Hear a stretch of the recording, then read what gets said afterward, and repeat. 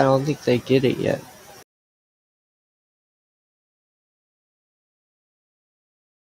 How did anybody sit in a chair and let these guys say planet, this, that, anything to do with any equation, any gravity, anything that's never been demonstrated? And by their own admission, cannot be demonstrated, but they're going to tell you how to do the math, tell you how to do the equation, tell you about the speed of light, the equivalence of gravity, but they can't do it or present it. Cool, huh?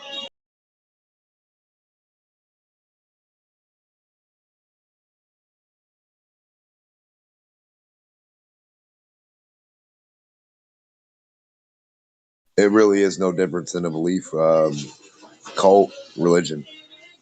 Yeah, they just got stories of rocks floating up in the sky.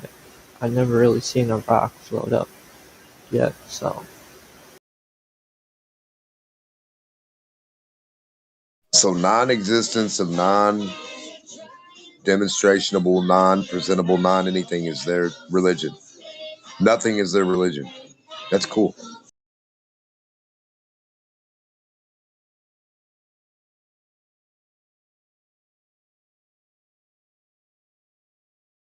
Hey man, I believe it because I've never seen it. I believe it because I couldn't demonstrate it to you ever. I've seen metal float up from electromagnetic forces, but I've seen rocks float up.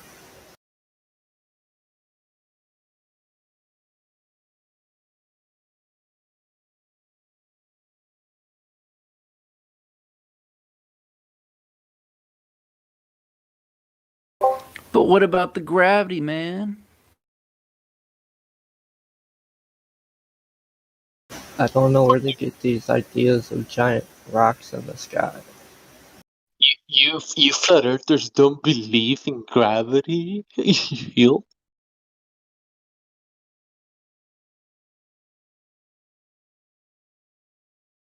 You're the one with the belief, bro.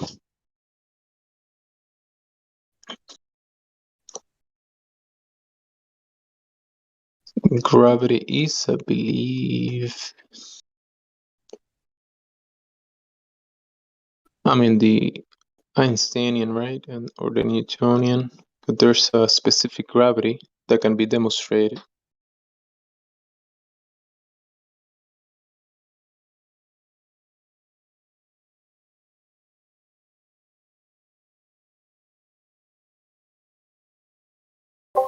I would put gravity under the religion category personally. The warping and bending of space-time. That one will be in the religion side, right? Well, I'd call it all religion. Light bending, warping, space-time, all that shit. What about specific gravity? Specific. Listen, the world and the reality of everything that's happening has happened before any words like specific or gravity.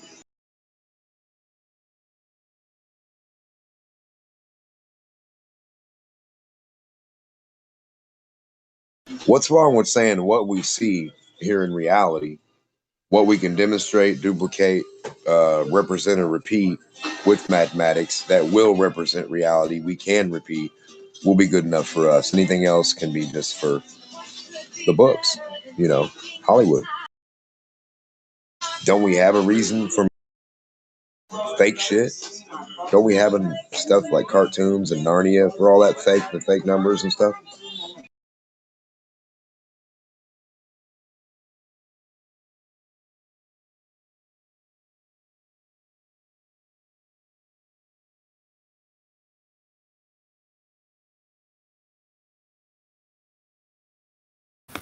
Well, something I've noticed is they like to put, and okay, this kind of goes back to what I was saying earlier about them taking like a, those said, or supposed dragon skull and putting it to a T-Rex. So I've almost felt like from what I've seen since coming to objective reality is they like to invert everything. So things like King Arthur fighting a dragon would be in the category of a heliocentrist saying it's fantastical, but something along the lines of Star Wars is more in the realm of possibility. So, is there something else going on there in the sense of what they call fantasy is more of reality, and what they call reality is what we know is science fiction?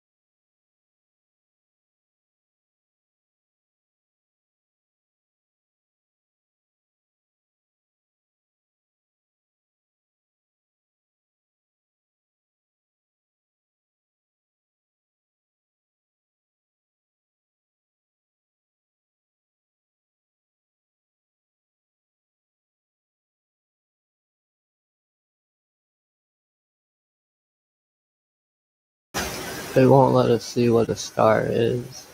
It's under the Vatican records from the Lucifer telescope. Hold on, so is that the actual name of that said telescope?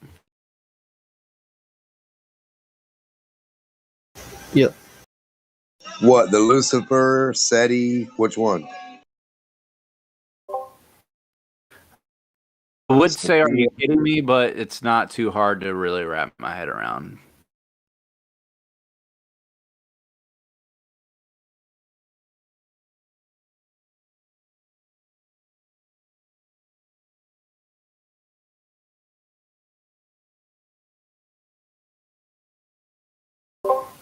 All of its bullshit heliocentric lies. In 2021, you should be able to see what a star is.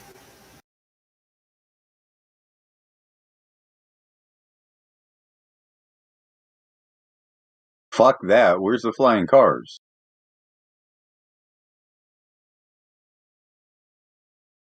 There you go. And that, I feel like that's all, I've always had kind of an inclination toward the steampunk stuff, because maybe that is more of a realistic, intangible thing than the stuff they try to push on us.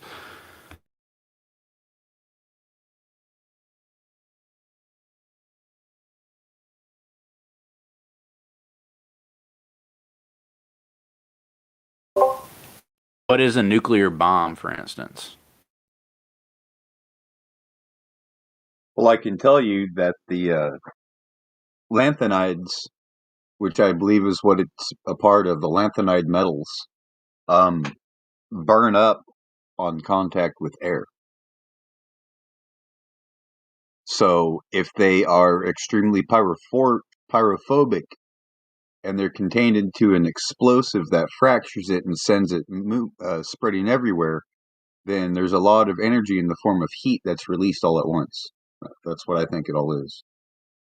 Just burning metal at one time, just big, Right. you know. So it's not uranium or any of these other. Well, that's what uranium is. It's a lanthanide metal. Well, I'm saying in the sense of the way they try to conflate it to radioactive material, where if it breaks down in a certain situation in a certain environment, it makes it where people can't populate it for hundreds of years, which has been proven to be false. So it's basically Yeah, not what the people hell are they're right telling there. us it is all I'm trying to get at. People are living in Japan where the bombs went off, right? Yes, exactly. They're fine. Oh, actinides, not lanthanides, actinides, which makes sense, right? Actinides, they act on air, right? Lanthanides tend to glow. So you have lanthanides are like lanthanium, serenium, parad, parasodium, neodymium, uh, prometh, promethenium, samosarium, and all these. And then you have actinide series. So actactinium, thorium, protactinium, uranium, neptunium, plutonium, aramecium, curium. So all of the actinides are radioactive, and anything past the actinides, or actually anything past radon. And radon is supposedly a noble gas, right? But it does let loose beta rays. So radon, francium, radium, the actinides, and all the other one are all radioactive because they're unstable.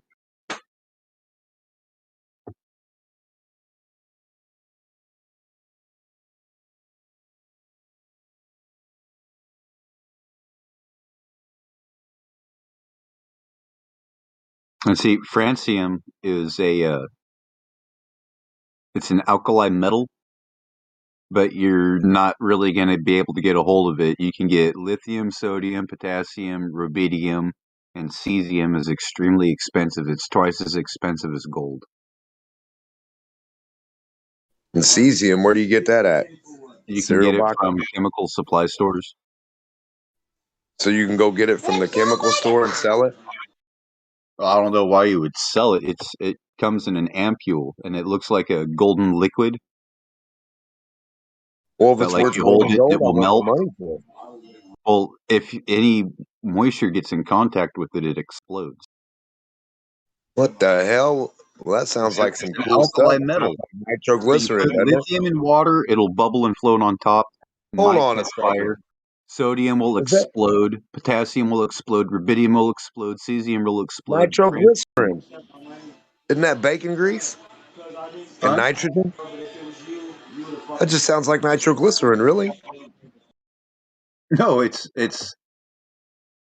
I mean, what it's the happens with periodic table nitroglycerin? of elements. It's Oh, I know that. I'm just saying, like the reaction. and Fuck the even element that well, it they is. all liberate the hydrogen from the water. Yeah, it's So just funny to body me heat. how you have H2O and dye, whatever. Like that to me just sounds electrical. It just sounds like each one of them have a different wattage, amperage, or electrical continuity about them.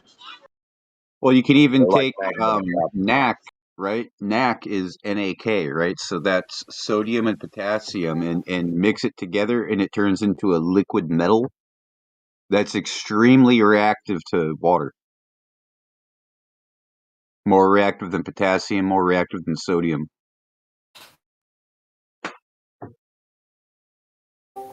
Well, then why aren't they using this shit in motors? I mean, we could even get into the red Dude, mercury aspect. they use sodium-filled valves. Well, I'm saying like when they tell you like what helium is, right? Have you seen all the different fucking crazy things they have to do to produce the whatever the so-called byproduct of whatever they call helium is?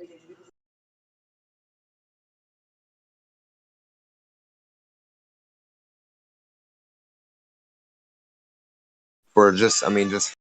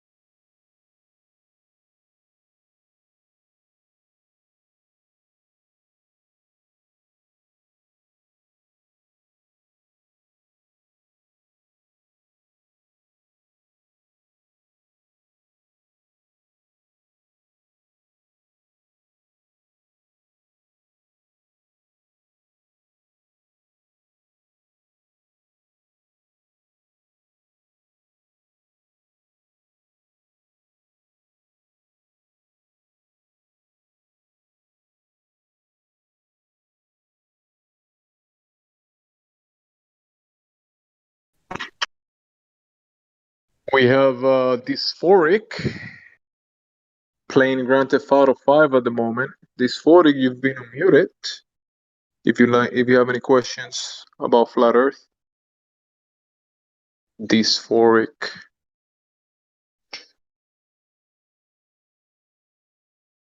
You can pause your game and be polite and answer. At least say hi, mute your mic.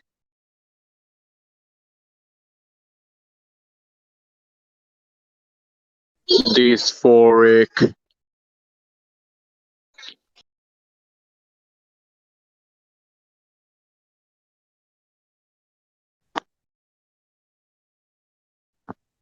We also have homies 0120. You've been unmuted, homie. Hey, homie.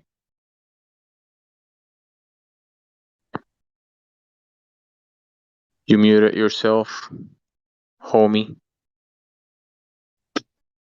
Oh, hey, what's up, man?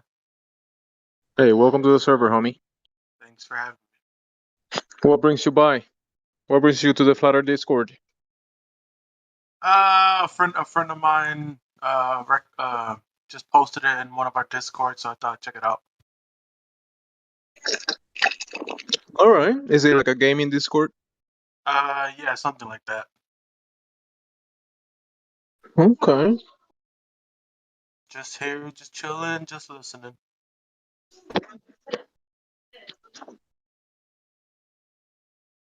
So what do you think about the subject of Flat Earth? I think everyone's entitled to their own opinion, and they have their own facts about the situation, and just leave it at that.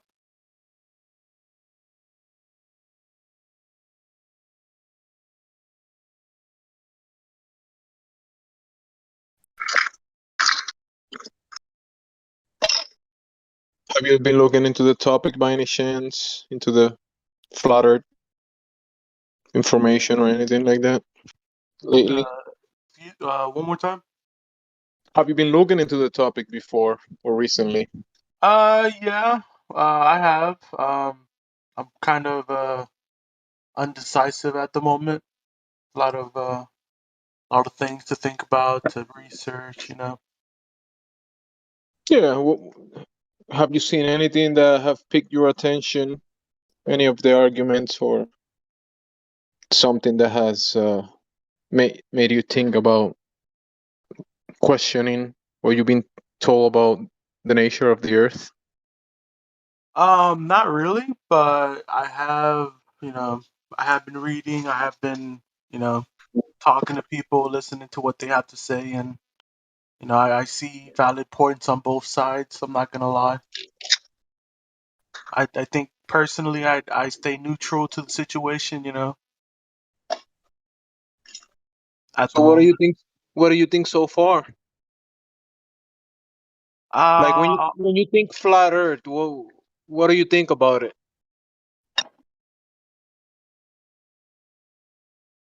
hmm.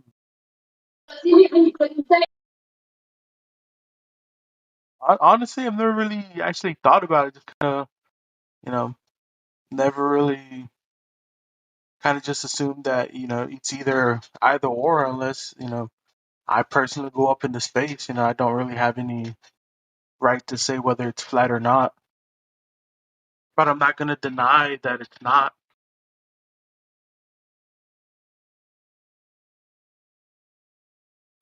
So based on your own experience, if you discard, let's say, if you discard cartoons, movies, and that kind of propaganda that you've been fed about being on a ball, based on your experience, will you come to the conclusion that you're on a spinning globe?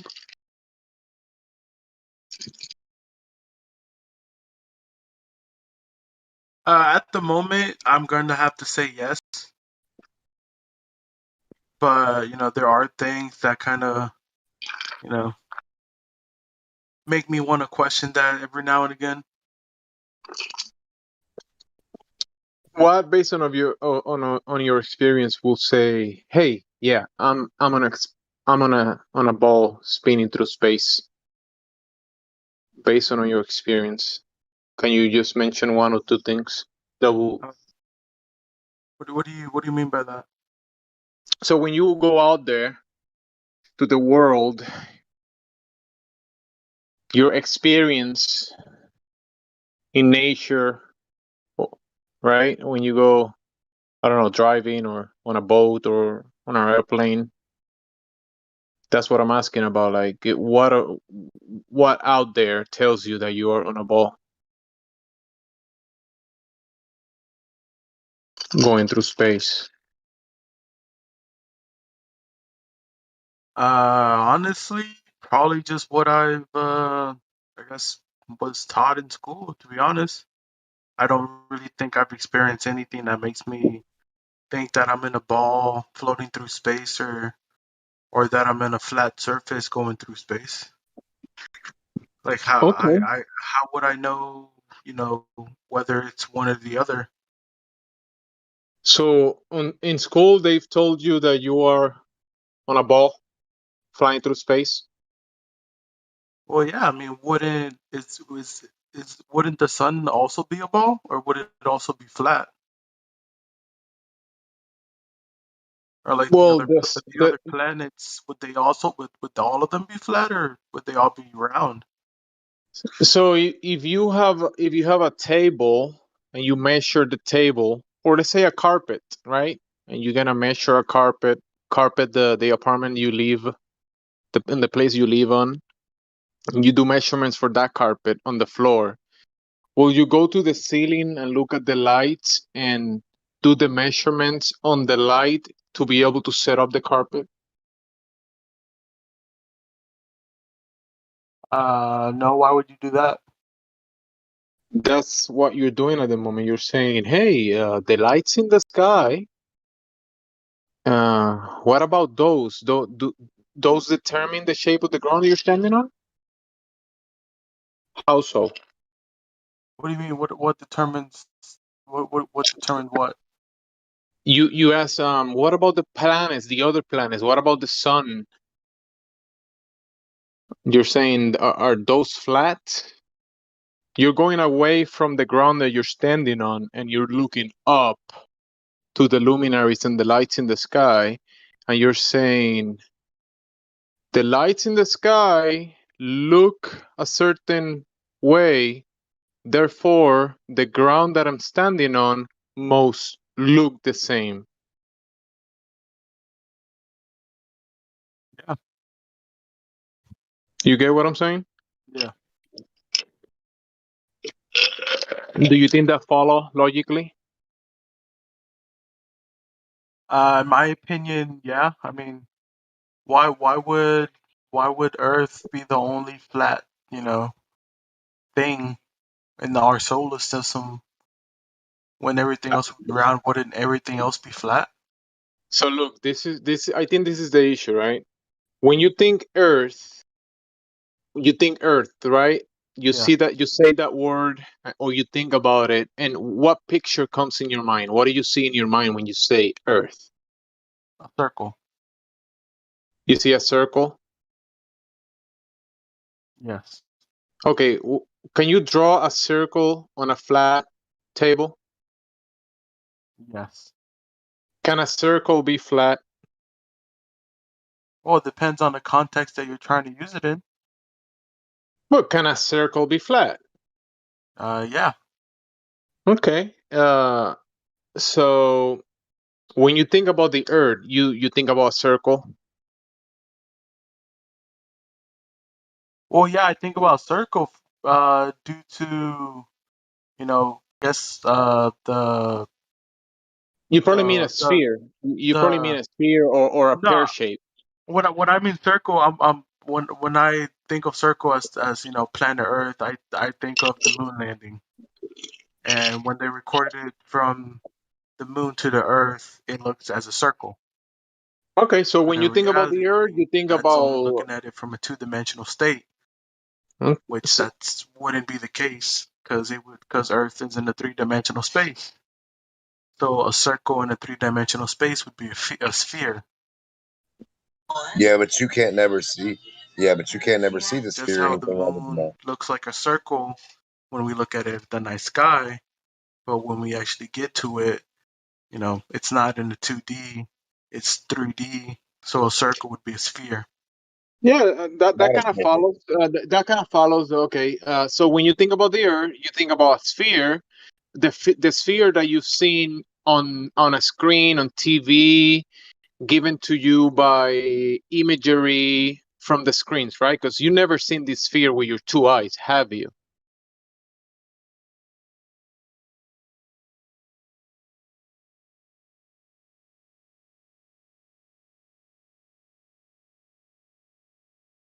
When you think about the sphere Earth, you think about the product that has been given to you through the screens, right? When you Google search images Earth, and you see this image on Google, right? That's what you think of.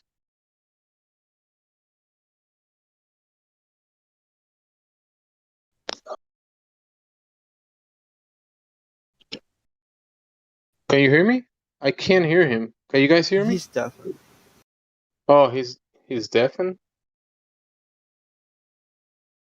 Okay, I'm sorry. Are you there, homies?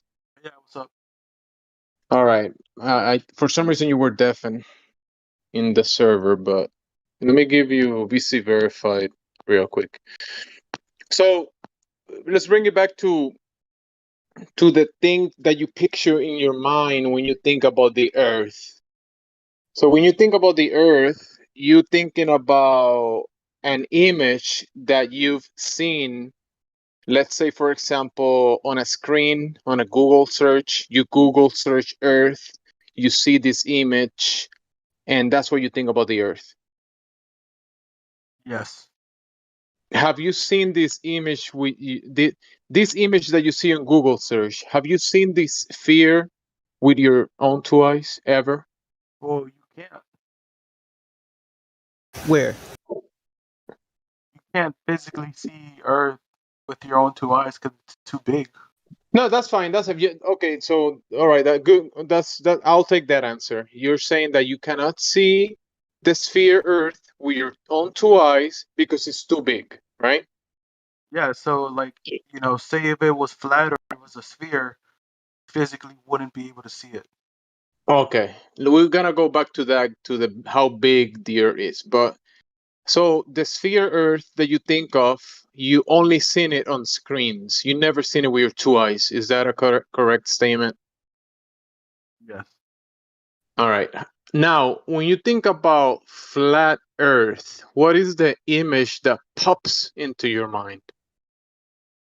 Probably, well, ice surrounding flat Earth, and then you would have, Earth itself in the center of it, and then in the center of the center of the flat Earth, you would have what I would assume would be one of the poles, and then the sun, going around it, and the moon, which would create night and day for the flat Earth. So basically, you see a disk flying through space, and the sun and the moon moving around, or the flat disk moving around these other celestial bodies. Yeah, that's how you would account for day and night. So basically, when you think about the Earth, either on the sphere or globe sense, or the flat Earth sense, all you've seen is images that you've seen in Google or when you search in any search engine. You think about the Earth, and what you see is what you've been given in searches. Well, yeah, I mean, wouldn't you think of the same way? What other way would you be able to see it? In a sense, yes, because when we use this word Earth or globe Earth or flat Earth, these terms are words that have, let's say, definitions or results in the search engines, right? And when you go to do, let's say, research in in the devices and you put these terms in, you get a result, and these results are images that you look with your eyes on the screen, right? And then you see this image and you imprint these images in your mind. And when you think about these terms, flat Earth, globe Earth, this is what you see, the images that you saw in the search engine. Okay. Right? Am I correct or is it wrong? Oh, you're right. So when you go out there in reality, have you ever seen these images in the real sense of things? What do you mean by that?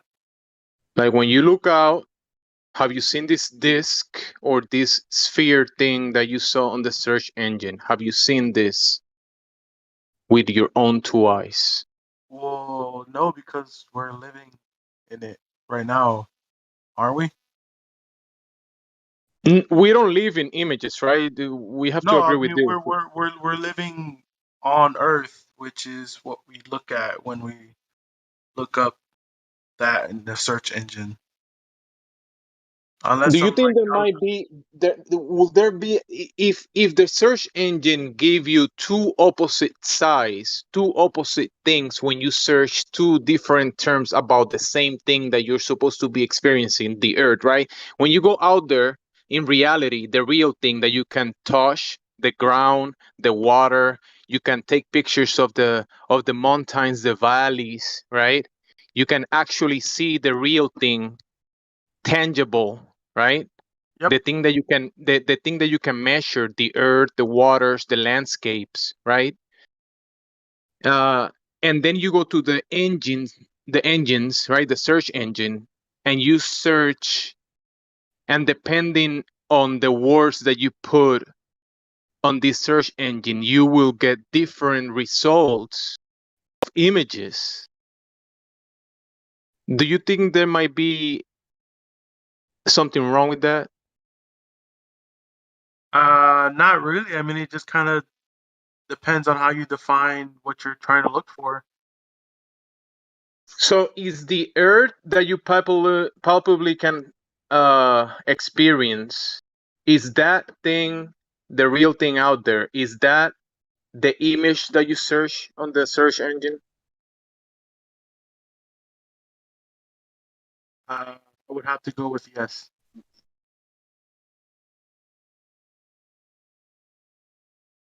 Yeah, I know I'm making it a little difficult for you because you probably never thought about this way of questioning or thinking before, No, right? no, You no, no. I mean, like it's fine by me. I mean, it's a new outlook on things. I mean, I'm not against it. I'm all cool. for it.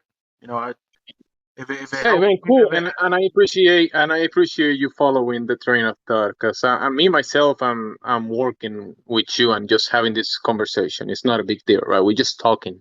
It's not a big deal. But we gotta make a difference between. You could go to Google search right now and search Earth, and you go to images right now and search Earth, and you're gonna see a bunch of cartoons. You're gonna see images that you cannot do anything with. It's not the real thing. To go to the real thing, you have to get up, stand up, go out of your door, and go out there. That's the real. Which one is the real thing? The out there or the Google search thing? Which one is the real one? well, both of them would be the real one. What you're doing right now, going outside, would be what you're looking at and feeling as, what the definition of Earth is. And then when you look at pictures, it's just showing you, you know, in the third person view of what, Earth looks like in the solar system. Okay, so solar system. You search solar systems, and what do you see? Depictions, cartoons. You don't see any photographs of the real thing. You see cartoons. Are cartoons reality? I mean, a lot of them are depicted on events that happen in real life. Like So take The Simpsons for example. Like like a lot of their episodes have stuff that is portrayed in real life, and usually it comes to pass, or it's already happened, and it's a cartoon that's depicting what's happening out in Earth and right now. So it becomes a reality, even though it's a cartoon. The cartoon becomes a reality, or the Well, cartoon might be the cartoon describing. the cartoon describes the reality that we're living in right now. It's Okay, just formatted it's a as a description, but is it the real thing? well, yeah, because it's referencing itself off of the real thing. Okay, so when Homer gets home in his car from work, from the energy plant, the vehicle that he's in, the tires in the vehicle, the gas in the vehicle that Homer is driving, the house that he reaches, the door that he opens, the sofa that he sits on, and the TV he's watching, is that stuff real? Like that's Yes, they have an actual house, replicated, 1-to-1 scale. That's a real like his house, his car, his everything inside is real. In the outside. so you can actually go to the place that Homer works and drive his car and Oh, put no, no, no, gas no! in But In one Homer's car. dimension. you can It's all go. one dimension on a screen. Remember that, right? Flat paper. You can. They actually built a house. Exactly what the Simpsons house looked like, You and can all the actually stuff. build a house. Can you build a globe? Yeah, Can you put a tide on it and watch it work, or put it in orbit live in a classroom setting at the same time that you build it? A little bit of dirt, a little bit of mud and water. I mean probably not on Earth, but maybe like out in orbit. Probably not on Earth. What does that even mean? So what I'm asking you is, can you demonstrate any of the beliefs you have, other than just talk about pictures and cartoons and comic books?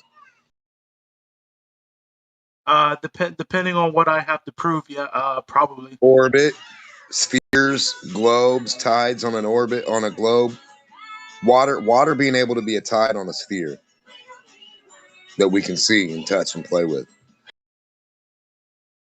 Yeah, that's what the moon is for. The moon plays a not a huge factor, but a marginal factor in the ocean and waves and. Who told you that?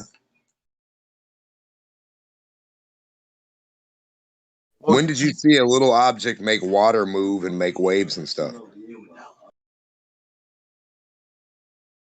I mean, when have you ever seen a rock make the water move and stuff and make waves?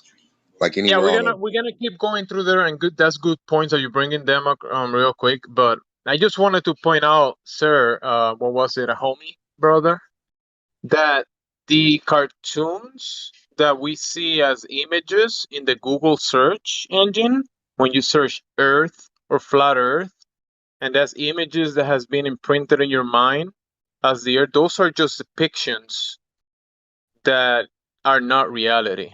So when you search Earth and flat Earth, these images are not the Earth itself. And You neither are understand the that? cartoons for the globe. yeah, Yeah, that's what I said. Globe Earth, flat Earth. You see two different opposite depictions. Those are not the real thing. That's why I'm trying to make you realize that, because I see that when you speak about the globe or the flat Earth, you try to compare two cartoons and try to translate that into the real thing.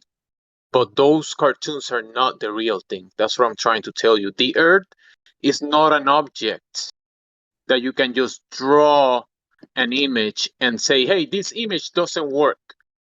so if Earth isn't an object, then what is it? I don't know. Well, what do you think it is?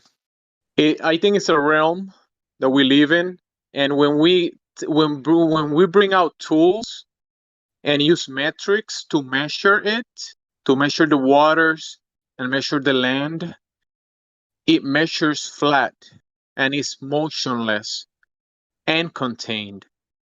It's a flat, motionless, contained, dynamic ecosystem.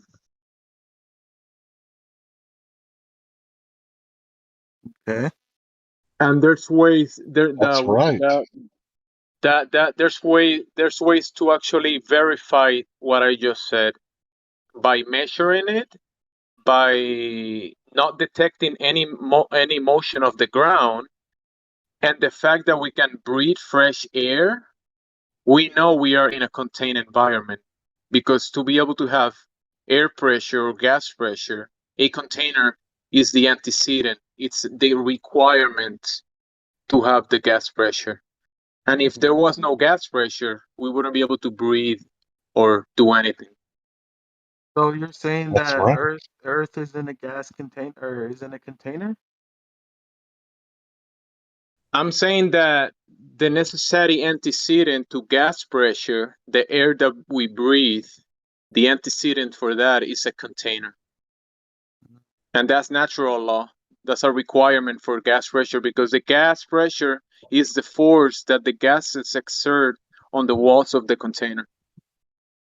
Interesting. So it's kind of like saying that you can't have a steak without a cow. If there's a steak in front of you, you know that cows exist. What about veggie steaks? That's a non sequitur. I'm talking about a bloody steak, Oh, a true, bloody true. piece of cow.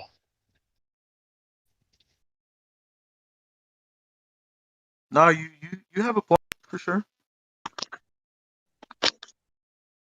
Yeah, because like I'm saying, when we go out there into the practical thing, the world, and you go to the bodies of water, we talk about lake level, sea level, and we build structures, develop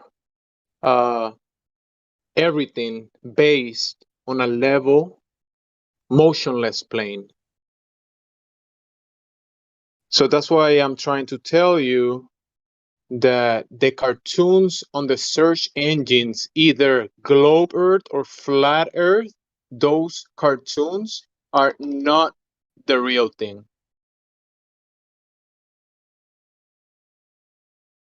So, what's your take on flying from one place to another? So flying, when you look at the guidelines or the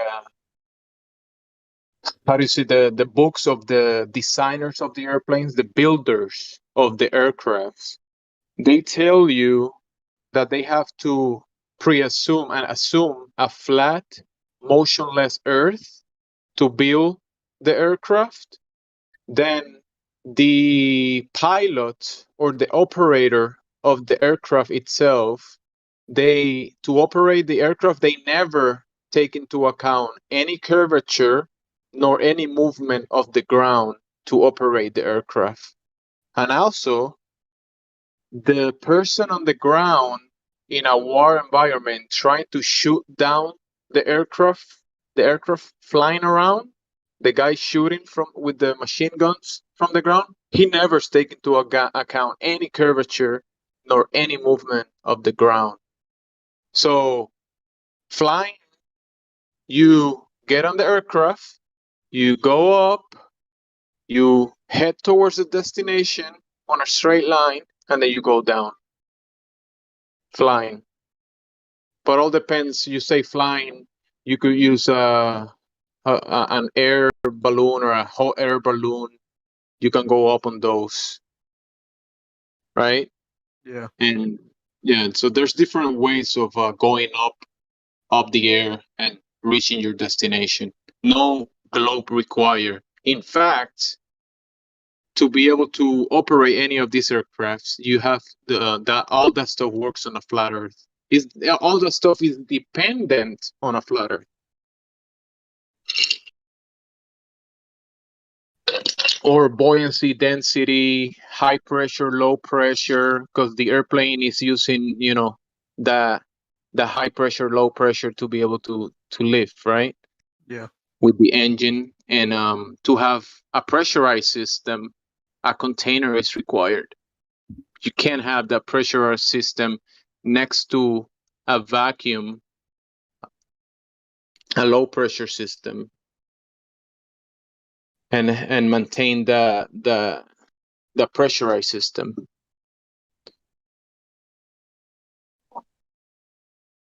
Because the claim of the globe is that our pressurized system, the one that we experience in reality, is next to a infinite volume system of low pressure. So we wouldn't have any pressure because the gas pressure here will equalize with the available volume. Right? That's laws of nature. Yeah. High pressure will go to low pressure. Certainly made me think about a lot of stuff now for sure. Does high pressure go to low pressure only on Sundays?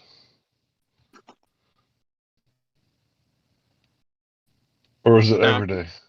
I can cook with the propane gas, the contained gas. I can use it Sunday, Monday, Tuesday, Thursday, any day until I open that valve and the gas equalizes to the system outside of it.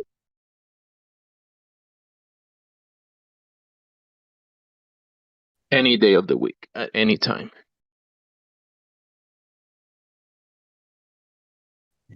And hot goes to cold every time.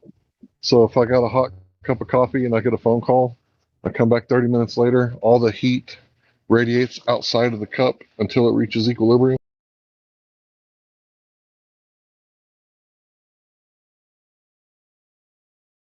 What do you say about that, homie? Or equal temperature. I have no opinion on it. I'm neutral. Homie doesn't drink coffee. Come on, bring the do you drink soda? Do you drink soda, homie, sometimes? From a can? No, not really. I'm just a water drinker. Sorry. You never open a can of Oh, I mean, yeah. But what? I mean, like, I haven't drank soda in like a year or two. But yeah. So you know about sodas, right? Inside there's a liquid with gas, right? And carb. And it's pressurized. That's soda can, right? Yep. And when you open it and it makes that sound, are you familiar to the sound that it makes when it's opening? That's the pressure from the can being released. Exactly. And if you open it after a while, what happens to the gas that was pressurized inside? It will it will it will move into the available volume, right? Because it's not sealed anymore. It's not pressurized anymore. It'll fuck off, right? Yep.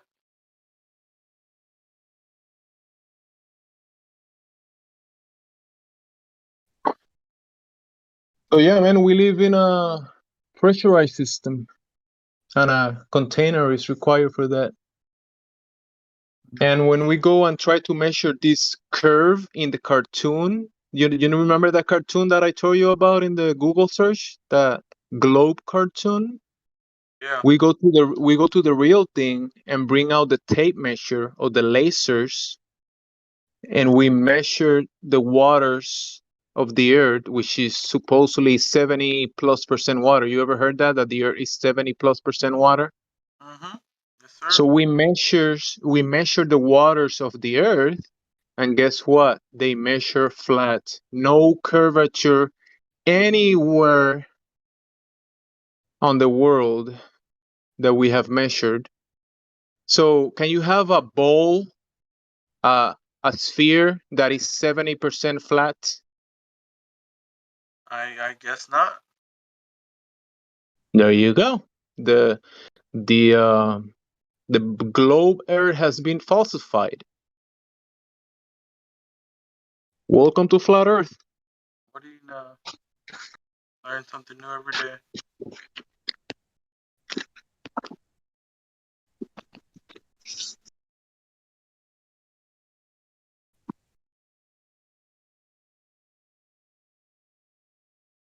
But yeah. You sound kind of low, bro. I think you're far from the mic. That's it. I do appreciate this little talk we have. It's really made me think about a lot. But I have to get off, and I will return soon. But I want to thank you for all the insight you've gave me, and you've really given me a lot to think about, and appreciate it, man. Yes, sir. Hey, I gave you VC Verify. That's going to allow you to access more in the server, other channels, open your mic. So whenever you're not speaking, just mute yourself. So no background noise feeds. And also there's if you scroll at the bottom of the server, you're going to see additional information channels. There's a lot of topics there that you can look into if you're interested into extra information like scientific method, gas pressure, laser tests, a lot of different things that you can look through and maybe, extra information. So if you have any questions in the future, just come by anytime and ask questions or make comments about your experience out there in this flat, motionless, contained environment that we live in. Yes, sir. I appreciate the hospitality, and I will, if I have any questions, I'll make sure to ask you personally. Yes, sir. You have a good one. Thanks for the talk, man. Thanks for being polite and talking to us. Anytime, man. It's always good to have a very, formal conversation. Everyone can, always express their, facts or opinions, and everyone just has a good time, and people learn stuff. It's always a good time. Yes, sir. Yes, sir. All right, man. Take it easy, and it was nice meeting everybody. I hope you guys have a nice day or good morning, and I'll talk to you guys soon. You too, bro. All right, Come man. back Take to it see easy. us. Peace. Anytime. Peace. That dude sounded pretty cool. Yeah, good job, Hank. No, that was you, bro. That was all you. I was just agreeing with you. Thanks for the backup. You're welcome. Yeah, he was cool. He was cool. I like talking to people like that. Even though he was saying the cartoons are the real thing, but I know he get what I was saying. I'm almost certain that he did understood the point I was trying to bring to him.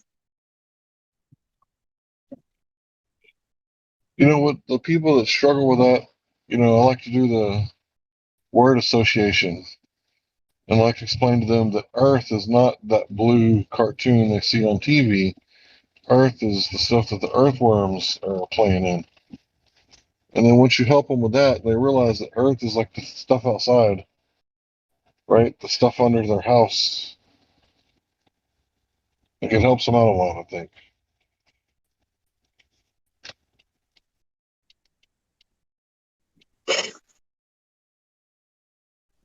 Yeah, I think that's kind of like an important thing sometimes because I've seen it. I think it's probably the time that a lot of people might invest into, the engine searches and cartoons and video games and this conceptualized world in the text side of things and in the images, right? The screens. We spend a lot of time into that. And in a way, the mind kind of gets, in a way, locked into that imprint of things from that perspective. And a lot of people, when they think Earth, what they see in their mind is the whatever they search, whatever they saw in Google search. That's Earth. And that's why I asked also about when you think flat Earth, what image do you see? And they see a disc flying through space. That's why I try to bring it to them to make a difference between those two and actually realizing those are just cartoons. Those are images. That's not the thing that we experience in reality. The dust under the house, the soil, the ground, the plants, the experience that we have out there. So just images on a search engine.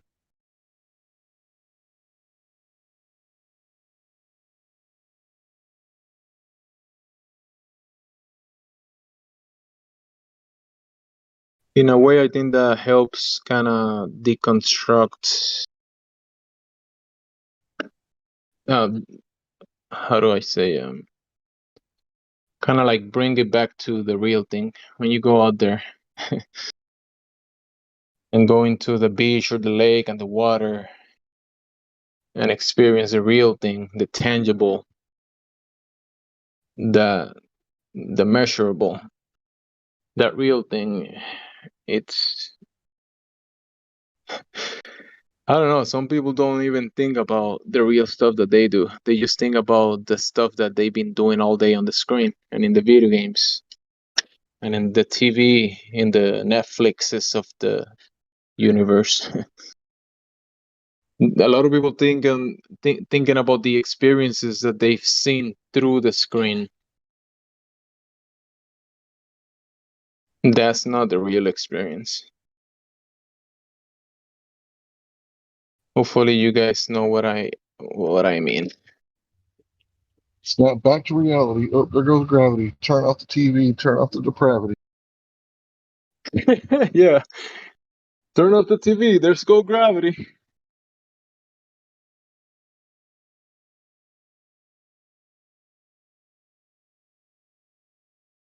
Turn off the TV.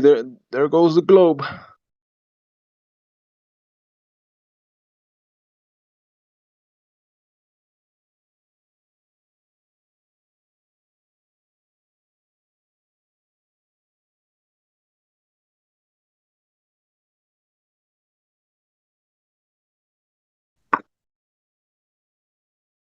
I think if we had more time, it would have been like a really good long conversation because he was receptive in a way, and he was talking about the moon and the other planets, and I can't. We probably would have just gone a little deeper into that, but it's all good. Dude, he'll be back, and you'll probably be here. Just take over the conversation. And I think it's good for someone like him to let it stew over for a little while. Let him think about it. Let it soak in, you know? Yeah.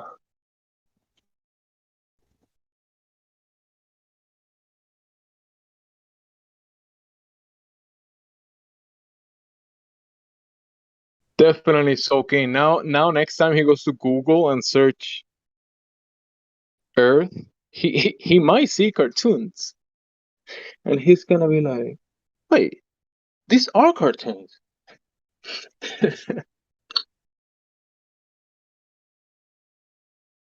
and cartoons look different from the thing that I actually see out there with my own two eyes.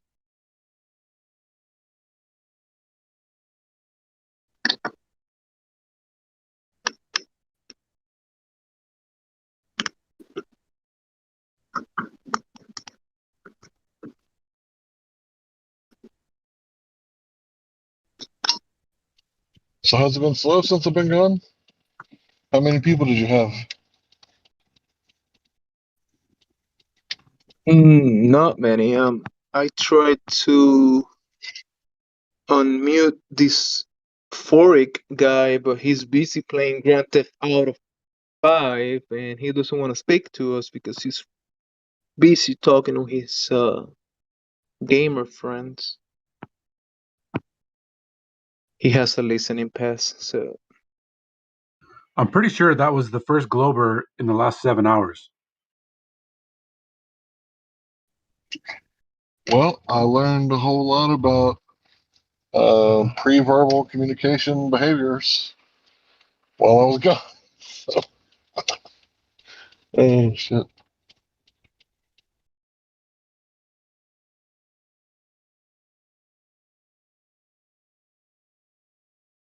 pre-verbal communication behaviors, huh? That sounds like baby steps that are kind of fundamental. Body language. Yeah, you're exactly right. Baby steps that are fundamental. Exactly right.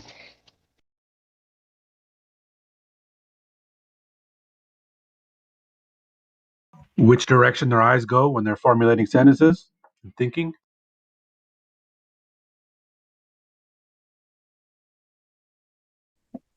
Yeah, it's all about capturing the baseline. So if you'll notice in the beginning of the police interrogation or the lie detector test, they often ask questions like, what's your birthday? What's your address? They know all that already.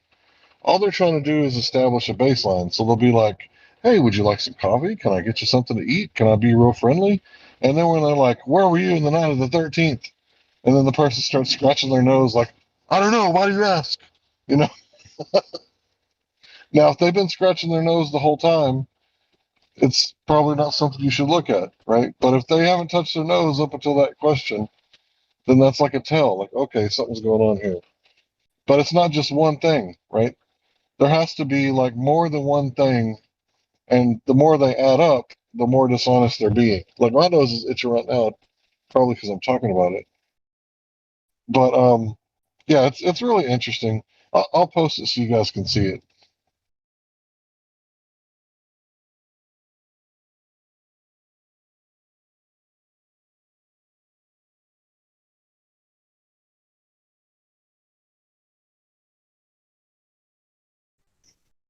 So this is stuff that I usually send to Drace, but he's not on tonight. But yeah, this is the kind of stuff that me and Drace dig.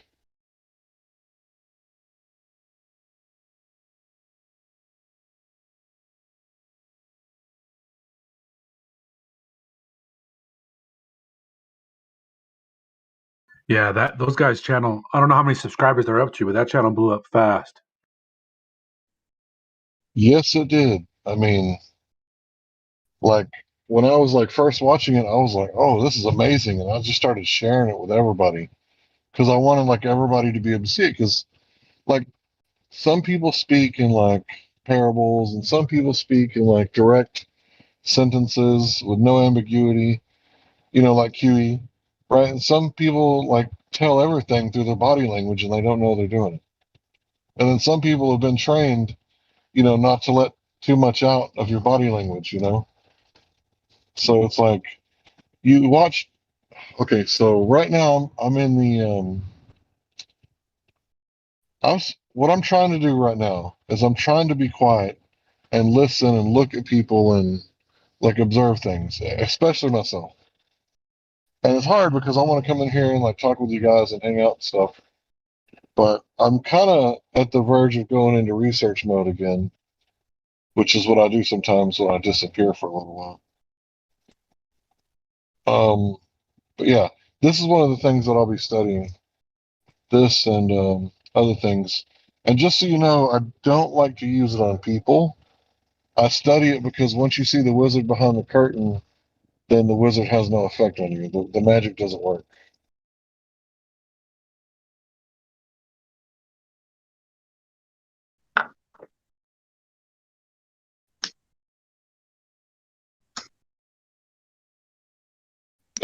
Some people speak saying no all the time. So I remember being about 6 or 7 years old, and my father bringing these topics to my attention at a house party. He wanted me to pay attention to everybody's body language, if they were leaning in when they said something, how their feet, where their balance was, the tones of their voice. I vividly remember him discussing all this stuff at about 7 years old. So I've been studying, looking at people like that since then. Yeah, I mean, it would have been really, useful for a young man, right? Um, Before you get married, because what females do is they often give you cues, and if you miss them, they're on to the next guy, right? Like if you miss those cues and you didn't bite when you were supposed to, or lean in 90% to give a kiss when that's all your fault. She can have any guy that she wants, just about. And if you don't notice that she's crossing her arms a certain way, she doesn't like you. But if she's not crossing her arms but bringing her shoulders together, she does like you. And if she's pointing her feet towards you, she likes you. If you say something like mildly funny and she thinks it's hilarious, she likes you. Right? There's all these different things. Like if you're a young man and you don't know these things, like you're a little bit socially awkward, you're gonna miss out on like a lot of females, right? To test them and see if they're the one you want.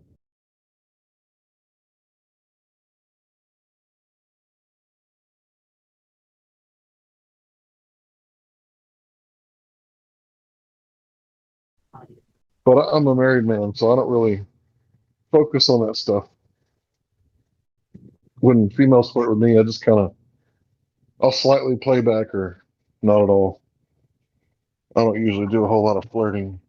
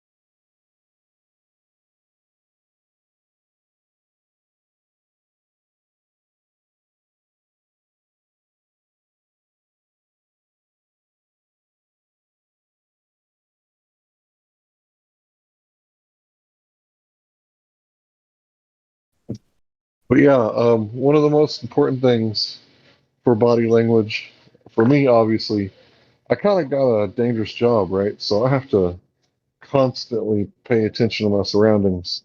And I seen like a lot of World Star videos. And I noticed like before the white kid gets knocked out, like the other kids go up to him, they look him up and down, and they size him up, and then he's just sitting there not paying attention. And then boom, one hit a quitter. And it's like, bro, did you not see him walk up to you like that? If anybody ever walks up to you and looks you up and down, like you're about to get hit, like don't just stand there like I'm too afraid to look at that. I'm too afraid to look in his direction. No, bro, you gotta watch people.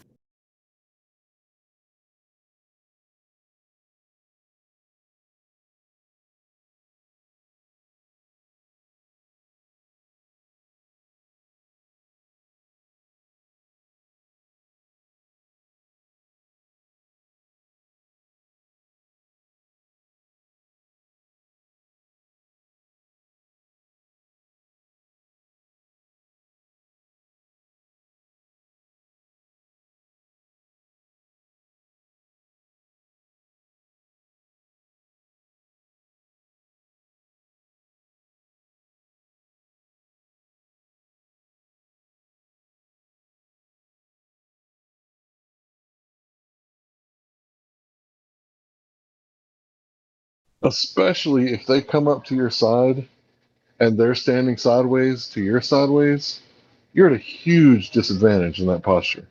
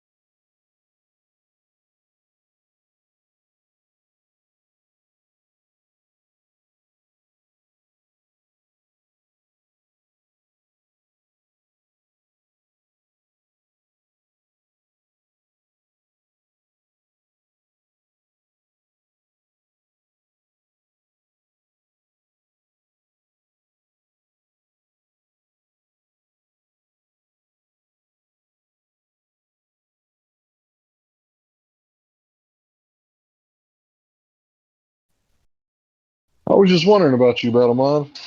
You've been working a lot lately, huh?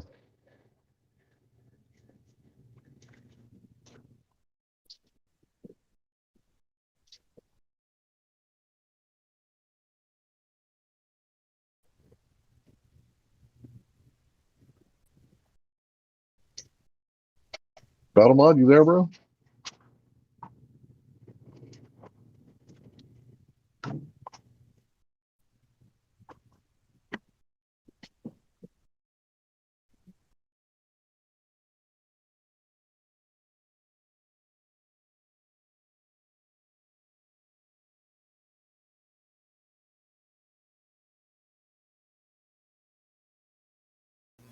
What's up, Hank?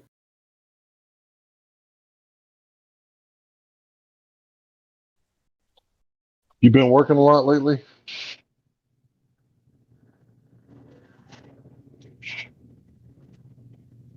I noticed you Yeah, ain't been here very much. yeah, man. It's time to maintain the equipment and get everything locked down for the winter. Yeah, you can't ride it hard and put it away wet, right? Yeah, I gotta put plows. I spent the week putting the plows in the dump trucks and maintaining the excavators and pavers. So what do? Just grease stuff up and put it up? I can replace hydraulic hoses, pumps. Depends on what's broken. Right. Gotcha. And we had a lot of shit break this year, so Well, I don't, good. I That don't means you were busy. I don't know who it is. Somebody came in here a couple of days looking for you, Battlemod. He was trying to replace a hydraulic pump on his old tractor. He said there was no videos on YouTube. He was hoping for some advice. I could probably guess who that is. He said he was building a pond, digging a pond. Yeah, I can't remember his name right now, but I'm sure I know who it is. Maybe North Star? I didn't recognize the name myself. PTO on a tractor isn't that hard.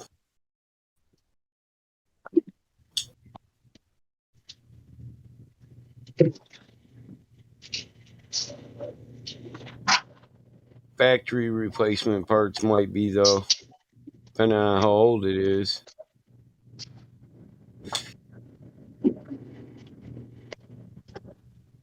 As long as you What's got my the background shaft, noise? not that bad. Cool.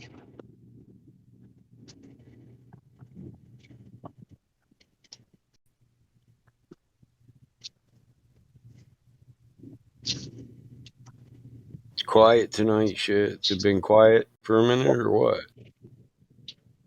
We had a guy in here earlier. Jimsy was talking to him. Really good guy, I think. Maybe even valued or seemed sincere. But I think he left here as VC verified.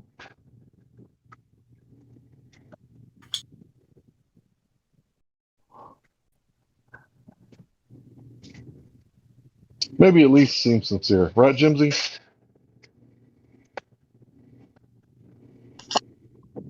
Oh yeah, the guy was cool. I mean, he engaged in the conversation and it was all right. He sounded receptive to flat earthers, but yeah, he was cool. His mind was kind of in space for what I was hearing, but still, we were able to bring him down to earth, and he was able to understand the argument. I Yeah, wish he he had acknowledged they were more good time. arguments. Yeah.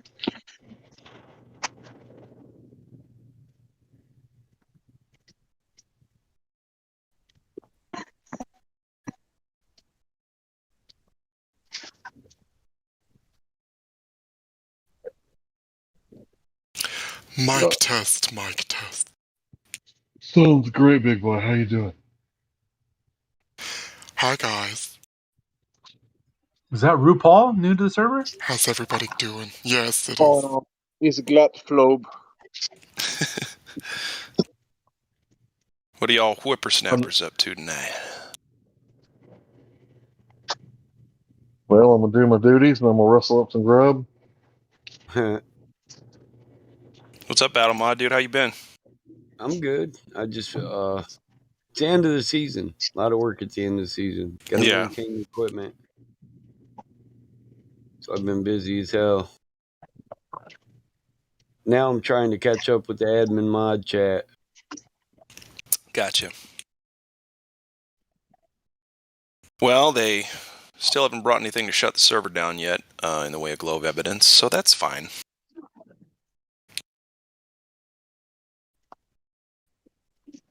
Yep, we're still here 6 years later. Nobody's debunked anything.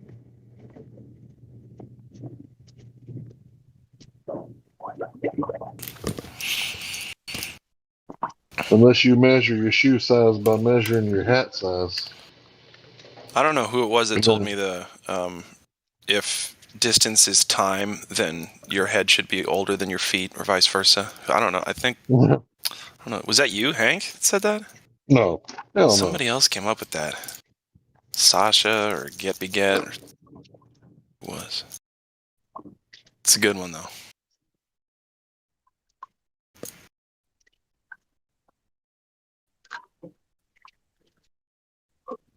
Old Zion, my head is falling off by now, man.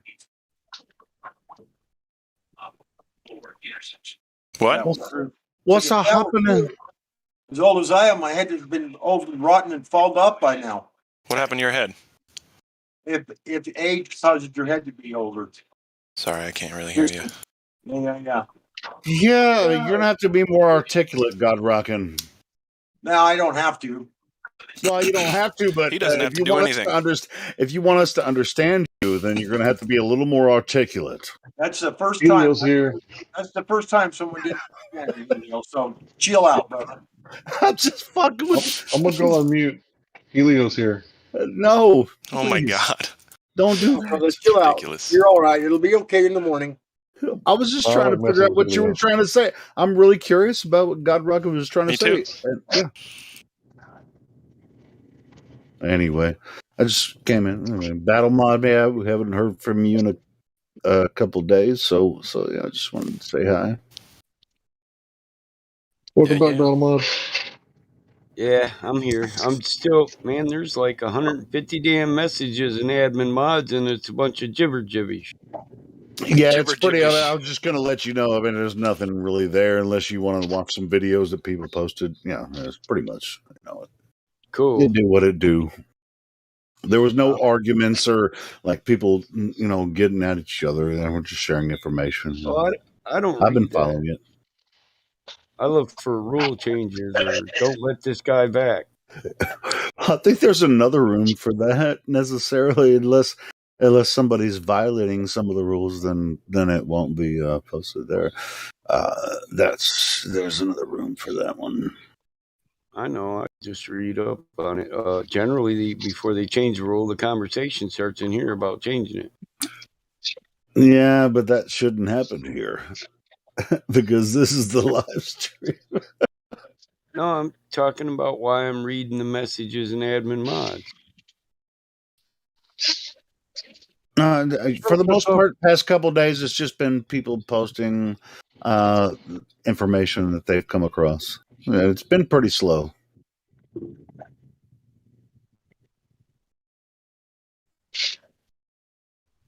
Other than that. But we about to change all that. No, we ain't gonna change all that because when there's a whole bunch of drama, started in here. yeah, but it's like there's been some drama. It's just like when this slow, it's just like, hey, I came across this. Hey, check this out. Check this out. Check this out. Yeah. That's the most peaceful time. But when you have like arguments amongst mods, it's just not peaceful. I know. I've been here for that. I wasn't in the chat for it, but mods don't argue. Come on. No, but people that's don't disagree. That's silly. Yeah, but and that happens. Scientists often. shouldn't disagree. Sorry. No, and it happens in here too sometimes, and it shouldn't. As far as a lot of that goes, but whatever. So, but yeah, it's been a pretty peaceful weekend. You guys have been having some great chats. I've been, It's been a gay old time. yeah, good stuff. Good times, great oldies. Right here. 24/7. Players Discord. Live. Uh-oh, sync broke. What happened? Your sync broke?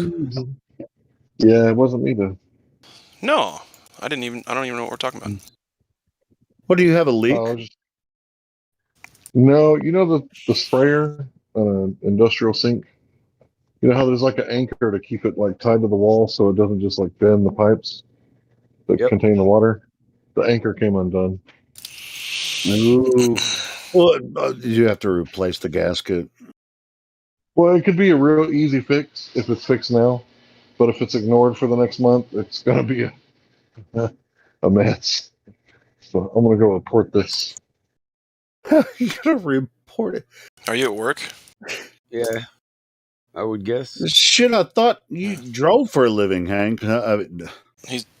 He drives for a restaurant. So he's talking about the dishes. Oh, dish You area. didn't know that I do dishes?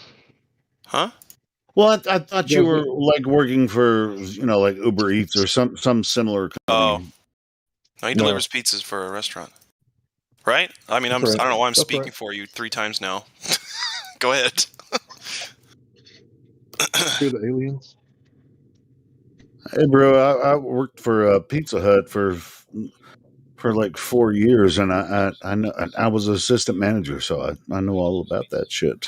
I was mostly delivery, but I was assistant manager, and I had to cash all the shit out at night, like clear it out after everybody left. I mean, yeah, I'm just. I mean, you're gonna have to let them know about a leak, leaking and hose for the dishwashing part of it. A broken retractor. Broken retractor.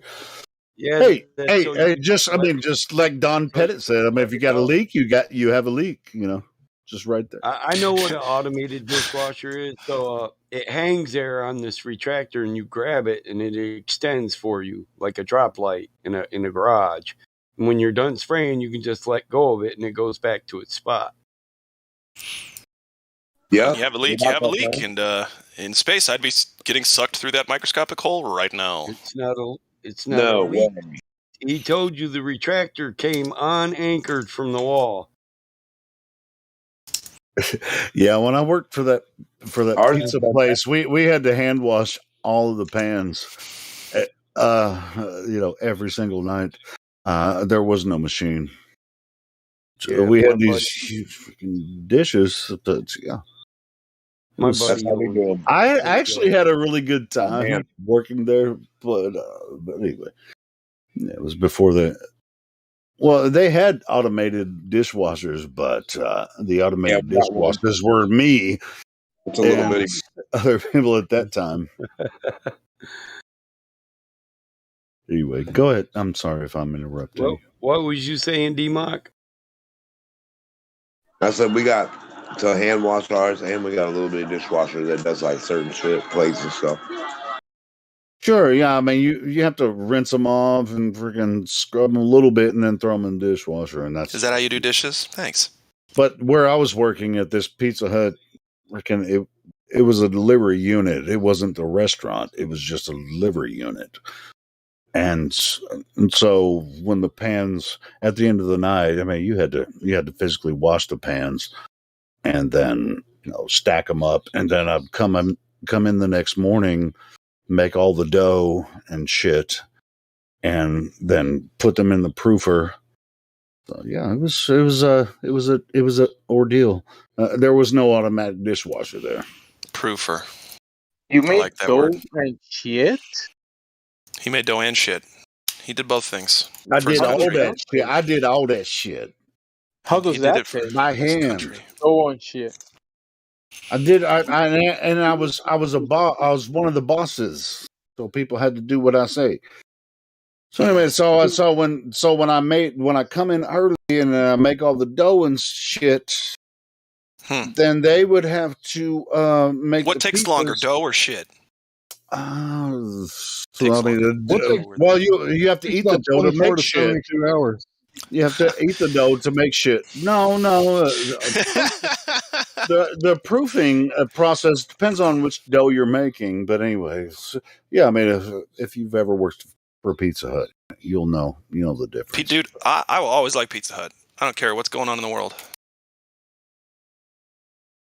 You know what I mean? Yeah, I mean, back then they had like 4 different kinds of dough, so it was a lot simpler. Like, hey man, why would the world stuff affect your taste in pizza? Sorry, anyway, go ahead. Well, I was going to say thin crust. You don't have to proof it, right? You don't have to. No, I don't have to proofread that. I will eat it immediately. There's no proofreading involved. You know what proofing is? Proofing is you prepare the bread to be pan baked. Pizza. No, you put it in a warmer. Yes, it's like you slide these stacks of pan pizza makes things. it rise and fluff. Yeah, it's just so it makes the dough rise, and then it depends on which type of crust people like. We you can cold, you can warm, it depends on what kind of yeast you use too. Some has to be proofed for a long period of time, some doesn't. Right. I mean, it was just like I would have to make the dough. You'd have to make the breadsticks and the dough in a different way, different way. Well, shizzle, yeah, and the breadsticks had to be proofed as well. But the thin crust and the hand toss don't have to be proofed. I worked at Jimmy John's for 3.5 years, and I helped bake a lot of bread, proof and bake a lot of bread. And that smell, I don't care how much you've eaten, I don't care how not hungry you are. You could be in the middle of throwing up, and you get a waft of that bread smell, and you're like, excuse me, I need to go eat something right now. I'm going to go over there where that smell is and worship the ground. Sorry. Anyway. No, I get you. Anyway, so what were we talking about? Ever since my wife, she got arrested, because she had a roach. Ever since then, she's been a housewife. And I'm like really appreciating the fact that I don't even eat bread. Like, I don't like bread. I try to stay away from carbs. But she's been baking stuff. It's just like the smells coming out of the kitchen when she's in there baking bread and shit. It's so awesome. Nice. I'm saying nice. It smells good, but not nice that she got arrested for having a roach. I don't know where that came from, but that's weird. I missed the story because I was beating the hell out of my cat. What did he say? I think he said his wife got arrested for having a roach. His wife was a down-ass woman. She was down. Down-ass woman. She went to jail for having a roach. Jail? Took one for the team. Fucking jail for a roach? Oh, it's Tejas. It's Tejas, man. It's Tejas. Oh, no, yeah. Okay, I got it. Never mind. Dude, my wife got charged once for driving my car with an ashtray full of roaches. She was so fucking mad. I was like, hey, just give it to the lawyers. We'll turn it into a fine, bitch. They'll turn it into a big roach and smoke it. We'll pay them, and it'll be over. Did they confiscate the roach and put it in their evidence locker at the police station? Bro, for a roach, like a quarter ounce worth of roaches. Yeah, fistfuls. Last time she used that car, she pulled the ashtray out and left it on the steps. I came home like, what the hell? That's hilarious. Well, that's what you get, dude. Serves you right. It's ridiculous. Damn it. Hey, baby, you can take my car. Oh, okay, thanks. Oh, by the way, there's felonies all over inside. Watch out. Make sure to clean up all the felonies before you go driving. Well, it's not a felony in Michigan anymore, but... I never got asked. She just took that shit. Man, this is one dank felony. Oh. In Michigan, you can have your guns and your marijuana too. Yep. Yeah. It's sort of that way in Arkansas too. I mean, like weed, it should be. I mean, man, I don't think it's. I think it's not a big deal anymore. I used to be. Confirm nor deny. Okay, well, about either way. That didn't keep the sheriff from kidnapping my wife in my car Charged me $750 to give them back. How long ago was So, that? How long was that? Was that like 10, 15 years ago? No, that was like 10 months ago. Holy fuck. I told you guys about it when it This happened. fucking was Texas about 3 people are weeks ago. hardcore, man. This fucking Texas cops are hardcore, bro, man. Fucking assholes. Some of them, they can be. Austin cops are pussies, I will say that, and that's fine. I'm good with that. They charged her with controlled substance less than 2 ounces in a school zone. It was a roach. Wow. Like, the school zone law was put there so people don't like sell the weed to children. She wasn't trying to sell weed to children, but still, the charge is like, damn, that's Wow. a big charge. Wow, Really makes me angry. That's some asshole cops, man. Yeah, it makes me angry too. That's some fucking asshole cops, man. It was $2,000 if I would have paid like the full bail. You know, and they get a lot of accolades for that. They're like, "What? You busted a pot dealer in a kid's neighborhood? You busted a mother that had a roach in the ashtray while she was driving by a school." I mean, come on, man. It's called following the letter of the law, but not the spirit of the law, Hank. You gave both of them. The law says this, but it was meant to protect children from drug dealers, and she wasn't a drug dealer. That's the spirit of the law. But the letter of the law says you get so much if you get caught in a school zone. Well, if you're not trying to sell drugs in there, and you shouldn't be attached to the spirit of the law, which was enforced to keep drug dealers out of school zone. You could argue that too. Yeah. But you're gonna have to pay a lawyer. You're gonna have to pay a lawyer $2,000. You can pay a lawyer $2,000 to argue that in court because you couldn't argue that yourself. Well, you can argue it yourself, dude. Spend a weekend doing research. Don't be a fucking idiot. I don't know. I can file a verbal motion or a written motion, either way. Yeah, sure. I mean, yeah, you're gonna have to file the written for me because I cannot make sure that my words are going to be precise, impeccable. So Mine I'll just write them down. Verbal. I just say that's following the letter of the law, not the spirit of law, Your Honor. Yeah. She didn't have criminal intent. She wasn't there under what the spirit of law was intended. She wasn't there selling drugs. Well, I'm prettier when I don't talk, so. Nobody's trying to sell their last roach to a kindergartner for $5. Ever. For any reason. Kindergartner. You couldn't pay them to give up that last roach, okay? You couldn't. They'd be like, great, I'll take the money and I'm smoking this motherfucker. You feel me? Anyway, yeah, it's crazy as hell, Hank. Man, that's crazy, bro. Are you talking about robbing the kindergartner? Run your lunch money, punk. No, I didn't smoke in kindergarten. Smoke this roach. I didn't smoke weed in kindergarten when I was stealing kids' money. It wasn't for weed. It was for video. It was for Game Boy games, kid. Hold on. We're talking about Hank's situation. Hank wants to say something. Go ahead, Hank. Go ahead, Hank. Yeah, sorry. She got arrested on the on-ramp on the interstate. There ain't no schools anywhere near that place. That's the part I don't understand. What, they charged her with being in a zoning school zone? It's a zone. I mean, zones can go wherever the fuck they want. Listen, dude, you probably got fucked. Straight up fucked. She got fucked, and it's probably better if I say you got fucked. But anyway, back when I was in school, Okay. There was this federal and local. It was like a working together in schools against drugs. They will bring people talking to the students about drugs and marijuana and all that kind of stuff. And the government back then used to call it mano dura, which is hard fist or hard hand against drugs.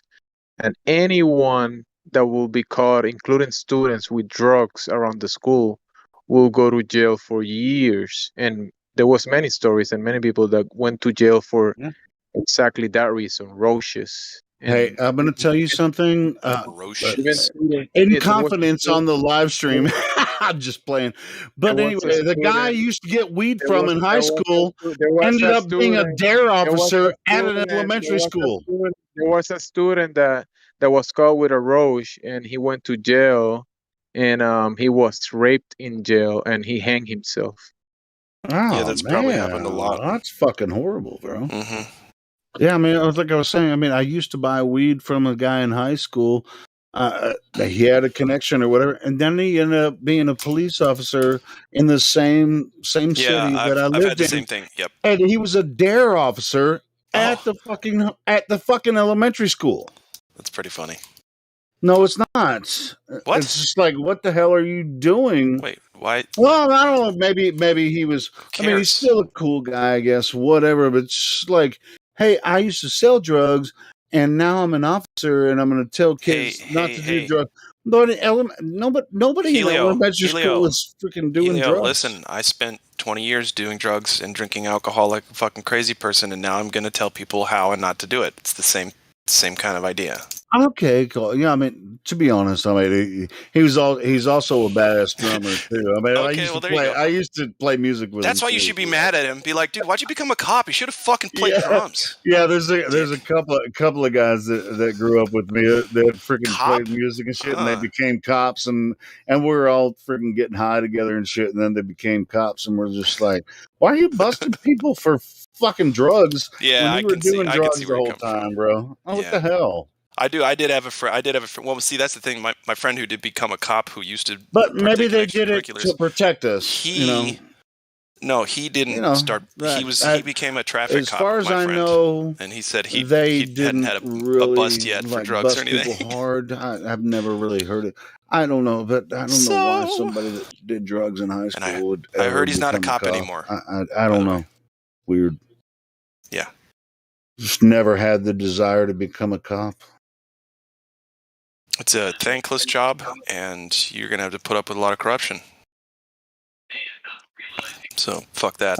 But to be honest, though, at the end of the day, people that are cops that are led toward that, that vein of thing.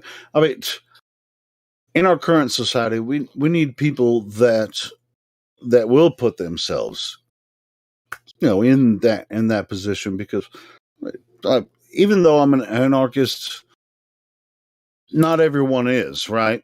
So we kind of need some of these people to put themselves in a position to kind of investigate and say, okay, everybody's fucked up. I'm going to ask some questions here about what the fuck is going on here, because there's some crazy stuff going on. Who do you want to ask? What kind of questions do you want to ask somebody?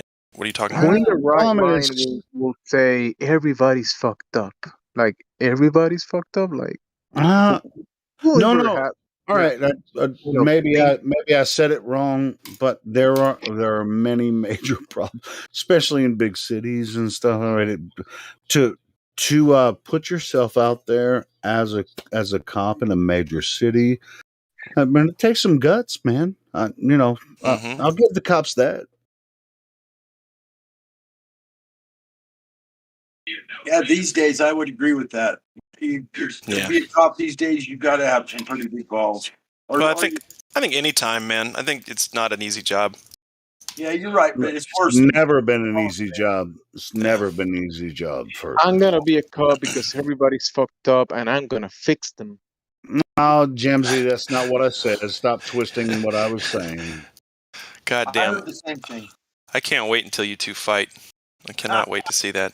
Oh, bro, it's gonna be so brutal, and y'all will like break limbs and shit. Yeah, see, Jamesy, you'll be crying and hugging and bawling and pouring beer all over each other at the end of it.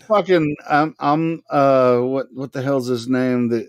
The sheriff, and this is Jamesy, the guy, freaking Don Reynolds, freaking just like son of a bitch. Don Rickles. Stop making so much sense. No, not Don Rickles.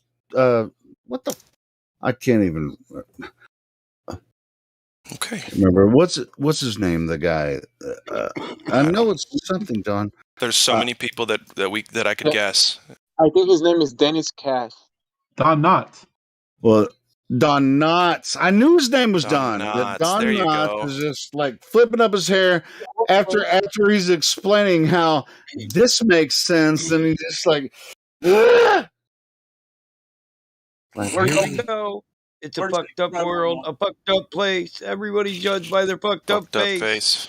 Fucked up dreams and fucked up life. A fucked up me. kid with a fucked up knife. Fucked up moms, fucked up dads, a fucked up cop with a fucked up badge. Yeah, just look how he's laughing at Don Knotts. Just like, I'm trying to explain to you how shit works, and you're just going.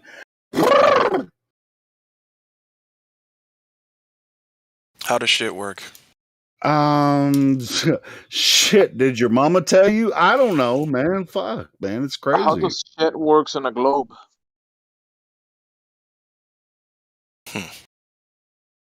Oh, the globe is the least of our problems at this point. I mean, we enjoy talking about it, and nobody really knows where shit comes from.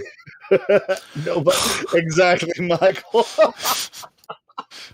we don't know how shit works. Deep, bro. It just does. It just does.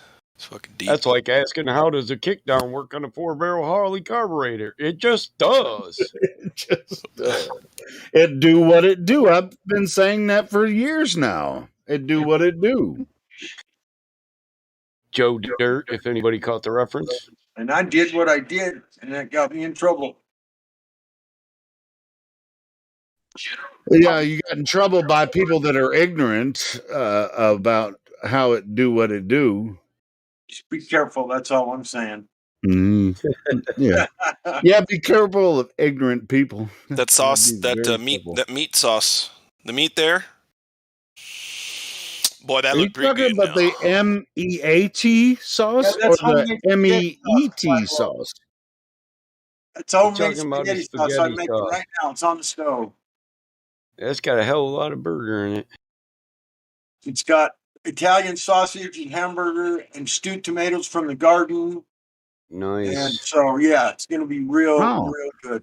Yeah, that's good. That's good. That's what's up, man. Man, I love me some spicy stewed tomatoes. Mm-hmm. To be honest, when I do go ahead. I'm sorry. Because my mom's stewed tomatoes are so good, you just eat them out of the bottle with a spoon. They're so good. Nothing like homegrown tomatoes.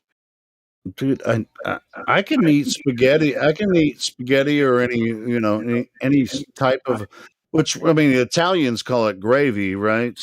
I don't even have to have meat to enjoy, the pasta with the gravy on top. I don't even have to put meat in it, and I prefer way less meat than most people prefer.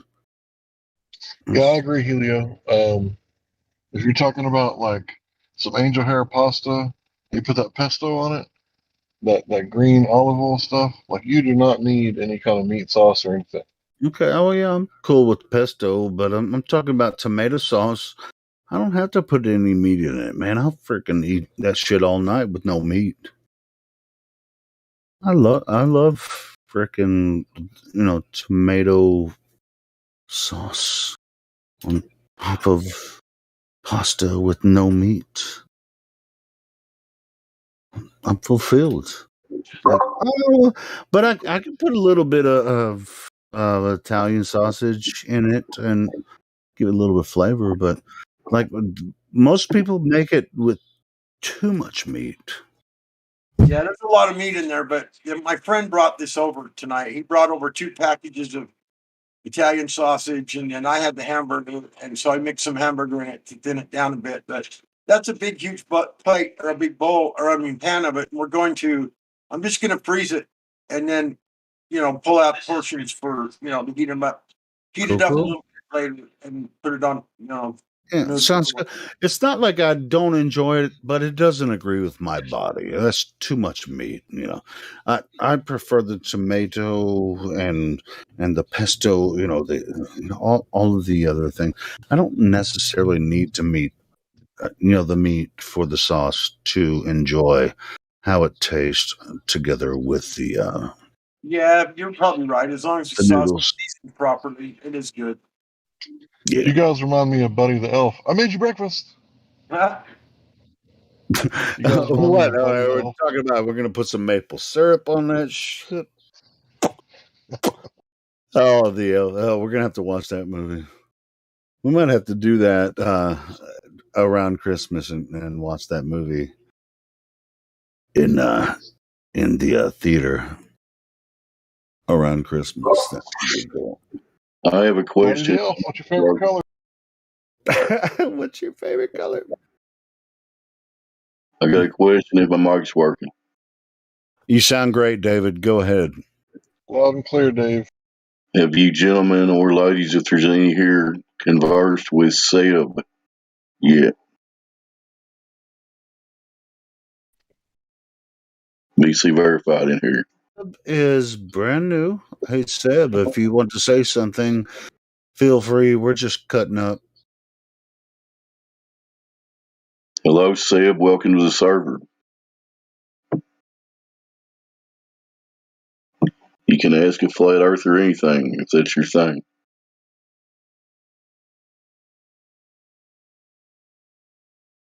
Back to the Food Network. I'll shut up.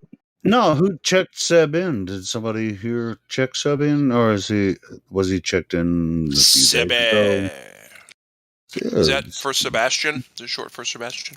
Might be. He's busy with some Halo for the last hour. 1 hour of Halo Infinite. All right, kid, time to take a break. Let's chat about some real shit. How about it?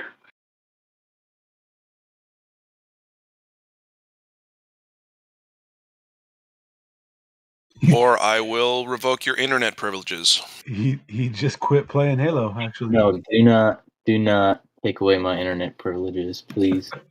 Please don't think. I need. Don't that. tell me that you believed me. I need that. No, yeah, so we can chat. You guys talk about this shit. I've recently come across flat Earth, and I don't know. It just kind of like makes more sense than the globe does to me. Why's that? I don't know. Just like the pyramids and shit, and Orion's belt. I don't know. There's just a lot of shit. I don't know that. There's just a lot of fucking shit on top of each other, and it's just. Well, hold on. But before you, I mean, you said pyramids and Orion's belt, right? You're talking about how the pyramids line up with the, with the belt of Orion, right? Okay, right. Okay. So prior to you coming across this information and this, this channel and this Discord, were you into other? I will say, quote unquote, conspiracy or something that you're taking a deeper look into. I mean, I don't know if it really matters, but like, I'm not like a vaccinated person. I know that's not like a topic on this channel, but well, we try to avoid it because they'll shut our channel down for that. I understand. I don't know. So I'm just asking you if you've come across some other information that you're skeptical about that you've looked into. I mean, I don't know if like all conspiracy theories are like accurate, but like I don't know, a lot of them kind of like make more sense than fucking not. I don't know. My friends look at me like I'm crazy though, and I don't know. It's kind of like like you can't really hide that, like the way that I don't know. You can't unsee what you've seen. Yeah. Yep. Yeah. So if your friends think you're crazy and they haven't done the research, well, like I've like shown the shit like I'm seeing and shit, and they just like I don't know. They just I don't know. I guess they don't want to believe it. It would break their sense of reality or something, I guess.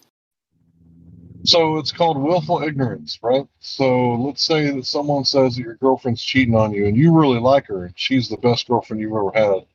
But you're not going to want to see the evidence, right? Yeah. But if someone shows you the evidence, like, you can't just be like, no, it's not true. These are photoshopped, right? Like, it's kind of what they're doing. They're being willfully ignorant. And that's okay, because everybody's on their own time, on their own level, right? And I would say don't try to force anything down anybody's throat, because you can lead a horse to water, but you can't make it drink. Yeah, that's true. So just plant your seeds, right? And then, let time and other people water those seeds, and yeah, you'll see that it all works out in the end.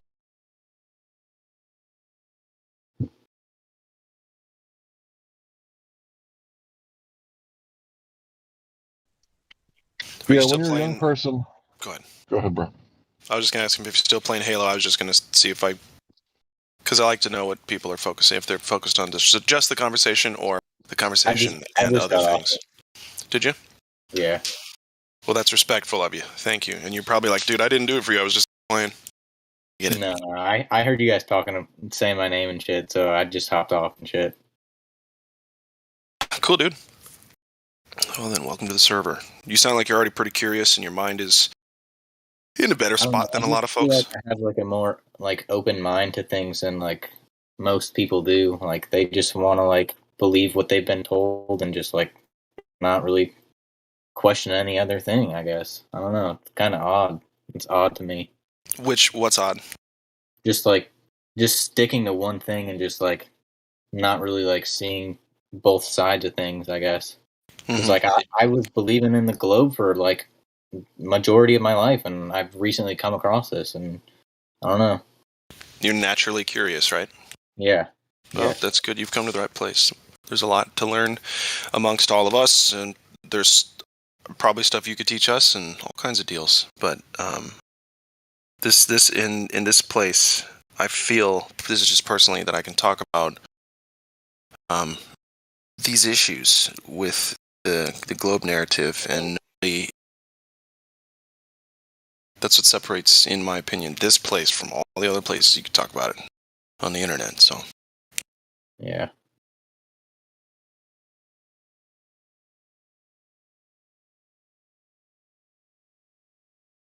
So, did you search for this server on your own, or were you shown the server? I was like on TikTok, and I followed this guy on TikTok for like a bit this year, and I just joined the Discord through his link on his bio. Cool. See Flat Earther too? Yeah. His handle was Research Flat Earth, I'm pretty sure. Research Flat Earth. The weird 80s kind of it's like an 80s album cover. No, probably not. No, I was born in 2001.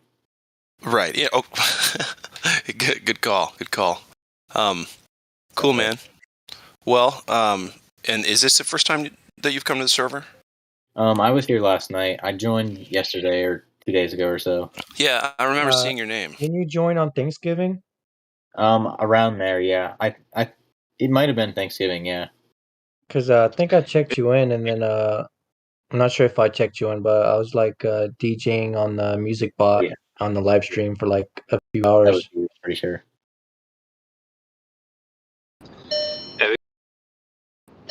It's like Santa Claus. All your friends, like if you tell your friends that Santa Claus isn't real because you've done all this, looking into it, and they're like, "Well, no, it's willful ignorance. They're on their own time. They'll eventually figure it out, or they won't. It's on them." I've let them.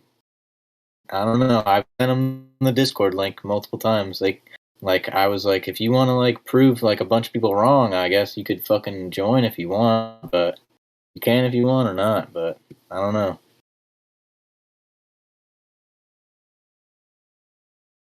Collect your $1 million award, your 3 Bitcoin. Yeah. So, Seb, you said recently, like how recently? Like a month ago, you started looking at this? Or? I would say like a few months ago, like probably 3 or 4 months ago, maybe. I don't know. You know what the Earth curvature rate is?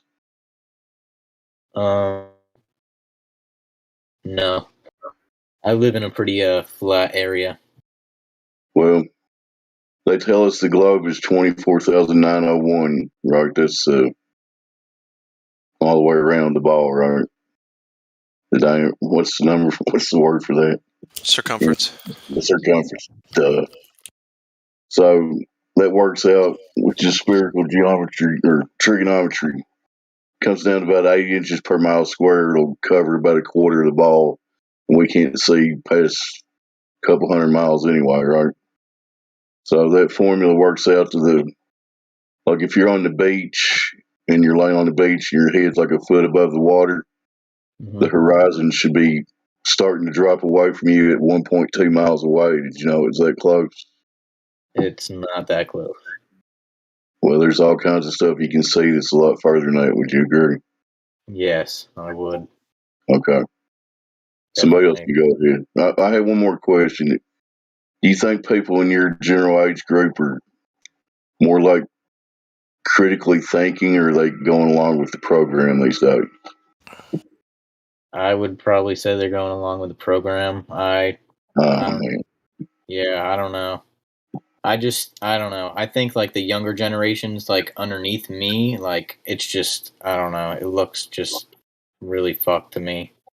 Well, I'm a late baby boomer. I'm 59 years old, and I just hope for the generations of people your age that are going to start waking up and paying attention to what's going on, That's all I'm saying. Somebody else can go ahead. I agree.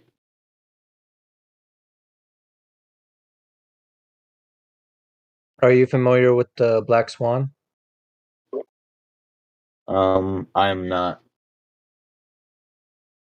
Yo, Glat, you want to do the Black Swan? Sure. Hey, Seb.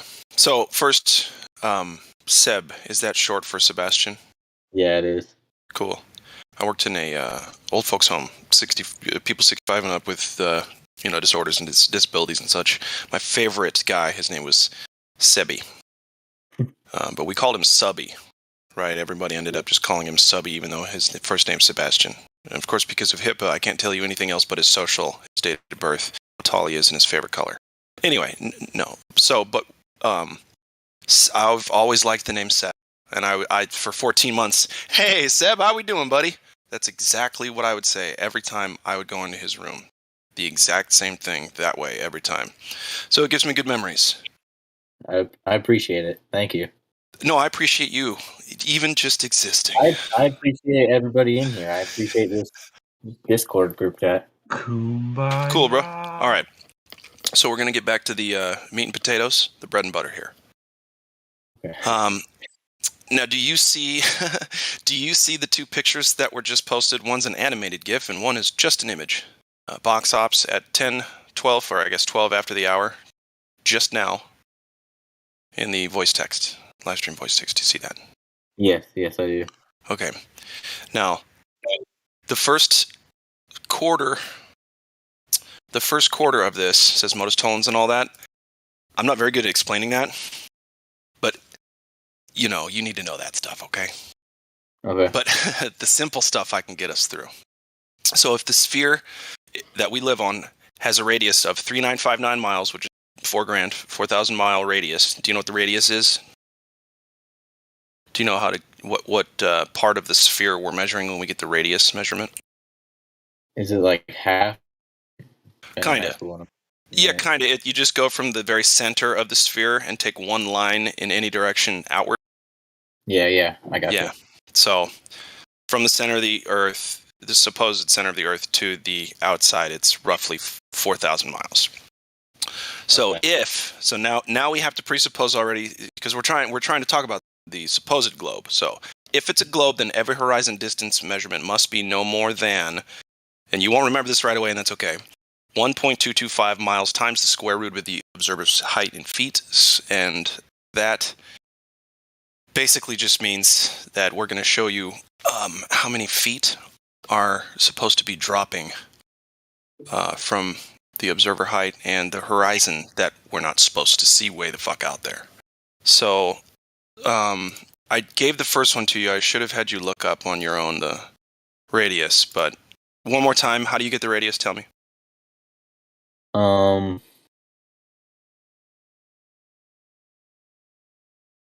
Is it the first picture you sent me? If the Earth is a sphere with the radius of 3,000. No, how do you get the radius?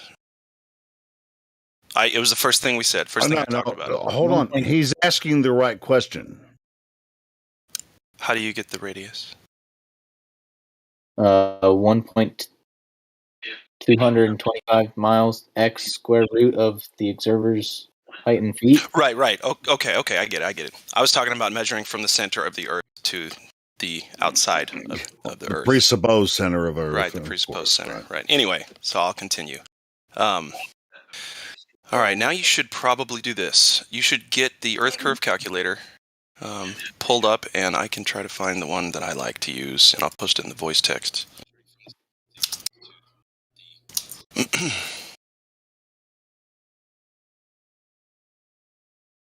Yeah, right here. Okay. I'm going to post this in the voice text, my friend. Go ahead and check it out and click it. The one I just posted is the quickest and easiest to use. The Omni Calculator. Yeah, I mean, it does what we want to, but I wanted you to just type these in yourself. Let's see. Okay. So the observer's height is... Are you at the Earth Curve Calculator? Yes. Okay. Now, okay, so it says... Do you see where it says eye height? And then there's a box to type in? Yeah, next to feet. Yep. Type 1.5 next to eye height and feet. Target distance. We'll just do the full kit and caboodle. The 31 miles. What's that? Distance to horizon? Yeah. Mm-hmm. It's 1.5, yeah. No. Eye height is 1.5 feet, and then the target distance is going to be what we see in the picture, which is 31 miles away. The horizon is 31 miles away. When I put in the eyesight level, it's putting in the... Listen. It's doing it on its... Yeah, he's not... Yeah, he's actually... Are you actually using the Earth Curve Calculator and typing in 1 He's foot? using the different one. He's not using the one I posted. That's okay. Calculator, is it the wrong one? Right. So, I mean, it doesn't matter which calculator you use. I mean, it's. I'm just trying to follow along. This is their numbers. No, it's fine. This is their numbers. So we have from 1 foot observation height, it would be 1.225, or something. So I mean, it could be 1.5. You can call it 1.5 if you want to, but in the observation with the black swan thing, we're saying. Where's the horizon in that image?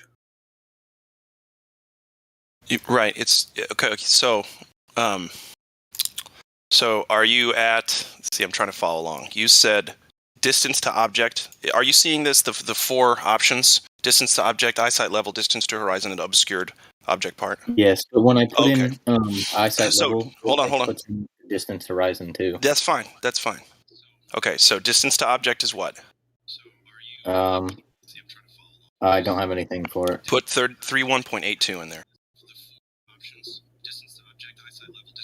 Okay, and then make sure eyesight level also says 1.5 feet.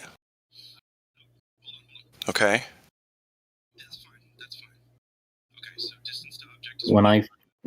Whenever I do something to the eyesight level, I know. That's fine. Okay, so you got 31.82 in distance to object. Yes. Yes. Okay, you've got 1.5 feet at eyesight level, yes? Yes. Okay, distance to horizon will be 1.5 miles, supposed to be. Yep.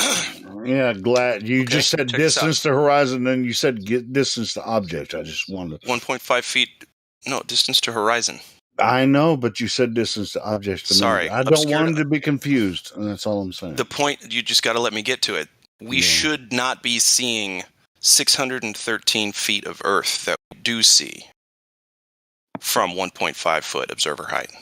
613 feet of Earth is still there. It shouldn't be there. There should be no horizon at eye level at all. All of that should be gone. You shouldn't see the planet. None of that stuff. And that's from pretty close to the water, too. The global claim that the higher you go in elevation, the more you can see. Well, that's why we try to get real close to the water. And the reason that this observation is 1.5 foot off the water is because that's where they set the camera. It's not the guy's eyes looking. It's not like he's laying down. They put the camera down at 1.5 feet off the water, right? Flat? Isn't that what took place? Yeah. Okay. I just didn't know if he was. So I just wanted you to know that it's the camera that was that high. The camera, yeah. There's not a person that's 1.5 feet high. Right. Okay. So, but yeah. Are you sure? Fine. I made a baseless claim. Way to go.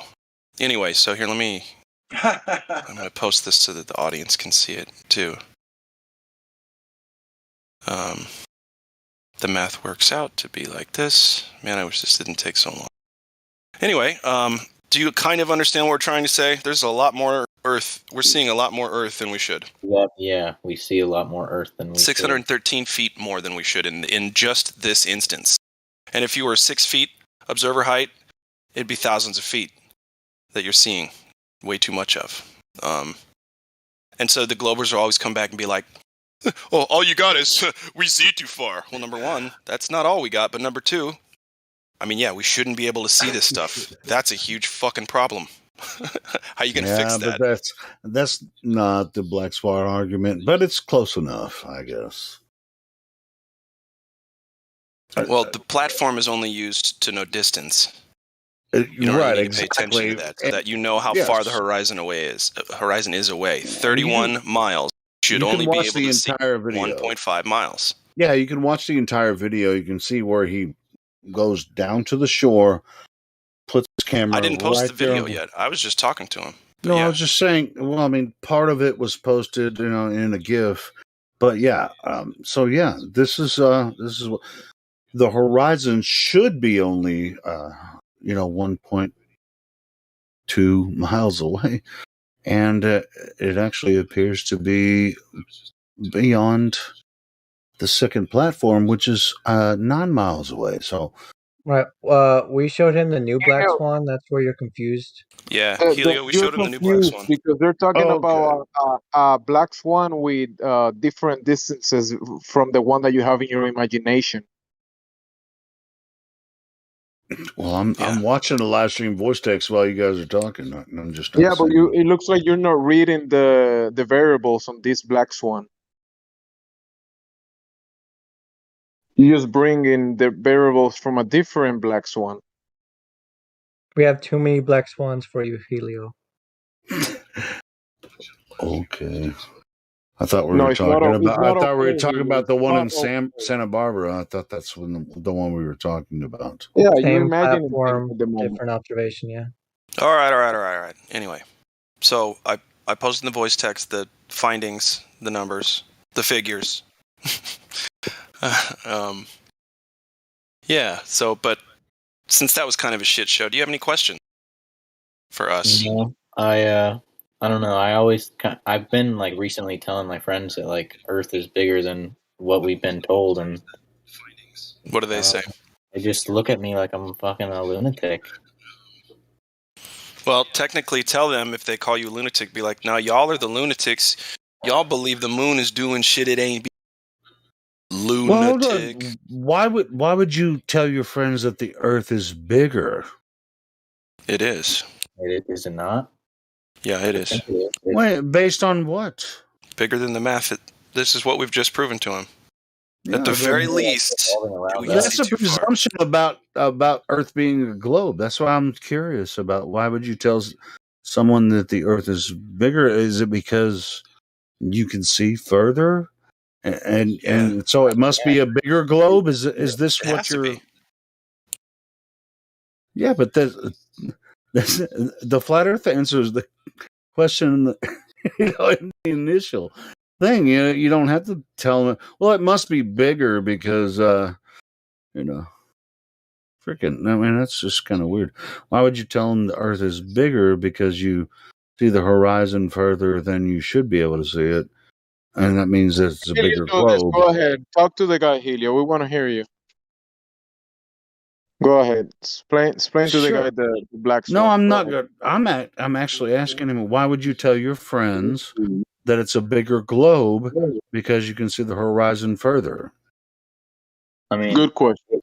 If like the sun and moon are like revolving around us, like we would be bigger than the sun and moon, no? Hold on, we're talking about the numbers they gave us.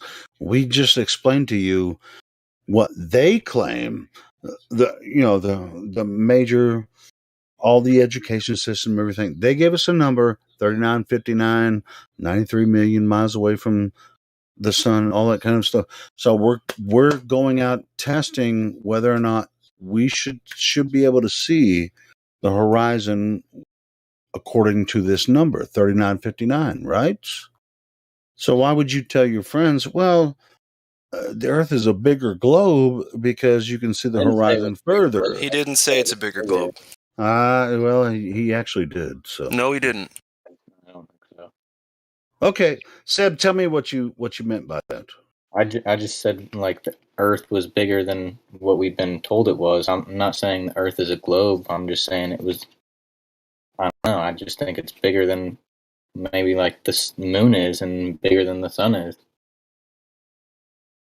What if the sun and the moon were a lot smaller than they told us it was? I think like the sun and moon kind of work like clock hands. That's kind of how I see it.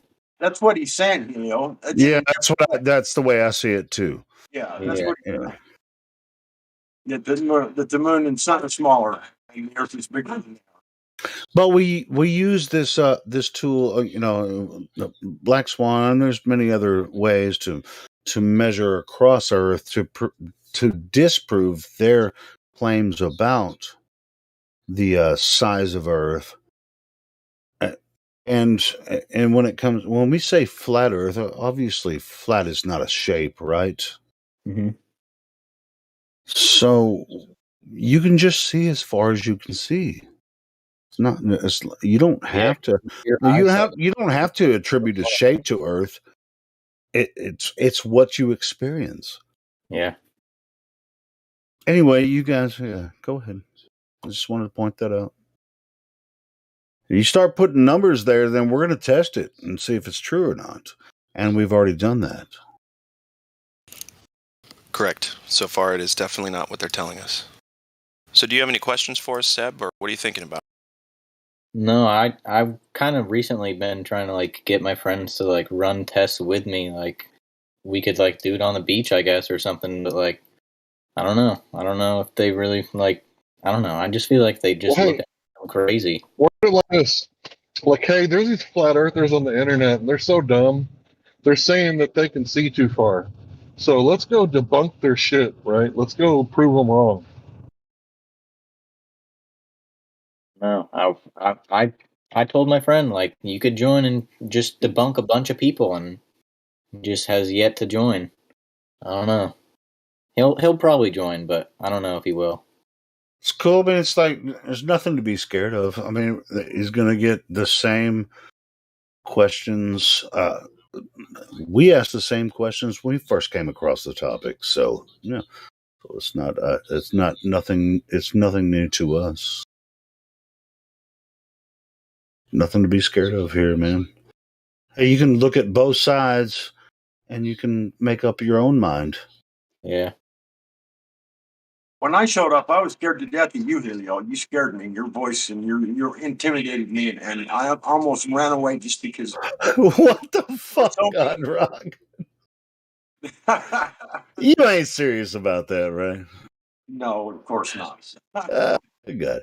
Well, I mean, I guess some kids might be intimidated by my voice, but I just talk the way I do. But anyway, but this is I mean, it's a really simple concept. It's just like, is the Earth flat or not? Let's test what they told us about Earth. Let's see if it's what they say it is. Hey, it looks like we got a new guy named Krim. Has anybody talked to him?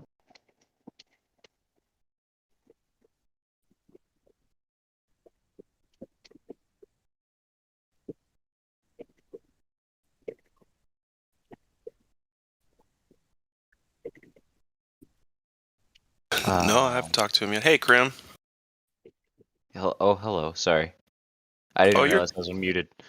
No worries, man. How's it going? What's up, bitches? That's what you're saying, isn't it? Yeah. Hey, what's cool, up? Cool. So, I was VC verified a long time ago, but I got banned because I strayed a little too close to the sun with religious stuff I didn't know I was talking about. So, somebody banned me. So, I don't know. No worries, dude. That's cool. There's more attention being given to our religious section, spirituality, biblical talk, and such in the server. Actually, Helio is at Tuesdays at 6:30 or 7:30. Yeah, I just read something weird on Reddit once. I don't even remember what it was. It was kind of a joke, I think, but I think I repeated it in the server or something, and like this, the Indigo guy did not like that, so I was gone. Well, hey, I mean, we like to have a lot of fun, but if you're gonna make a joke, make it funny. Yeah, You know, well, I had been here for like a month already. I just didn't. I don't know. He took it as me trolling, I guess, and that's not what it was meant to be. So. Yeah, I mean, you have to pay attention to what's going on here, because you can get your ass. Well, that's all in the freaking- past. Right. What do you So think about the shape of back the on. Earth? Yeah, Yep. let's move on from that. Let's start over, and then we'll just not think he's trolling, and we'll just go from there. Sure, yeah, let's do it. Yeah. Yeah. So, what do you think of the shape of the Earth, Krim? I mean, I don't know a lot about that in particular. There's no direct evidence in my life either way, so, but I All don't right. know. Well, let me help you out with that, right? Because you may be wrong about that, because you don't know everything, right? Yeah. Many men know many things, but no man knows everything. So let me help you out with this. Okay. So, what if I told you that you could Google the radius of the Earth? Would you do that for me? Yeah, I mean, I think it's like supposed to be like 25,000 or some crap like that. Give me a second. That's the circumference, but the yeah. circumference. But Yeah, you're on my your bad. way. Yeah. You're on your way. Oh, radius there? Google the Yeah, radius. that's just 39.58. All right. So that's a number, and if we got a number, we should be able to work backwards and find out, where the horizon Pi would be. So Earth can you go squared, to an or Earth curve? Can you go to an Earth curve calculator? Can you go back to your search engine and search Earth curve calculator?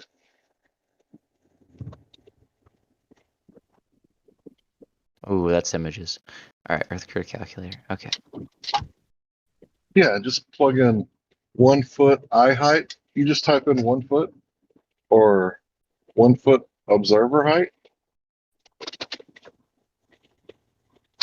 All right, so that's 1.2 miles. It says. Right, so the horizon is supposed to be at 1.2 miles. Now, I'm going to say a few things in a row, and tell me if the first one makes sense. Let's say we have a woman. She's 9 months pregnant with triplets, so she's got 3 babies in her uterus. She's laying flat on the table, right? And it's exactly Yeah. 9 months she's been pregnant. The doctor says, "What color are your toenails, hon?" What's she going to say? What? I don't think that relates, right? It does. It does. Oh, Just okay. follow Are they along. yellowed, or is it just normal? She can't see them, right? He's all She can't getting see her medical and toenails. shit. Sorry, go ahead. Yeah. It's okay. She can't see her toenails because she's 9 months pregnant with 3 babies, right? At the same time. Triplets. Yeah. Right. So if the Earth has a radius of 3959 miles, then every horizon distance must be no more than 1.225 times the square root of the observer's height in feet.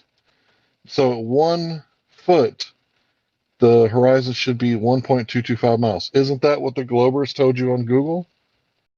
Because flat earthers didn't make that shit up. Google put it on there, and it comes from Globers. That's their claim about their model. What I'm saying is we falsified that. We see the horizon at 10 times further than that. So we're going to That's post some pretty stuff dope. for you. Wait, is that on water that you saw it that far, or was it on land though? On water, right? So we're going to post some stuff for you. Right? And the reason that this is important is because you can go do this yourself. You don't need anybody to tell you anything. You can go out with like 2 people and a binoculars and a mirror or a laser light or just, a high zoom camera or a telescope, and you can test this yourself. You don't need anybody to tell you what's what. You can measure it yourself. So I'm looking for the black swan image. I'm having to scroll down a pretty good ways. I need to screenshot that sucker. But I'll give you, this is your model right now. Can you see the live stream voice text? Wait, what'd you say? Sorry, I missed that last part. It's all right. Can you see the live stream voice text? Oh, I don't think I can. Yeah, no, I Can we can't. get this guy some perms? Come on, big perm. Come on, big worm. I mean, big perm. Yeah, Live you should stream probably voice watch text. the Now I live can see it. Yep. because it's pertinent All to right. the conversation. Most people will be posting stuff you're talking about, so All right. keep So an this eye on the live stream. is a still shot from a video, and we're going to send you that video. And that video is going to eliminate all the variables and other factors, right? Because you might be wondering, maybe I this think I've guy's seen trying to this trick picture me. before from like a year ago. I think Right. I Well, I'm remember. trying to explain it. I'm trying to explain it to you now. So we're going to send you the video, and you're going to get to see all the GPS locations, a landmark in the video, so that you can verify he is where he is. He's saying that he is, but most importantly, I want you to look at the horizon in that picture. Is the horizon in front of, or behind, or in between the two oil rigs? What? Okay, Krim, so can you see the horizon? yeah. Are you talking about the one with the two oil rigs? Right. Yeah, that picture right there. It's a still Yeah. shot from a video. Okay. Yeah, it looks like Can the you one see that's the? actually lower, but Right, it's farther 92.4 away. miles. That's pretty cool that you can see that still. Right, but where's the horizon in the photo? I would suppose it's behind the other oil rig, right? I don't know. Behind both oil rigs, in between, or in front of? Probably behind the second one, I'd say, because you can still see the Right. second one. So you can't define the Right. horizon by the so the horizon's You where the got it. water meets the sky, isn't it? Exactly. Yeah. All right. So when you're looking at this photograph, it's taken at 1 foot, right? Or the movie was taken at 1 foot observer height. So what does that mean? Oh, I see the point you're making here, because then because you shouldn't even be able to see the first platform Hill House thing. Exactly. If the So horizon's the horizon should be in front of the first one, but it's actually 10 miles at least, because the second platform is 9.41 miles away, right? Yeah. So the question at this point, because we've been doing this for 6 years, it's not if we can see too far, right? The question is, why can we see too far? I Now, wonder how far you can see. Occam's razor would say you have this theory with the least amount of predictions. The easiest thing is probably the right thing. So we're seeing too far because we're actually seeing the objects we're looking at. What they want to tell you is that light is bending at the same curvature rate of the Earth, and that we're seeing around the corner. So think about this: you got a 6-foot story hump of water, right? At 10 miles, there's 66 feet of Earth curve, right? So they're saying it's like a giant lens, Hey, basically, right? take your computer. Okay. I think you're hot mic and God rocking. Yeah, Huh? sorry. So yeah, they're saying the atmosphere is acting like a lens. Oh, the Right, atmosphere, not the lake or the ocean, right? right. They're saying the atmosphere is the gas above the liquid. So, and we want to say, how do you prove that? Can you show us evidence? How do we know that's true? But the problem is that the horizon moves around depending on the atmospheric conditions, right? If there's fog, I'm going to try to find another GIF. If someone has that Skunk Bay time lapse, that's a really important one to look at. Yeah, it does fluctuate around, but it seems to be always further than it should be. So at least from my experiences, yeah, it does fluctuate. Sometimes it'll look like it's a little further, sometimes it'll look a little closer, but every time I see it, it's always further than it should be. I mean, I've never seen it conform to the globe model distance. I mean, maybe someone else has, but I never have. All right, so do you see the Skunk maybe Bay there's time some lapse? mountains the way it finally cut off in time.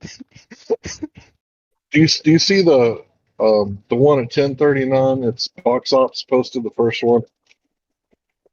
10:39. Where's It says that? atmospheric refraction on the bottom. Oh yeah. All right, so Ooh, that's if some you heat notice the waves. beginning of the, excuse me, go ahead. Oh, it looks like heat waves, but it's just the water movement. Okay, I see. Right. So I want to tell you what's going on, and you can kind of tell what's going on already, right? The atmospheric Yeah. conditions is causing a false horizon, because where's the real horizon in this picture?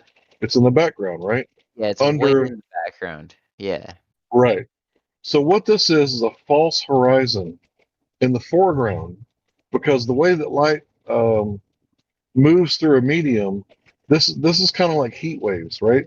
So in this image, what real refraction does is it causes the light to bend up. And what it looks like is going on here is that during the beginning of the day, this is the beginning of the GIF, right? You can see clearly on the other side, like all the buildings and everything.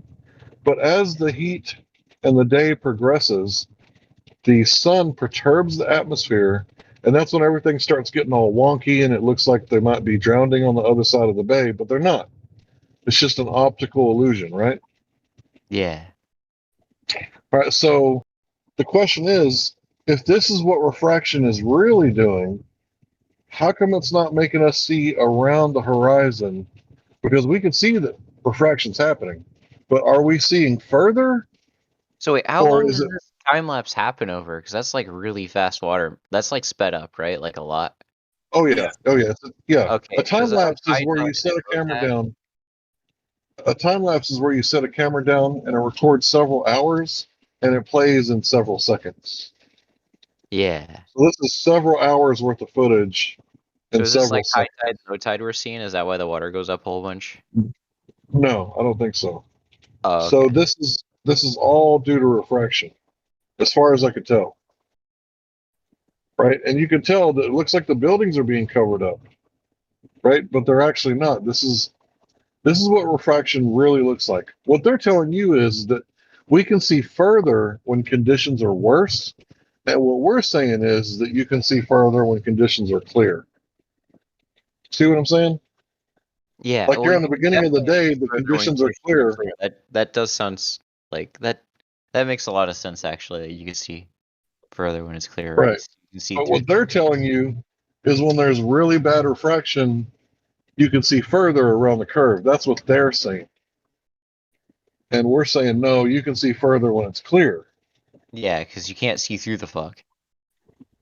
Right. Well, fog is different than refraction, but the point is that if you have a geometric horizon, which means a Earth curved horizon, it's going to be like the pregnant lady. You can't see past it, right? She hasn't seen her toes in several months, right? But Yeah. we're showing people that the horizon moves around due to atmospheric conditions, and it's no Earth-based curvature. It's just where the horizon is the extent of your vision based on what you're using, if you're using your Oz or binoculars, telescope, right? And then the Yeah. conditions of the atmosphere, right? So if the horizon is moving around, at what point do you measure the horizon?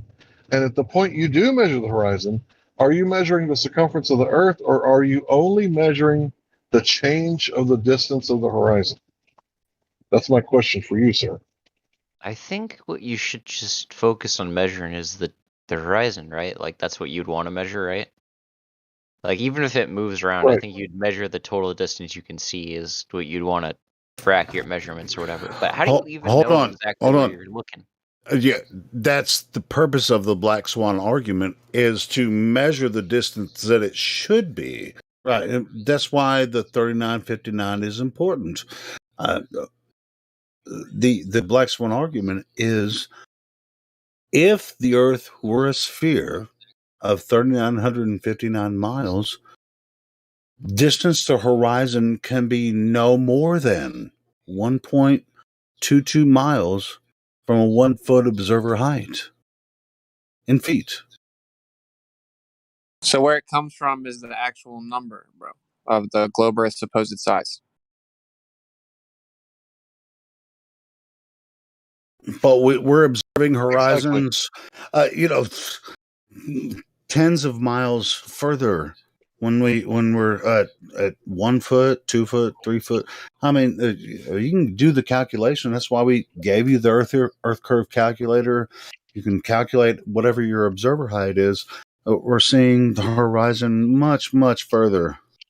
Yeah, Impossible Yeah, I just amounts wanted to further. say, at least I just 9 wanted to say, far.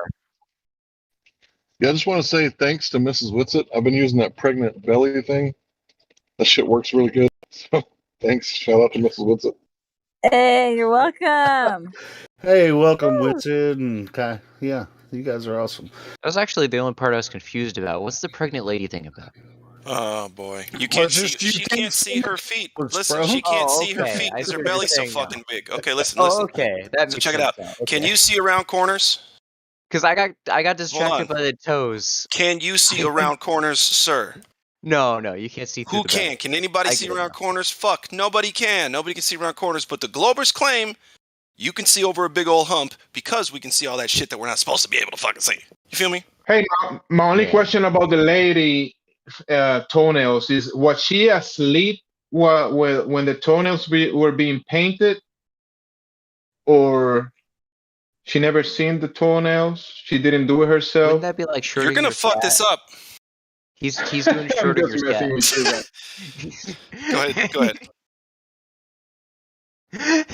What? Of course, her daughter did the nails for her. Come on. It doesn't matter who did it. She doesn't know what motherfucking color they are. All right? Damn. She can't see Everybody knows that shit. Schrodinger's cat. That's what he was talking about there. Oh man, that's funny.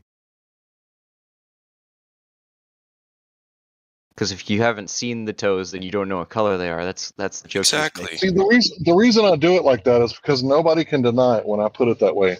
If she's 9 months pregnant with triplets, she can't see her toes. If she can see her toes, she's not 9 months pregnant with triplets. She's only got one baby. Yeah. Or maybe two, but not three. Anyway. So in other words, if you're seeing these pictures, then you're not seeing the globe either. That's the belly is the facsimile. We're not seeing the belly. We're able to see the toenails painted and the color because there's no belly in the way. Because there is no belly, right? There's no water in the way. Right, and remember, at 10 miles, there should be 66 feet of curvature. So the belly has to be there. That's what a ball is. It's curving in all directions. So there has to be curvature, and we can't detect the curvature. We can detect false horizons, like in the GIF, the time lapse of Skunk Bay.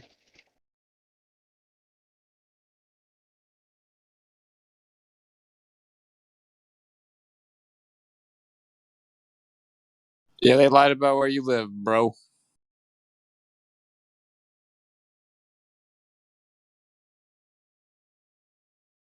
Question that applies to you. Can you be lied to? Have you questioned your education? Have you questioned your... I just found that in another server. I figured I'd post it. That's the rules for a server, but it was a neat image that I think everybody should read. I like it. I'm gonna I steal think it. everybody can be lied to. Everybody. Yeah, I'm gonna steal Yeah, it. because if I wanted to educate you on how to fish, right, I would take you out and show you how to string the worm, put the bobber in, the hook, and everything, right? I wouldn't just tell you over and over again how to fish. That's indoctrination, right? That's brainwashing. So I think it was Goebbels who said, if you tell a lie big enough and often enough, it becomes the truth. Right? I think that's a loose quote. So what we're doing is we're not telling you anything except for to go measure it yourself. Go outside, find a large body of water at rest, right? Preferably, make your measurements like several times over and over again, right? And measure it and see if you could find this elusive curvature that we can't seem to find, because you would think it's 2021. Like, there should be globers coming in here. If the earth is a globe, we should be getting debunked daily. They should be like mopping the floor with our lying asses, but that's not what's going on. What's going on is they come in here with debate tactics like logical fallacies and their preconceived biases, right? And their anchor bias. Yeah, and you can counter anything they say.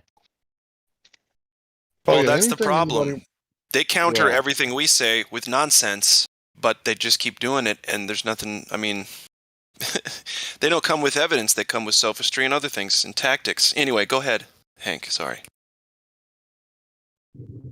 Yeah, that's Wait, the thing. Anything they giving this guy the overall ordeal, like the Earth is stationary, it's contained, it's a topographical plane, mountains and valleys, it's a plane, it's flat. So the Earth doesn't move, it's flat, it's contained, the sky moves over top of it in a cycle that's reset yearly or annually for all recorded history. So my only question with the flat Earth thing, really, in the end, is like, are the maps all drawn wrong then? Because no. Maps are flat. They never account for Earth curvature. Not one map does that. So maps you aren't the should be able terrain to, either. without technically going around the world, you could technically go around the world based off the map, right? Absolutely right. That's Yeah, crazy. you can go around the world on a flat Earth, go east to west, right, and then usually you're just gonna go relative to north where your compass faces, come back around to where you start. So Yeah, but in modern times, how do you think people travel? They go, whether by ship or airplane. I mean, they're both ships, right? One travels through the air, the other one travels on a boat, right? They travel from one port to another. One yeah, airport to another. the maps, every map ever's flat, bro. Like the military uses flat maps. You go around the world east to west on a flat Earth. Can't go north to south on a flat Earth though. But no one's ever circumnavigated the Earth north to south in the history of mankind. Yeah, why don't we have a globe app if it's a globe? That's a good point. We do have a globe app. It's called Google Maps and Google Earth. Oh, that's true. Well, But when you zoom in close enough, it's flat. Google Maps is a planar projection, but yeah, they have Google Earth, which is just cartoons, and you don't navigate accounting for curvature ever. Yeah, Google Earth is total CGI. None of what you see when you download the Google Earth map, which I have on my computer. And I've noticed none of it's real. No, I don't know. I don't know about that. You can go to a pretty low altitude. If you go to a pretty low altitude, you can see that it's a high resolution photograph.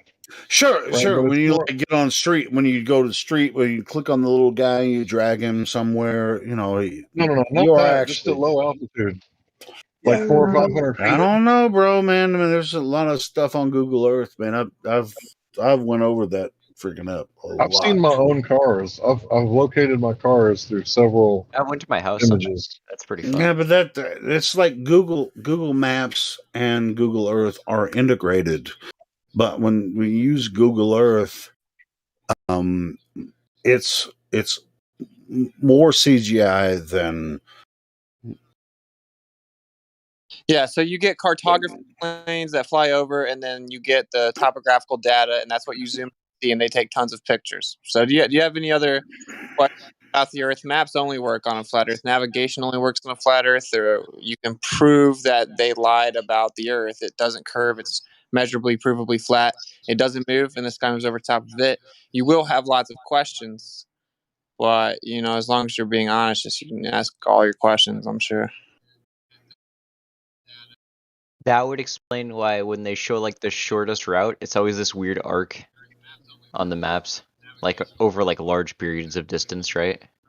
Which map? Map it out on a flat, and it'll be from point A to point B. It's hysterical. Yeah. It's just like I said earlier, that all ships travel from port to port, whether there's an airplane or a boat.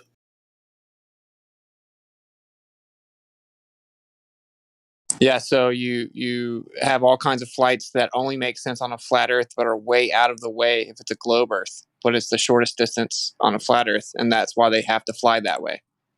Only when you claim the AE projection is true, though. Well, nobody's here is claiming that right now. What is AE projection? What is that? Azimuthal equidistant, which is just like Cartesian coordinates. You just draw from the center. But okay.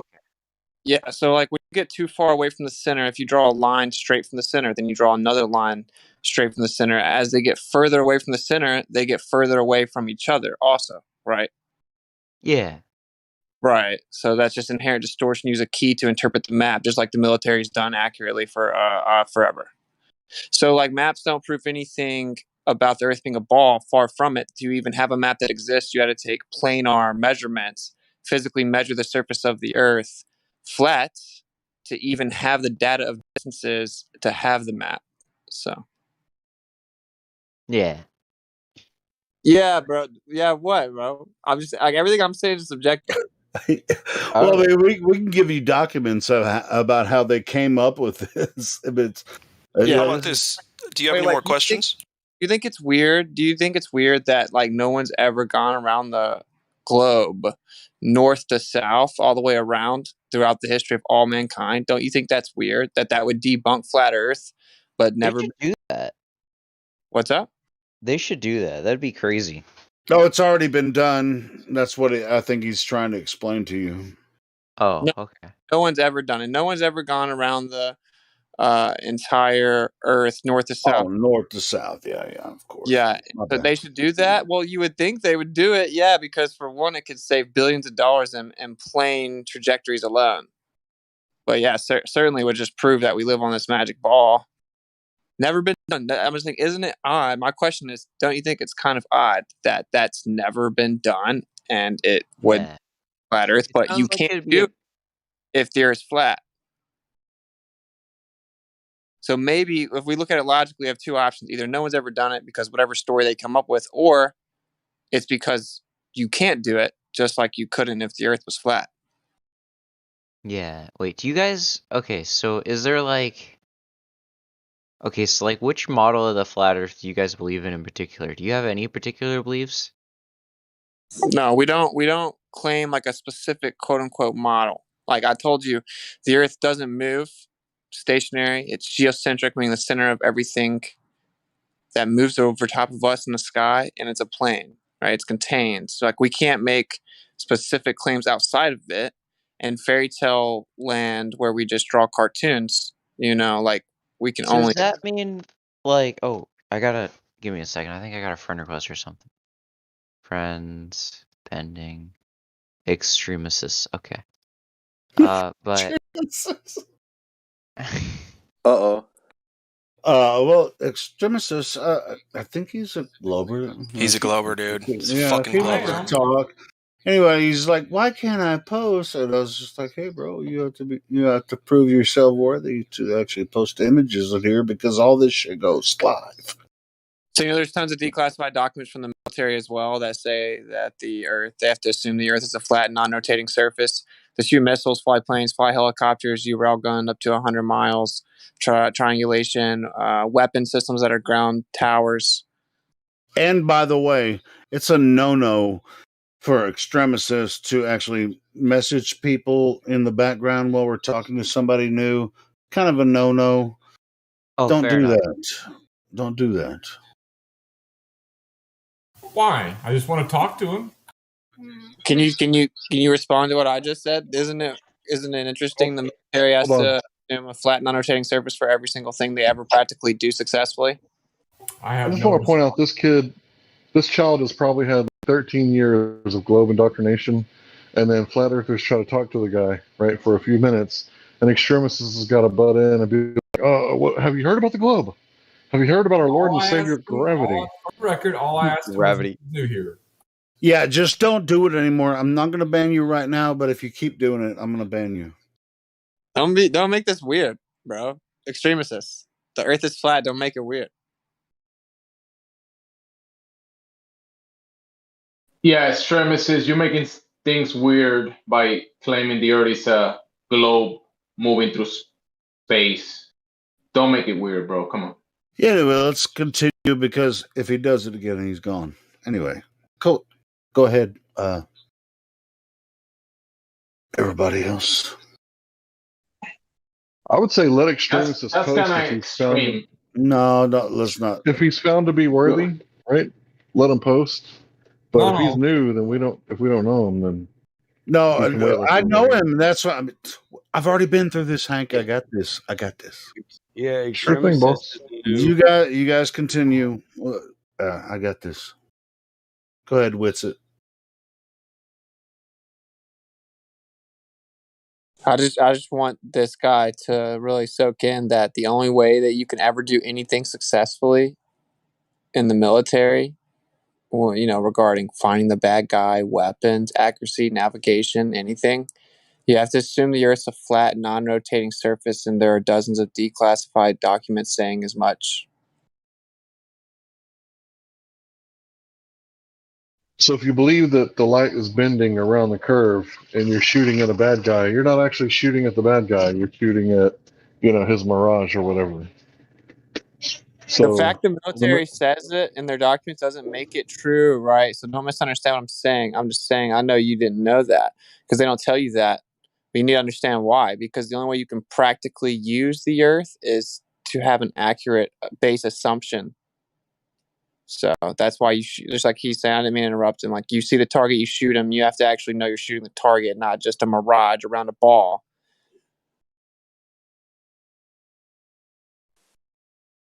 Can I Two add something to that? mirages. Extremist This guy, is he a Navy guy? Huh? Was this guy from the Navy? No, I don't think so. I'm just hitting him with all kinds of random things that I know I wish people would have just told me.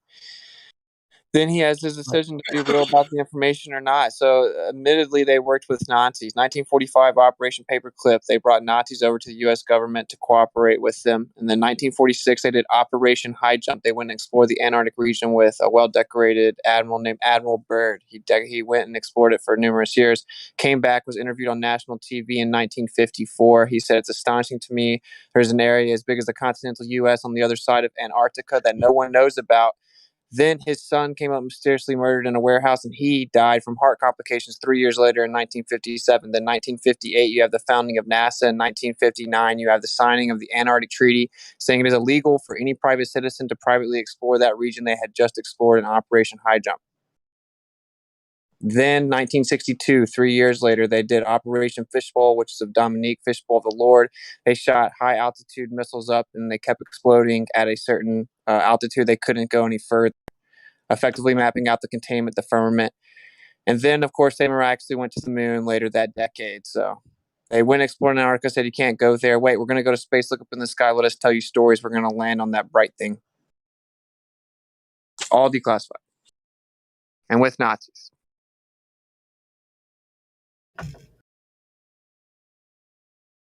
So not only were there Nazis in NASA in the early days, there was also Jack Parsons, the founder of JPL, Jet Propulsion Laboratory in California.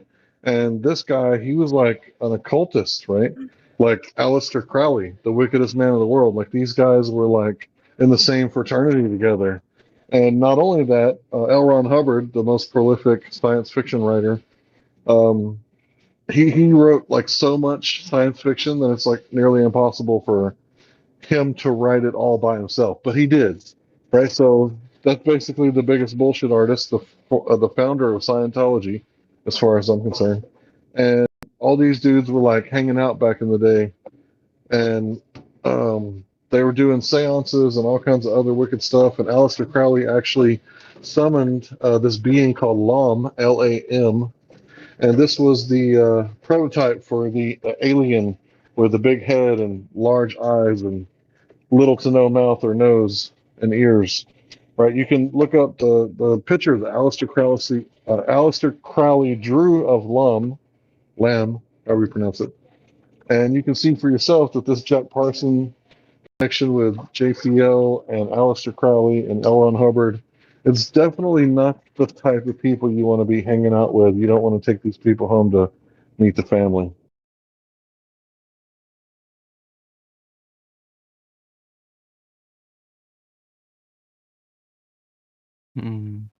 That's some scary information there. What the?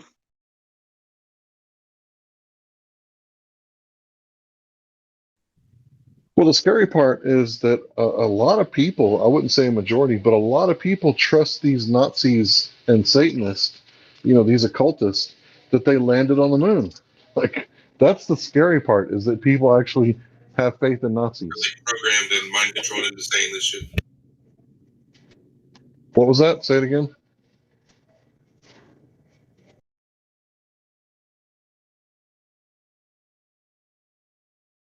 So is the new guy a Glober or on the fence?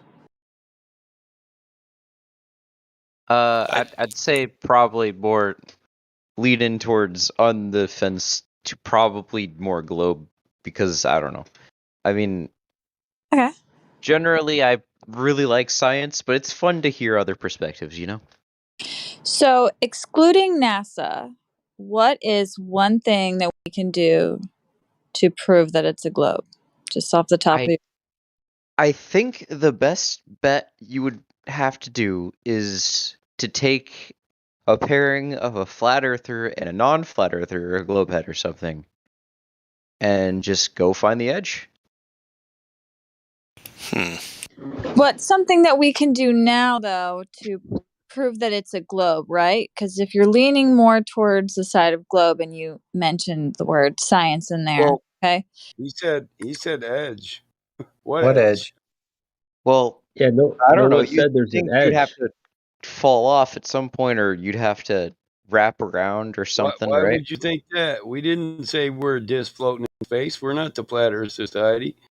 Yeah, no one ever said that to We straw. don't think we're a disc floating third disc from the sun.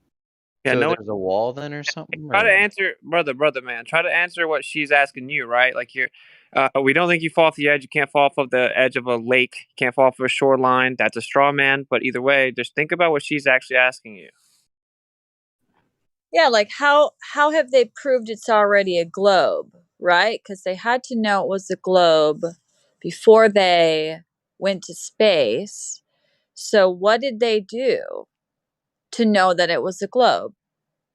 I actually don't know that answer, to be honest. Like, I really don't. So I don't know. Well, you would agree, though, that that is an important answer because it's the foundation to the whole understanding, right? Like, It's how like did they, before NASA was invented, right? They had to still know it was a globe. They were saying it was a globe. So what did they do?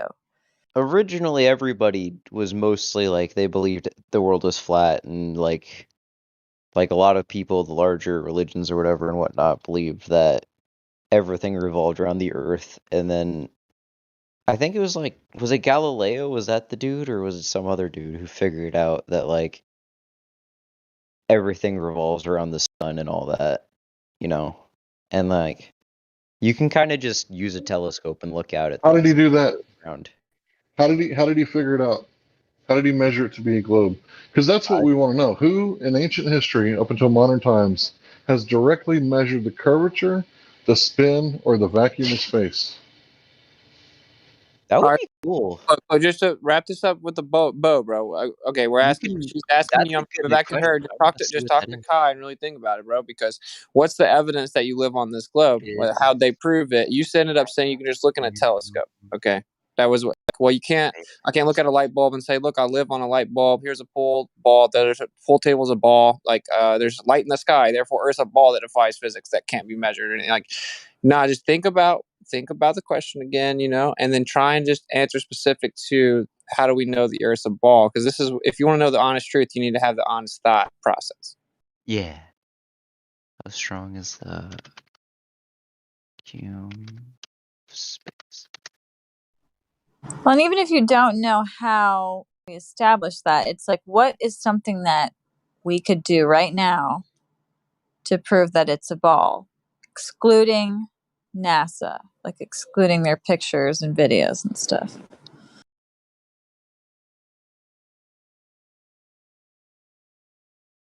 Because if you think the Earth is a globe, or you're more leaning towards that side, then you'd have to have Here's another something one. to know. Here's another question for him. Can you prove that we're moving? You can start there. If you can't wrap your head around the flat part, try to prove that we're moving. And you can prove that the Earth doesn't move by looking at the North Star. You can look at something called star trails, and you see they all revolve around the North Star, every single star and the planets. And they move in synchronization. They all move at the same clip, except I wonder why that is. planet. Let's see here. Why does the North?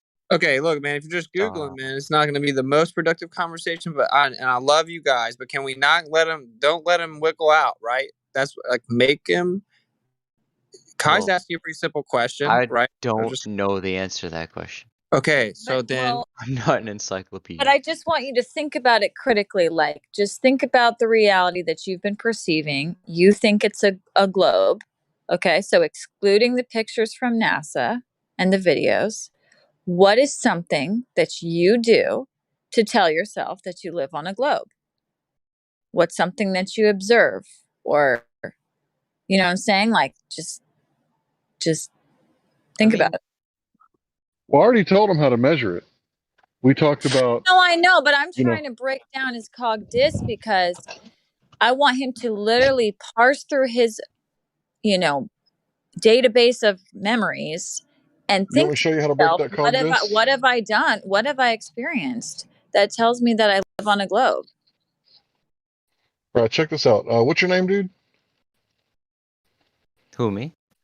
Yeah, Krim. All right, so close your eyes. We're going to do word association. When I say the word, tell me what you see in your mind's eye. All right, your eyes closed.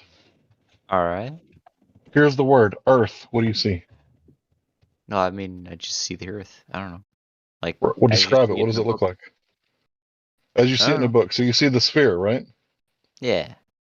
That's not the real Earth. That's a model. You know what Earth is? It's that stuff that gets in between your toes when you're at the beach. That stuff that earthworms are Oh, living in. dirt. Yeah, dirt. That's what Earth is, right? So have you ever experienced curvature on Earth as it's now properly defined? Not particularly, no. Not directly. Let me try to What do rephrase your Kai's question for you, brother man. Look, what is it that makes you confident the Earth is a globe that you live on? What information is it? Right? And she said excluding NASA. So is that what it is?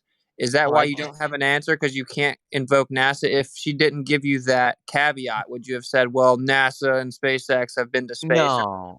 Well, the Okay. thing is, I just don't understand why anybody would why science as a whole would have to lie to us. Like, what is it? What do they gain? Okay, but again, that's running away from the question I asked you still. What is one thing that you can do to prove that it's a ball, or that you've done to prove to yourself that you've experienced or whatever? I mean, I If the generally answer is trust in my nothing, fellow man, so I don't know. That's if what the I answer typically is lean on. nothing that you've personally experienced, then it's nothing. You just have to admit that to yourself. Well, yeah, I've not done any tests to prove it's a ball or anything, so I guess that's true. I haven't done. Or any experience that you have. So it's just a belief you have based on a story or group of stories that you were taught, which we were all in the same boat, man. If you're so trusting, what's up with loaning me $1,000, man? What's up? Well, I mean, I kind of need $1,000. I'm getting a house soon. Well, I'm a good man. You can trust me. Why would I lie? I mean, Well, that's you did take I work for. $1,000 from me, but I'm sure you won't do it again. Yeah, true. He would never do it again. It'd be mean. I'm sure you But get yeah. the point. Yeah, So I basically, get what we're I get trying to you. say, trust anyone. we're Is that trying to people could lie. we're trying to say that For their status, they get a greater monetary value too. Yeah. You know what's interesting? Like, why are they lying though? Then Yeah, okay. you So guys know?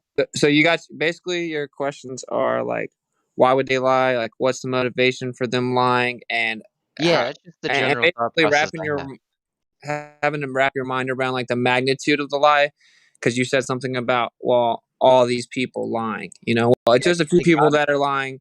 Most of the people believe the lie. Like, if you just sit in a room and look at a computer screen of temperature data from a supposed satellite, like, you're not maliciously lying or something. Only a handful of people know. And why would they lie? I mean, that's independent of if they lied or not. And we're trying to point out to you that we proved they did lie, and that the reason that you believe the lie just like we did is because it's just something we believe, and they got us so caught up into it that we never even all stepped back and realized it's just a belief. Right now, if you want to know why would they lie, why do powerful rich people lie, I don't know. That seems like a crazy question to me, but Yeah, that's true. I mean, powerful rich people will lie if it gives them monetary value. That is true. I mean, that's just a given. sure. So i'm you gonna know i'm what gonna NASA's budget is. yeah, there you go. Yeah, NASA's budget is like $60 million a day. So that's good enough motive all by itself. But if you think about it, if there was more land and more resources, and you wanted to depopulate the Earth so you could control them, right? You would tell them that climate change is we're all going to die. But if there's more land, we're not overpopulated because in reality, all the people in the world could live in the state of Texas, and it would be no more crowded than New York City or Dubai. God, I would not want to live there. Well, and another thing is like, I hate big cities. some people have a hard time thinking, oh, they would do it for money or they would do it for power. But another aspect is it's a religion. So they've just taken old school sun worshiping that pagans were obsessed with. They like their focus in their religion was the sun. So you have like Apollo, right? He's the sun god. He's the head dude. So they've just taken this old school religion and redone it and given it a new branding under the guise of science. I mean, I guess that is true because organized religion is meant to control the masses in a lot of religious areas. Like, I think like England and stuff did that a lot with like Christianity a lot, right? And that also explains like people do crazy things in the name of religion. Crazy things. So it doesn't really even need any logical reason to why. It's their religion. And once you understand that these people are like the person who invented the Big Bang Theory was a Roman Catholic priest. He was religious. All these people are religious, so it makes more sense why. Because people put their religion above like everything, if you think about it. Yeah, I wonder. I don't know. I'm not really sold on the Big Bang Theory, to be honest. Well, it's incredibly stupid. It'll go down as one of the stupidest things ever postulated, bro. But so she told you about Apollo, right? Like that's the sun god. Well, that's why they call it the Apollo missions. You have the heliocentric model. Well, of course, Helios is also the sun god, so it's literal sun worship. And so it's that, and they put shout outs throughout the whole thing. We're going around the sun supposedly 66,600 miles per hour on a 66.6 degree tilt. Right, Not with to mention going around the galaxy, and the galaxy is rotating around the other galaxies, all rotating around one giant blob out in the center, right? Well, yeah, we're supposedly shooting through space like 1.3 million, but I'm saying 66,600 miles per hour on a 66.6 degree tilt. The North and South Arctic circles are at 66.6 degrees. The circumference of the Earth in nautical miles is 6 times 6 times 600. The longest a female astronaut ever stayed in orbit was 666 days. The curvature rate is 0.666 feet per mile squared. Yeah. Why all the 666s? Why so many? What's going on here? Doesn't that All this supposedly magically happens because of gravity discovered in 1666 by Isaac Newton, which is 666 newtons or 6.66 locally on the Earth. The diameter of the moon, 6 times 6 times 60. Supposedly Mercury is 666, or the sun 666 times brighter from Mercury. And now this 666 number, are you familiar with what that means in religious terms or whatever? I think it's the number of the beast or Satan or something like that. Asteroids destroyed magic dinosaurs that have no evidence. It's in the number. It's the lie. It's in the number, literally. Yes. There you go. I mean, all these things are that they're explaining to you that these numbers are real. That's the numbers they tell us that they are. They're all these wow. Are you kidding me? The asteroid supposedly wiped out the dinosaurs 66 billion years ago. Yeah, see, are you not seeing a pattern here that is just totally like bizarre? Yeah, that's pretty crazy. That's a lot of sixes. So when he said the Earth tilt was 66.6 degrees, you've heard that it's 24.3, right? 23.4. 23.4. So when you take the 90 and you minus 23.4, what is it? 66.6. Which means it's also 66 degrees from the horizontal, right? So. Yes, exactly. So what we're getting at here is, just think about that for just a minute. Why is everything got the 666 number attached to it? That is, I mean, if you think about it, it's pretty self-explanatory. It really is. Yeah, and if you take a deeper look into it, I'm not suggestive now, but I took like a deeper look into it, and I found out that if you look at the Kabbalistic tree of life, you have this 10 Sephiroth emanations, which are connected by this channel lines.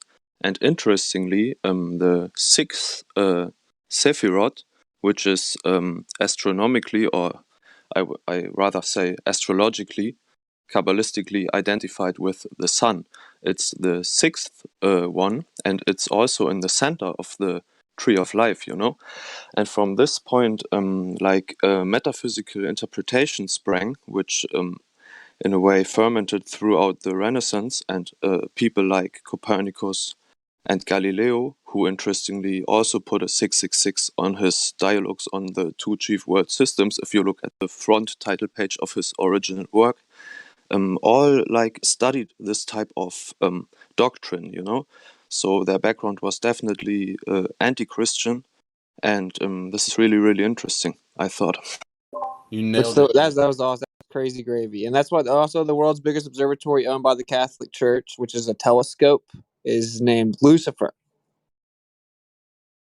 Why, bro? It's a crazy drawn out acronym. Lucifer, literally. Wait, literally? That's crazy. Why would they do Literally, the acronym is Lucifer, and then they It's got like so they're much trying to kickback. scare people. What the heck? Well, they just natural law says you have to kind of just put it out in front of everyone. But that now you kind of understand the found. Wait, to even tie into what she's telling you, it's a religion. They actually admit this at the highest levels of education. Like if you look at some of these revered astrophysicists or whatever, which is of course just theoretical physics, they'll tell you that there's no actual evidence that can substantiate that the Earth is not the center of everything, but is not geocentric, but rather going around the sun. They'll admit it. And they'll say, it's nothing but a difference in coordinate systems, but we choose upon philosophical grounds. So they actually admit that it's a philosophical, i.e., ontological, philosophical, religious. It is not factual, scientific, and empirical. It's a religion. So, and of course, they've cast this idea that you are a tiny speck of dust expanded from nothing, and there's nothing around you, and you're lucky to be here. But nothing's important about this place. But the truth is, if it's contained, not moving, it was created, it was designed. It's a totally different paradigm. It's easier to control you, and they know the truth, and they also have their occultic religion that they practice with it. They're sorry for the long-winded whoop-de-whoop. Yeah, the heliocentric paradigm prevents you from like collecting knowledge about the world, because if you like affirm what your senses tell you, everyone would say it's in a way not moving. And by this like backwards interpretation of reality, there is no more absolute truth, because you can always be wrong if even the most certain part of your like sensory evidence tells you it doesn't move, you know. So if you can come up with a backwards conclusion of your actual phenomena, you know, how do you get good knowledge about the world? It's like they use religion in some parts to like say the truth, and in some part it's like they're saying the truth and then not saying the truth. It's like they're giving us some and then not giving us some, and they're hiding it throughout all this other kind of information. It's just crazy. So think about this. It's not a scientific question. What is the shape of the Earth? Because science deals in cause and effect relationships. So what is the shape of the Earth? That's a mathematical question, right? Which math isn't science, right? So I'm just going to go over real quick how the scientific method works. Let's say a caveman, he finds a hot spring, right? The water's boiling. And he wants to know, what is the cause of the water boiling? So the natural observed phenomenon, the dependent variables of water boiling, he forms a hypothesis. Maybe it's the heat. So he goes back to his village and he tests it, and he adds heat to the water and it boils. He takes it away, it stops. He adds it again and it boils. Like a light switch, he manipulates the independent variable, which is the cause, and he sees the effect. Now, science is never settled, so at any time another caveman could say, hey, it boils at a lower temperature on top of that mountain, right? Which we know that low gas pressure can cause water to boil at low temperatures, right? So science is I never didn't know settled, that. right? That's cool. Yeah, that's true. Yeah. So if you were in a vacuum, right, the water in your body would literally boil out and your body would expand and you would bloat and it would be a painful death. I But knew that. yeah. So the interesting thing is science is never settled, but did you see how it works on the cause and effect relationship? right? So the whole thing about the shape of the Earth, it's not scientific at all, right? In order for something to be science, it has to be falsifiable. There has to be the null hypothesis. So if I add heat to water and it didn't boil, then it would be a null hypothesis, right? Like, what if I change my deodorant? Is that going to make water boil? I change my deodorant, it didn't boil, so that's a null hypothesis. That's not the cause. That's Then just you a move null. on. Yeah, that's just a null, right? So Yeah. then you just move on to the next hypothesis, right? Well, the way that science works is very strenuous. It's very like limited on what science can do, right? So science is a lot like a thermometer at the school. It's really good at measuring temperatures between 95 and 105 degrees, but you can't take it home and make Jiffy cornbread muffins with it, right? It doesn't measure everything. So in Yeah. order for something to fit into the scientific method, it has to fit certain criteria. The natural observed phenomenon is us observing the natural world, and then the independent variable is that thing we manipulate, and that's the cause, right? So if you're not doing science this way, it's not science. And what you'll find out now that you know how science actually works, this is natural science. They label everything science. They say a theory, right, is scientific, even though it can't go through the scientific method. For example, gravity. They'll tell you that the bending and warping of space-time is a scientific theory. There's no hypothesis in Einstein's paper. But think about this. Say I have an apple in a pail, right? I add water, right? What did I change? The relative density. Do me a favor, new people. Search the term specific gravity, because we like to be hyper specific here, right? So I add water, the apple rises. I take away the water, the apple falls. What was the cause of the apple sinking and rising? It was the what? Specific gravity, Water. also known as. Oh. Yeah, it was the water. Yeah, you're right. The water was the cause, but specifically, it was the relative density that caused the apple to sink. Yeah. And I'm going to make a claim here. Other than birds and their aerodynamic flight that they have, anytime you see something rise and fall and on the Earth, it's due to relative density. So if you drop a hot air balloon or a helium balloon, it's going to rise. And if you drop an anvil, it's going to fall, right? Yeah. What happens if you drop an anvil in Mercury? I don't know the density of mercury, but it might float. It floats. Okay. So even something like an anvil cannot break the law of specific gravity. Can you see the live stream voice text? Yeah. So the thing about this hypothesis, as opposed to the bending and warping of space-time, is you can test this in your garage, in your kitchen. You peel an orange and you have another that's not peeled and you put them in the water. One's going to float and one's going to sink because of relative density, right? So if something is not falling, it's because of buoyant force. If something is falling, it's because of the lack of buoyant force. And that's how science actually works. So when you said science earlier, that's the problem is people have gotten lazy and they call everything science when it's not actually science. So like the thing that they say that proves gravity, I've talked to a professor about this.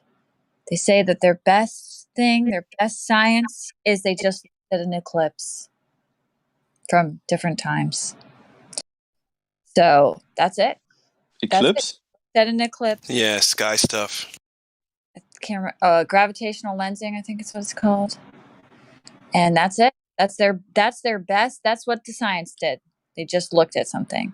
And as Hank broke down for you, looking at So, not well, science, you're manipulating the variables. yeah. So, in other words, the flat Earth people here are super hyper scientific. We don't go with just ideas or so stories. It has to be proven and gone through the scientific method. And if it doesn't, then we can't agree to it being scientific. It's just not. Yeah, and at God Rockin', we're often accused of just believing some YouTube videos. Right. And that's not true at all. We do our work, we do our homework, we do the tests. And so there's a big misnomer about flat earthers. They're accused of being stupid, science deniers, all this other kind of weird stuff. And that's just the farthest thing from the truth in both cases. Okay, let me ask you a test question. Go ahead. Yeah, so when a body rotates, can this body be considered moving in rectilinear motion with acceleration equal to 0? No. Which assumptions are yeah? What do you mean when a body rotates? Is that It's a? considered in constant acceleration because it's always changing. Well, I mean, Yeah, I just mean a want solid to body. know. I mean, where's your presumption about this body rotating coming from? This really is kind of. I mean, what are you assuming from the beginning? It's like, hey, put a Okay, body in so motion, and let's. Are we talking about theoretical okay. That's not the Yes, point. That wasn't the sorry. point. I might Okay. have used imprecise language, so let me specify it. I mean, just any rotating system we can describe if we try to describe rotational motion. So a merry-go-round or like some constructor we made where we can like some with a rotating ball or so. So just if we try to describe motion Wait, in a speaking of rotational the system. rotating ball theory, I honestly thought a lot about that. How could it be that the dome is over the top? No, I want to get to the origin of his question. Yeah, I kind of want to just answer that question. When a body I rotates, kind of want to answer that question because I already stated the answer. No. Yeah, go ahead, A Mike. circular body is in motion. When an object undergoing uniform circular motion is moving at a constant speed, nonetheless, it's accelerating due to the change in direction. Yes. So Thank you. Yes. Well said. Okay, so let's constantly continue. changing direction. If I may say one more thing, when the altitude is high enough and you see the curvature of the Earth, how do you explain that phenomenon? That's crazy, man, because you don't ever see the curvature of the Earth. See, here's the thing, man. GoPro We've lens or sent up something, right? balloons. We sent up balloons, right, at over 100,000 feet, and you can't. Yeah. Let's So start with when you Superman. observed that. When did you observe that? When you gained altitude, you saw the curvature of Earth. When was that? I actually was one of the few people to be in the experimental balloons that went up. And yeah, I'm a skydiver. I've have over 750 jumps, and one of them was at 0 oxygen levels of altitude. What was the altitude? So you're certified. You're certified. 32,000 feet. I was 32,000 feet above the Earth, and I thought the same thing. This might be flat. Hey, real quick, how old are you, bud?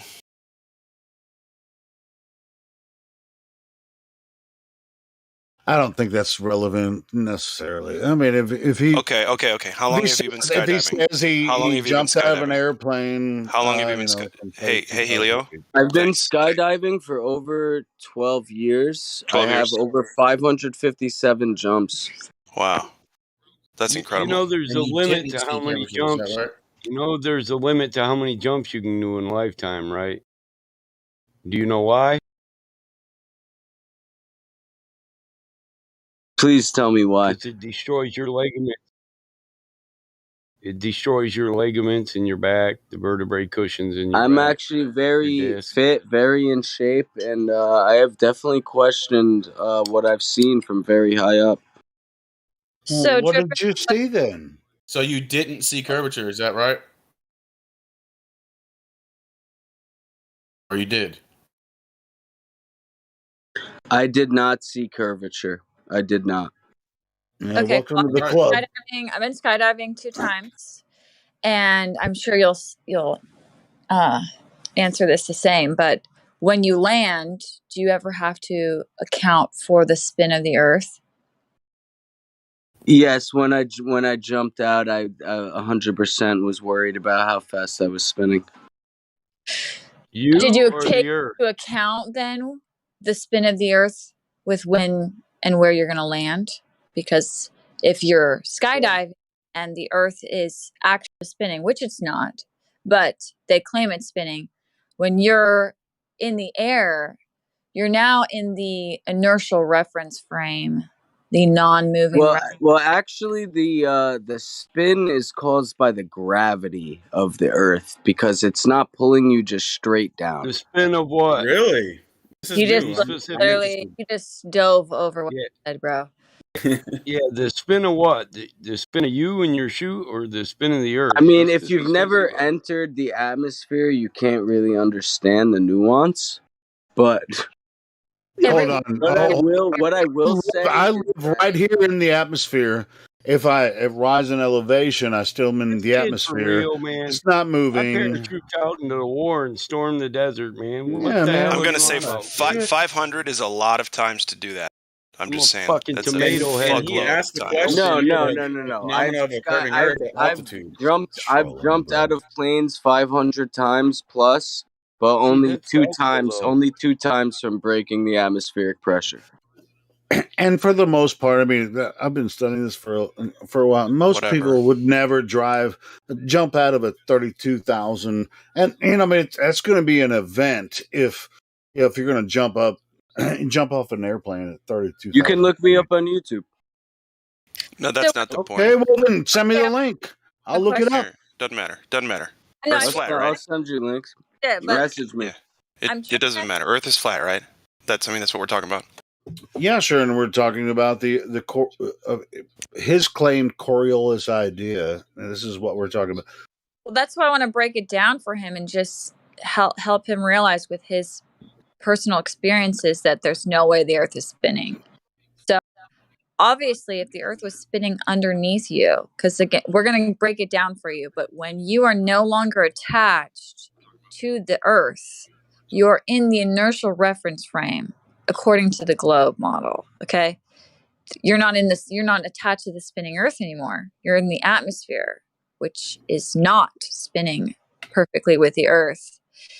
So when you're in the inertial reference frame and you're jumping, the Earth is still moving underneath you according to the globe model. So you should have to account for it, because how inconvenient would that be if you're skydiving and as you're trying to land, your target is moving underneath you. So you could accidentally land in an ocean or a river or on the highway or something. That is definitely always a question of veteran skydivers, but the real question is, I've skydoven, if you will, skydoven in many different continents, and I've tried to reach the edge. Okay, how fast? And Oh my God, this guy's trolling, man. This is retarded. I'm not trolling. You are I'm trolling. 500 100%. times? How fast is the Earth spinning? 500? You're a fucking liar. I don't know the science behind. I'm fully Okay, then- experience based. Haven't been taking into account. So then you've just proven my point. If you skydive, I don't care whether you skydive or not. I if do. People are okay, great. If people are skydiving and if the Earth is actually spinning, you would have to know the speed because it would matter when you land. That does not actually. Especially if you're going to jump from 32,000 feet. I mean, that's what the hell are you talking about? Elio, can we let Miss Whitsett handle this, please? There's too many people talking. Dude said he jumped at 32,000 foot, but he doesn't need to know how fast he traveled. Exactly. Right? Honestly, I feel like you guys are trying to discredit me, but I could prove everything I've just said. So if you guys want to look up who I am, that's fine. I'm trying to find. I'm trying to find out what's happening on the street. Travel. You need to know whether it takes 6 seconds or 7 seconds or 10 seconds or 30 seconds to the point of no return. You have to know when you have to pull the cord by. Exactly. And whether you skydive or not, that's not really what we care about. we're just trying to show conceptually, whether you actually skydive or not, that people skydiving should have to account for the spin of the earth, and they don't. They don't. As someone who's gone skydiving, they don't. Yeah, no, I have honestly the base behind it is heliocentric scientists that tell me what I have to do, and it's honestly just trying to stop spinning. I'm going to ask you a question, Drip and yeah. So Drip and Wet, if you hover a drone, you know those, you've seen a drone before? Obviously, yes. Okay, if I hover a drone just a few feet off the ground, is the ground going to spin underneath the drone? I believe the real scientific answer is that the drone moves with the ground, but yeah, the Earth rotates technically slowly compared to how small we are. So that's what okay, so technically it's yes and no, because they'll say in one hand that the atmosphere moves in complete synchronization with the spin of the earth. But then they'll also say that there is a deviation essentially, and that is the Coriolis effect, that they're not in complete synchronization. So I personally believe the Coriolis effect is honestly not effective. I mean, I've shot from many distances as well, and I don't believe that there's prove that the Coriolis effect is true. I mean, I've never heard anyone say. Well, you're just a little paratrooper now, aren't you? Well, welcome to Flat Earth. Well, I don't want to steal Kai's thunder. You're doing so well. Please continue. Yeah, I think there's a little miscommunication. Like maybe he was saying like he has to stop the spin, like from him spinning when he falls from that high. Maybe Well, I you don't. do. I'm trying to give this guy When a you benefit. skydive, you want to keep from spinning and rotating with your parachute, yeah, but the spin of the earth, I don't know what the fuck he's talking about. That's why I asked him to be specific. He's saying it's not spinning. He's saying he doesn't account for it. He said he has to stop himself from spinning because if you jump above the altitude of the atmosphere, at first you're not going to be able to have enough friction to stop yourself from spinning and rotating. Is that what you meant, sir? All right, just to honestly, I feel like I have to give you my backstory at this point. I was a paratrooper for 12 years. I did 3 tours. I've jumped out of planes many times, and I've took it to the extreme. And I mean, I can't understand how the Earth could be And a what sphere. division? What were What you? division? A Raider? Airborne 513. Is your name Felix? Baumgartner? Y'all stupid. But I hear you. I feel you on that. Yeah. So okay, jumping out of these planes. Well, first deal with the Earth is turning so slowly. No, it's actually not. It's actually spinning. What is it? 1,000 miles an hour. From the reference frame that isn't the rotating platform. And that's where you get Coriolis effect when you have basically something moving in a linear fashion away from the thing that's rotating. When you're on the rotating platform, the thing that is moving linearly will appear to have a curved path. That's the Coriolis effect. We don't see that. You're right. That's how we know we're not moving. There's kind of no way around that. But as far as jumping out of planes from, as high as you can, like people saying there's no left to right curvature. Well, I mean, obviously, if you jumped out of a plane and you look 360 degrees around you, well, that horizon is pretty much straight all around. It's basically a circle around you. So all that land underneath you from uh from where you are above the earth until as far as you can see into that horizon, all of that's flat. None of that's curving. Yeah, I mean to recap, I mean, dude did say from the rip he didn't see the curvature from up there around 30,000 feet. Well, yeah, duh, no one's ever seen curvature anywhere, man. And So he was honest about that. He's saying he doesn't account for Coriolis when he shoots. Well, of course you don't. You wouldn't hit anything. So he's honest about that. I mean, I don't know if there's miscommunication here or something. So we could just straight up ask this guy. I mean, so where are you in the entire discussion about what the Earth is exactly? Okay, so I'll get a little deeper now. As much as I was a paratrooper, I was also a 50 out of 50 marksman, so they kind of designated me to be a sniper. So I did have shots from over a mile. This was in West Africa. I can't name the countries.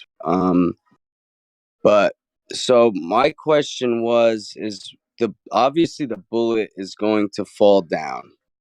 But why are they making me aim like there's a real curve on the earth?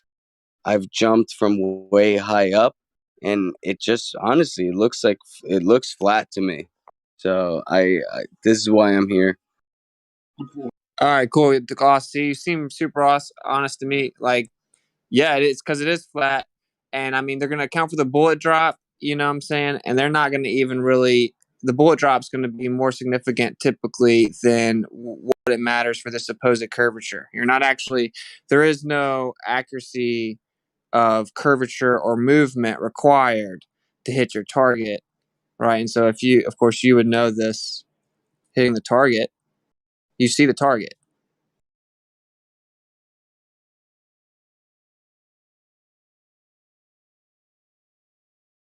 Line of sight. Wait, In other did you words, if ask me a something's going question? I'm down, sorry. if Well, things I'm go saying down, that's why the bullet goes down. You're not accounting for curvature. Sorry, go exactly, ahead. just bullet drop, and you actually have to see the target. You have to have a line of sight, right? Did they tell you were accounting for Coriolis? Yes, when in the training, shots basically over 3/4 of a mile. They're saying you have to aim a little higher, more than just bullet drop would. Higher, but not to the side, right?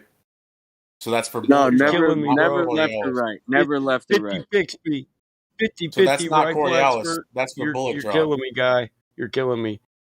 Yeah, never. Yeah, left or right. Like you would have to know which direction you're shooting, and the Earth's spinning east, thousands. He barely got through saying that, Mike. I know he said 50-50. Right. Really? You got a 50-50 on your score at the range while testing, but you were an expert? That's I just call boot bullshit, camp. man. That's just boot camp, bro. Call bullshit. You test me, bro. Well, that's not where you get a rifle expert at boot camp. I don't care whether it's Army or Marines. I come from a big military family.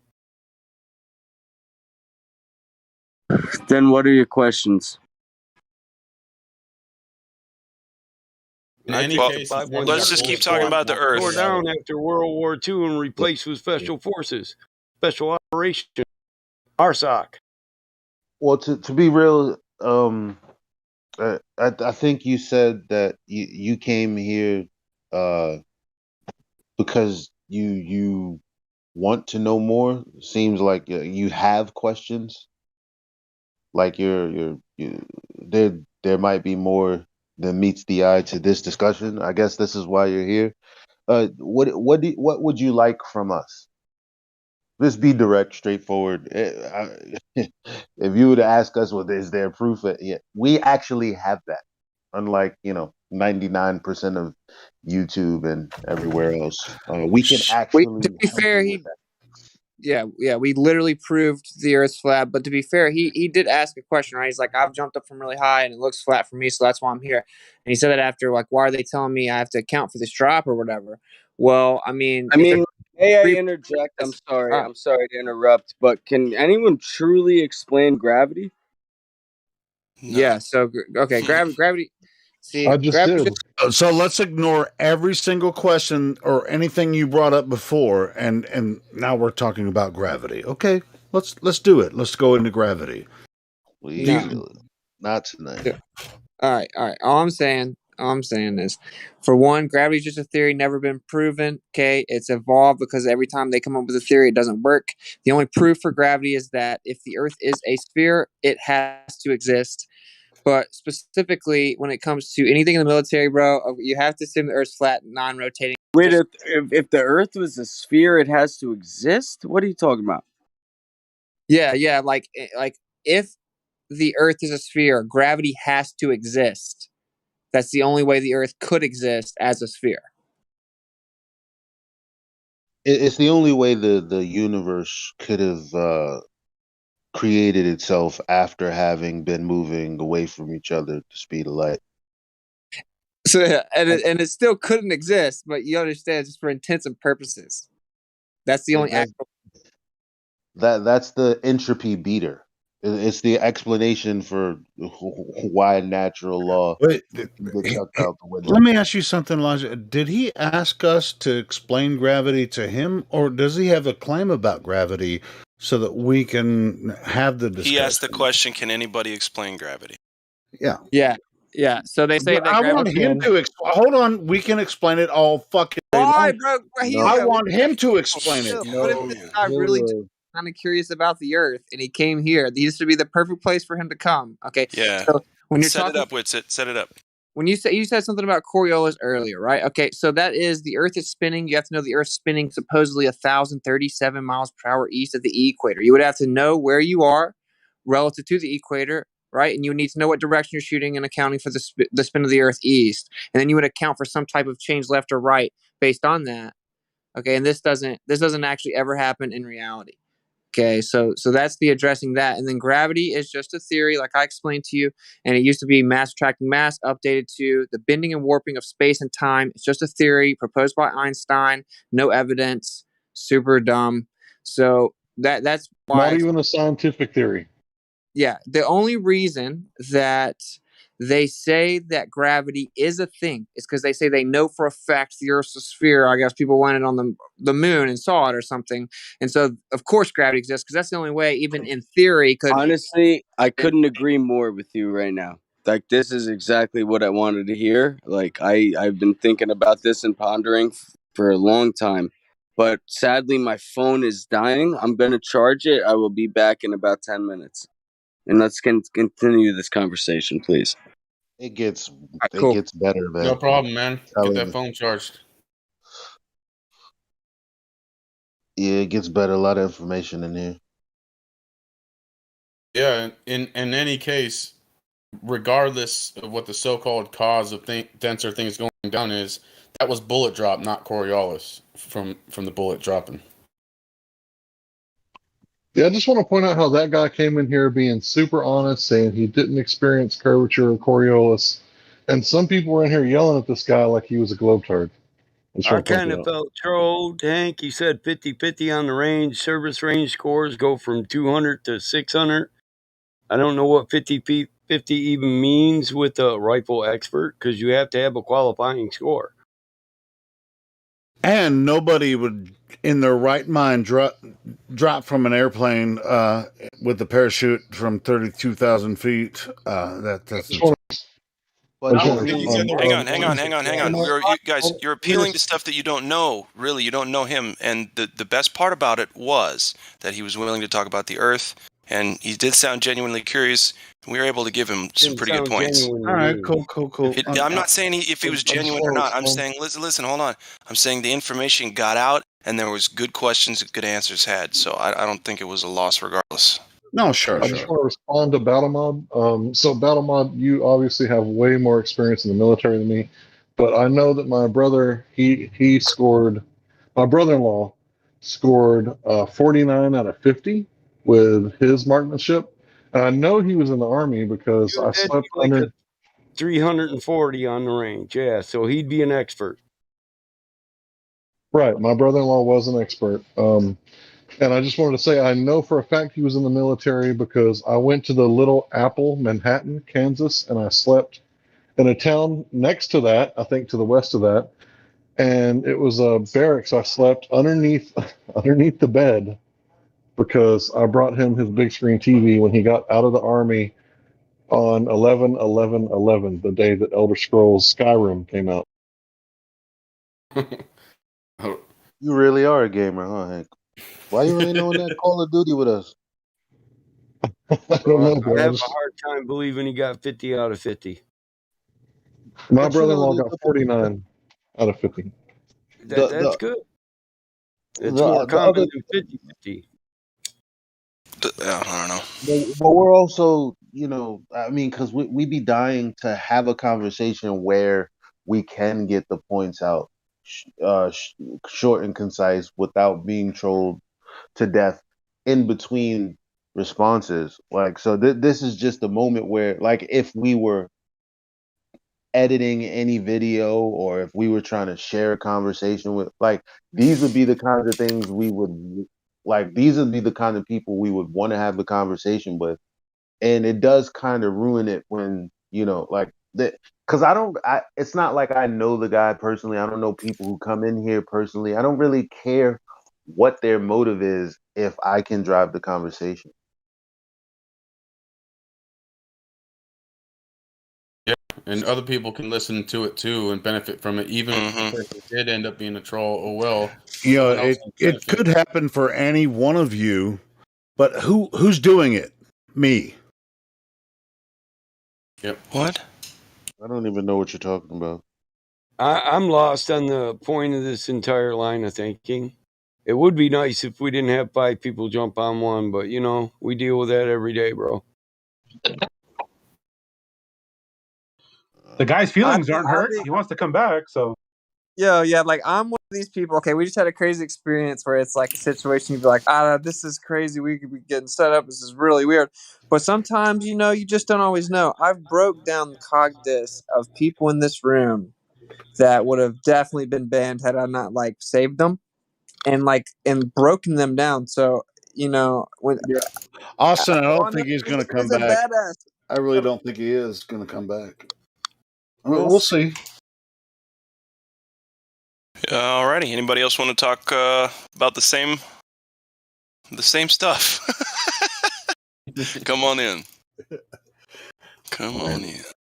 I think it's cool talking to people if they were really in the military because they get it if they have so many different things. Yeah, but he was lying about a bunch of shit, so anyway. What I didn't get is how he started off by asking what was our opinion about the phenomena of seeing curvature at a higher elevation, and proceeded to say that he skydove hundreds of times without ever seeing curvature. He said he skydived from 32,000 feet. That's where I lost. He lost. You guys, it takes a long time to just count to 5. Anyway, I'm sorry. That was the only thing that I didn't have against everybody. that I didn't like. When he said, at first he said 700 fucking dives. I'm like, I don't know, man. That's Probably what I thought I heard too, right? Probably he said not. 750 and then he went to 500. He said like 750, then the 500. He's like, oh shit, I need to bring it down a little bit. They might catch on. Yeah, that's why I'm saying that he ain't coming back. He ain't coming back. I thought I was going crazy. Yeah. He could have been an instructor at 500. You need oxygen at 32,000 feet. That's one thing for damn sure. It's flimsy regardless, but like I said, it's good information that and he was sitting there kind of taking it. So whatever. Dude, I'm definitely not going to say it's impossible to jump out of something 30,000 feet, dude. So, like, But you would only do that in an emergency. You would only do that in an emergency. Okay, whatever. Well, maybe. The best critiques were just stated. Like, he said, 750, then said 5 something. And just like Mr. Anderson said, he first said, the phenomenon of seeing curvature, how do you explain that? And then proceeded to say he jumped from up there and didn't see it. But either way, dude, conversation was had. And also, just think about if the audience can hear good information. And that even if someone's a troll, they may never come back here. But dude, they still had to live the conversation, dude. Exactly. They made. Exactly. Hey, some people put up a front just so that they can come learn. But that's a record. 32,000 feet. That's a record halo jump, and it's called a halo jump. Yeah, I'm sure, but it's prepared. I mean, it has to be. It's like, okay, 32. I mean, just like, Felix. Felix was like, oh, I'm 128,000 feet. Just like, I mean, if someone jumps from 32,000 feet, I mean, it's going to be a record. I mean, it's going to be documented. All right, calm down. Dude, I'm going to read a thing. But I think Dewey, is it Dewey that was talking? It was dripping wet, I think. But look, to be fair, this is what happens when you type it in Google, right? Like how high is a halo jump? 30 to 40,000 feet. HALO is an acronym for High Altitude Low Opening. That means that military special forces teams will jump out at a high altitude, generally 30 to 40,000 feet, and their free fall to a much lower altitude, as low as about 800 feet above the ground before they deploy their parachutes. We never crested 40,000. I was a paratrooper. That bro. would be scary as fuck. Yeah. I don't trust 33,000. I never did in the 30s. Yeah, I definitely. You have obviously more experience than I do, my man.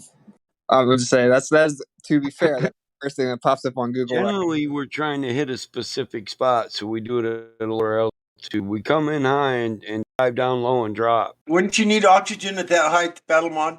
Or not? Yeah. Hell yeah. Hell yeah. What I thought. You need oxygen at 30,000 feet. Yeah. Before that.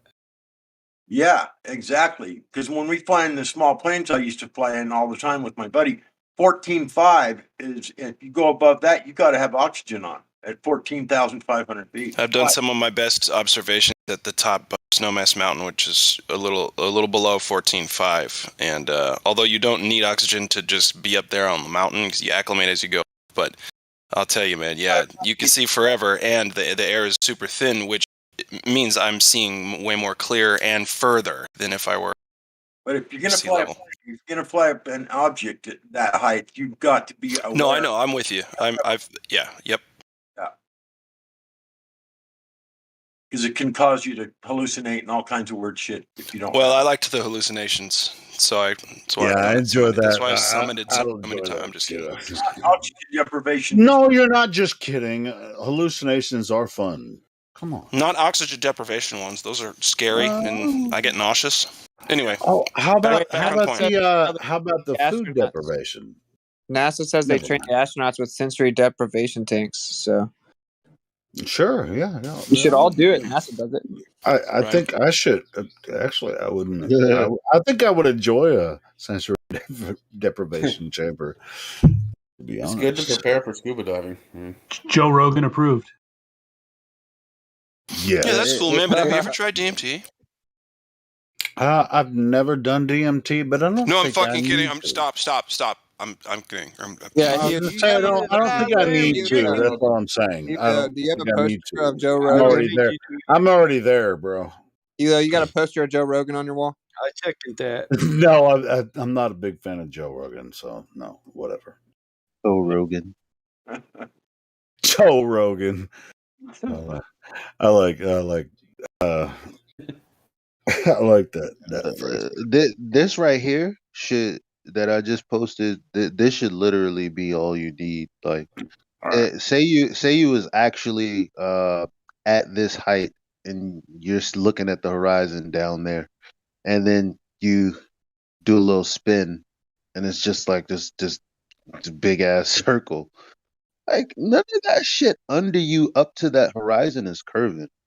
It's supposed to be 8 inches per mile squared, but you can clear that. The problem that Globers have is they don't understand how small the globe is. Now the Earth is huge, but the globe is small. They don't understand that. Ooh, that's a good phrase right there, Elijah, bro. The Earth is huge, but the globe is small. I like that, bro. You guys gotta put that in their next song. That's totally true too. They don't realize how small their supposed globe really is. It's not that big at all. 3959 radius is not that big. Fucking small as hell. The globe is big, but the Earth is small. Your perspective works like walking down the hall. Yeah, but it's the other way around. the The other globe way is around. small, the Earth is big. So be careful, boys. We might snatch that wig.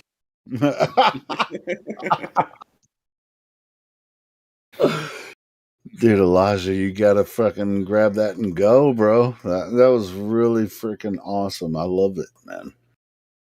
Earth Well, is pay big, more but the attention to what globe he's is saying. small. He's right. He's right. I know he's right. That's Look why I at said it. That's voice what I'm text. saying.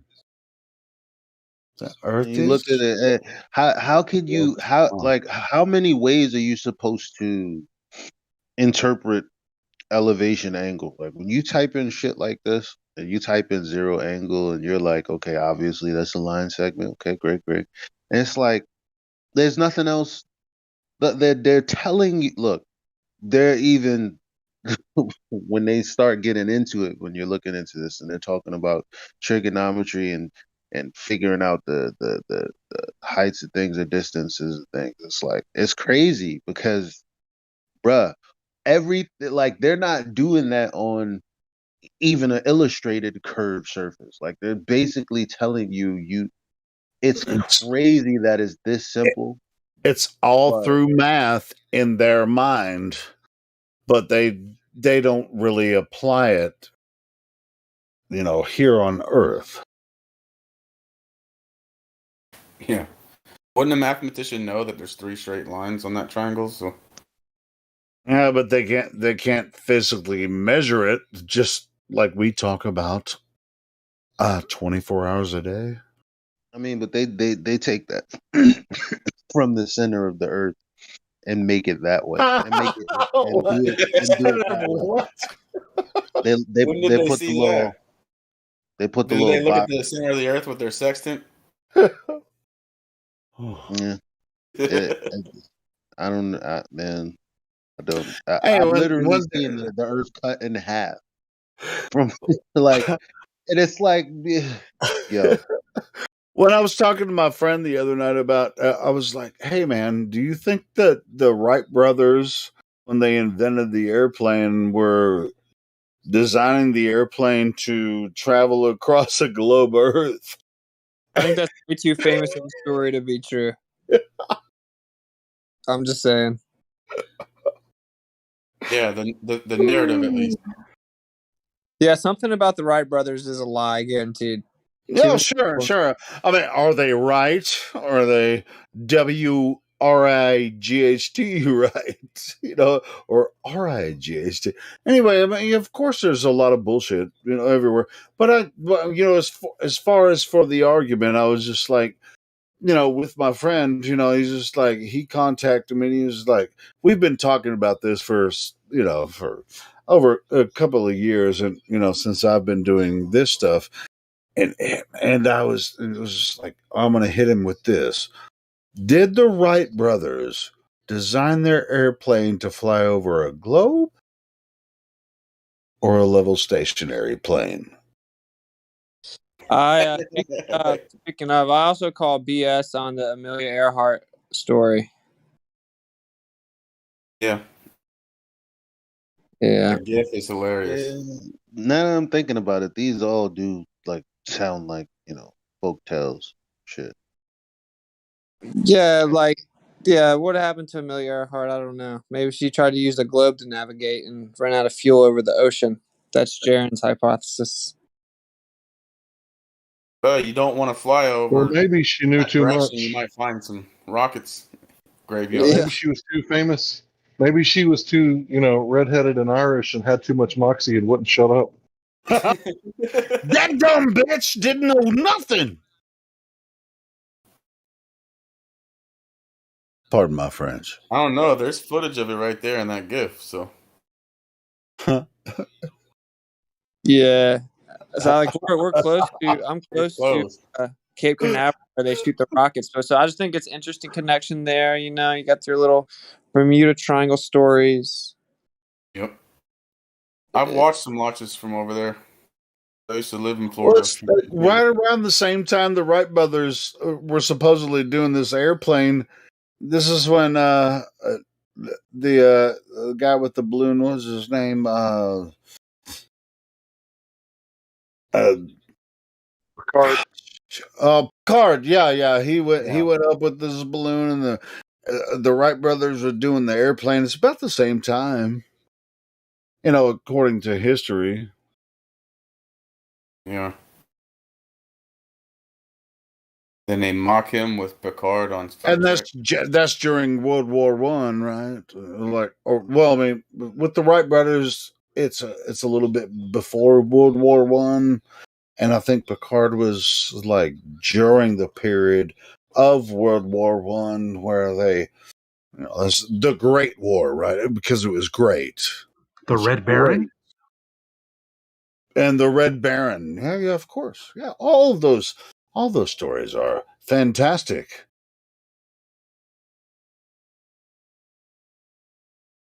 Well, whoever designed it, I don't think they were accounting for dipping the nose down or anything. I don't think they were dipping any noses All right, anywhere. it's been 10 minutes. Where are you at? Where are you at? Someone's been I dipping their told nose. you that nigga wasn't coming back. They were dipping their nose in something when I came up with the glue.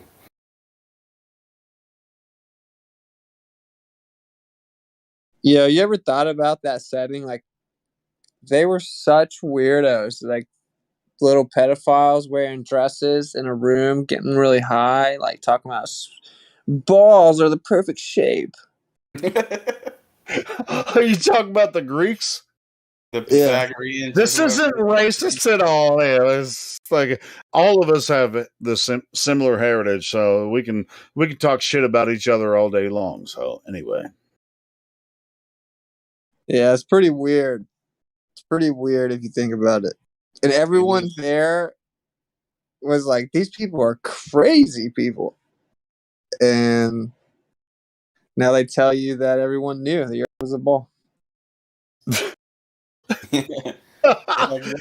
stolen. They stole the knowledge. It's stolen knowledge. It's stolen.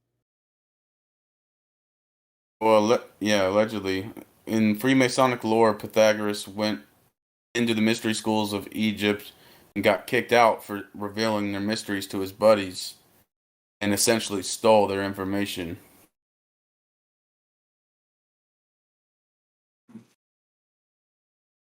So they were actually the ones that were getting high, talking about balls are so awesome and they're the perfect shape.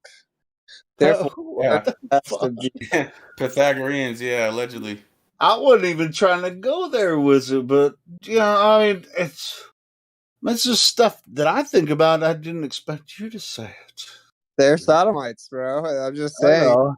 I know. Yeah, I know. In connection, this is just an objective recollection, I guess, or objective relatively. That would explain the oblate. Yeah. Hey, everybody, tell me to shut up again. Shut up, Helio. All right, shut the fuck up, Helio. Shut up.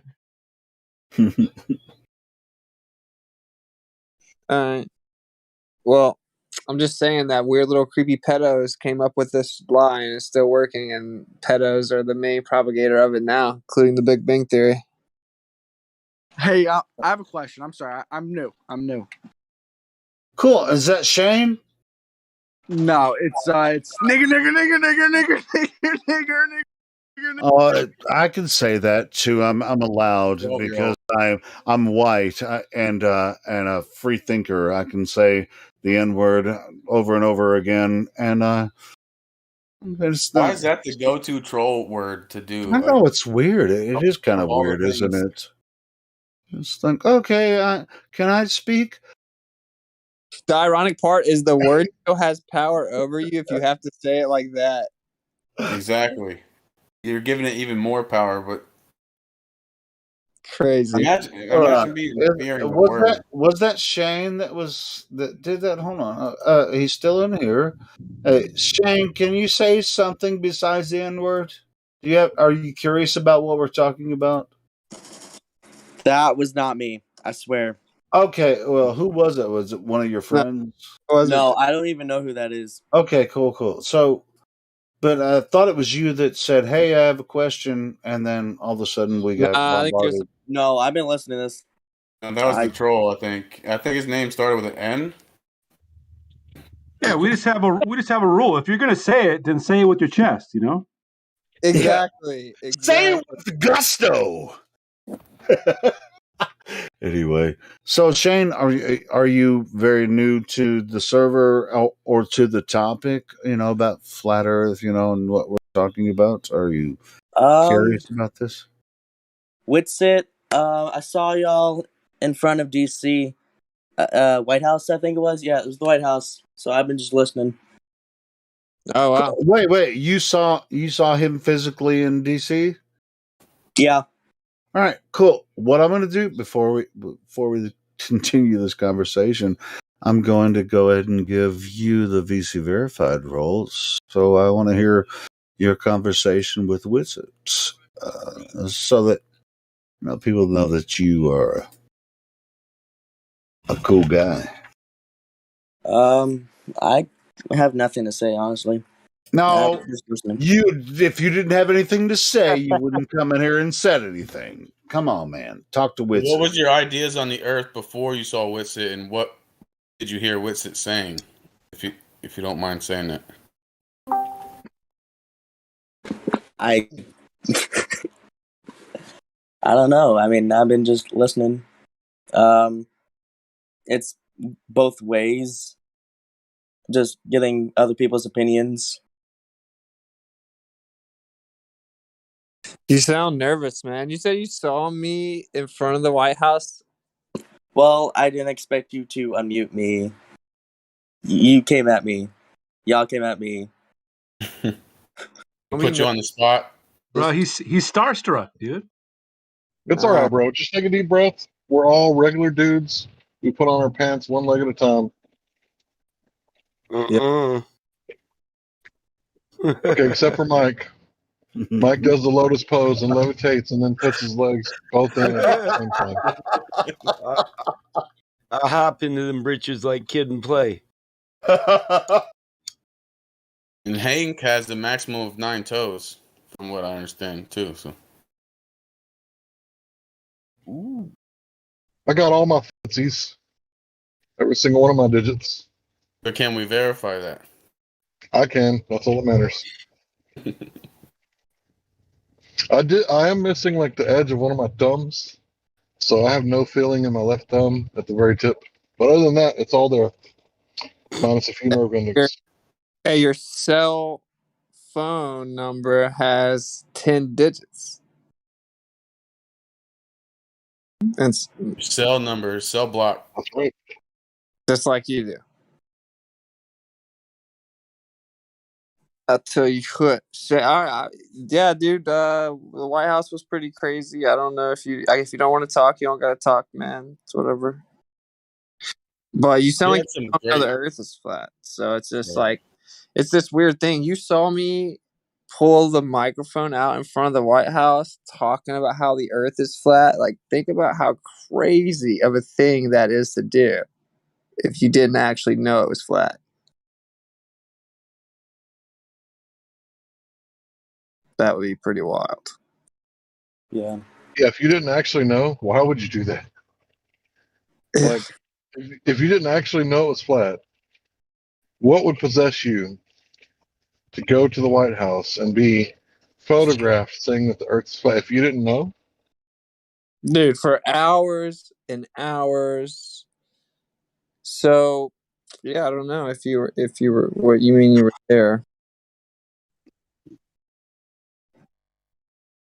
Well, in DC, you were also walking around with the camera, talking to people one on one, and wasn't it? And that was some really good interactions. Yeah, we had that one stream that was awesome. Like just back to back dope interactions for sure. There was a great energy with that. Hey, bro, I'm sorry I missed you when you came to Deep Ellum. That's my old stomping grounds. I really wish I'd have known you were coming. That's my fault because I wasn't paying attention to your stream, bro. It's sad that I missed you. I would have gave you a gift. No, I was hoping you were coming through somewhere where I could. Did you ever go to Sacramento? No. Okay, that actually makes me feel better because you were gonna go there on a day where I couldn't make it, and I was like, shit. So now it makes me feel better that you didn't even go.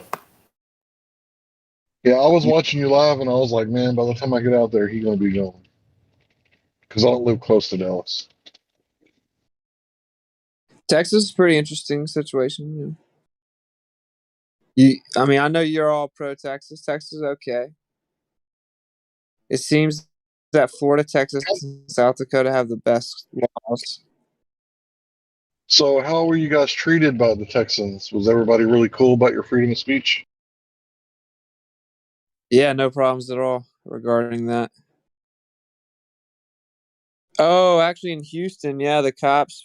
First, this like little security-looking dude thought he could come tell me to stop, and then the cops came. But then they actually got flat smacks. It was pretty epic. Is that They when were Ty like, was there? Yeah, she was. Yeah, that That sounds was like great, dude. Those cops, they were like, I like this dude. that sounds like an ego thing. If you met the security guard and the cops came out and you flat smacked them, that means that you basically didn't have any problems. You just had an encounter with ego. Yeah. I was a Best Yeah. Buy guy or something, right? But I have to say this though. Like the cops did do this traditional things that cops do, where they just go and tell you to leave, effectively, or they just tell you to do something, and they're so used to people not responding or countering or knowing anything and just doing it that that's just kind of normal for them. You know, I don't really like put a lot of malevolent intent behind it, but Yeah, that that's they what did cops that. always do. Yeah, they did that. They came and told me I wasn't allowed to be there, and I'm like, Right. but actually, I literally am. You know, like, here's the ordinance. and then Right. It was a great night. they love flat Earth. Yeah, they were cool after that. They were super Yeah, chill. whenever cops give you directives, just give them directives back. Like, hey, don't fuck your partner's wife. Don't eat yellow snow. They'll be like, get on the curb, stay on the sidewalk. Be like, yeah, don't fuck your partner's wife, bro. Don't fall in a donut hole. Kick rocks. We should just give them like woke orders, like stop drinking fluoride, stop eating genetically modified organisms. Yeah, and that's what they do though, because they get called out on these stupid calls, and they're like, man, they just want to conclude the call. So they're hoping they can just tell you, hey, go ahead, just go somewhere else, and it'll satisfy this idiot that called us. And then you're like, no, this, and this. They're hoping they can just tell you, and you go away and resolve the situation. Yeah, and that was like probably the one time that I really just acted like I knew I didn't have to leave, and it worked so well. I mean, I guess I've done it a few times, but that time I was just literally like leaned back in the seat, like casually talking to him about how I wasn't going to leave, and then I was like, "But do you know the Earth's flat?" You know, like. Hey, Whitsett, you need to come to Fayetteville. I know exactly where you should set up. I already have the place on the public street, man. You need to come to Fayetteville if you're in that area, Fayetteville, Arkansas. Okay, yeah, we're gonna get a lot of traffic. Yes, it's right by the University of Arkansas. Okay, I like that. I like that. Yeah, so if you're in the area, man, just let me know, man. I'll help you set it up. It's gonna be fun. Cool. So have you handed out your awards to all the states yet? Like most based, least based, biggest surprise? No, that's actually an interesting idea though, because I haven't even thought about it really. Because I don't know. I mean, I guess Florida's pretty cool. You know, I don't know. The Southeast have way more freedom. Like as in, what's the most base state? I don't really. Well, what is base? Let's define that. Yeah. Not St. Louis. No. They got a good foundation in freedom and liberty. Texas. Well, I'm pretty sure we're set up that way in Fayetteville. I know. I mean, it's kind of weird. Like a lot of there's still people wearing masks and stuff, but for the most part, here in Fayetteville, most people don't give a shit about that. They're just living their life, you know. Again, afterwards, I guess, whatever. You know what I mean? It's just hard to say. Like I went to big cities, you know, so you're getting the worst representation of everywhere. Exactly. Yeah. Yeah, so you can kind of tell. You can piece it together by looking at like the percentages in the big cities, if that makes sense. So like the big cities in Texas, like you still got lots of gammas and like cucks running around wearing masks, but way less than a big city in like New York. You know. Yeah, well, I think if you come through Fayetteville, you'll have a really good time. I think that you could You could have a really them gamblers trying to come over here, man, to Texas, but they're not having a good time. Yeah, it's cool. I mean, like I went to Houston, Austin, Dallas. So you're just looking at the big cities, so it's hard to say. Well, if you look up Fayetteville, Arkansas, it's one of the fastest growing cities in the United States. So that's what I'm saying, man. Get your ass So here. like every year, I like it less. Helio, is what I'm No, I like all the big cities less, but I live in the country, but I go to the city, sometimes. But I'm just telling you, right where there's a corner that I have in mind that I've been wanting to do, some flat Earth activism, and it's Well, just get like your you were ass talking out about. It's there and do it. completely. Well, hold on. I want. I can't do it necessarily by myself, so I want someone else to help me. I can go What down there by college? myself, and just pass out flyers and just be like flat Earth, flat Earth, flat Earth. But if we set up an event right at this place, it's on a public street, we can do it. What college did you say it's close to? University of Arkansas, the Razorbacks, bro. Okay.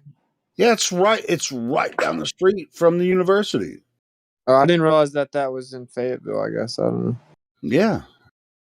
Okay, Yeah, cool. That's the idea. Actually, is like to hit universities. Oh man, it's so much fun. Yeah, I I always could have have chose fun for when I go hang out in this district.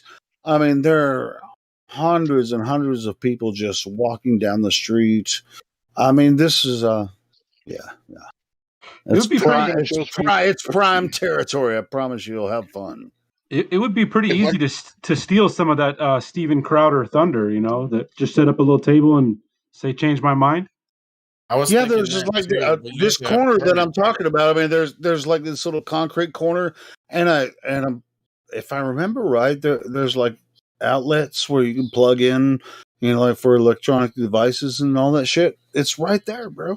It's like it's prime territory to go ahead and freaking do your thing. Cool, Helio. Thanks. If I would have chose for you for Dallas, I wouldn't have chose Deep Ellum. I would have chose the college on 75 North. You could probably look it up in your Google Maps. Right there, that little college. There's like a ton of traffic. Always people in and out, and there's like all these dorms, and I would have had you going there, but Deep Ellum's a pretty cool place to see, and I'm glad you got to see it. Yeah, Witsit, go ahead and look up Dixon Street in Fayetteville. I'll send you a link, man, to where I'm talking about. All right. Yeah, I'm working on some figuring out a bunch of things, how everything's going to go from here, etc. So It didn't have to be right now or anything, but yeah. Yeah, I shall know what's going on here soon, and I will announce it to everybody else. So. Austin, have you ever listened to any Bill Cooper's broadcast that he did? Yes. So I have an ongoing theory that it was a fear spell when they pretended to kill him, and then he took some time off and came back here to 24-hour Discord under the name Hank Hill. Oh, I heard you guys talking about that earlier. Okay, so I've shown my face to Helio. Helio, if you look in the messages, you can see my ugly mug, and you can see that I'm not Bill Cooper. Oh shit, that's funny as hell. I heard you guys talking about that earlier today. That was funny. Yeah, Hank Hill is not Bill Cooper. When he said that I sound like John Candy, I remember that. Yeah. Oh my god. That's fucking. Yeah, I mean, Never know. You never do know. kind of- It's pareidolia, right? We all see shit. Well, I don't think you sound like Bill Cooper at all. I mean, I've listened to a lot of Bill Cooper. I don't think he sounds like Bill.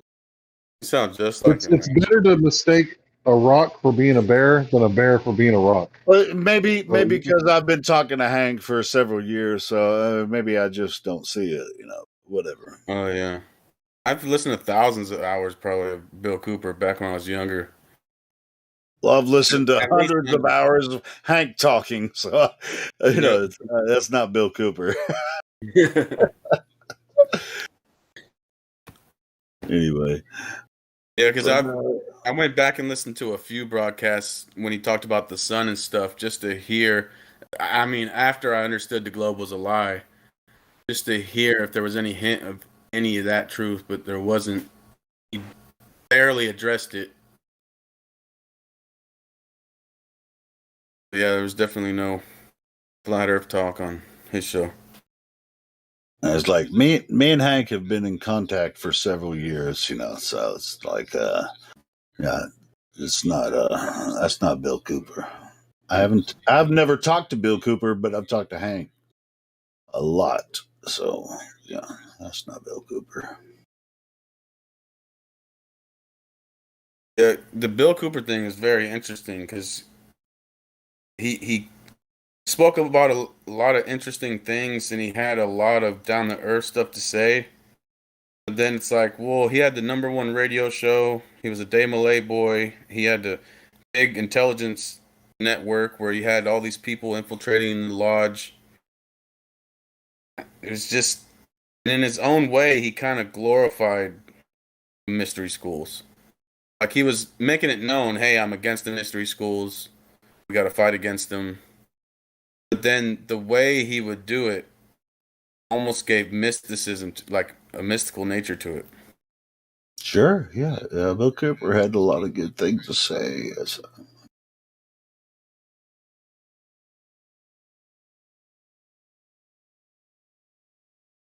And he did go in on Kabbalah and stuff a few times, but yeah. Do is drop a little pouch of cocaine in your living room behind the couch and say, What the fuck? You're a drug dealer. What? Somebody said something about dropping a pouch of cocaine. All your possessions, all your property, all your bank accounts, all your cars, boats, vacation cottages, whatever. That's Hank. There must be a 7-second delay of Hank talking. Without just compensation. I like the one where he's like, "They have a plan." Damn, he does sound like Hank a little bit, man. Just saying. And there's not a damn thing that you can do about it. That's freaking hilarious. Yep.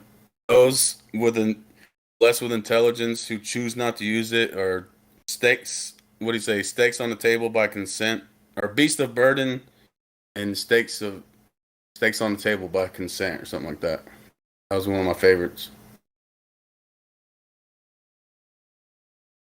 Trying to find this corner that I was talking about with Witsit, man, where we should reckon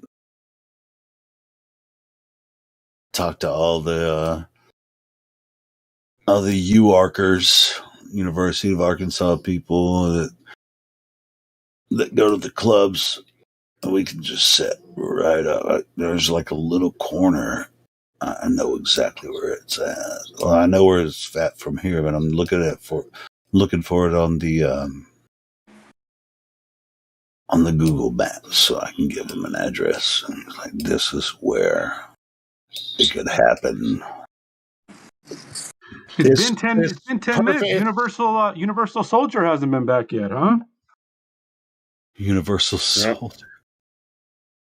Well, he's dropping in from 33,000 feet, so. Yeah, shit, he might miss the mark because that's a long way to drop from.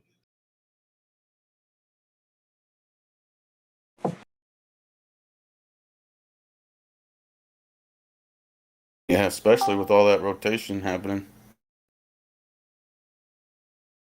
I'm pretty sure that I found the right corner. Hold on. I don't go down there very often. Yeah, it's right here. It's right here. Okay, I know where it's at.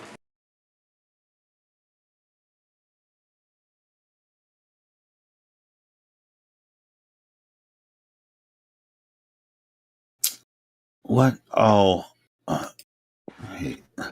They keep changing shit on the Google Maps stuff. So you have to. They always want you to. They don't want you to use terrain thing at first. They just want you to use the streets. But if you get the satellite, quote unquote, satellite image from the top, from the airplane.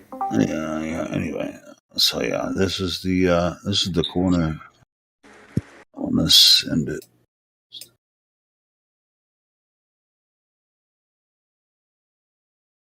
It's the general area, but anyway.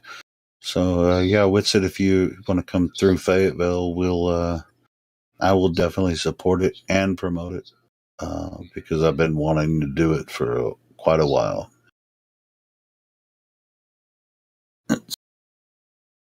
It's around this area.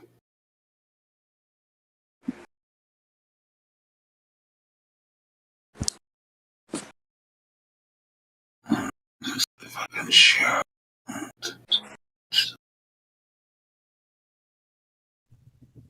Helio ain't got no flat earther friends.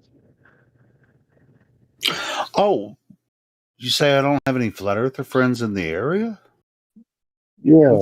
Oh, bro, we've had several meetups here. There's a lot of flat earthers around here. What are you talking about? We just don't do. We don't do like this kind of meetup. We do meetups at restaurants, but we don't do like on the street promotion kind of things like what Whitset does. That's what I'm saying. Hey man, if you're through Fayetteville, do this. And he's probably like, "Why don't you do it?" Well, shit, I've been talking about it, and whatever. I need some other people to do it with me, and other people won't. So that's why I'm asking if Wits is anywhere near the area. Come down and I'll promote it and help set it up. It's public street, man. This is public property. You can say whatever the hell you want to on the street here. So I was just gonna send him the general area where I plan on doing it, or where I've wanted to do it from for a long time. I'm just trying to figure out this Google Maps shit to send it to Whitset if he can do that, or if anybody's in the general area, we can do it without Whitset. It's fine.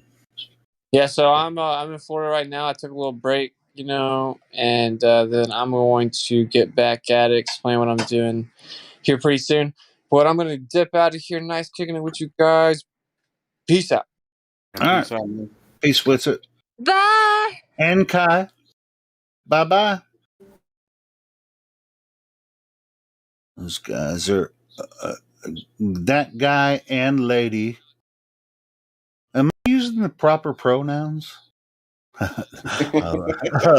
I would just say those guys because I mean that's what you say. Shim. People. Shim. Yeah. What's up, Hank? What's up, Helio? Not much, man. What's up, just bro? chilling out. Enoch.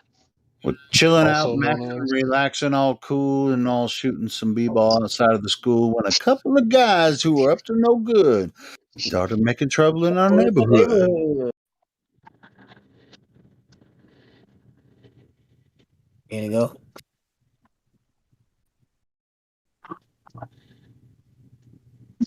Yo, I love seeing what Austin does because people think he's just some kook yelling on a corner, but then when they try to debate him, they run into a buzzsaw.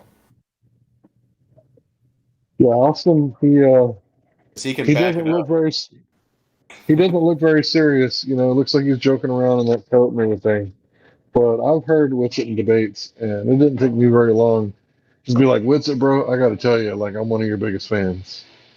Like I told him that, like as soon as I started hearing him debate, I was like, this dude is good. Yeah, he can back it up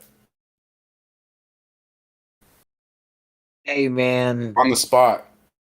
I was on a live stream on TikTok, and I came up with the silent one. Silent what? Like I came up silently. Like I got a whole bunch of people on the stream. There was a whole bunch of people, right? And then I got this battle, and then we were doing a battle, and then I got people from his side, and then people from my side, right? So there was about a couple people on my side and a couple people on his side, and I just flat earth smacked everybody all at once. It felt so good, bro. Nice. I was like, "Do you guys know what the second law of thermodynamics was?" And they were like, "No, I have no clue." And then I was like, "Can you guys prove gas pressure without a container?" And they were like, "What? What is this?" I was like, "Can you guys tell me about a balloon and the helium?" And what? Oh, okay. And then I was like, "Can you take a bowling ball, put it in the ocean?" And I was just talking about things that you can experiment with, right? And then I was like, the radius of the Earth? What? Yeah. That's the thing about No. Master Chief. He can pull in some numbers. He can get big crowds real easy. I got How you do it? somebody. I got somebody. I got somebody right now. In here? Yeah, like I'm streaming with this guy's rep all out. I can David. What's up, buddy? How you doing, dude? Everybody can hear you. We can't hear him, I think. Who, me? Oh no, he's on this stream right here. He's trying to be a funny cat right now, but yeah, he's over here making fart sounds. I got a couple trolls on my stream, bro, and they'll try to come in and try to do a live stream with me, and yeah, Is it, just like are they're making fart noises because they're scared to talk about flat Earth? Is that? I mean, just like how I get trolls, how we get trolls on here on Flat Earth, Yeah. bro. No, I it's not. It's not the same thing with a gaming server. I'm not familiar with No, this that is because not a I'm not a gaming gamer. server. But This is on TikTok. Oh, you're live on TikTok? Yes, We I got can't 10. hear. We I got can't hear 10. what they were saying. We can only hear you. I know I don't. I just realized I don't have the phone close enough to the I mic. thought TikTok was like short videos. No, you can put 3-minute videos now. And I you can live That's released. still fucking short. I put 12-hour videos. What And the you can hell? still go live on TikTok. Yeah, like I got 12. I got 12 viewers right now. I got 12 people watching me talk on Flat Earth Discord right now. Oh, that's cool. Maybe I should look into. I mean, I'm not always in front of my PC or whatever. So you can put up to 3 minutes on TikTok now. No, bro, you can go live. You can put videos, yes, 3-minute videos now, but Oh, you but can that's go an live. upload. But if you go live, it's just live. Yeah, Is that what you're saying? Like like all the time. nice. yeah, like once you Okay. get 1,000, once you get 1,000 people following you, then and enough videos on your Oh, you have to have 1,000 followers before you can go live. you need a couple videos and 1,000 followers. Okay, cool. That's similar to YouTube. That's cool. Yeah, You can do a exactly. 3-point. You can do a video with the Shut up, 3-point Google. questions. Shut your bitch ass up, Google. You do a TikTok video with the 3-point question challenge, and once you get 1,000, you can put a link to the Discord. That's what I'm saying, man. Like I have my video on draft right now. Like it's one of my next videos that I'm actually gonna be posting, and I'm just So you put some of chilling. our content on your TikTok? No, Okay. I have not I yet. was just Like, asking. You know. I mean, You I don't. sound offended. I was just No, like, not okay. at all. Not at all, because I didn't make any recordings like such as like I didn't. I was talking about going live. You know. Yeah, no, I don't have any recordings live, like me on live stream. I I mean on 24/7 Flatter Discord. Like I don't have any. Either way, I'll figure it out. That's not what I was asking anyway. But anyway. That'd be cool if you could make the 3-point thing go viral enough to where we get a pool of all the. Somebody said flat Earth should definitely be taught at school. Yeah, why not What? present different alternative? Right, but by exactly, but how, by what exactly, by what they mean by that though.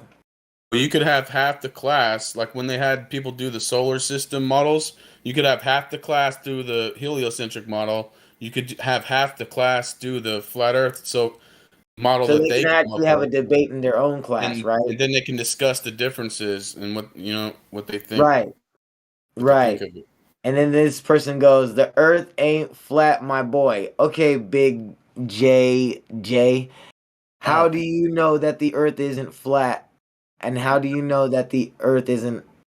How do you know that the Earth is a globe? What is your proof of the Earth being a globe besides a model that you have?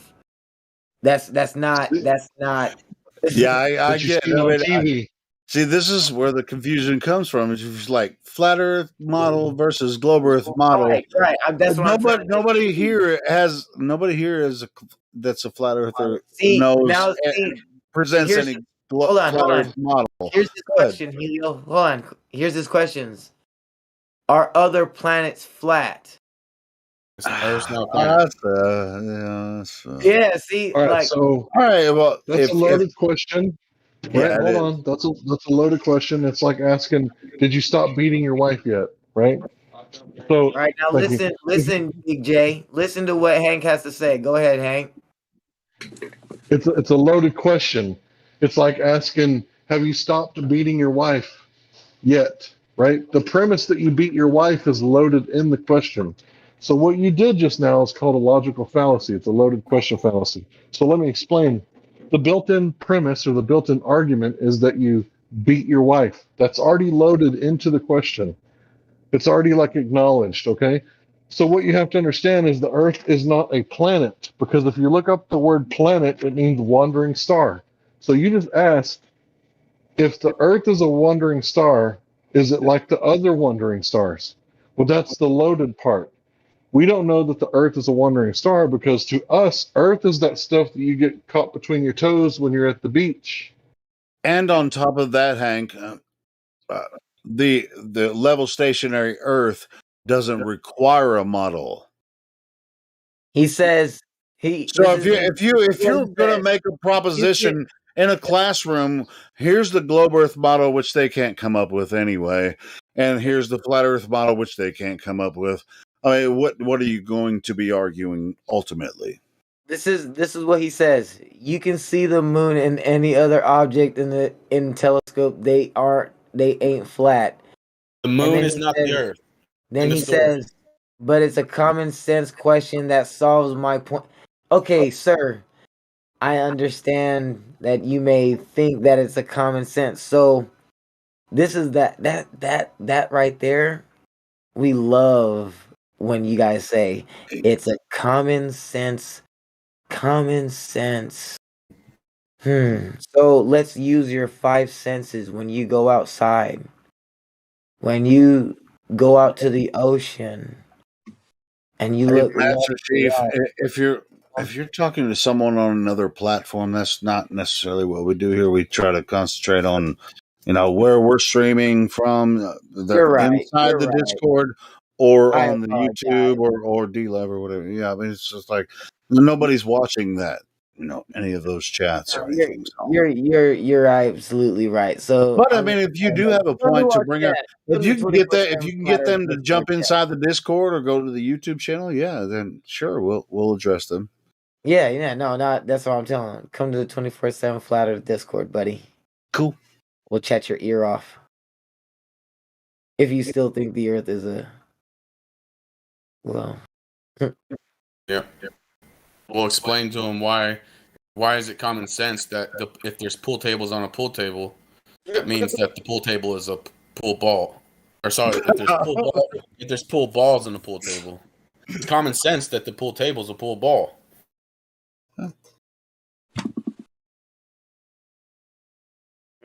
I messed my words up by saying table instead of ball, but you get it. yeah, well, they're gonna learn today. Yeah, get them to get their ass in here, man. Send a link to the Discord, to the YouTube channel, and everything, man. Bring it all in. My favorite Common rebuttal sense. to that. Yeah, my favorite rebuttal is that is if a tennis ball, a baseball, a basketball, softball, a golf ball, ping pong ball, they're all spherical, right? So the American pigskin, known as the football, that has to be spherical too, right? Or you could tell them that there's a bulb that's lighting up their room, and that's a sphere, so their room must be a sphere too. That's right. Or if you look at, it's common sense that if you look into the sky with binoculars and see a bird, the Earth is a bird. Yeah, see, it just doesn't make any sense at all. It's a logical fallacy. It's a loaded question.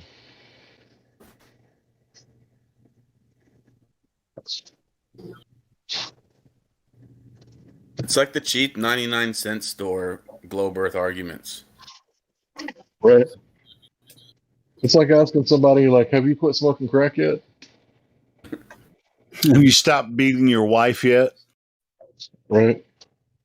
Yep.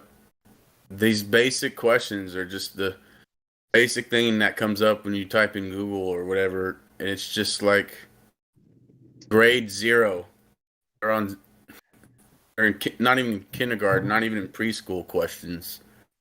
Didn't Google teach them they're going to need better questions than that? Come on, Google, step it up. Yeah. The But the best you other got guy is was making fart Aristophanes. noises. So that's just as much as any other glober has said in defense of their globe. So.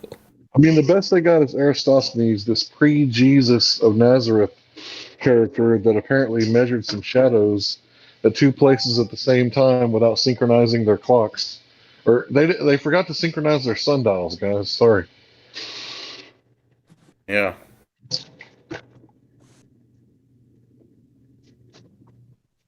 I would find that awfully weird. Like, imagine if you were in class and your professor, like your teacher was Professor Phil or someone, and he's like, "Look, we're gonna go today for class. We're gonna go onto Discord. Or we're gonna go wherever." And they say, "Hey, show us your proof of the globe." And then he goes, "Well, 2,000 years ago, the skies with the stick and shadows." It's like, imagine being in that class and thinking, "This is the best we got in 2021." Yeah, Aristophanes is totally flat earth Jesus. Requires a great deal of faith. It's just it's so weak. You would think in 2021 that they would have proof of their claim. You're claiming a spinning sphere. You would think you'd have claim of spinning in a sphere, especially in 2021. So it would just be weird hearing your professor or teacher start to rattle off a bunch of other weird, obscure shit about eclipses and other things.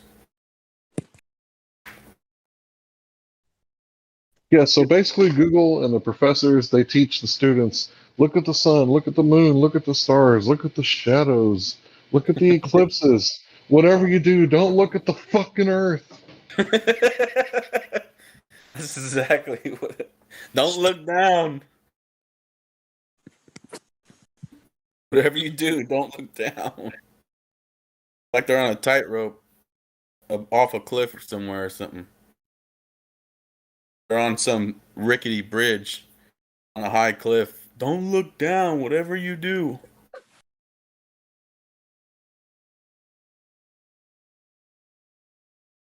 I was saying that someone needs to do a parody of the Globers because The other day, I was listening. Well, I was going back and forth with some Globers in another Discord, and then I heard a couple of them talking about how they were gonna take an observation at ground level of the horizon, then take a second observation at a higher altitude, compare that to that one. So now they're comparing two inaccurate measurements, and then get a third measurement, and somehow that's going to make all the measurements accurate.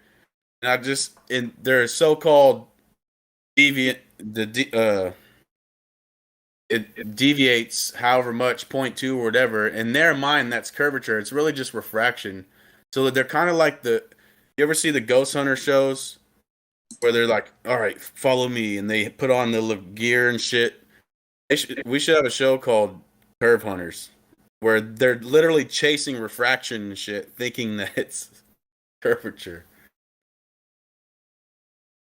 Insane. They're chasing a ghost. Yeah, those ghost hunters, they'd be like, the temperature dropped in the room. Really? Maybe somebody turned off the heater. Yeah. It It has to reminds be me, disturbed. because I came from a poor area, right, where there's a lot of crazy people, a lot of crazy bullshit, right, and there's a lot of meth heads and everything else. This meth head chick one time, she had a CD case, and she had a razor blade on the CD case because somebody else had chopped up meth on it or some shit at a different time, and she was scraping and scraping and scraping that CD case, dude. She scraping up pieces of plastic from that damn CD case and sniffing it, thinking she was getting residue. And that's what these Globers are doing, man. They're scraping at this fucking refraction from their theater lens and shit, thinking that it's curvature. It's just sad, man.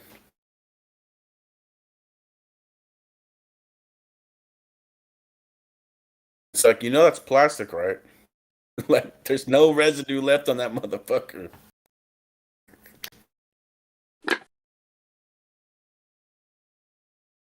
And in the Glober's case, there was nothing there in the first place. They just picked up a CD case and started scraping it. You guys talking to anyone at the moment about flat Earth? No. All right. We checked in a few people, but I guess they'll be around later. We also have Hecock. Hecock. Hecock. You've been unmuted. You've been unmuted, Hecock. You can open your mic and ask a question. Hecock. Is it Hick okay or Hickok? Heek okay. Heek okay. I like that one. It's Hickok. Hick. Hickok. It's a YouTuber who reviews guns. I don't know if this is him, but it's the same name. Hickok 45. Yeah, you know Hickok? Yeah, I know the YouTuber Hickok, sure. Yeah.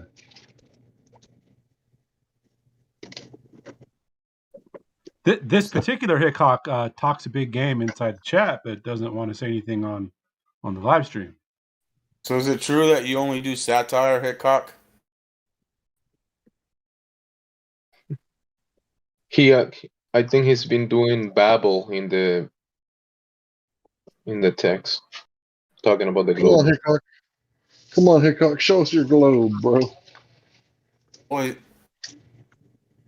that means he's presented as much proof of any Glober of the globe. So We're in desperate need of the global salvation. Show us the light. Share the faith, bro. Give us the reason for your faith. where's the curvature? Forget the beef. There's the that's the actual YouTuber Hickok right there. I just put a GIF on. All right, well, let me put it to you like this, Hickok. Gravity isn't real. Not the way you've been explained. Mass doesn't attract mass. How about that?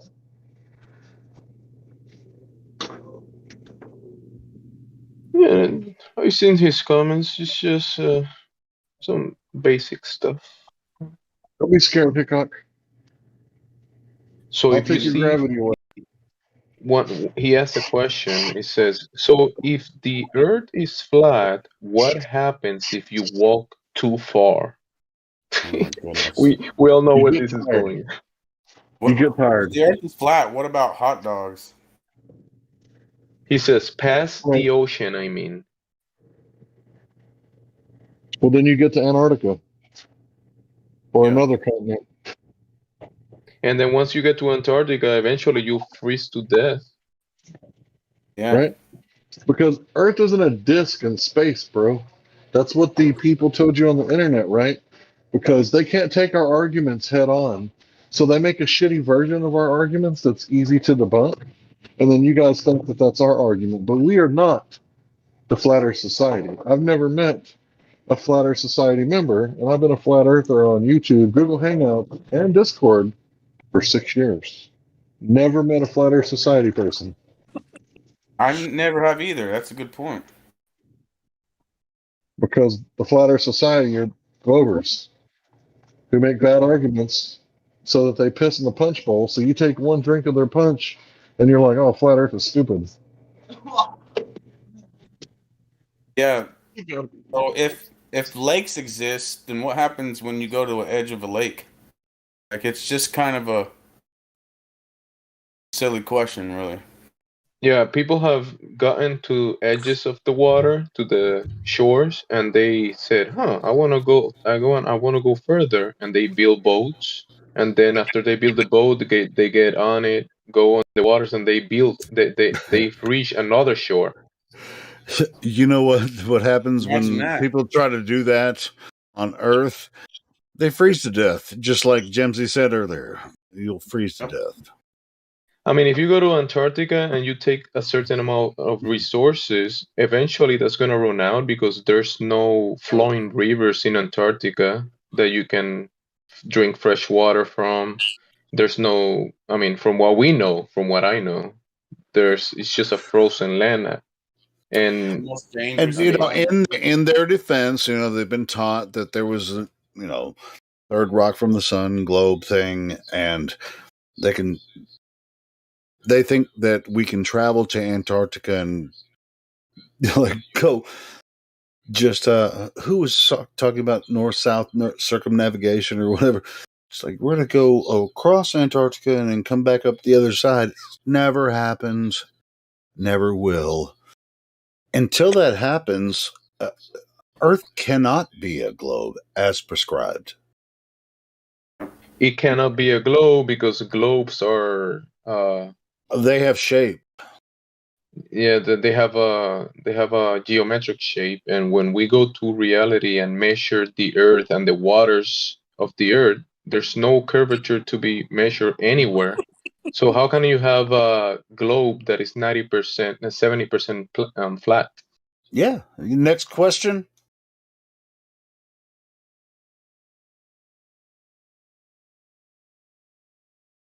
Next Google question that came up in the Google search. Yeah, and next straw man. Next one from a meme from flatearth.ws or whatever the hell that is. From Professor Dave. So someone asked him, Nathan asked him, who measured the distance and size to be 1 million the size of the Earth? I think that's related to the sun. He said Greek astronomers. They measured things in the sky. Greek astronomers measure things in the sky, guys. Also, we're going 2,500 years ago. Is this what we're talking about now? 2,500 years ago? They measure it. He says through astronomy, obviously. Okay, how did they get the sky to be the same size as their tape measures? That's a trick right there. Or wait a minute, maybe their tape measures were astronomical. Or maybe this guy's making an ass out of himself saying that there's I think he's Greek talking about astronomers. shadows. I think he was talking about shadows, Hank. What, like 46 and 2? 46 and 2, just ahead of me. Bow, bow, bow, I'm just throwing this stuff. Anyway, that's a Tool song. He's talking about the distance of the sun, I think. The distance of the sun. How do So you figure that out? Oh, well, that's a different discussion then, because the distance was determined a different way than just sticks and shadows. And how far was the sun according to the Greeks? Infinite. Here's a hint. It wasn't 93 million. No, it was infinite. That's what they assumed. He's saying, so you are aware that a large object being far away will make it appear small. Correct. Now, how did you verify the distance? How do you know it's not half the distance and twice as big? Someone asked him, and how do you know it's 93 million miles away? He says, light. Well, that helps us. That helps us a tremendous amount. Thank you so much. Yeah, how do I know I got a shoe size 12 inches? Light. He pinned us to the wall with that one. Okay, that helps us figure out the globe. Yeah, light. How do you know it's not half that distance and twice as big? Light. Light. That's right, light. Damn light, man. We can't get around it. Damn. I didn't know he knew about light. Shit. He got us on the one. Got us. They got us on the ropes. Oh my god. I didn't know he knew about light. Yeah, no shit, right? It's like These flat earthers don't know about light.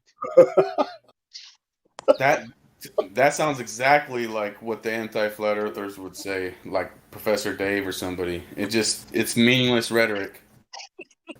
Sure, but here's their attitude. Yeah, here's their attitude. It's just like the flat earthers can't be right because everyone else is right because they have the same rhetoric that I have. You know, so the flat earthers. Bias. The same confirmation bias, the same anchor bias. Yep. Good job, guys. You were taught that you lived on a globe from the cradle, literally the cradle, those things spinning above your head, the mobile, the sun, moon, and stars circling the sun, the planet circling the sun. So you got taught that since you were a kid. You were brainwashed when you went into school. Every time you open a book or a magazine, you see cartoons of an Earth shaped in a sphere. And now you believe that the Earth is shaped in a sphere, but you haven't questioned your own religion. You know how long it took me to question my own religion? Because I was born in East Texas, which is the belt buckle of the Bible Belt. Let's see, I was about 13 or 14 before I left the church and started questioning my own religion. You guys are like adults that believe in Santa Claus.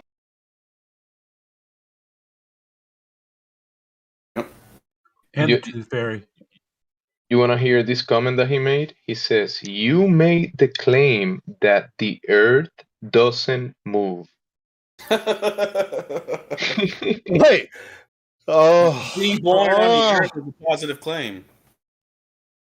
All right. Yeah, the positive claim would be on his side, right? It was like we experience Earth as stationary and level, not moving.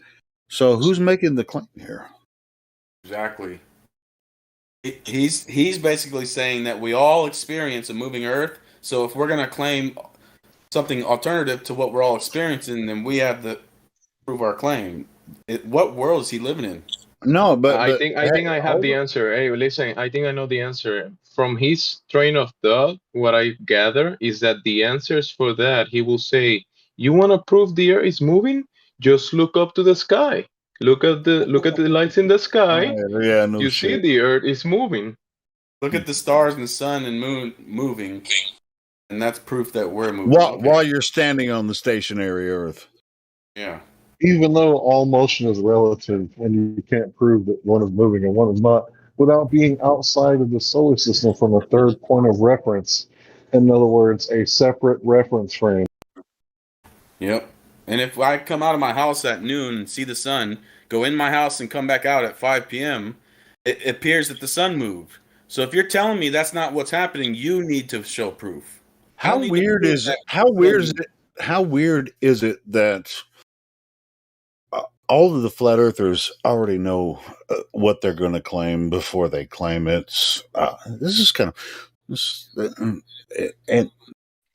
and also for them to say you're claiming the earth doesn't move.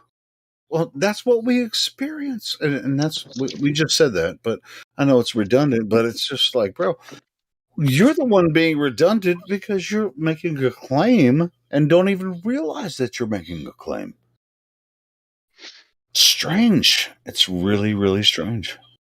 So That's this is where how it it comes works. into If being I make taught since you were a baby. So in his mind, it's always been that way. So we're making a claim contrary to his so-called experience, but he's getting his experience from the TV, from his subconscious of being bombarded since he was a baby.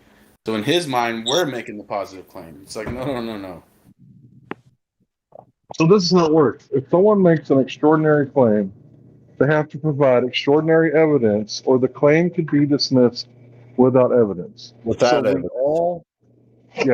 we all experience a flat stationary plane. Nobody experiences curvature. Not now, not ever.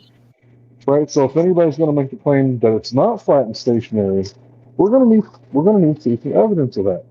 And flat earthers have been asking for 6 years.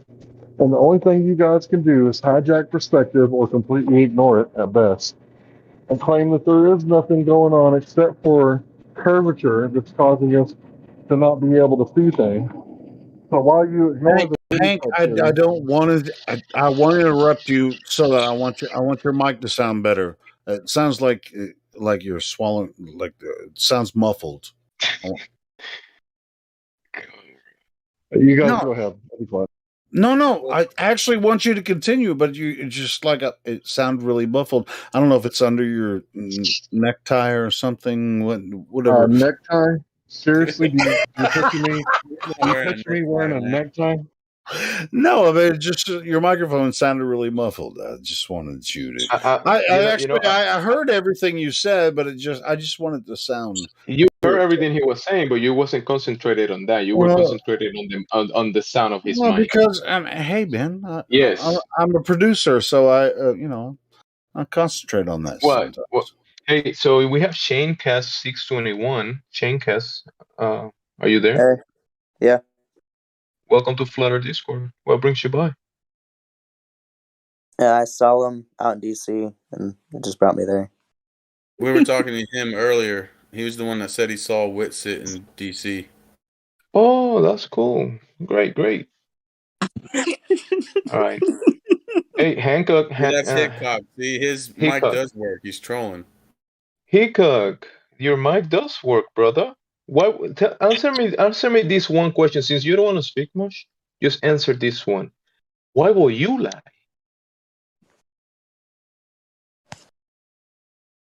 And are you older or would you do it for the money? Here, is this better? Would you do it for the money? Was that muffled? It's a little distorted now, but are you over or under 12? He could have fuck with me. Hank has to fuck with me because this is his job. Anyway. Hey, Helio, we just had Hickok saying something. His mic light up, so we want him to answer the question. Yeah, I was waiting for that too. He's laughing and giggling. So my guess is maybe 14. That's just a wild guess. Wild speculation. For the most part, as long as you're 13, you're welcome here. And boom. Questions, answer.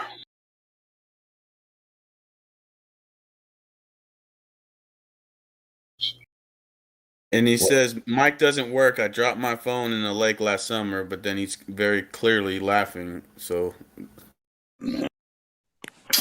liar, deceiver. Not looking too credible. No, seize him. I'm sorry. He fell off the edge of the lake. Well, let me ask you guys. I mean, yeah, he fell off the edge. Fine, of the lake. Anyway, so Hank, I mean, amongst us people talking here, I mean, Hank's mic sounded a little like muffled. Am I wrong about this? Not anymore. Okay, he also fell off the edge. Listen, I've done thousands of hours of research. I went through so many different headsets. I ordered this one. I got another one coming in the mail.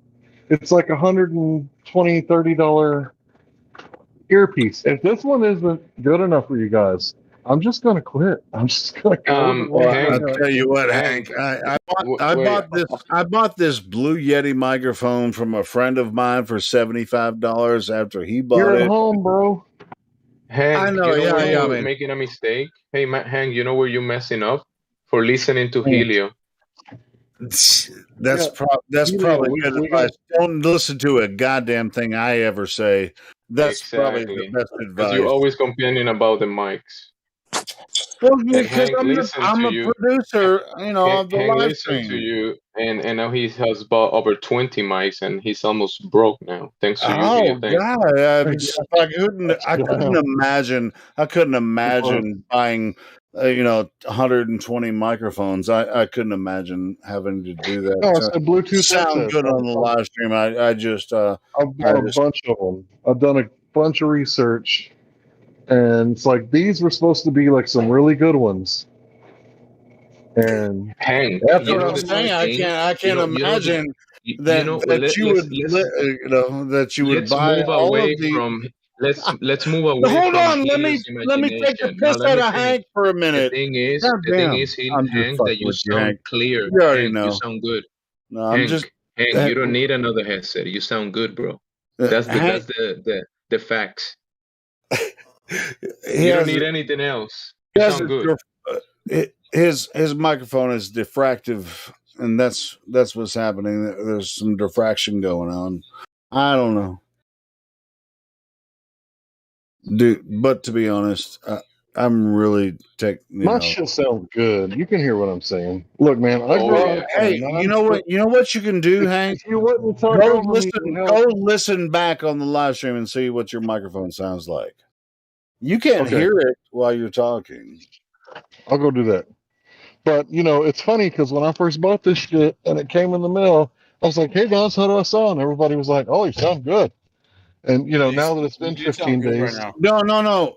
It sounded good 15 minutes ago, but right now it sounds like shit. well, Hank, maybe I'll shave my beard. Okay, how about that? yeah, do that. I don't want to shave my beard. I got a baby Dude, face. every time you open your voice and talk to us, I want you to be here. I just want you to sound good. I'm just trying to help you, man. I haven't missed one word of what he said. It's Hey man, I not grew up about talking the on CB words radio. necessarily. It's about Helio's feelings. Yeah. No, it's about the live stream. That's what I'm concerned about. I want Yeah, bro. Hank to sound good because he's badass. He's a badass, even if you think he's not. Well, I mean, he's badass in his voice, but when his mic is not coming through good, I'm concerned because I You see, Helio, now want him to Hickok be is heard giggling. Now well. Hickok is giggling at us for arguing about I don't give mics. a fuck if people think He's it's been funny giggling or the whole not. time. Cock, you mean? Dude, I mean, you guys can think it's He's been funny trolling the or whole not, time. but I mean, it's like, what do you? I'm just trying to help Hank out with his mic, you know. Yeah, now he could have bought another house, and you just got him invested in many mics. So he This is weird. It's just like I don't ever jump on voice unless I'm in front of this microphone. I know a lot of you guys want to hang around and You, spend for sure. thousands of dollars on Bluetooth microphones that always sound like shit.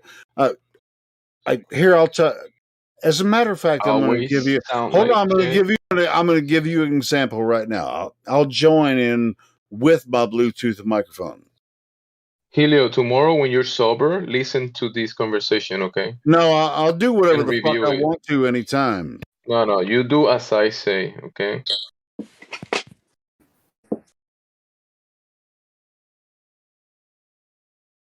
You see, you had Hank leaving the conversation for commenting about his mic. Now he feels bad. His mic sounds fine, but for 5 or 10 minutes there, it sounded muffled because it might have been turned a different direction or something. Yeah, but he was on a streak. He was on a streak saying something, and he was. I was able to understand everything, but Yeah. Helio had to jump in. I'm just giving him. I'm just giving Helio his own medicine. That's it, guys. I'm messing with him. The guy is No, just trolling me anyway. So Hey, Hank doesn't feel bad about this. Helio, your mic sounds bad. it does sound bad as hell. He's doing a good demonstration. Does it really sound bad? Helio, you need to buy at least 3 more mics Really? How many just fucking to make microphones sure. do I have to buy for me to sound You, good on there? bro, you know the irony of this? That's the It's very point. ironic. All right, well, tell me about the irony about this. Go ahead and tell me, Jemsy. Since you I have the think it's all. karma. You said Hank's mic was bad, but yours is even worse. Wait. No, Hank's mic was good for a while, and then it wasn't, and I was just telling him, hey man, something going on with your microphone. Can you Helio, Dito. Dito, you know what Dito means? Dito, what is it? Dito. Dito, like What you said, copy paste basically. What you said about Hank, I'm saying about you. So I'm copy pasting what you said, and now James is saying it like, to you. what if I say fuck you, Ditto? Would that work? No, I'm just fucking with you. The irony, bro. The irony. What my microphone sounds like on Bluetooth. That's why I don't join unless I'm in front of my good microphone. But it's because I have shitty microphones. But I don't. We know. We can hear it. I don't spend freaking. This is like I'm going to spend 150 or 350. I heard every word I said. I heard every word I said except for when you were talking over me. Every word. Yeah, exactly. That's my point. Talk to people. Hank, can you let Helio know how shitty his microphone is? Yeah, please tell him. Yeah, Helio, bro, your microphone sucks. Sound like shit. Tell him that he needs Yeah, to buy yours another really one. do. So I got Comfort Buds Plus or some shit like that. Let me look. I got this See what the fuck I microphone. I got these Bluetooth headphones, which I love. I listen all fucking day. Sounds like But shit they don't though, love bro. you, bro. They don't love My your headphones voice. are one more Comfort Pro True Wireless ear headphones. So I got some badass headphones right now. Dude, I know you can hear what I'm saying. Yes, it sounds good now. Sounds good all the time. Helio, go back to that Blue Yeti, please. Yeah. What, you Helio, guys don't like this one? don't you ever use these ones ever again to be in here, okay? What? You can hear what I'm saying, though, right? What? You can hear what I'm saying. Yeah, but it's not good for a live stream. It's not good for the live stream, man. You are the producer. Why would you ever tell me? You are the producer of the live stream, so you have to sound good, not like shit. I fucking love all you guys anyway. I was just making a point. All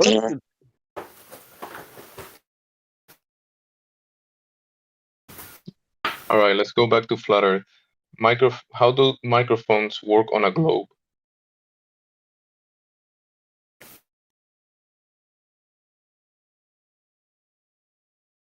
They can't work on a globe because of the vacuum of space, the hypothetical one at that. I was just making sure that question wasn't for Helio. Oh no, I will never ask Helio any question because of his mic.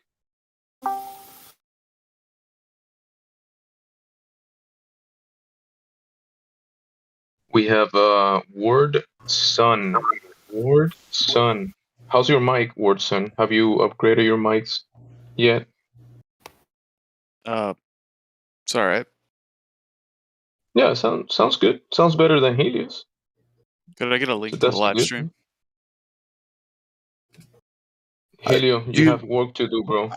Well, sure. I mean, do you want to link to? I mean, you're already in the live stream. Do you mean the live stream on YouTube?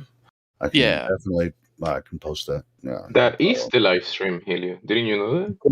No.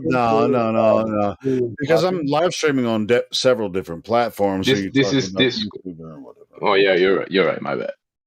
YouTube. Yeah, I do what I do. Anyways, YouTube. Helium, you're roboting. Y'all know my shit sounds good. You need to fuck with me.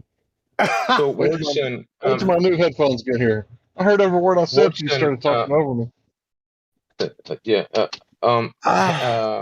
Helio is gonna mute himself right now. So Watson and Hank Hill is gonna speak to you about Flat Earth. Is that okay? Yeah, it's a good idea. Go ahead. It And is. I'll post a live stream in the live stream voice text. Yeah, Watson, Helio's gonna get you the link. Don't you worry. Do we actually have a person? Yeah, his icon name is Ward Son. Wardson, what's up, bro? What brought you to the server? Yeah, I just wanted the live stream link. He doesn't have any roles, so he can't see the voice stream yet. So you ain't got nothing to say? You just want to listen? I mean, you're going to hear the same thing on the when I give He's you. allowed to do that if he just wants to listen. Sure. Yeah, but of course. He will be polite Why to don't we- answer, to maybe speak to Hank, since Helio is gonna mute himself at the moment. But anyways, he doesn't want to speak, so you guys have at it. He doesn't want to. He just want the link. Why don't we give him the link to Flat Earth 101? The thing that I just did. You want to listen? You don't want to talk to us because you can listen on the YouTube. Come back after you maybe formulated a few questions, and then you might actually want to talk to us. How about them apples? Yeah, that sounds good. Does someone know where the Flat Earth 101 link is?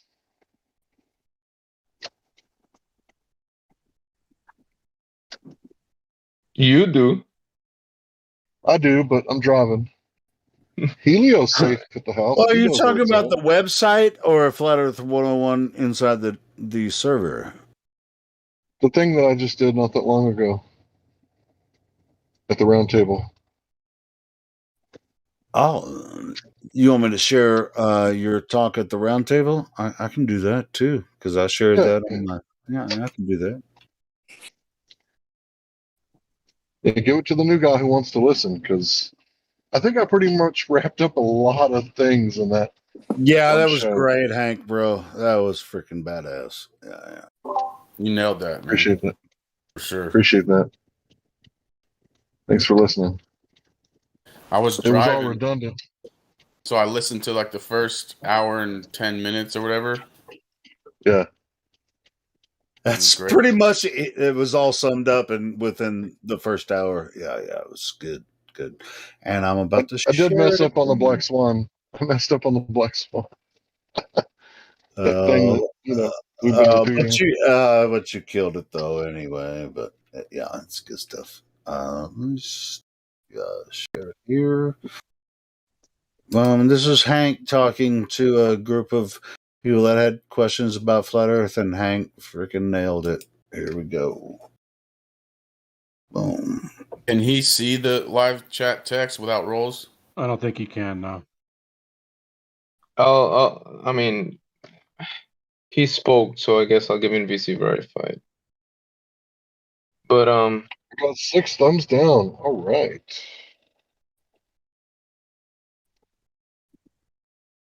Oh, so you did it on the actual 24/7 one too?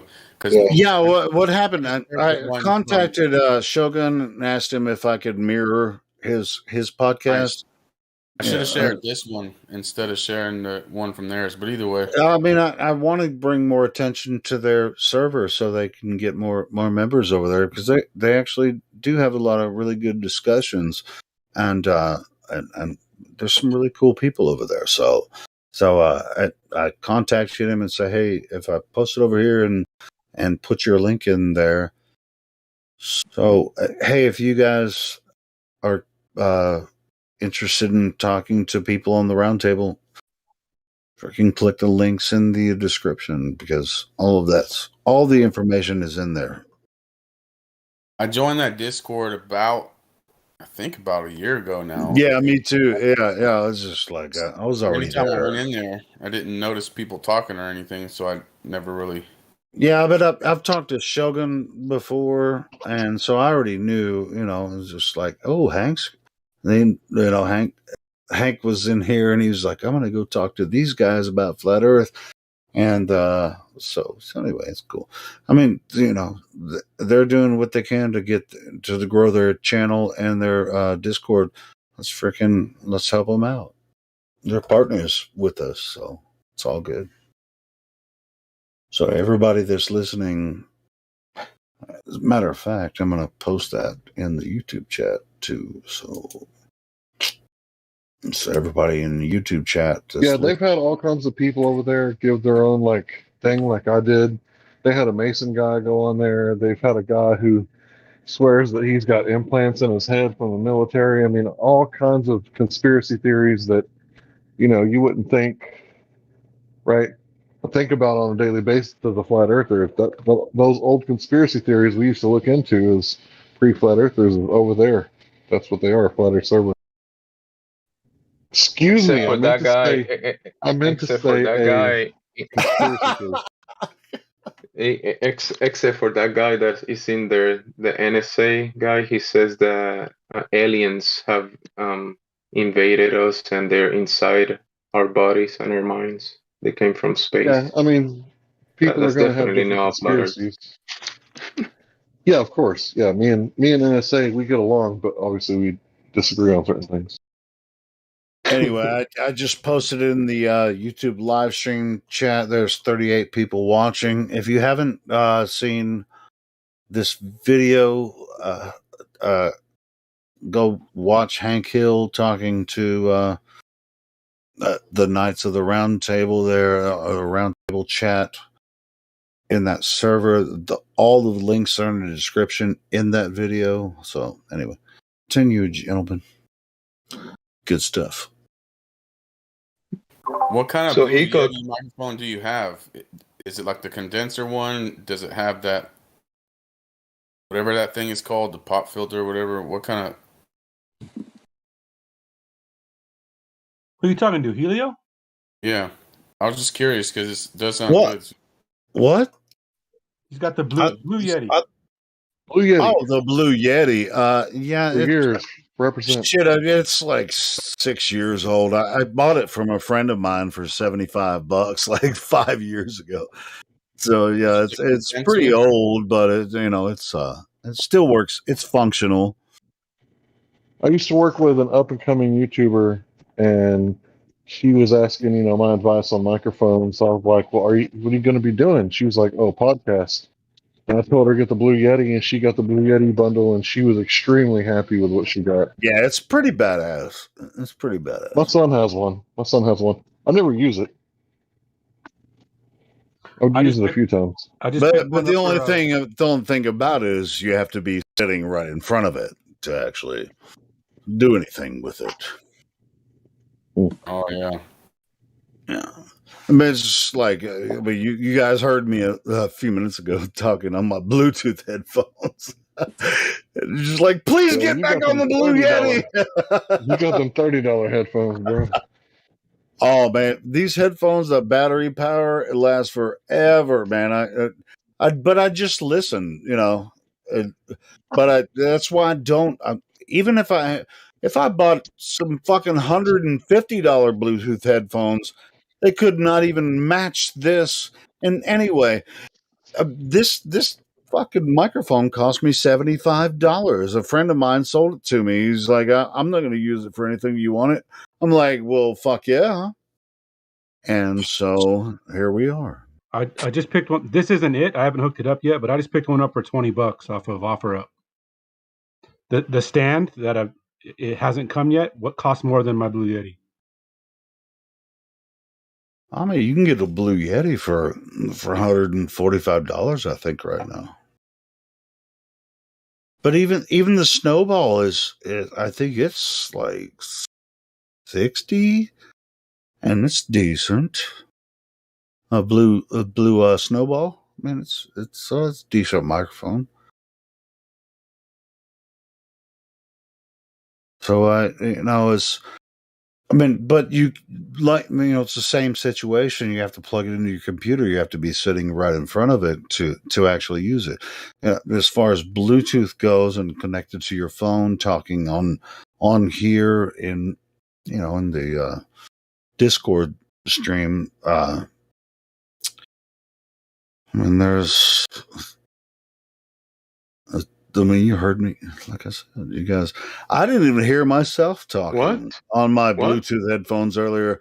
I'm sure it probably sounds pretty horrible. What? Your mama is what? Yeah, I heard every word I said till you started talking over me. I did go back and listen to the live stream. I got to second that. I heard every single word.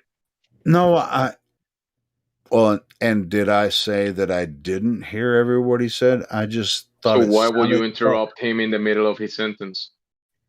That's a good question. Do you like when people do that to you? No, I just thought it. See, a lot of times when people are using different types of headphones, like if they're using, Are you like the microphone police or something? I might be. I don't know. We'll find out. What do you got against my Comfo buds? Why don't you like my Comfo buds, bro? Well, a lot of times people don't realize that their microphone's not in the right place. If they're using like it's earbuds behind my or beard. something. It's behind my beard, bro. Okay. Hey, man. All right. I won't freaking. It's just like you sounded better before, and then you all of a sudden didn't sound as good as you did before. That's all I was saying. Forgive me, Hank. Can you forgive me? All is forgiven. All right, interrupt me whenever you like. I'll just be quiet. No, don't be quiet. I want you to sound great. That's why I mentioned it, because you're freaking great. I've been known to disappear for like 6 months. Yeah. Well, don't do that. I'll just take a little vacation, come back, and be like, I've been researching, guys. Would that be You a guys wanna know? voicecation? That'd be a voicecation. Yeah. Oh, wow. No, I get you. I just when you're on here, Hank, you speak so well, and everything you do, I want it to sound fantastic. That's the only reason that I was bringing that up. I appreciate your kind words. No, I'm supposed to be. I'm being totally honest when it comes to that. I want you to sound really good. That's the only reason I was saying something about it. I got you. But yeah, I'm supposed to be listening anyway. I got some good advice recently that I need to listen better. Need to work on my listening skills. Really, I get some of those kind of ideas. People like, you should listen more instead of talk. Who told? That's what I've been told. Really? Oh my goodness. Yeah. Maybe we've been told by the same people, and it's like, I'm not going to say shit about any of that. Anyway, so how's everyone doing? So we're talking about flat Earth moving forward. I've got a question. Moving, bro. Go ahead. In the automated bot DM thing, it says something about Flat Earth Society and how they're controlled opposition. Yep. It's like one of the first things it says. I was just wondering, what do you mean by that? All right. So Vladimir Lenin said the easiest way to control the opposition is to lead it ourselves. Do you know what that means? I do. Yeah. Okay. So if you wanted to take control of the opposition, you would start a leader and you would have him on the front of all the Google searches. So if you just type in flat Earth on the Google searches, see what comes up. You might see some anti-flat Earth stuff. right? And then you're going to see Flat Earth Society, right? So the Flat Earth Society is the people that make our arguments straw man version of our arguments, and they make us look dumb on purpose. You know why Gotcha. that is? Yeah, You no, know why they do that? I'm familiar with controlled opposition. I was just wondering why you think that particular Discord is controlled opposition. No, not the particular Discord, right? But I've been to that Discord, and they are a bunch of Glovers in there for sure. But So, no, so it's not the No, listen, it's not the Discord. It's the Flat Earth Society. It was name dropped specifically by Obama during a speech about climate change. He said, "quote We don't have time for a meeting of the Flat Earth Society." Now, when people Google that, the algorithms are set up to promote the Flat Earth Society and to bury us. Why do you think that is? personally, I don't have any. I don't have any beliefs on that. I understand what you're saying, though. I completely understand where you're coming from. I was just wondering why. Because I was in a bunch of flat Earth discords years ago, and all of them were disbanded and inactive and stuff. So What was your name back then? What's up? What was your avatar, your name back then? I believe it was the same thing. I mean, I wasn't super active or anything, but I would go in there and talk to people and stuff. What was it? There's a guy I remember. Again, I don't remember all the specifics. I remember one server You was don't called remember Allergic to your Bullshit. name? No, You no, don't remember your name? this has always been my Discord name, but I was saying I don't remember the names of the different Oh, I servers. I can't remember read one. it, bro. I'm not looking at my phone. What's your name, bro? It's Wordson. Wordson. Yeah, I had a Discord. It was called Allergic to Bullshit. There's a guy named like Plink or something, and he was really into it. There's like probably about 4 or 5 of them I was in at the time, but it was just usually like debates that revolved around flat Earth, and it was interesting to check in on that every now and again. And I guess tonight thought I'd see if I could find one of those again. Do you guys normally do debates, or like I'm not familiar at all with your channel, the live stream, the Discord, any of that? So I was just curious. Well, I'll tell you what we're doing here. We're here for anyone who has questions for real flat earthers. We're here to explain how you yourself measure the Earth. And if you leave here, we want you to be completely brainwashed to think for yourself and question authority and do your own Earth curve measurements. We'll teach you how to measure the Earth directly. Gotcha. So do you have any questions and or statements?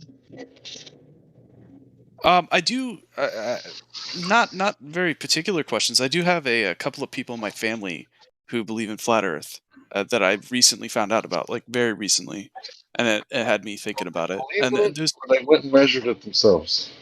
No, I don't know their extent to their beliefs or anything. Just they brought it up and they were pretty passionate about it, and it's something I've looked into. I mean, I've been into esoteric sorts of things my whole life, and so I was previously aware of this sort of thing when they brought it up, but it's not something I've really gotten into studying myself. esoteric stuff? Like what? What have you studied that's esoteric? By esoteric, I just mean anything that's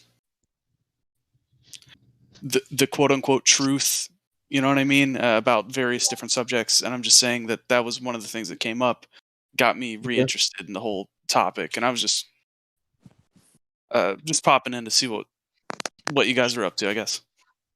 Okay, well, here's the deal. We can give you a real quick version and teach you how to go measure it yourself because we want you to go measure it.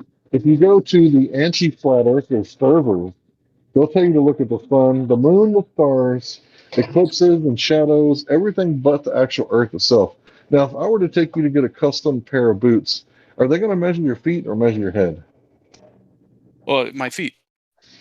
Right. So if they went in and measured your head, you would think something's going on, right?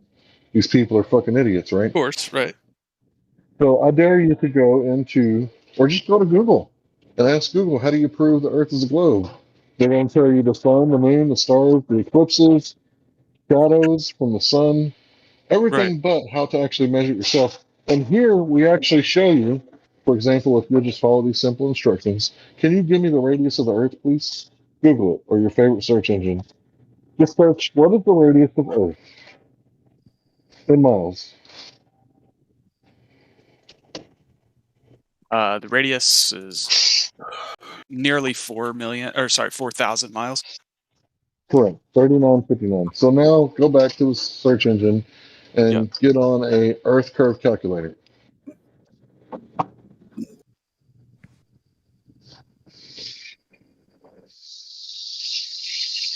So these are, globers, right, that have made this. Type in 1 foot observer height or eye height, 1 foot. Okay. Now, where's the distance to the horizon?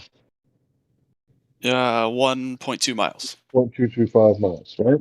Yeah. Okay, so now, if they told us this is what the size of the Earth is, and if you measure it, this is where the horizon should be.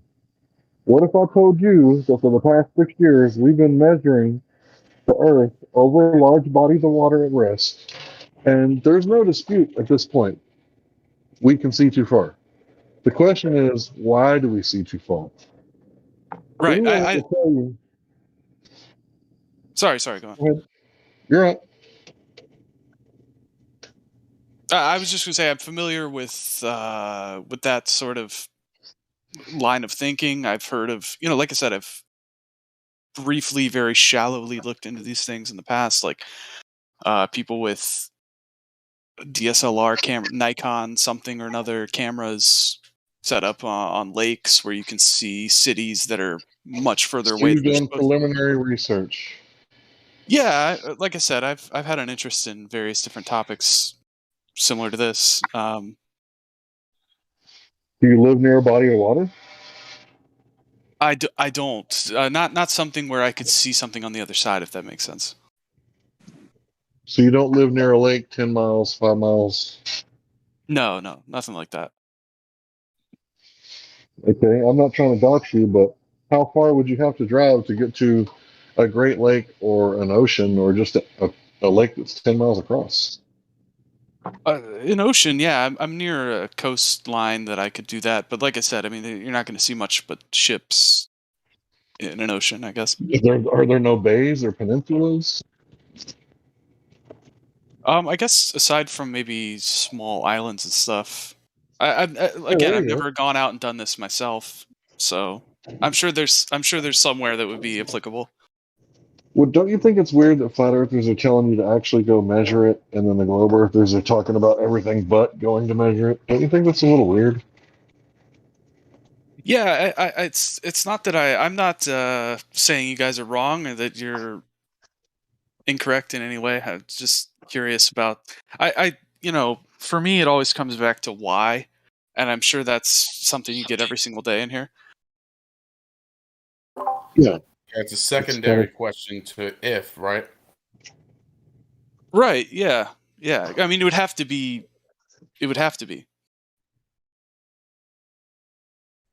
So, yeah, I mean, basically at this point, you're just going to have to stay in your belief, right?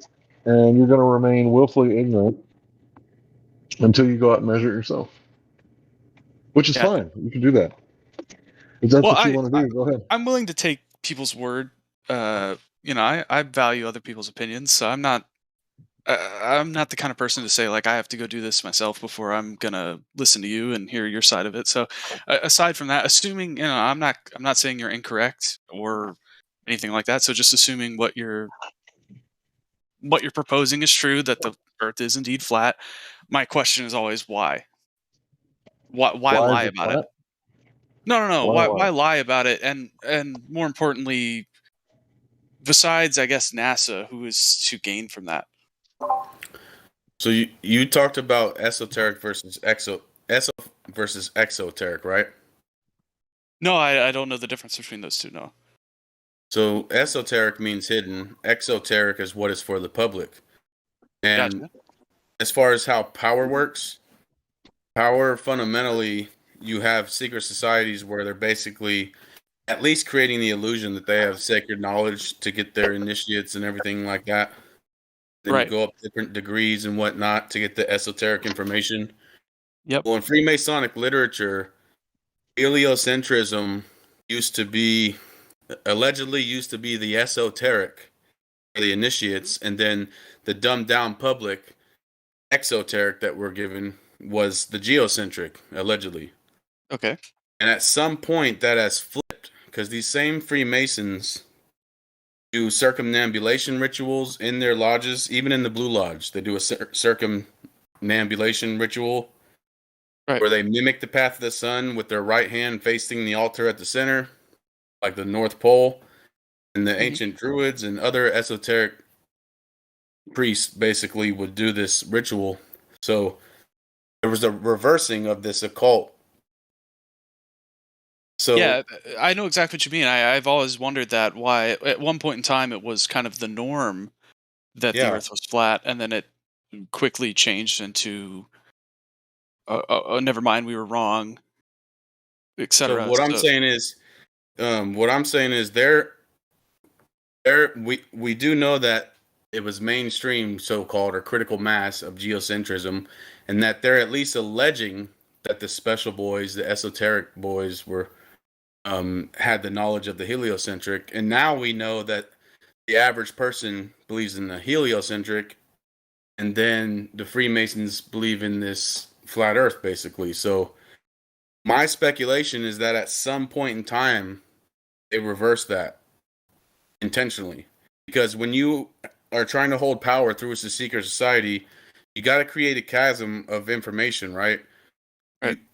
There's only so much information in the world you can get. So once you get as much as you can get, the only way to progress that chasm is to dumb down the public, right? So as the further you can get the public away from reality and how things actually work, the better, because you got them off kilter. Knowledge is power, right? So that's just my take on it as far as motivation wise, and then practical wise, what it does is it breaks your will, right? And I give the example of when I tried to talk about flat Earth to my child's mother, right? She didn't really want to hear it or whatever, but one time I brought it up. We were watching a special on one of those Mormon cults or something. You know how they interview the members that escaped or whatever? Yeah, I know what you're talking about, yeah. So I was explaining to her that the globe light breaks somebody's will to the point where you experience a stationary Earth, you see a sun that moves, you see a star that moves, but they're telling you something opposite of what you're experiencing, and they're getting you to give your will over. So basically, they could tell you, hey, you could say the sky looks a certain way, and they could be right next to you saying, you don't see that, you don't see that. And not only do you submit, but you see what they tell you to see. And right after I said that, 5 minutes later, right on cue almost, one of those cult members in their interview said, this guy could stand next to you. You could say the sky was blue. He would tell you it was green. And not only would you agree to it, you would actually see a green sky. So it breaks your will. It's to sum it up, I assume, is you're saying like the people you're talking about are conditioning people to, instead of trusting their own instincts and what they know is true, to trust them, right? Exactly, you nailed it. Right. Precisely right. And I do get that, and I totally on some level agree with that, but I do wonder, besides maybe hidden, I guess hidden land masses, like masses of land that might exist beyond what we understand, and like on a much larger level, there's a ton of things that you could do with that sort of power. But I'm just saying, like from a very basic standpoint of saying, okay, this is a globe, these are the continents, these are the land masses that exist. What do you gain from telling someone that, like the average Joe, besides the power over them, again, that's much like more. That's much higher level. Motive. That's a known motive, though, right? Right. So no, I agree. Creating the chasm between reality and non-reality is important if you're trying to rule over people. Yeah. Right? So you're saying on an individual level, like the average Joe. Well, the average Joe is in this society that's run by secret societies that are pushing this stuff. So they're going to be subject to the same propaganda. Before you can even speak or form a coherent thought, you're being shown globes on cartoons and whatever else. So you're course, yeah. subjected to it. I have to wonder then, you know, besides the, I mean, you've brought up a very good point about how people are basically going to be trusting people even against their own intuition. I get Yeah, that. because then you can do other things. You can do other hoaxes. You can do other initiatives, and they'll say, you know what, we're going to trust the experts for that. So that's it. You've set the impetus for that type of relationship. So, but go ahead and say what you were saying. Sorry. Well, no, you're fine. Again, I like totally understand where you're coming from, and I've looked into a lot of these things in the past. Something I was very interested in when I was younger. I wonder too, what kind of, would there be a way to believe in something like this, like flat Earth, and not also have the burden, for lack of a better term, of also having to accept a ton of other things, I guess to sum it up, who do you Everything is think? on its own merit. So just because and it's not belief, it's rejecting a belief in the globe. That's two different things. Because globe is Right. the positive claim, and I'm rejecting that claim and saying that it doesn't pass my smell test. It doesn't meet my standard of proof. So that's different than me adopting a belief. That's me rejecting a belief, right? You're right, but in doing that, you're also essentially saying that large amounts of things are bullshit in everyday life, things that you're being told, rather. So, where do you draw the line there? Like, you talked about hoaxes, for instance. You take Um, every topic on its own merit. You don't just now that I know the globe is a lie, now everything that comes with that, so I have to now believe this, and this about all these topics. That's not how it works. You take So every Let me topic take a stab. Let me. on its own merit, okay, fair right? enough. So like He's 9/11, for absolutely right. example, you look individually at 9/11 to see what was going on with that. You don't Right, just like, oh, I'm a flat earther, that therefore 9/11 was an inside job. but Nobody you does have that. to, on some level, assume that if people are lying about something as grandiose as that other significant events, such as 9/11, as you mentioned, would be misrepresented or But they're completely You don't lied capable. about. understand. You don't If they're understand. capable of We're it, but you done. still have to Sorry. investigate it. Give me Go just a ahead. second. We're done assuming, right? That's your guys' job now. Flat earthers are done assuming. In fact, we're going to stick to the scientific method when applicable and the rules of logic as much as possible. Do you know who Karl Popper is? I don't. Look him up. So Karl Okay. Popper had this fancy idea of something being falsifiable. If it's not falsifiable, then it's not science. Do you know what that means? If you could give me an idea of what you're saying, like you break it down a little bit more, that'd be great. So let's say I make a claim that there's green grass on the dark side of the moon, Right. right? And I have no way to falsify it. You can't falsify it. Is that a scientific claim? I suppose not. No, it's not. So there's a difference between a theory and a scientific theory. And what we're seeing is that people are masquerading around calling everything science and all these theories, like the theory of gravity, scientific when they're not scientific. So our new rule of truth is verifiability. This is the rule of thumb. So I'm going to ask you a question. You don't Yeah. answer it because you don't know the answer. What is truth, sir? What is truth? Is truth that which is verifiable, repeatable, testable, observable, falsifiable? Is that what truth is? If Well, not, then what is truth, sir? so you're saying something has to be proven wrong? No. I'm Okay. saying it has to have the ability of being proven wrong. So Gotcha. let's say Okay. I make the Right. claim. Let's say I make the claim that if you add enough heat to water, it boils. Is that falsifiable? Can you verify that? Yeah, you could. Yeah. Can you test that? All right, you can test that, right? So that kind of claim is the claim that we entertain. Now, if you make a claim that tides are caused by the moon's gravity, can we verify that? Can we manipulate the moon's gravity and see the effect of the tides go away? Well, I'm not going to claim to be. I don't want to say intelligent enough, but in the know enough about that sort of thing to say one way or the other. I'm not sure. I'm not sure how you would You're measure not that. sure if you, a man, you're not sure if you, a man, can manipulate the moon's gravity. No, I'm just saying I'm not exactly sure how they came to that conclusion. I have not looked into that at all, so I'm not sure how they came to that conclusion or whether or not that's something that's falsifiable. But I understand Do what you you're know saying what the exactly. scientific method is, sir? I'm not trying to bust your balls. Do you know the scientific method? What are the three constituent parts?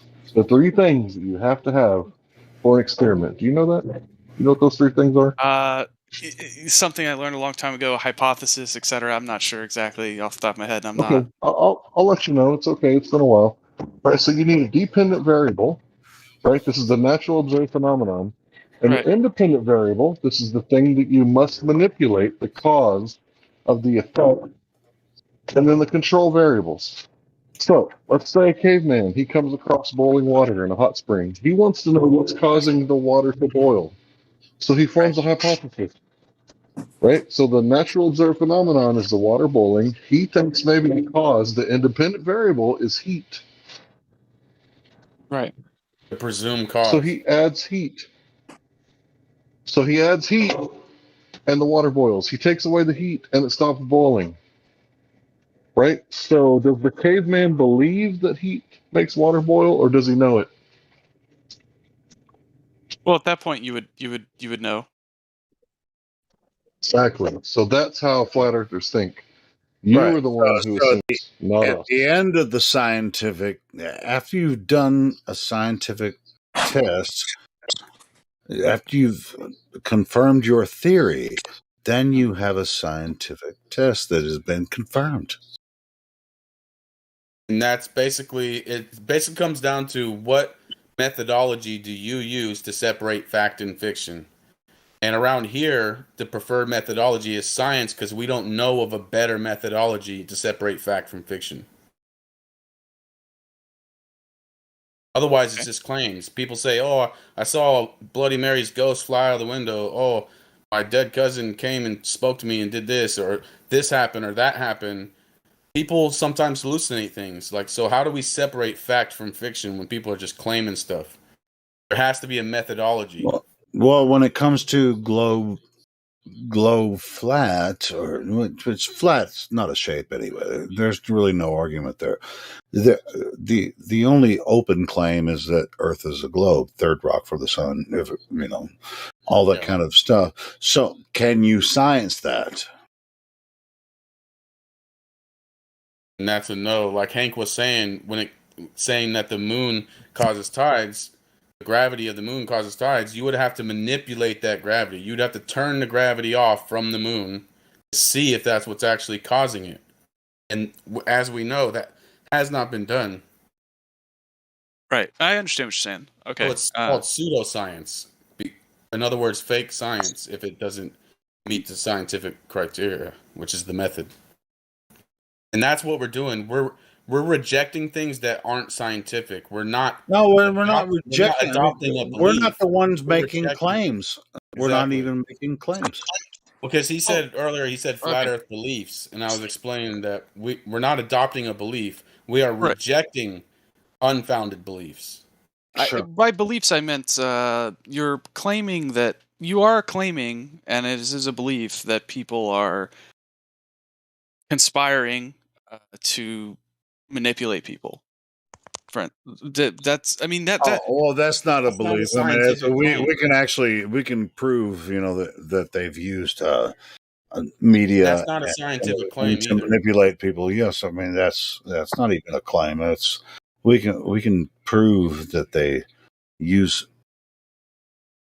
the school system, the media, and everything to manipulate the population. And I'm aware of a lot of examples of that as well. So I know what you're talking about, and I agree with you there. But I'm just wondering at what point.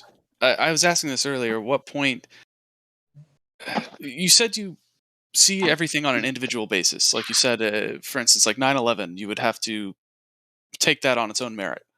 Exactly. I guess what I'm wondering is, how does a person? And this is more of a, I'm not saying you're wrong. I'm not saying. No problem. Just go straight with it. Yeah, I'm just wondering, like, how does a person have a belief such as we're being lied to about like one of the most basic things in life about the shape of the Earth? I almost think like you're It's not asking, belief. how does someone become a conspiracy theorist? No, well, to an extent, I'm no. I guess what yeah, to an extent. But what I'm saying is, like, how do you believe in one large, grandiose thing like that, and it not affect your view on other things? So I'm not asking for a scientific sort of thing. I understand you guys are very. You're asking a genuine question, right? You're Yeah, asking how more of could a I not? personal thing. How could it not change my paradigm? So it Yeah. does change your paradigm in the fact as if let's say I investigate 20 topics, right? Like 9/11, this, that, and the other, Gulf of Tonkin, whatever. Right. And in all 20 circumstances, the same source of people were lying to me. So it does change the paradigm as far as now, I'm not just going to take things at face value. Now I'm not trusting what you're saying. You ever had one of those friends who just pathologically lies all the time? Not just once or twice. Yeah, I know exactly what you're talking about. Yeah. But you can't trust what he I says certainly anymore. have as well. Now you Yeah, can't I've give him had the some benefit of friends the that are doubt. pathological liars. Yes. Yeah, and now you can't give him the benefit of the doubt. So it changes your paradigm as far as that, but that's not enough ipso facto proof that everything is a conspiracy. You can't just say, "Hey, they were lying about the Earth, therefore every other big thing is a lie." You have to take everything on its own merit and investigate everything individually, even if your paradigm has changed, even if you don't trust them anymore. You can't just say, "I don't trust them, therefore they did it." Who is them at the end of the day? Besides, you tell me. Hey, That was the setup that you gave. So if we could answer that question, would that confirm what the evidence has produced? no, again, I'm not arguing against any sort of evidence about flat Earth or anything like that. I more so think about this isn't at this point. It's not even about flat Earth. We're talking You're about right. You're the right. other conspiracies or whatever. I mean, who is Yeah. them? Yeah, man. Of course, it was like they did this, they did that, and it's like, who's they? Right? Yeah, and again, I don't want to pretend that I'm talking about any sort of like provable scientific claims. I'm just talking about more so the rationale and the belief that, like, you talked about how you would investigate things individually on their own merit, right, Mr. Yes. Anderson? True. Well, so what I wonder is, at what point, like, wouldn't that become tiresome? Every major event that you have some sort of If what No. Mr. Anderson is totally, of course, we all have questions about everything. Go ahead, Mr. Anderson. He was asking you. I'm sorry. Go ahead. Go ahead. Well, the answer is no, it's not tiresome. It depends on what you're talking about, right? So 99% of the things that happen in life are real. They're not hoaxes, right? So just because a tiny amount of people and tiny amount of companies broadcast out and focused on one or two events, and I'm investigating that because they have a bad track record, 99% of people are good people. 99% of the things that happen are real things. So it's only the illusion that there's a big majority when it comes to all these things that they're showing. They just choose, like, there'll be thousands upon thousands of murders, and they'll pick one to just harp on and harp on and harp on, right? So most of the time, most of the things that happen in life are just things happening in life. Things happen. Not everything is a hoax. 99.9% things are not a hoax. I guess, what I'm talking about is exactly what you're saying, is about just the mentality of the kind of person who believes in, and it's not saying that I don't believe or would be unwilling to believe in these sort of things. I'm just saying, like I've spent, I would say, my entire life interested in conspiracy theories and things like that from a very young age. I always thought it was very interesting, but I realized pretty quickly or not even pretty quickly, actually very slowly after many years of this, that looking into that sort of thing made me very skeptical of almost everything, and it's a very like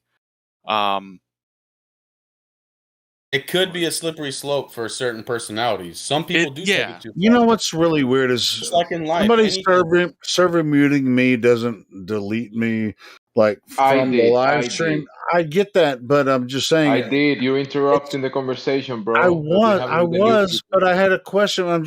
I'm just telling you, if you server mute me here, No, it no, let's doesn't not talk about that. listen. Let them Hold on. talk. I want to listen to them, not to you. I want to listen to them too talking, not to you, Helio. Go ahead, Amigo. Just saying it doesn't work on when it goes to live stream when I'm trying to talk and I don't realize that I'm muted. It still goes Yeah, I on want live to stream. hear them. I want to hear them, Helio. I want to Okay, hear cool. them. Cool. My bad. well, I guess all I'm saying is like the reason that I originally got out of interest in these sort of topics is because it made me very have you ever heard the term black pilled? Yeah, for sure. It made It me very happens. black pilled about things where I was basically not You not step just back. distrustful. What's that? So you step back. That was a wise decision. Yeah, sometimes like, I know people love to use like the red pill thing from the Matrix, and then there's the guy who took the blue pill eventually and went back, like the guy the dinner with Miss Yeah. Anderson. I actually think it was actually he took a blue pill Exactly. after eating the steak and all that. Like at some point, I kind of had to do that myself, where I was like, this isn't worth my time, and I just think it's. And again, I'm not trying to like put any of you That's guys your on blast. prerogative.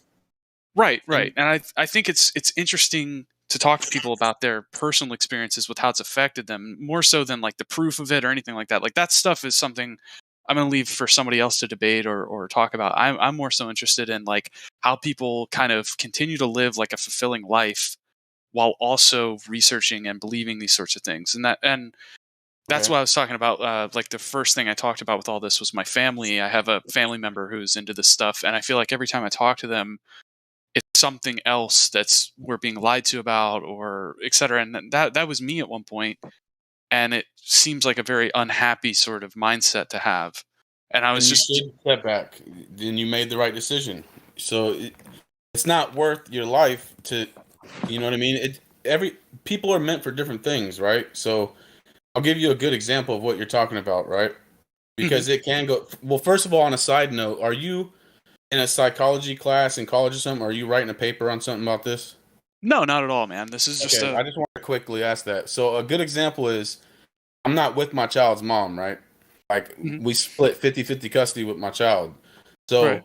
there was one point in time, and it was these black pill type of Facebook people. It was these so-called truther channels that are always pushing fear. Like, oh my God, there's going to be martial law, and look at all the tanks Fearmonger. that are coming on and all this crap, right? Yeah. It was so bad to where she was watching that stuff to where on the pickup day where I'm going to pick up my daughter, I couldn't pick her up because she thought there was going to be martial law on that fucking Monday, and she wanted her in her care during martial. It was that retarded. That's why I hate those damn Okay, I see what you mean. fear Yeah. pushers. You know what I mean? Because Yeah, those yeah. people take it too far, and they push fear. They push fear. So if you're feeling like your cortisol levels are up because it's like, oh, they're going to get us. Oh, this is going to happen constantly. You should take a step back. Yeah.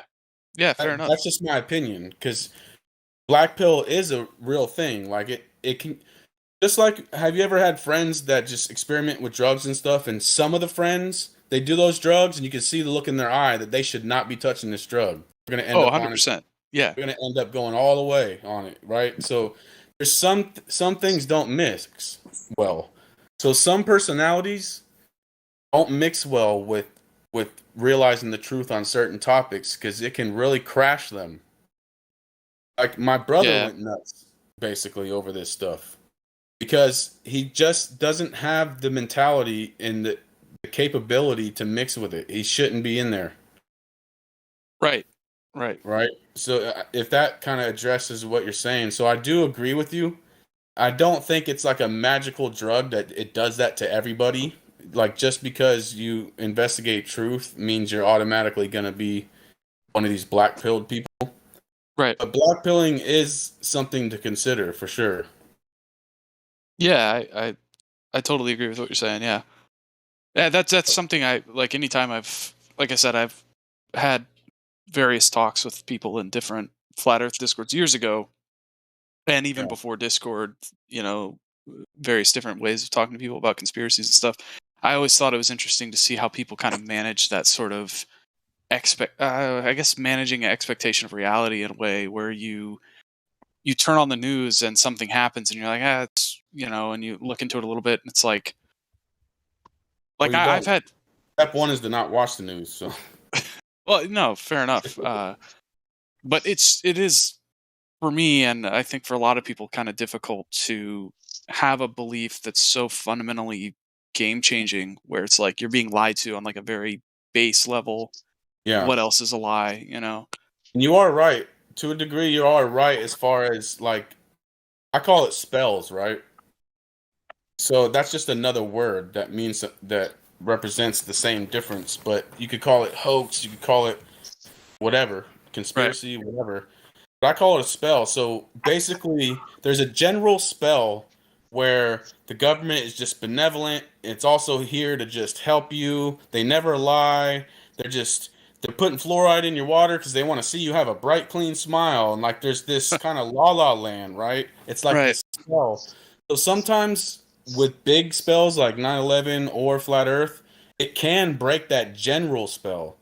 And one thing I've noticed with Flat Earth is if you haven't broken that spell, it's very hard to wrap your head around Flat Earth because you're still under that general spell that there's no way that countries could work together. There's no way that very rich people who run secret societies and put people in places of power, there's no way that they could do any operations at all.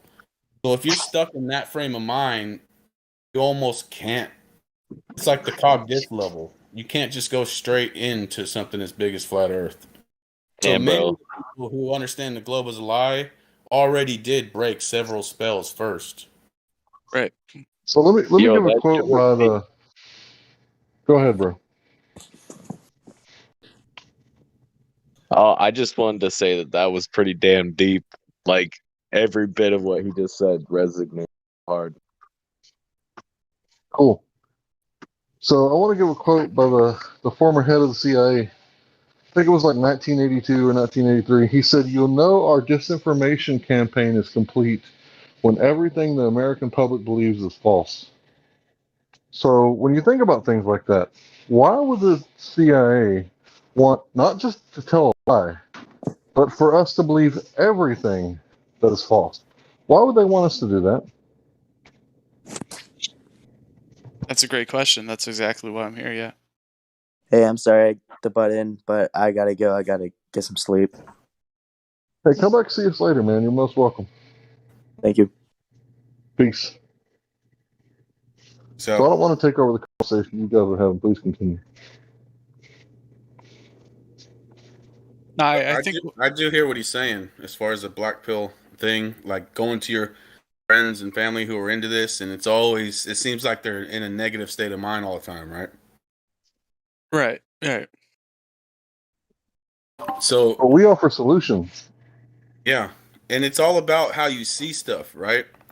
So it's kind of like a trained dog, right? If I have a trained dog that knows how to do everything that I've trained it to do for years, that's one thing. That could be a very, very happy dog, depending on how I'm doing it. But if I took some mutt that's just all wild and crazy and brought him into my household where that trained dog was and tried to push that on him in one day, he'd be very unhappy. So it's the way you see things, right? And it's the way you process information, the way you if you're genuinely stressed out because it's like, oh my God, they're doing this, they're doing that, then you gotta back away. You Gotcha. have to. Yeah, I agree. I agree completely. Yeah.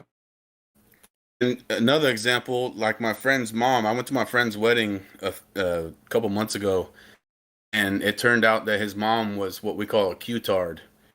And she was so drained by it and so just black-pilled. It's just like, you can't do that because in reality, there's always been very wicked people.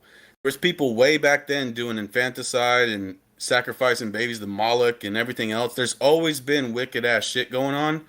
Yep. So imagine being one of those people 2,500 years ago, 3,000 years ago, and just living your life talking about the Moloch worshippers all day. It's like at some point in time, you got to choose to live life. You can't only dwell on the negative.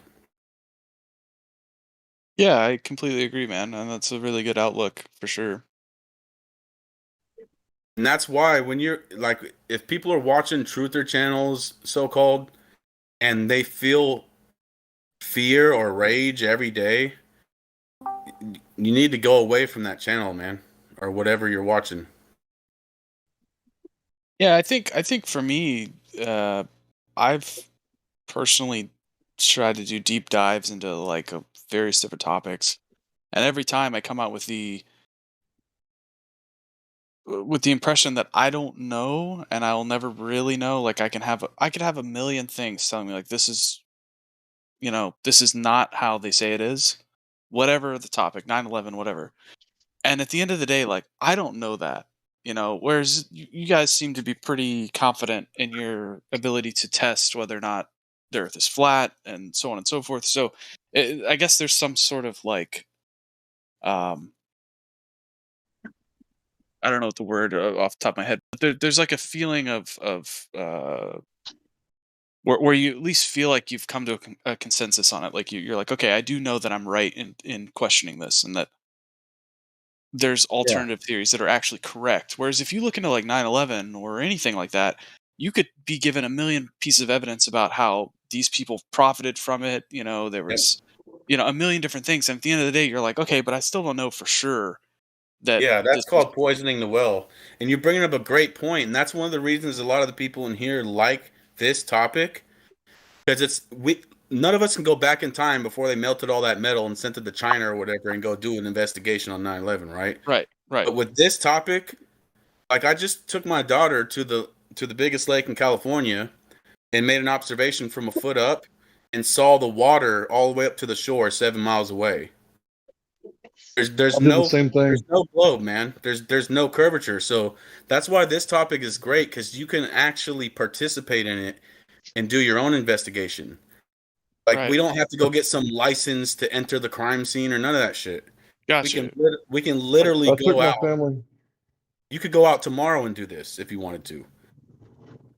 I just want to say I took my family to Corpus Christi. We went to North Beach. Nice. We were sitting right next to the USS Lexington. Like, we weren't like on the ship, but we were like right north of it.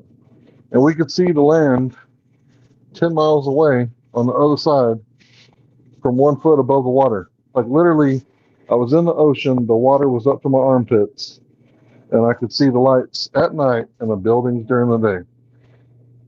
Wow. There should have been 66 feet of curvature. The buildings were only 2-story buildings right off the beach. Yeah, you can verify it yourself, man. That's why it's so great. And as far as all these other topics, the way I do it personally is I hit each topic just in order to gain the discernment for me to live my life, right? So, and this happens a lot when you have your first kid. Like when you have your first kid, it's all fine and dandy to discuss the so-called stabbies that they stab in their arms at certain ages, right? And then you're like, wait a minute. So with my child, I want to go investigate this topic, and you do a head dive into it to see what's best for your child to live your life, to have discernment, right? Right. So then I used my discernment based on the information that I learned, and I said, you know what? I'm not giving those stabbies to my child, right? So that was my discernment I was able to do. Now, do I need to spend 10 hours a day diving in and watching videos of like kids like doing seizures and shit? Like, no. Like, I don't need to live that way. I dove into it. I understood what it was. I used my discernment, and then I moved on. Right. Right. Yeah, I think that's like a trait that a lot of people interested in, not flat Earth, but just conspiracy theories and such, are not able to. They're not able to do that, man. They're like very overwhelmed and consumed by that sort of thought, where you do spend all day on it, and it does really get in the way of actually living life. Because at the end of the day, it's like, for me, it's like I don't I don't want to be affected on a very personal level by what's real and what's not. I just want to live my life. You know what I mean? Which is Yeah, the blue pill exactly. sort of thing. And it's at the end of the day, like knowing the truth is good, and I think that everyone should try to seek out the truth in anything, but not if it makes you consumed by it. Not if it Correct. makes you just not I able to live a disagree. regular life. I don't think you can afford to be neutral on a moving train. If the train is going off the cliff and you're like afraid, like, oh wait, the train's really picking up speed, and there's a sharp turn up ahead. Like, I don't want to go check out, the engine room. I don't really want to go because there's professionals up there. I don't want to look into it because it might cause me anxiety if I find out the train is out of control. No, the smart thing to do would be, to investigate it, right? Like, hey, Yeah. why are we speeding up? There's a 90-degree turn up here. But we're not going to make that turn at this weight going that fast. It's impossible. So why don't we go check on the engine room, make sure the train hasn't been hijacked? I completely agree with what you're saying, and I feel the same way, but the only problem is with most topics, you don't have the luxury of changing the outcome. Like, whether or not the Earth is flat, whether or not 9/11 was, an inside job or whatever, like, knowing the truth of that doesn't do anything for you besides knowing that. You can't do anything about it. You can't It change gives you the outcome. It provides you the impetus to have discernment, though, for the future. That's What true. about Gandhi? Was Gandhi one man? I mean, I see what you mean. Did he change the world forever? Did he change India forever? Yeah, he did. You're right. What about You're right. Jesus Christ? Was he one man? I see what you're saying. What I about see what you're Joan of Arc? Wasn't she just one 17-year-old maiden who stood up against the evil? And because she gave her life and was burned at the stake, then all the men were like, you know what? If this little maiden can do it, then why can't we? Didn't she change the world forever? Yeah, I agree with what you're saying for sure. I know that for me, I've spent years on things that at the end of the day don't change anything in my life by knowing more about it. Unless if I was to be a very prolific figure like you're talking about, where I could change other people's minds and then it becomes much more than just me knowing it. But I Yeah. understand what you mean. Some people are meant for certain things, right? But as far as how it affects you in your life, it can affect you, right? So if I were to tell you that, or if you were to discover that living under telephone wires gives you cancer, would Cancer. that help you or not in your life? Yeah, no, that's a very practical. If you researched applicable it, I thing. mean, and discovered it for yourself, not me just telling you. I know what you mean. I know what you mean. Yeah, I agree with that. Yeah, it's like I'm not gonna. I know for actually a very very funny thing. Like when I was there's a school that I went to briefly as a kid that had a telephone, not just telephones. It was like a massive substation near it, and there was a ton of telephone wires and power wires running right over top of it. My dad said, that's probably not good because I've heard those things cause cancer if you are underneath it long enough. And it's like, that's the sort of thing that's a very applicable, practical thing. We're like, yeah, maybe I shouldn't go to that school. You know what I mean? Or maybe I shouldn't live right underneath that, or whatever it is. But I understand what you're saying. Yeah, if you can apply that to something practical and They put a actually, radio Right, tower because in one knowledge is school, and power. six kids got cancer when they put this radio tower in one school, and there was only like 7 total cases for the whole year in that whole area. So Wow, it's yeah. like, so then it's like, well, I should take my kid out of there. Like, so Exactly. I guess what you're saying is there's some subjects that could benefit your life, and there's some subjects that don't, right? So if knowledge is power, right? If knowledge is power, I agree with that. and there's That's a my huge. stance. Sorry. No, that's all Sorry right. for interrupting. No, that's all right. You're right. If knowledge is power, right, and there's a huge power differential in this country to where maybe the government is ahead on technology by what, 100, 120 years? Who knows, right? Just X, number X, right? We don't know, right? Maybe they know something we don't know, right? And maybe they know something that, we believe is true, but they know isn't true. Right? Don't you think that would like change things? Because if the world was a globe and it was spinning, wouldn't it make sense that I could just take off on a hydrogen balloon that I made myself by cracking water? So I crack water and I make all this hydrogen, and I could just float up, and as the world turns underneath It'll my turn balloon, underneath you. right? Yeah. Right. So that would be traveling for like next to nothing besides whatever it costs to put a balloon in a basket and crack some water, right? Yeah, I see what you mean. Yeah. And then I could just navigate, by the winds, north and south, and navigate east and west by, the Coriolis, or the spin of the Earth. The thing about that I always thought was that because say you are on a globe that's spinning, because you take off from that point, you already have the rotational speed of whatever the Earth is at. So like if the Earth is spinning at I have no idea, just throwing out like X thousands of miles a second or whatever it is. I have no idea. No, 700 miles an hour at Texas. What if Okay, you turn so- around? What if you're in a helicopter and you turn around and start going the opposite direction?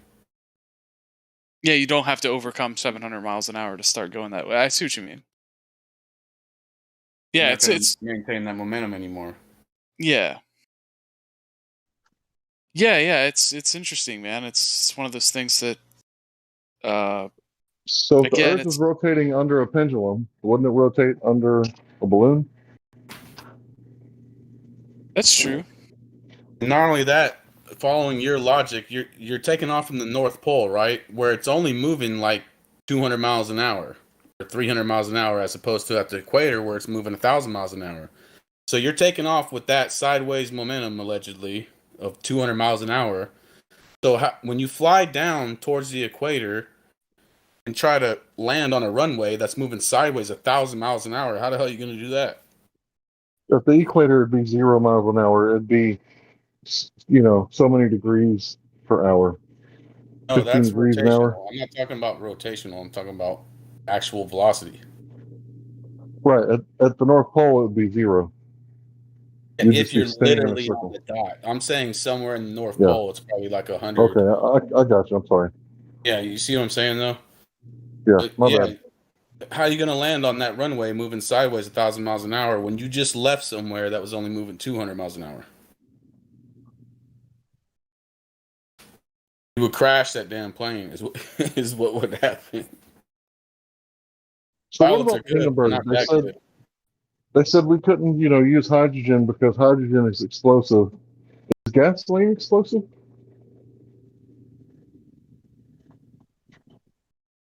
Yeah, I see what you mean. I guess the only difference there is the the blimps filled with a gas is a little bit more sketchy. The whole thing is like a giant. What But I about know a tanker truck filled with, diesel? those are pretty Or, dangerous, I'd say. yeah. And we let those go over railroad tracks.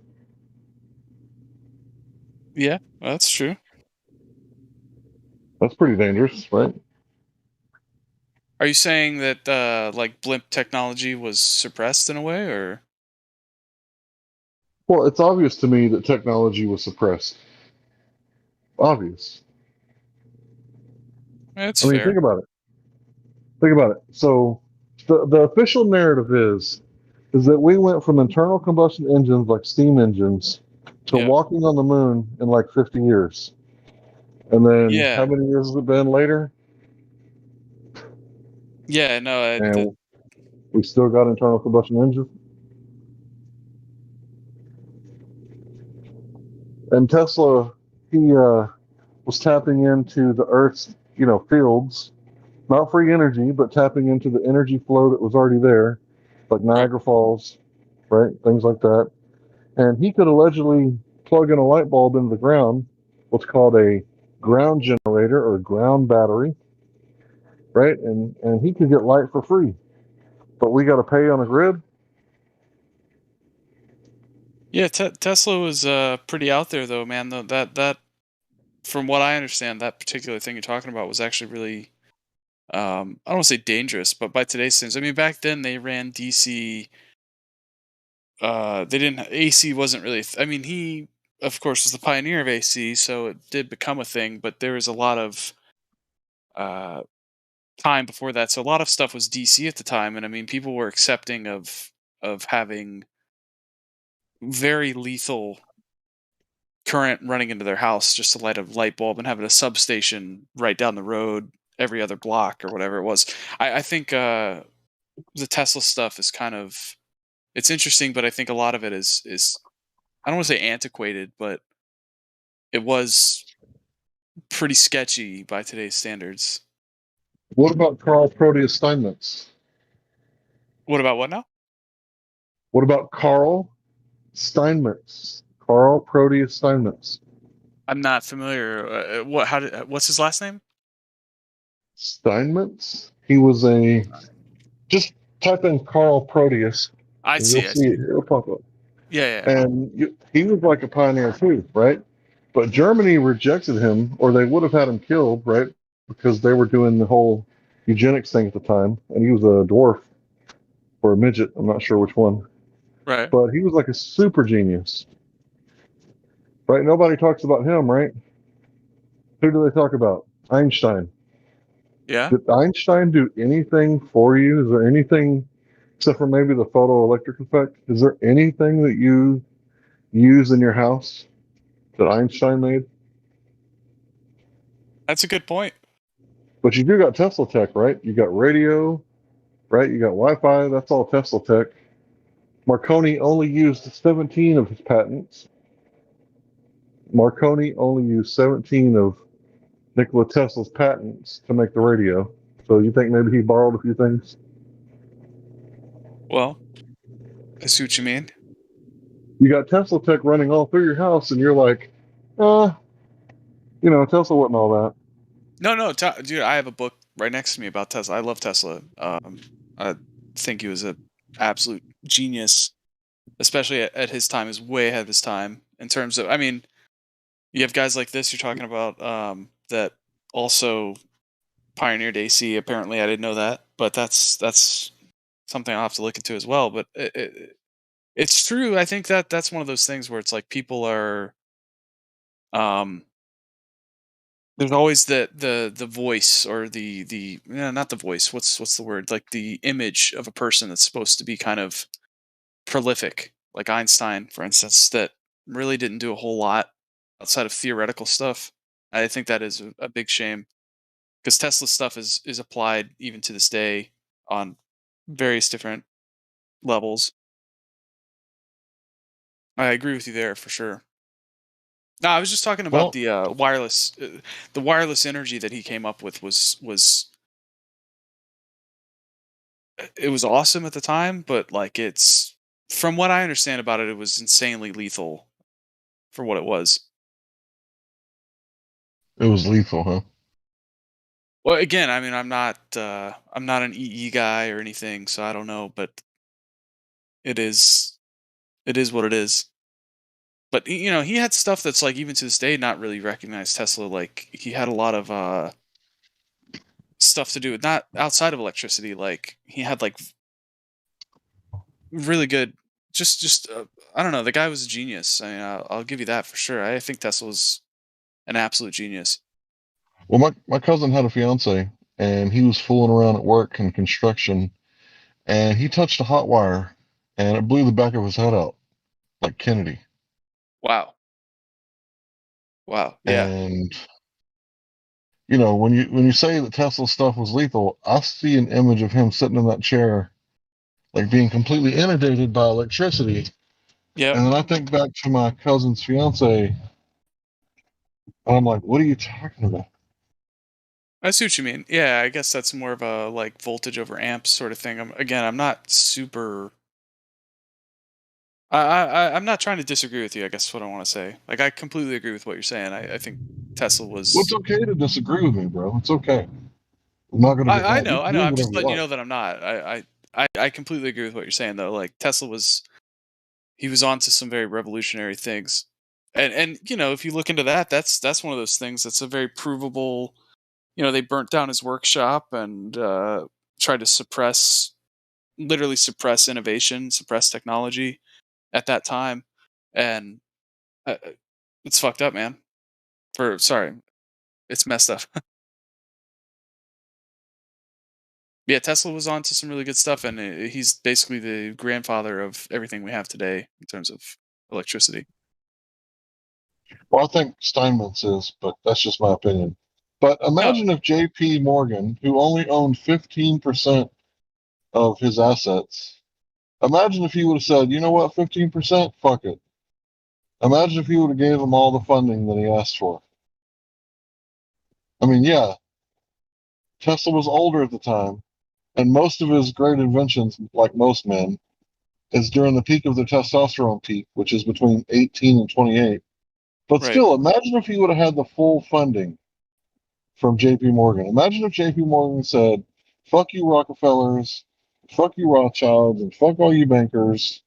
Like, I'm going to give my 15% that I own to this Tesla guy so he can make whatever the fuck he wants. Instead, no, that's not what happened. They pulled the funding. This guy dies, right? And then they give all of his information to John Trump, Donald Trump's uncle, who worked at MIT. Gave it to him for a year, and then Trump's uncle John gave it back. And they're like, "What do you make of it?" He's like, "I don't know. Like, what do you guys think?" So John Trump got all that Tesla technology, right? Probably shared it with his family, and all these buildings that Donald Trump owns, they're probably filled with all kinds of Tesla technology that you and I are never going to have, right? But that's fair, right? I see your point.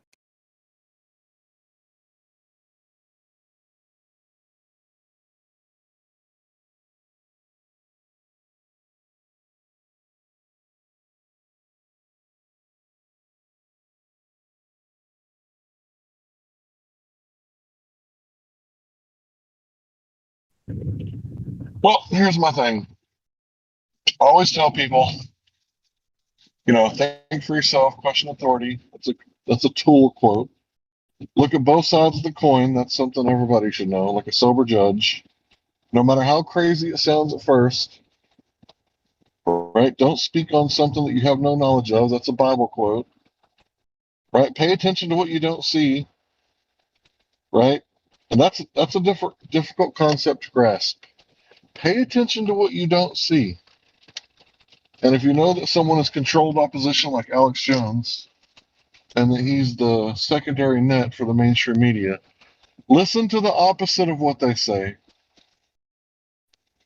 I do. I'm gonna go. Yeah, that's interesting. Again, I love this sort of stuff about controlled opposition, COINTELPRO, and prominent figures. Like Eric Dubay or whatever it is, Alex Jones. These kind of people who are like almost set up as like a figurehead of a particular ideology or movement, and it's very interesting to me to see why these people succeed. And there's so many out there that will give you a much different idea that are kind of cast out immediately or shunned and suppressed. I know what you're talking about for sure. Alex Jones is one of those ones where like I kind of wrote him off very early on based on his earlier broadcasts. He had one where he was fear mongering really bad about like bombs being let off, and I forget what it was now. I think it was like in the late '90s. He had a radio show where he straight up just started saying like the sky is falling, it's all over, and that was He very was early saying on. that there were boots on the ground, Russian troops coming Yes. onto the coast. Yep. And he was Exactly. 100% full of shit.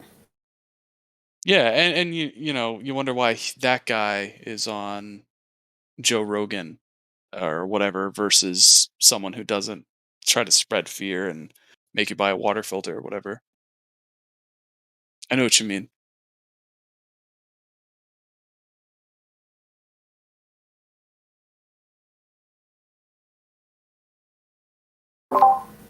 That's how it's done, though. It just stands to reason that in an information war, that you would have information agents.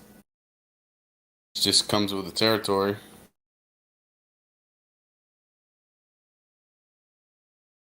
And there's the whole Overton window that goes over to a certain amount, so you want to go catch people at it and not let them go up any further. Yeah. Oh, definitely. You want people to. If people are questioning things already, you want to capture that person and keep them on a surface level before they go any deeper and Yep. things like that. Yeah. Like with Q, they have the data. Not that they use the data, we can assume they did, but they have the data to know however many people are talking about pedos and this and that and adrenochrome and whatever else. They know however many people are talking about it, at least on social media or whatever. And so they have to address that and come out with something like Q, where they're addressing it head on, but then it becomes like a mainstream Republican ad, basically. So it's steering them right around. Back into the two choices. Yeah. Like, we're going to stop them at this gate. That's a far gate, though. So the average person is like, whoa, those people are out there. But as far as the people that are starting to stumble on stuff, they just like, well, they came this far. Let's stop them where they're at. Gatekeepers, essentially. Yeah. Yeah. I mean, adrenochrome, you mentioned that. That's, from my understanding, that was the term and everything was coined by Hunter S. Thompson. I And say that with the fear and loathing thing. But the idea behind it has been around for a long time. And now they're even mainstream articles are talking about at least in a roundabout way addressing it. Yeah, like young blood and all that stuff being transfused and things like that. Yeah. Yeah. Yeah, it's interesting because it's like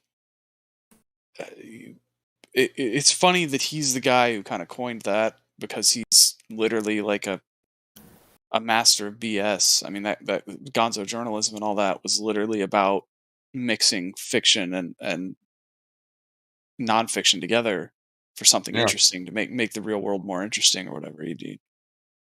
That was his They whole put thing. more truth in the media or in the movies and stuff than they do in the nonfiction. Right.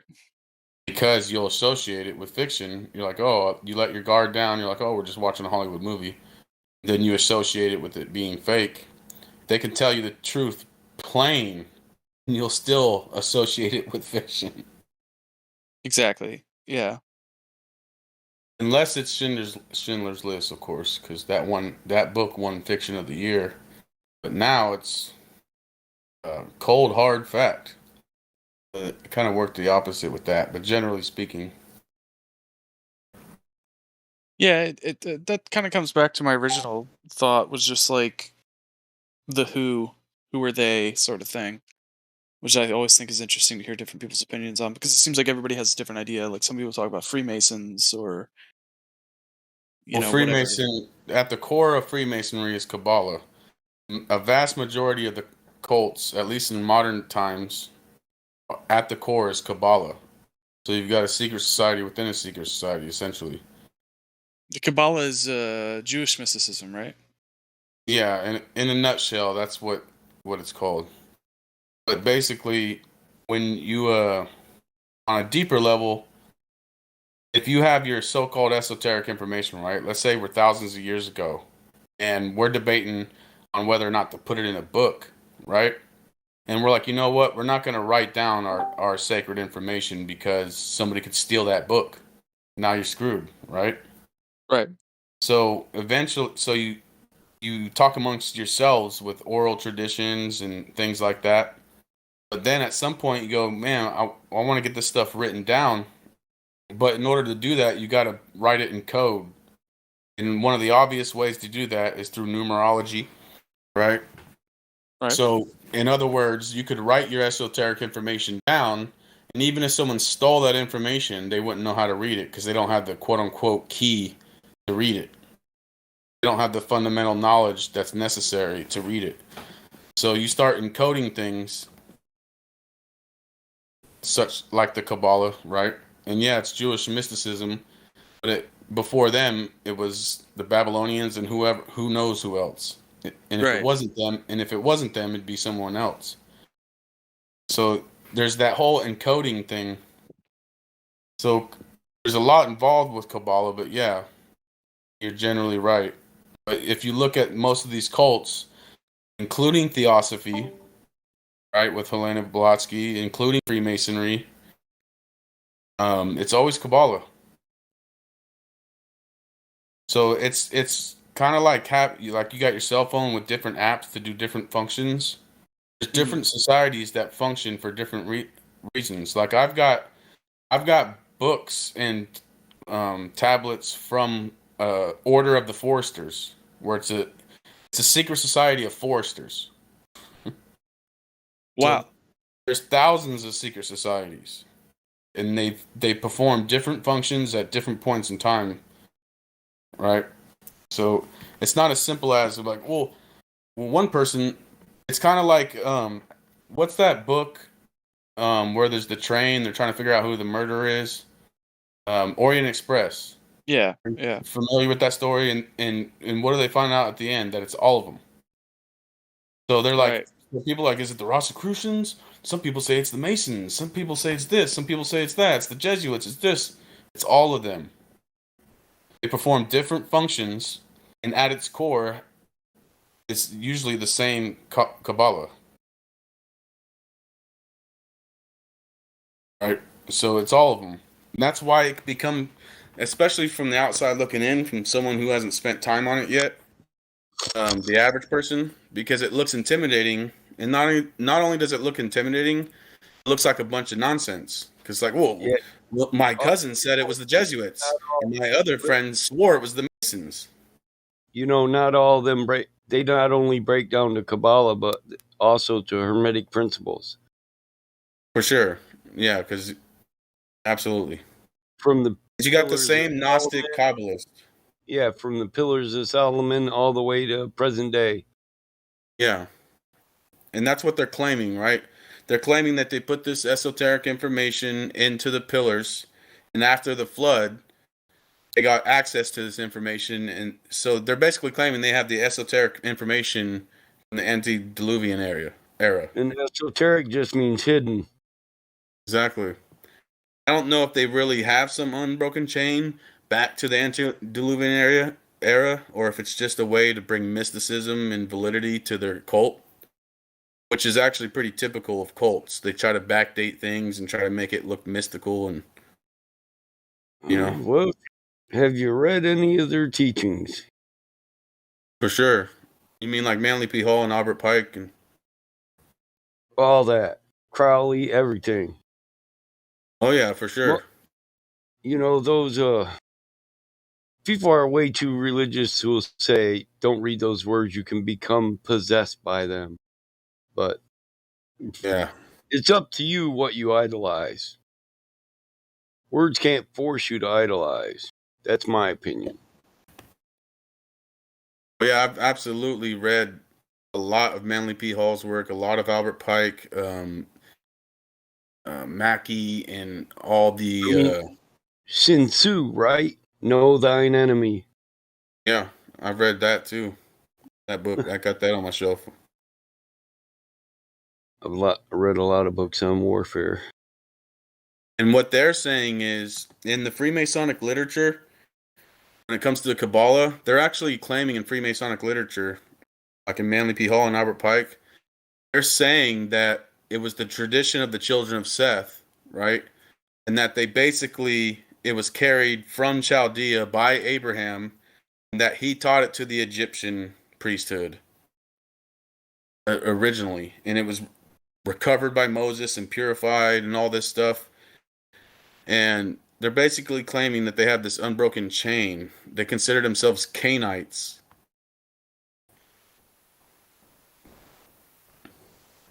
Which was a Gnostic sect, right? That practiced the Kabbalah. So whether or not all that, and that's who become these Freemasons. So whether or not they believe that they're the ones that should be the destroyers and all this other crazy shit, but yeah, to understand what you're dealing with, you got to read their literature to understand their paradigm Because the average person is not in their minds evil. The average person is doing what they're supposed to be doing. Like they justify what they're doing. So any good cult will have mechanisms in place to bypass your guilt by the ends justifies the means mentality. Compartmentalization. That too.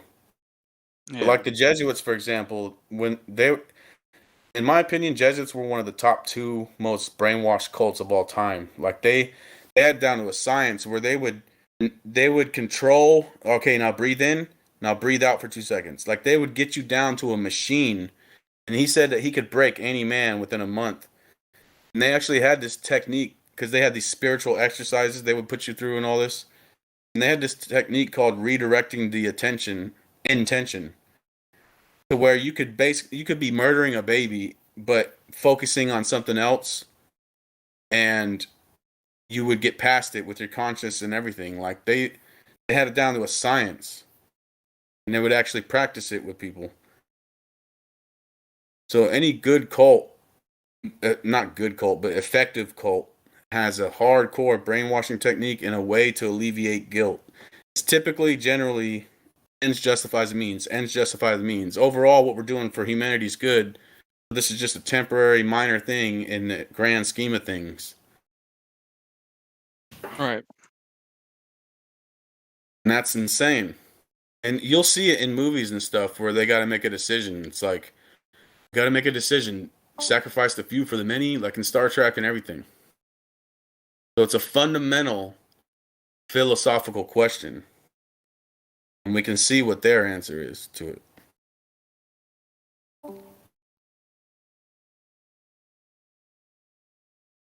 And it's dangerous. Like they're playing the other one, to me, the most hardcore I've seen was the Hashishans, with the Ishmaelites that later on became Islam, because they were very, very dedicated. They would basically give somebody some hash until they pass out, and then they would drag them over to a so-called paradise where they would have naked women frolicking around and milk and honey and all this stuff. And when the people came to, they would think they woke up in some paradise. Then they would knock them back out one way or the other, drag them over and say, I have the power to bring you to that paradise if you dedicate yourself to me. So those guys, you could snap your fingers and they would dive off a building head first. They had that much control over them, because they thought they were going to go to that heaven, that paradise. Who the what? My bad. I was switching headphones. Who the fuck told you that about these Hashishan women? And people just like fill them up with hash and transfer Dennis them Cash to. told him that. Dennis Cash. That's where the word. I guarantee you, I never told that motherfucker that. It's what they did where in the the word opium. assassin comes from. It's what they did in the opium dens also. Sure, I mean, listen, you know, with some of these stories, you have to kind of suss them out. It's like, hey, I remember back in the day. None of us remember this. It's like, here's some of the history that I might understand. Hey, Hashish's women were thrown into dens. Are you saying the those opium Hashishans- dens? Right, the okay. Hashishans weren't the sons of Ishmael? Is that what you're saying? Yeah. And just because that's the lore doesn't mean it actually happened. We can go to the genealogy for this if we really had to. Yeah, somebody was saying my real name as if they're going to dox me. And fine, yeah, fucking find me. See what's going to happen. When you find me. Helio, fuck man, the guy that was talking, this stuff is so interesting, and you have to jump just to discredit them on what they're saying. Like it's pretty annoying. No. I want to further disclose it. I'm Jamesy. Why don't you think why would you think bad of me? I actually want him to He's explore it holding my feet more. to the fire, which is fine. There's nothing wrong with that. Yeah, Jamesy, come on, Mhm. bro, man, yeah, dude. I'm just Yeah, fine with you. you know the thing is, yeah, and it's cool. But earlier you were jumping on every point that someone was making, jumping at you. Goodness, I wanted to hear Okay. I Well, wanted to look, hear the new guy talking and bringing whatever he wanted to talk about with the either other guy. way, I mean, we'll And discuss it later, maybe personally, whatever. Let's talk about this. So there were people. What were we talking about? We're talking about Assassins. hash dens and whores. The assassins, Hadad. because that's where the word assassin comes from. It was the From Hashishans. Hadad. Hashishans were the sons of Hadad, one of the 12 sons of Ishmael. Yes. 12 sons, 12 princes, 12 tribes. And all the lore around it doesn't necessarily mean it's true. I go into these different like we were talking about earlier about diving into the mind of your enemy. Like when I read Freemasonic lore and everything they say about Pythagoras, none of that shit is probably true. But it's their lore, it's how they think, it's their dogma. I wouldn't say it's not true. I mean, it might be true. Yeah, they might really be from unbroken chain from the sons of Seth and all that shit, but It's like everyone wants to think the best of everyone, but we're not always our best selves. for sure. None of us are perfect. This is true. Overall, my premise was that when you're doing a secret society and you're trying to get people to carry out things that are pretty evil, you have to have some methodology and mechanism for them bypassing their guilt. So if you train them to think, hey, this is for the greater good, this is for the greater good, then they're okay with doing these evil things because they're actually believing that. Sure, and what is belief at the end of the day about history, specifically? Yeah. We have to take it with a grain of salt, especially with dogma for secret societies, because they're usually Yeah, doing it to bring reverence to their and own no little offense, cult. you did say Hashishians when it should be Hadeshians. Hadeshians. Okay. Oh shit, that gets deep when you switch. That's fine if that's the Hadeshians. accurate term. Yeah, they're the sons of Hadad. Well, yeah, but I was talking about the derivative of. I was talking about Ishmaelites, but I was talking about the derivative of the assassins, which was the Hashishans, and their technique of using the hash to knock people out and everything. Well, I mean, the assassins wouldn't be participating in the the knockout point. Yeah. They're going to be utilizing.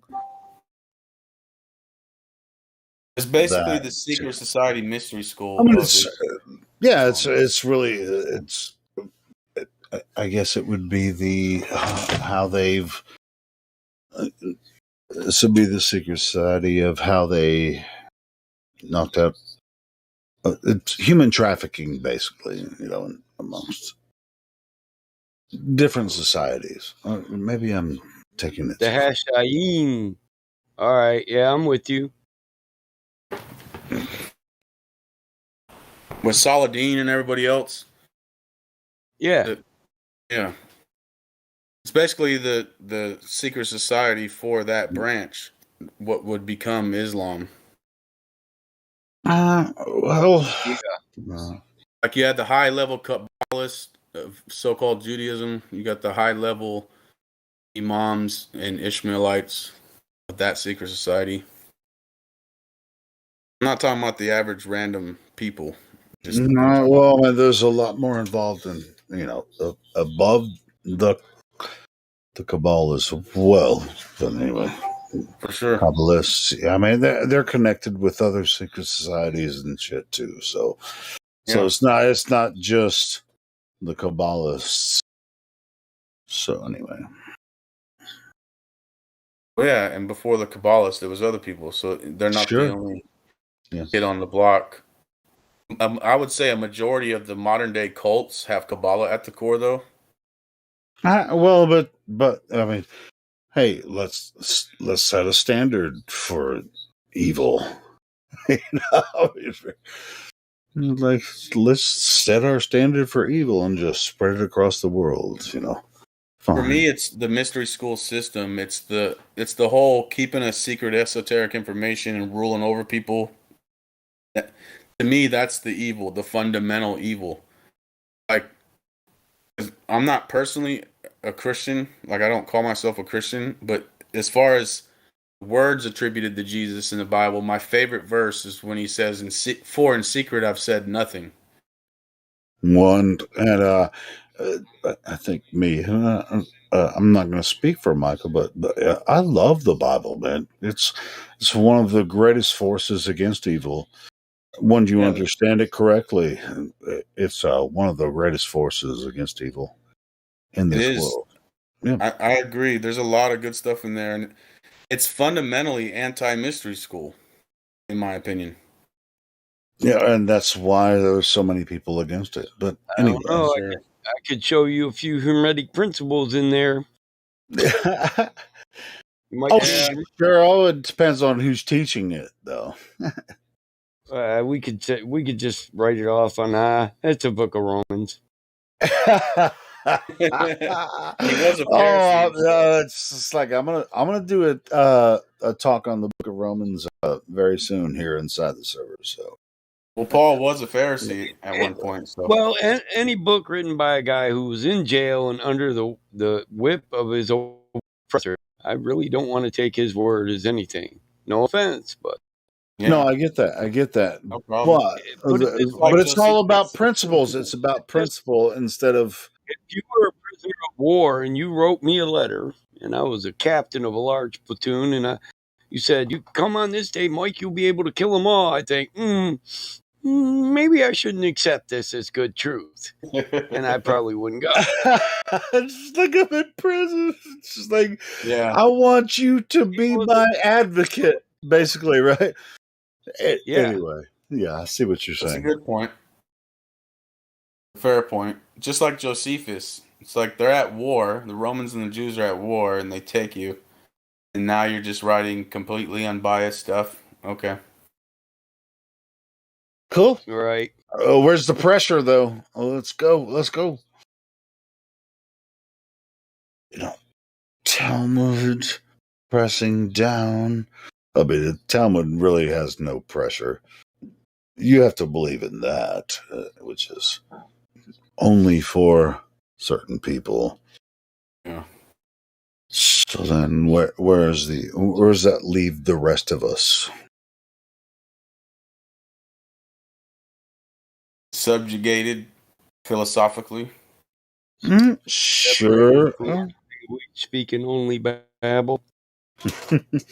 Yeah, well, I mean, are we Babylonians? I don't know. I mean, anyway, so this is getting too deep, man. This is some shit territory I don't even want to get into because I like you guys.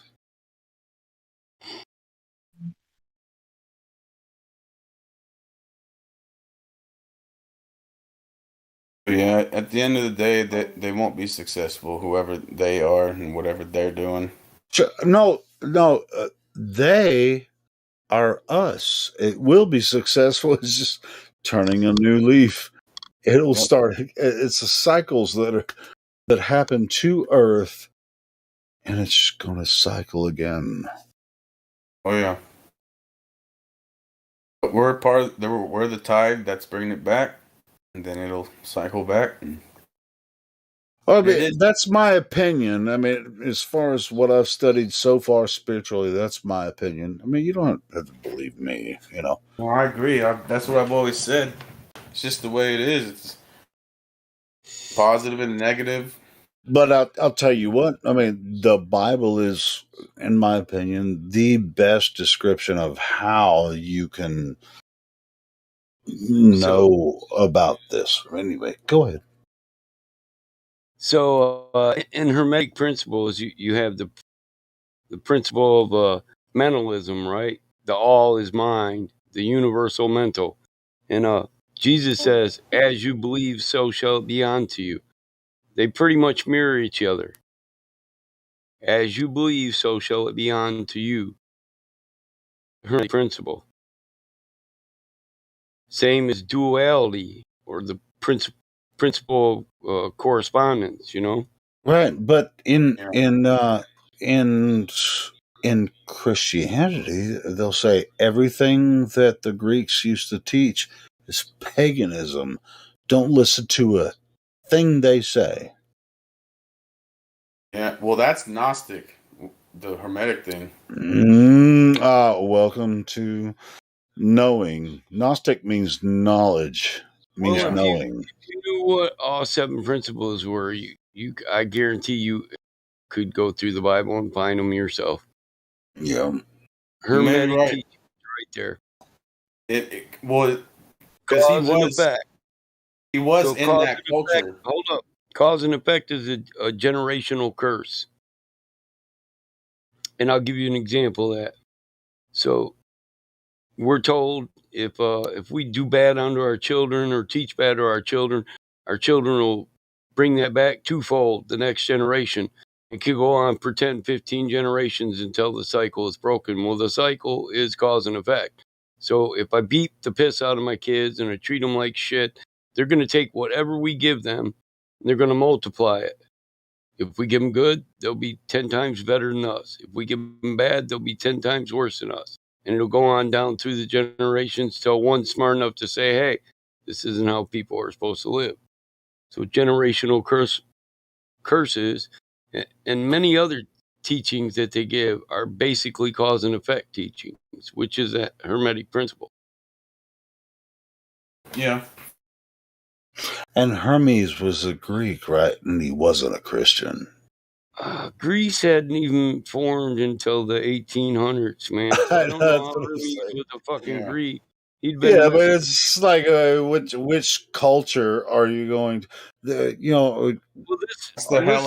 Well, Everything that we might or might not believe or all accept misdirection, is based on philosophers, of in the ancient teachings times. you're taught what bloodlines to look out for, but how we attribute or label those bloodlines have been changed. Mesopotamians are now Greeks. True Turtle Island people are now Native American. Mm-hmm. They change your names, and then we can no longer say you're the one they talked about in the Bible. You're a descendant of this person. Because if we did, we'd know these people still exist. Yes, Yeah. Michael. To be honest, I think the purpose of what we're doing here, and it may take a very long time. I don't know how long this is going to last. I'm very glad to have met you, and what we're doing here on the 24/7 Flat Earth Discord. This part of it is the essential part of the holistic approach to Earth as itself. It's just like we are as much a part of Earth as Earth is itself. And people will say, "Oh, that's New Age hooey wooey." It's like, no, bro. I've been doing this for a long time. Earth is me. Whatever. Yeah. I guess. Yeah. But anyway, You see the same if you disagree with me, fine. I can argue the Bible. I can't get too much into Eastern tradition. I know some about it and everything, but yeah. But you'll eventually find out that Earth is you.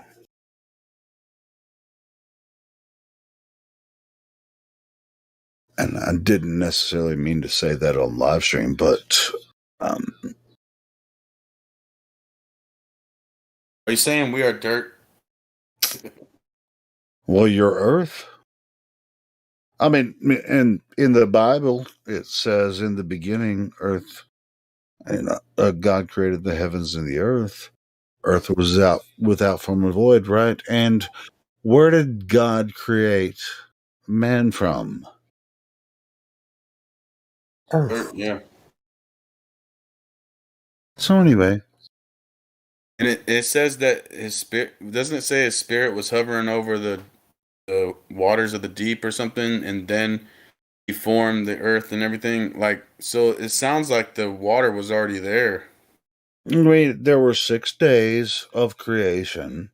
This is the story of creation, and for the most part, all of the cultures across Earth have a very similar concept of creation. None of it really contradicts each other. Uh, but as far as the timeline, In the there's a lot of beginning, God created the heaven and the earth. And the earth yeah. was without form and void, and darkness was upon the face of the deep. And the Spirit of God moved upon the face of the waters. God See? said, "Let there be light," and there was light. So was I the still, water already And there? that light wasn't the sun. The first light wasn't the sun. no, the sun was created on the third On the day, fourth, but no, it was the fourth day. The fourth day. So was the water there first or no? Third day was the plants. The fourth day was the sun, moon, and stars. So so the sun is the savior. See, it's like this is not. I don't even want to talk about this right now because after "let there be light," it says, verse 4, God saw the light, that it was good, and God divided the light from the darkness. that's God the called the second light day. day, and the darkness he called night. So, Yeah. It was That when it says created he was moving over the spirit, when he was moving over the waters, was that before or after he created the earth? no, in the obviously beginning, after, that's right? the beginning of the Bible. In the It's the beginning, God beginning of created the time. heaven and the earth. He had to create the earth before he could come on it and see it was without form and void. So first thing he did was create heaven and earth. Yep. And then the second day, this is Light.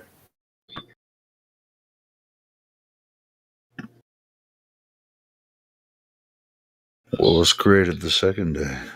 Light. Because the Vesica Pisces represents light in Kabbalah because it was the second day, it was the two circles. Pisces. Vesica Pisces. So 2 circles. Yeah, the whole Kabbalah thing forming the Vesica Pisces is light, represents light.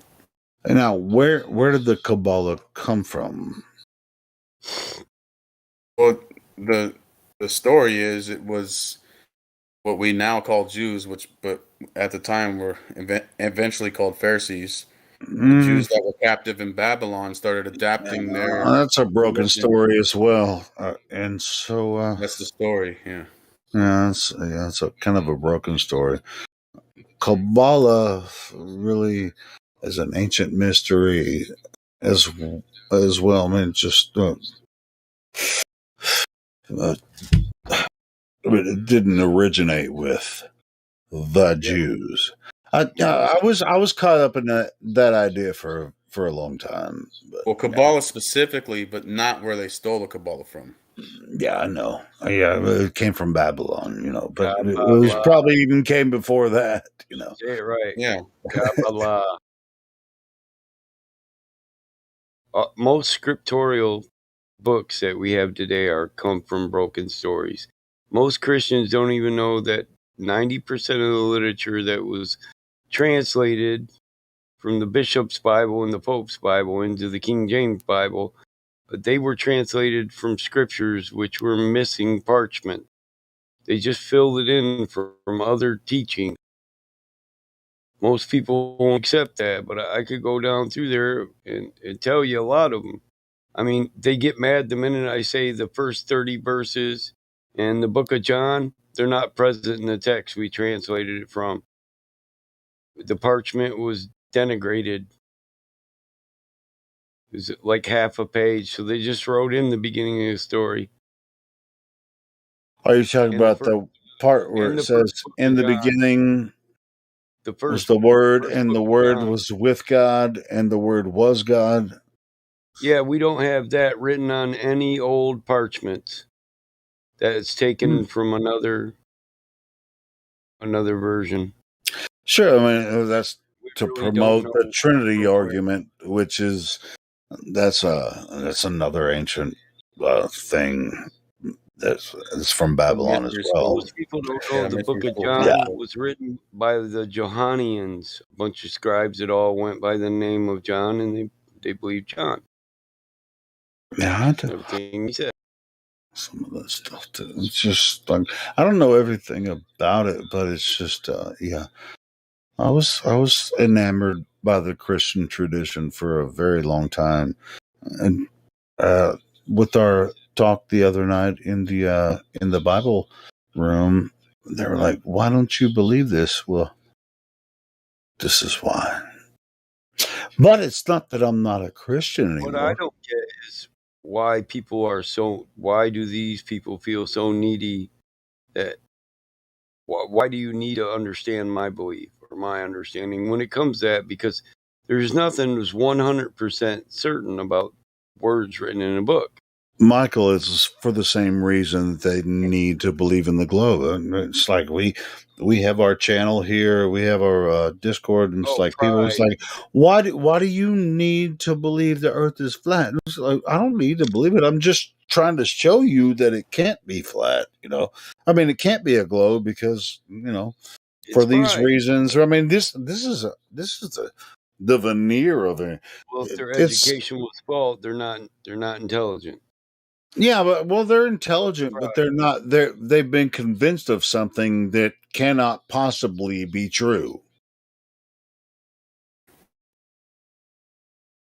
So it's that when it comes to the globe Earth flatter thing, they've been convinced of something that cannot possibly be true based on our observations, and we've proven that over and over. But they still religiously believe in the globe, and they think we're dumb.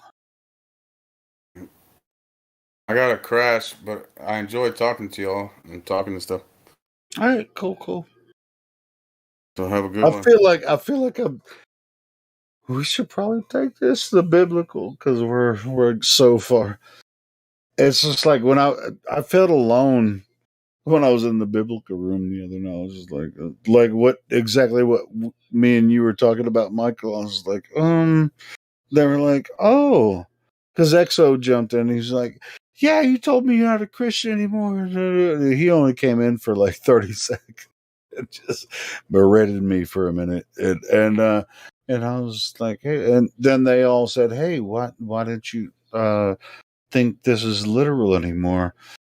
And I didn't really necessarily want to get into this, Mike. You know what I mean? Because I'm comfortable with talking about the standard Christian doctrine. I know what it is, and so but I didn't want to do it for more. The reason that I joined the room was to ask them questions about how they think practicing Torah was how it benefits their life. And so it wasn't. There was no.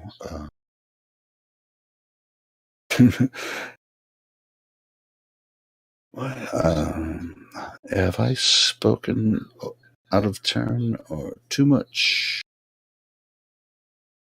Anyway. But, in the future, in the very near future, maybe by the end of year, we're going to have a talk on the book of Romans in the biblical room again. It's not going to stop me, and it's not going to stop them either. We're going to have a really good talk about the book of Romans.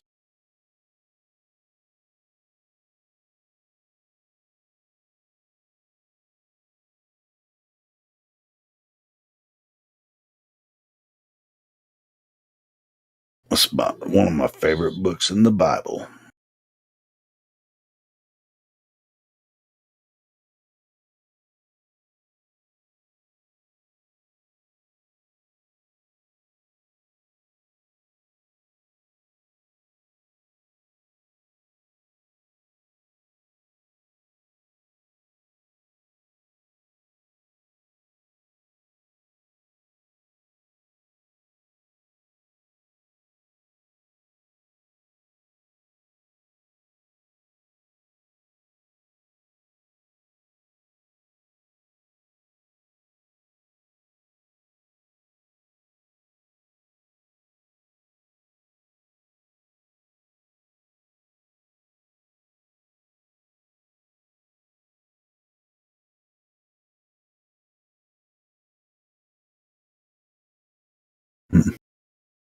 You see how deep this talk got? Like, man, you don't even want to talk anymore because it gets too deep. It's too deep.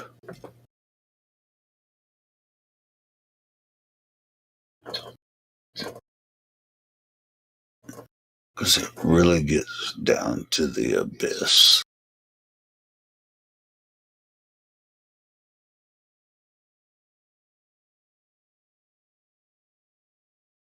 But on a positive note, when we do have that Romans talk, it's really just to talk about the spirit and the flesh, the division of the spirit and the flesh, and how to function in this reality, and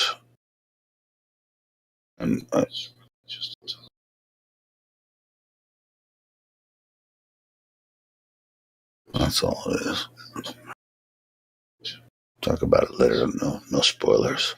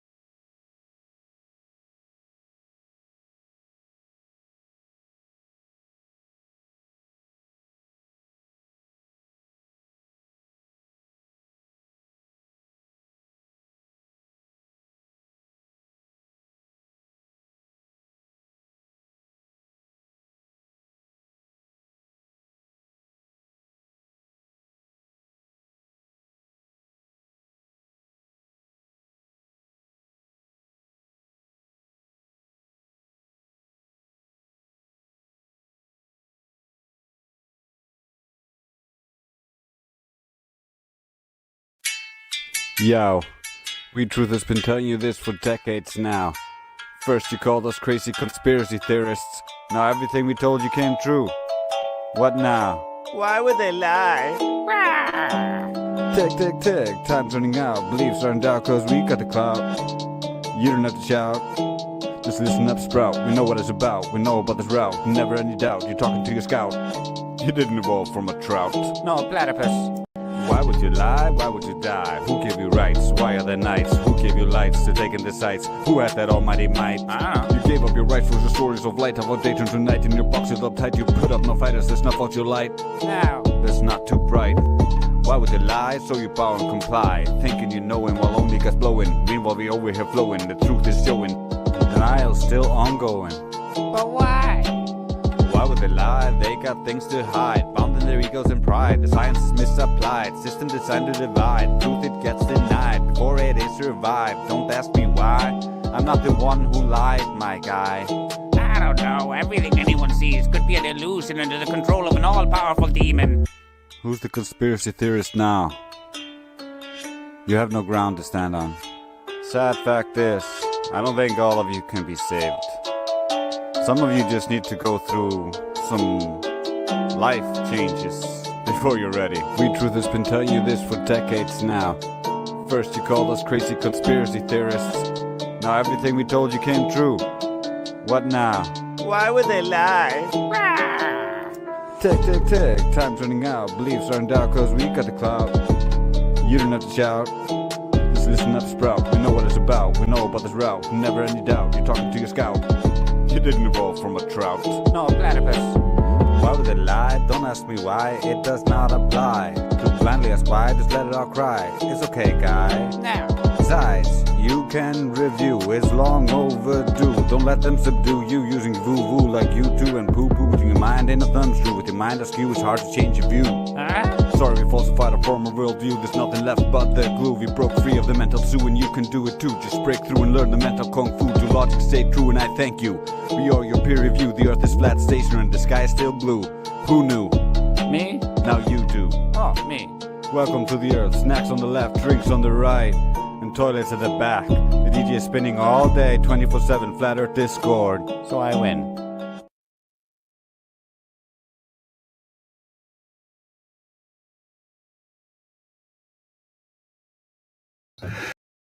I wish Drace would have said, "Can you do the part?" But I don't think I could do it better than him. I'm trying to figure that part out. It's a really good song. Awesome, Drace, man. Shout out to Drace. Really good stuff. Let's see.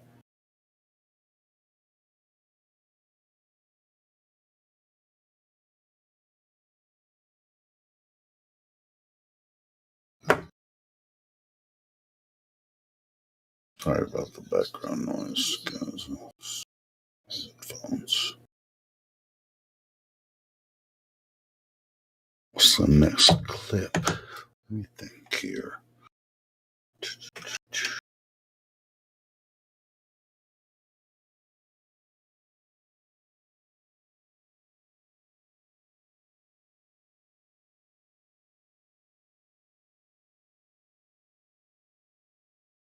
I'm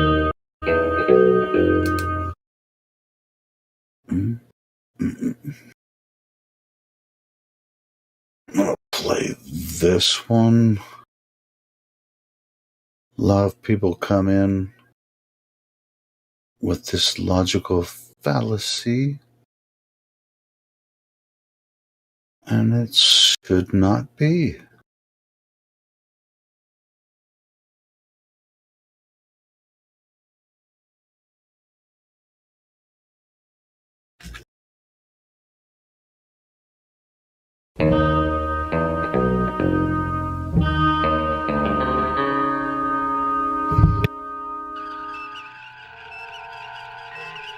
Where do you think the captain is going to put in for shore leave? It'll be Wrigley's Pleasure Planet. What makes you think that? I don't think. I know. Because everyone on deck 6 and 7 thinks so. They can't all be wrong, can they? Well, I don't know. Excuse me, gentlemen. I couldn't help overhearing. Yes, sir? The argument you are employing, helmsman, is not logical. In fact, it exhibits the fallacy of argumentum ad populum, also known as appeal to the majority. The argument seems to make sense. That may be so, Lieutenant, but the form of the argument is invalid. Your argument exhibits the fallacy of attempting to prove a conclusion on the grounds that all or most people think or believe it is true. The main problem with arguments using this fallacy is the fact that many people agreeing on something does not prove what they all agree on is true. Belief is not proof even if many people believe. You use this fallacy with your statement that we are going to spend shore leave on Wrigley's Pleasure Planet because everyone on decks 6 and 7 believed that we were. Thank you, Mrs. Buck. Yes, I should rethink what I'm trying to say. That would be best. Even if an argument seems to make sense, it cannot be valid unless the form is valid and that it does not exhibit one of the logical fallacies such as argumentum ad populum, the appeal to the majority. It's only logical.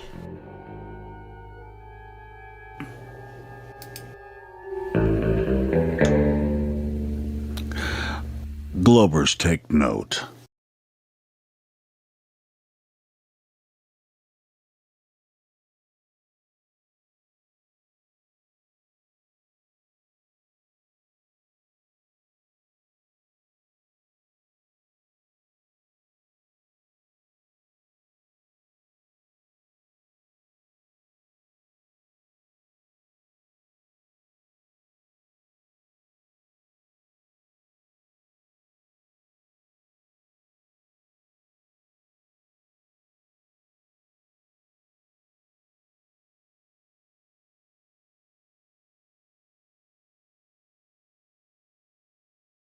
The hell?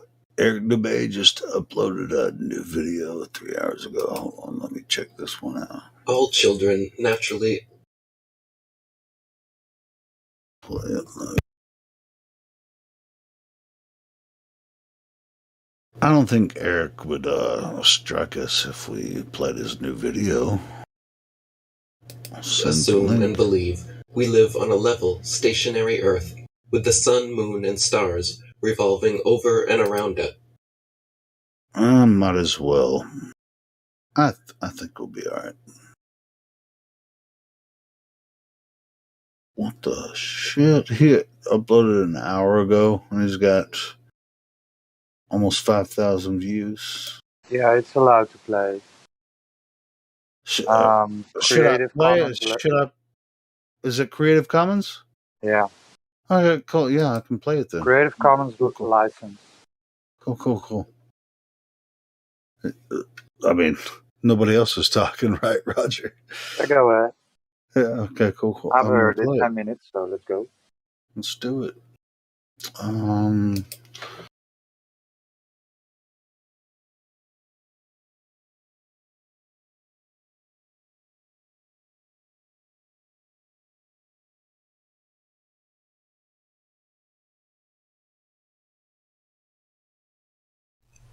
All children naturally assume and believe we live on a level, stationary Earth, with the sun, moon, and stars revolving over and around us, because that is what we actually experience every day of our lives. No children before heliocentric indoctrination would ever assume or believe they lived on a tilting, wobbling, spinning oblate spheroid, hurtling incredible speeds through infinite vacuum space, because none of that is present in our lived experience. Only after thorough indoctrination through mainstream media and government education do children slowly begin to abandon their actual, natural, everyday lived experience of the world and adopt the new imaginative model espoused by their teachers and televisions. I remember the moment we began studying the solar system in elementary school, and were taught that Earth was a giant blue ball floating in space, spinning circles around the sun.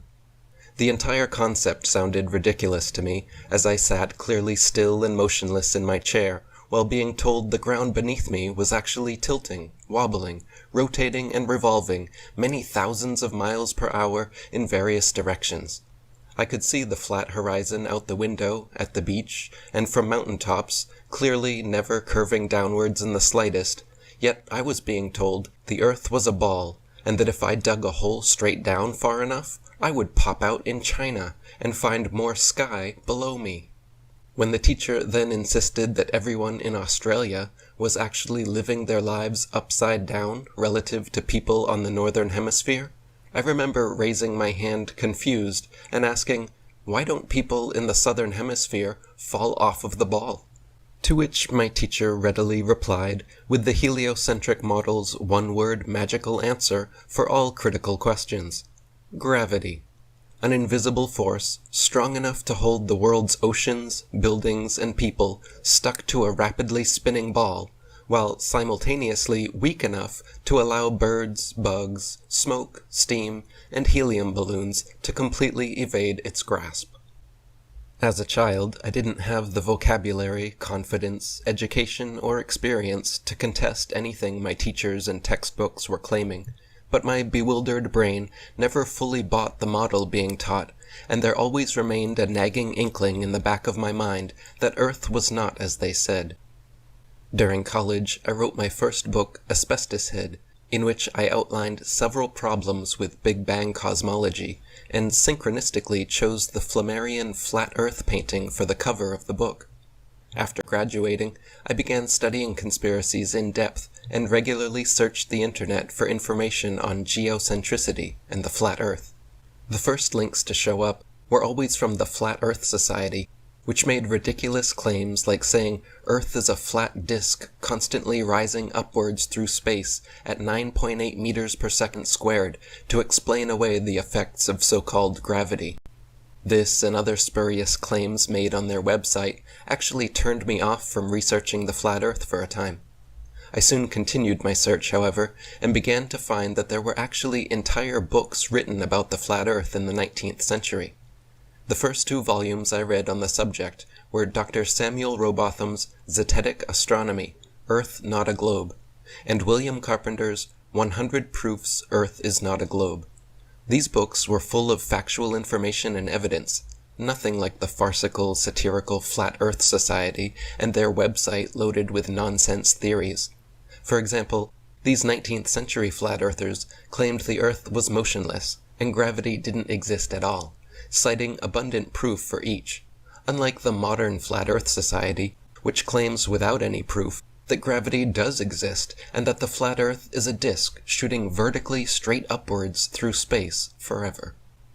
In 2008, I finished writing and published my next book, The Atlantean Conspiracy, which included a full chapter on geocentricity and a few quotes from flat earthers denouncing NASA's supposed moon landings. At this point, I was convinced of geocentricity and leaning heavily towards flat Earth cosmology. Alex Jones was the biggest voice in the conspiracy community at the time, and in the hopes of bringing more attention to this most important subject, I sent to InfoWars Dr. Rowbotham's book, Earth Not a Globe, along with my book, The Atlantean Conspiracy. Their producer, Rob Dew, messaged me back, saying he would run it by Alex, and I never heard from either of them ever again. Several weeks later, however, it was made clear that Alex did get the message, because he laughed and said on air, "I have actually been contacted by some flat earthers saying I'm covering up the fact that it's some Atlantean conspiracy," which is the name of my book and website. The Earth being flat, that's clearly ridiculous. Though I've actually been contacted by some flat earthers saying I'm covering up the fact that it's some Atlantean conspiracy. For the next several years, I continued researching and digging the far reaches of the internet for content, and finally found and compiled a large collection of old books, lectures, pamphlets, and newspaper articles exposing the flat Earth. I have since made most of these into free downloadable PDFs and/or audiobooks, which I will leave links to below in the description box of this video. It turns out there was a veritable flat Earth renaissance at the turn of the 19th century, with many incredible books written on the subject that were very nearly buried and lost to history. Here is a list of these old books and authors, all of which and more you can find linked below and on our IFERS forum. Zetetic Astronomy, Earth Not a Globe, by Dr. Samuel Robotham. 100 Proofs Earth is Not a Globe, by William Carpenter. Zetetic Cosmogony, by Thomas Winship. Terra Firma, by David Wardlaw Scott. Kings Dethroned, by Gerard Hickson. Heaven and Earth, by Gabrielle Henriette. The Enlightenment of the World, by John Abizade. The Sea-Earth Globe and Its Monstrous Hypothetical Motions, by Albert Smith.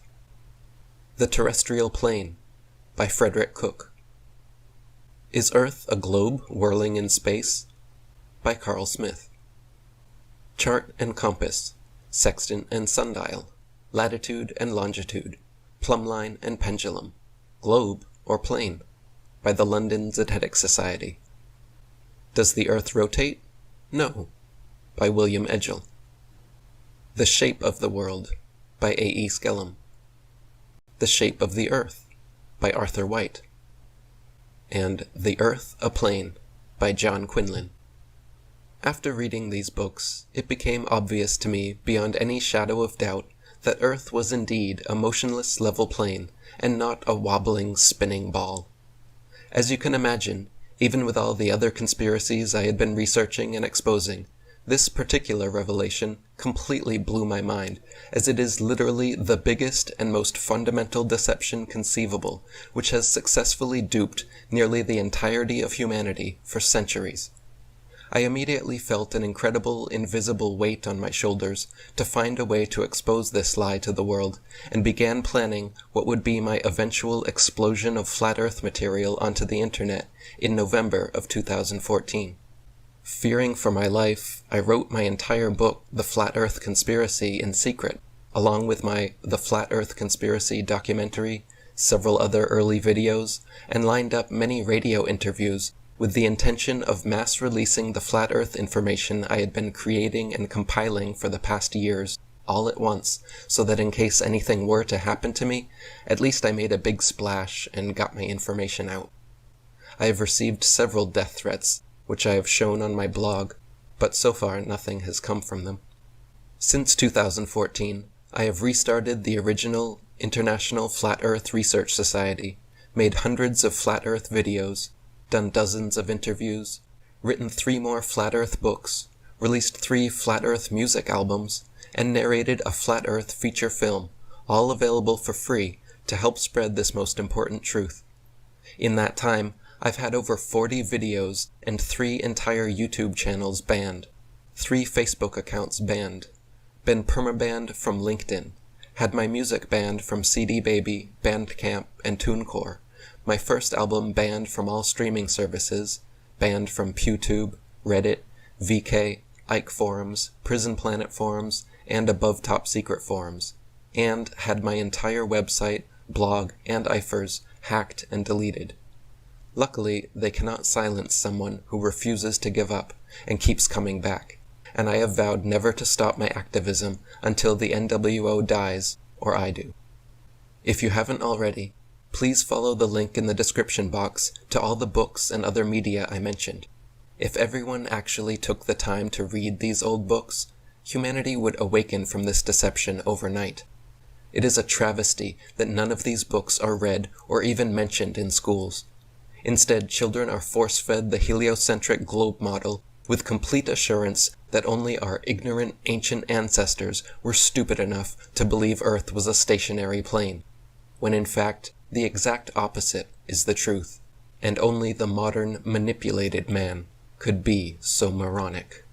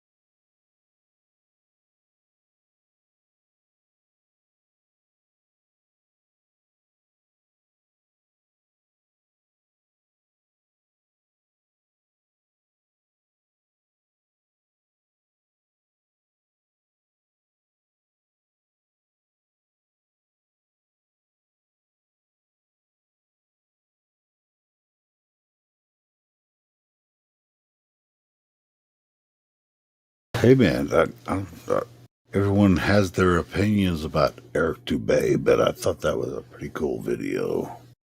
I think I want to play it again and listen again. That was cool.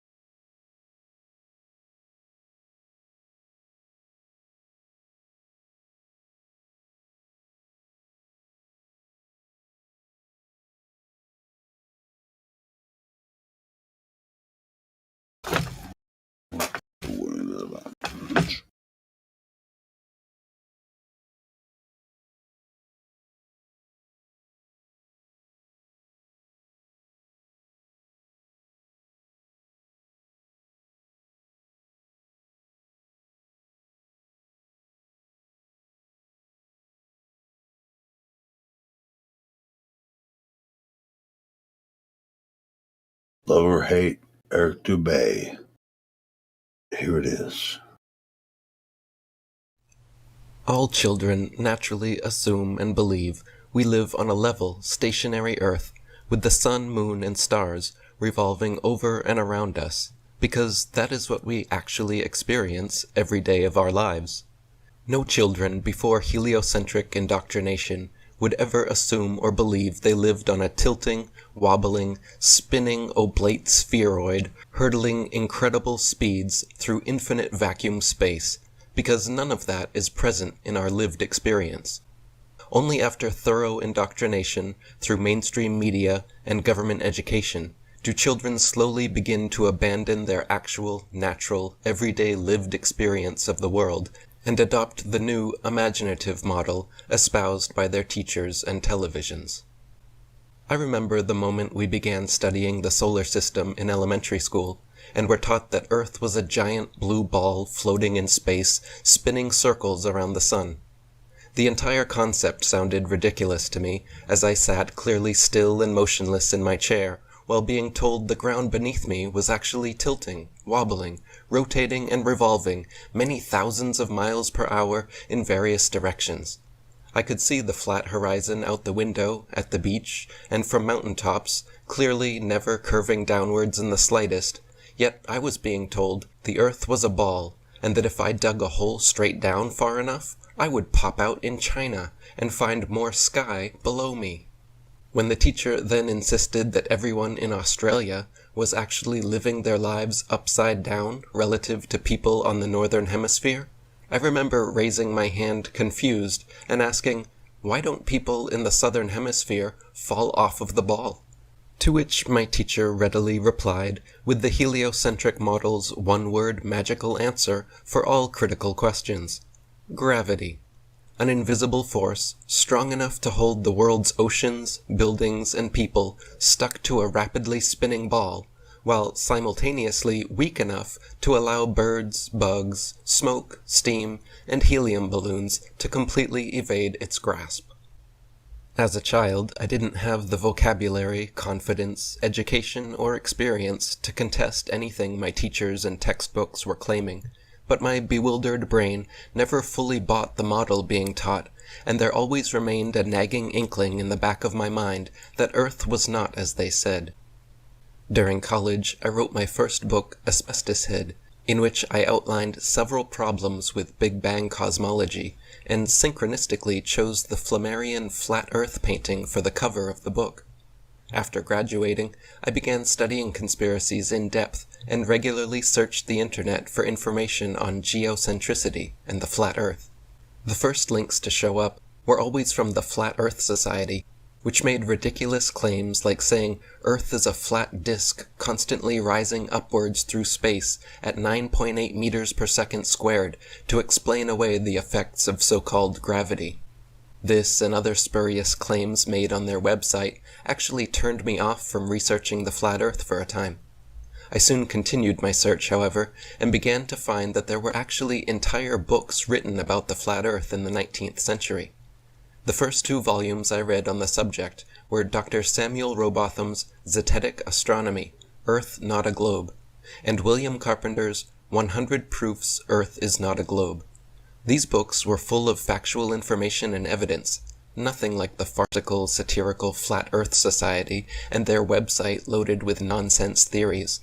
For example, these 19th century flat earthers claimed the Earth was motionless and gravity didn't exist at all, citing abundant proof for each, unlike the modern Flat Earth Society, which claims without any proof that gravity does exist and that the flat Earth is a disk shooting vertically straight upwards through space forever.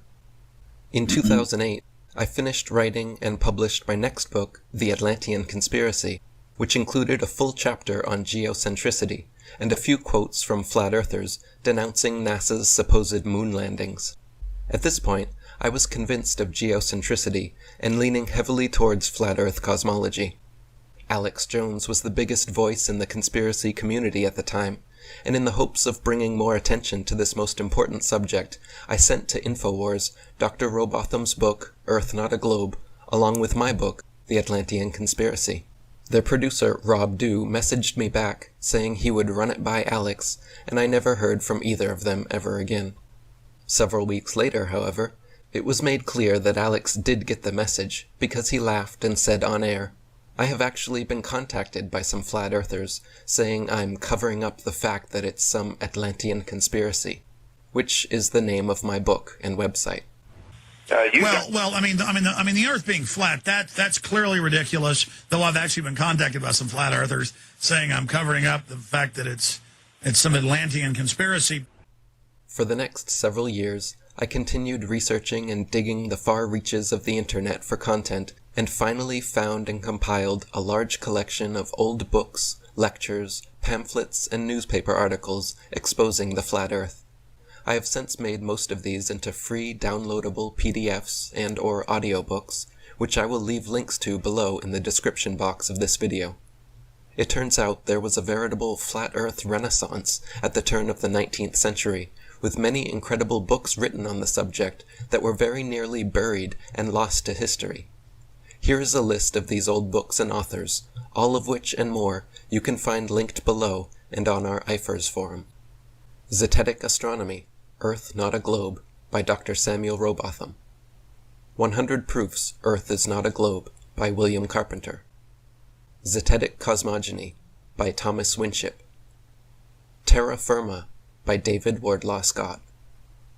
Kings Dethroned, by Gerard Hickson. Heaven and Earth, by Gabrielle Henriette. The Enlightenment of the World, by John Abizade.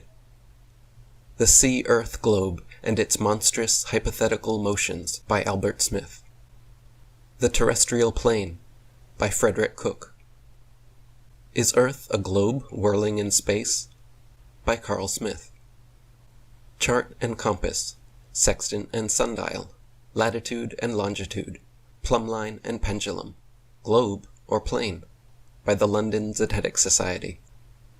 Does the Earth rotate? No, by William Edgell. The Shape of the World, by A.E. Skellum. The Shape of the Earth, by Arthur White. And The Earth a Plane, by John Quinlan.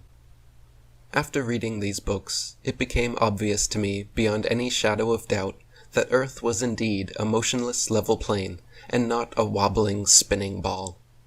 As you can imagine, even with all the other conspiracies I had been researching and exposing, this particular revelation completely blew my mind, as it is literally the biggest and most fundamental deception conceivable, which has successfully duped nearly the entirety of humanity for centuries. I immediately felt an incredible, invisible weight on my shoulders to find a way to expose this lie to the world, and began planning what would be my eventual explosion of flat earth material onto the internet in November of 2014. Fearing for my life, I wrote my entire book, The Flat Earth Conspiracy, in secret, along with my The Flat Earth Conspiracy documentary, several other early videos, and lined up many radio interviews with the intention of mass releasing the flat earth information I had been creating and compiling for the past years, all at once, so that in case anything were to happen to me, at least I made a big splash and got my information out. I have received several death threats, which I have shown on my blog, but so far nothing has come from them. Since 2014, I have restarted the original International Flat Earth Research Society, made hundreds of flat earth videos, done dozens of interviews, written 3 more flat earth books, released 3 flat earth music albums, and narrated a flat earth feature film, all available for free to help spread this most important truth. In that time, I've had over 40 videos and 3 entire YouTube channels banned, 3 Facebook accounts banned, been permabanned from LinkedIn, had my music banned from CD Baby, Bandcamp, and TuneCore, my first album banned from all streaming services, banned from PewTube, Reddit, VK, Ike forums, Prison Planet forums, and Above Top Secret forums, and had my entire website, blog, and IFers hacked and deleted. Luckily, they cannot silence someone who refuses to give up and keeps coming back, and I have vowed never to stop my activism until the NWO dies, or I do. If you haven't already, please follow the link in the description box to all the books and other media I mentioned. If everyone actually took the time to read these old books, humanity would awaken from this deception overnight.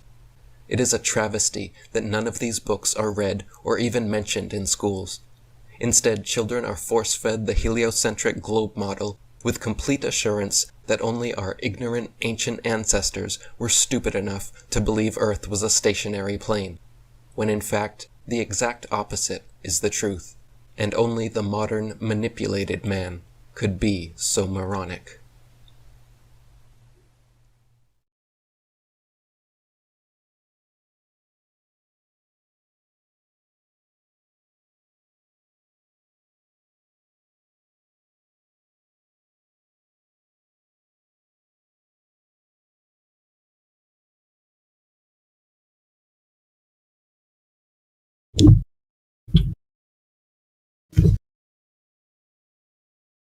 Well, that's an amen.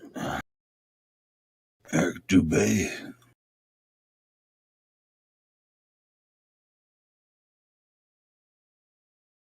Can someone here make a better video about Flat Earth?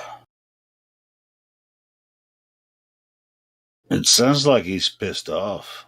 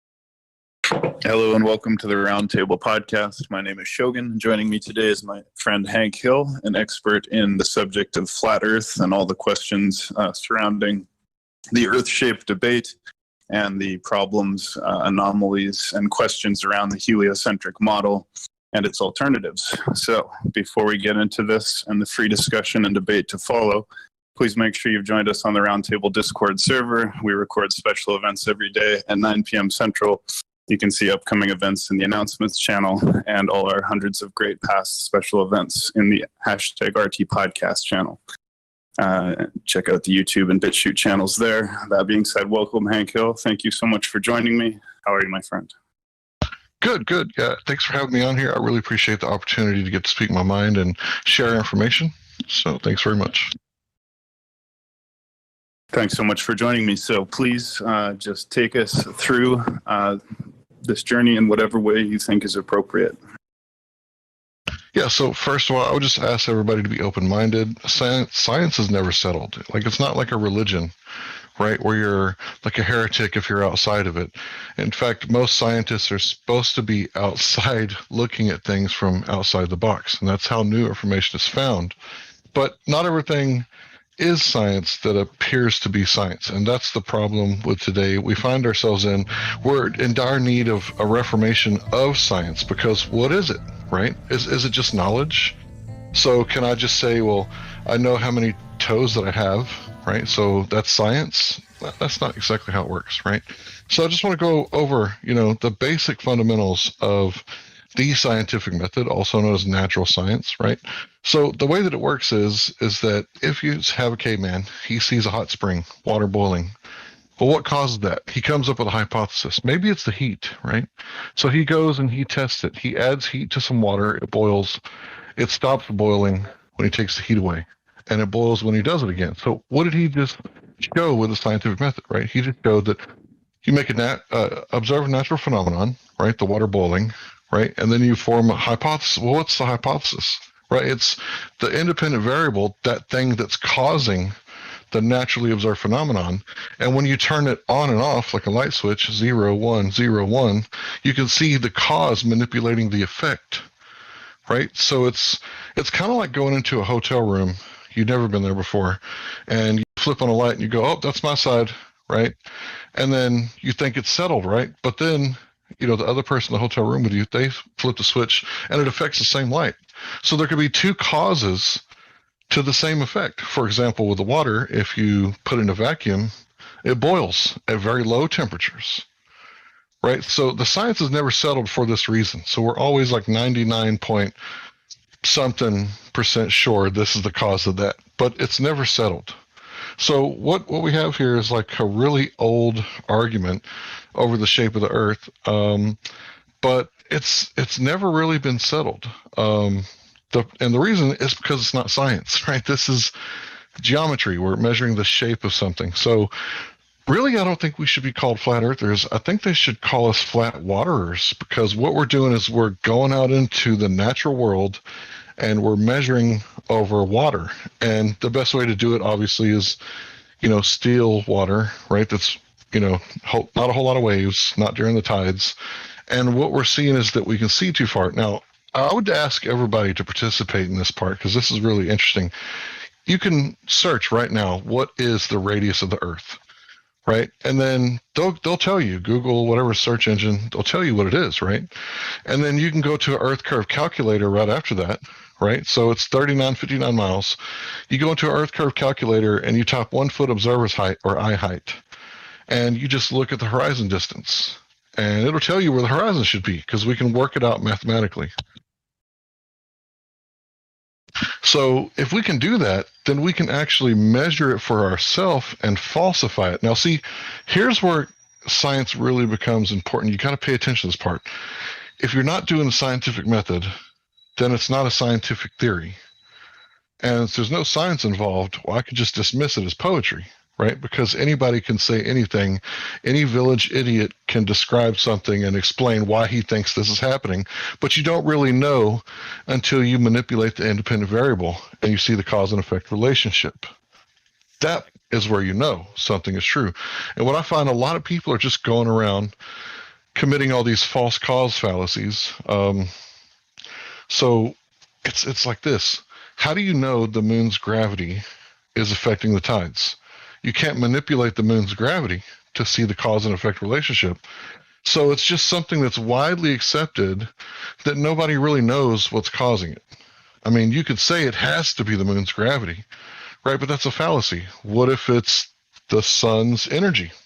Just for example, like we haven't tested it, so we don't know which one it is. Both are equally true. Now, a lot of people will say that, it's knowledge that they have that the Earth is spherical. Has they been out there and directly measured it? If you haven't directly measured it yourself, you believe that someone else has done it. And if you believe that someone else has done it, well, you're just believing what they're saying, right? So it's a belief that you have that it's spherical. It's not an actual knowledge type thing. So what you have to do is you have to ask yourself, how do you know? How do you know these things? How do you know that if you measure the curvature over the water, which it should be 8 inches per mile squared, then you should be able to measure yourself and detect that. But the thing is that all over the world, people are doing this with different apparatuses like lasers and flashlights and mirrors and telescopes, long zoom cameras. And we're all agreeing that we can see too far, right? So the question is why? Why are we seeing too far? Well, the flat earther is going to say because the Earth is flat, or at least it's not the size of the sphere that they told us. Maybe it's much, much bigger. And some of the measurements I've seen with the Black Swan indicate that it could be, the Earth's radius could be the what was it? Like the moon's circumference, 238,000 miles away. Like that would be a really big Earth, and they would be hiding a lot of land, and this whole global warming thing wouldn't really make sense under such conditions. So what we're trying to figure out is if the Earth isn't curving anywhere, well, what is it? Well, you would say that's what you call flat. That's what we'd say it's flat. So you believe that it's spinning because you see the stars in motion, but according to classical relativity, all motion is relative. So how do you know it's the Earth spinning or the stars spinning or the Earth going around the sun and the sun going around the Earth? You don't. You can't tell. It's relative motion. So ever since you stepped foot in kindergarten and they started saying, you live here and the sun is over there and we're spinning, that's not really true, is it? Like, we can't verify that inside the solar system. You would have to have a third reference frame outside of the solar system and observe the Earth from there, and which you can't do. So because you can only observe the Earth from here, well, we all say that it appears geocentric. And that's what we all witness. Sun, moon, and stars make an orbit overhead roughly once every 24 hours. So you might believe that this is settled science and the Earth is spinning, but science has never settled and it's never been proven. So you might believe that someone else has proven it, but that's just a belief that you have because you yourself haven't done any test or experiment, and there's none that you can do to prove it because nobody can feel it, nobody can measure it, nobody can falsify it. And Karl Popper, he was all about if you can't falsify it, it's not science. So he was really into that, it has to be empirical, it has to be testable, it has to be repeatable, but most importantly, it has to be falsifiable. So the third claim is that if you go high enough, you can see the vacuum of space, right? So if you just keep going up and keep going up, you'll see it turn into a sphere. You'll see it start to spin, and then eventually you're in the vacuum of space. And we all know that you can't buy propane without propane accessories. I mean, Hank Hill said that on his show every single time, without fail. Got to have the propane accessories, man, because you can't just take gas pressure, right, and put it in a vacuum without a container. If you got a vacuum, you got some sort of container that you've used to create that vacuum. And we can't have high pressure systems sitting next to low pressure systems anywhere in nature without a container. So if you want to, grill for your mother on Mother's Day, make sure you get your propane in a container, because if you put it in your hands, by the time you get home, your mother's going to be very sad, right? It's not going to work out for you. So here's something I want to illustrate. Like, imagine if you could, okay, this is your three beliefs. Here's my three beliefs, hypothetically. Now, this isn't actually what I believe, but let's say I go high enough. I believe that you could see like unicorn nipples and Pegasus breasts. And then I believe that if you keep going higher, then you can see, green grass on the dark side of the moon, and that's what's causing the tides. Like those three claims are just as scientific and unfalsifiable as the claim of curvature, spinning, and the moon gravity thing and the vacuum thing. We can't verify any of that. So they're all on equal footing, scientifically speaking. They're not even really a scientific theory. It's more like a postulation that nobody can disprove. So when they say, well, you got to prove it, if it's your claim, you have to back up your claim. And then if you don't, they can just miss your claim without evidence. It's easily dismissible without any evidence.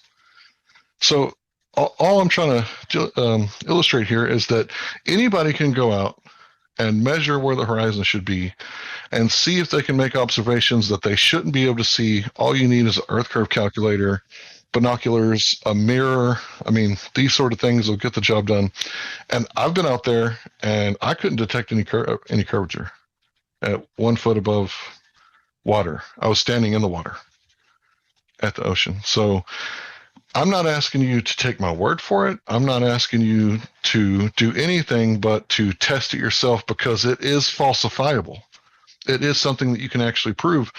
And when you ask globe earthers, they'll tell you to look at the sun, look at the moon, look at the stars, look at the shadows, right? They'll tell you to look at everything, look at a pendulum, all the stuff they tell you to look at, but they'll never actually tell you to go measure the Earth's surface.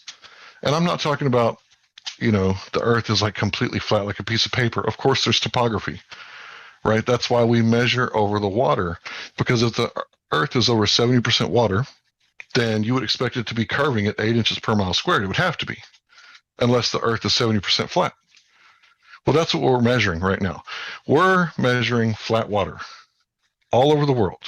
And this is what the argument boils down to. And this is where the nitty-gritty part is, so you should pay attention right here the most. So we see an object with the horizon further than 10 miles away at 1 foot observer's height. The horizon should be at 1.225 miles, but it's not. It's somewhere else. And we're saying that this is because it's about weather condition. It's about how the eye works with perspective. It's about, how far you can see, because you can't see forever if you're in the atmosphere. You can't see forever, period, because you don't have, owl eyes. You have human eyes, and they're very limited, right? They're really good at detecting food or danger, within 100 yards. Not so good at 3 miles away, right? We can't really detect danger from 3 miles away with our eyeballs very good, because where in nature would we have danger 3 miles away, So when you look at this thing, you have to look at it like, why would the globe earthers tell you to measure the sun, moon, and stars? Why would they tell you to look at everything but the surface of the Earth?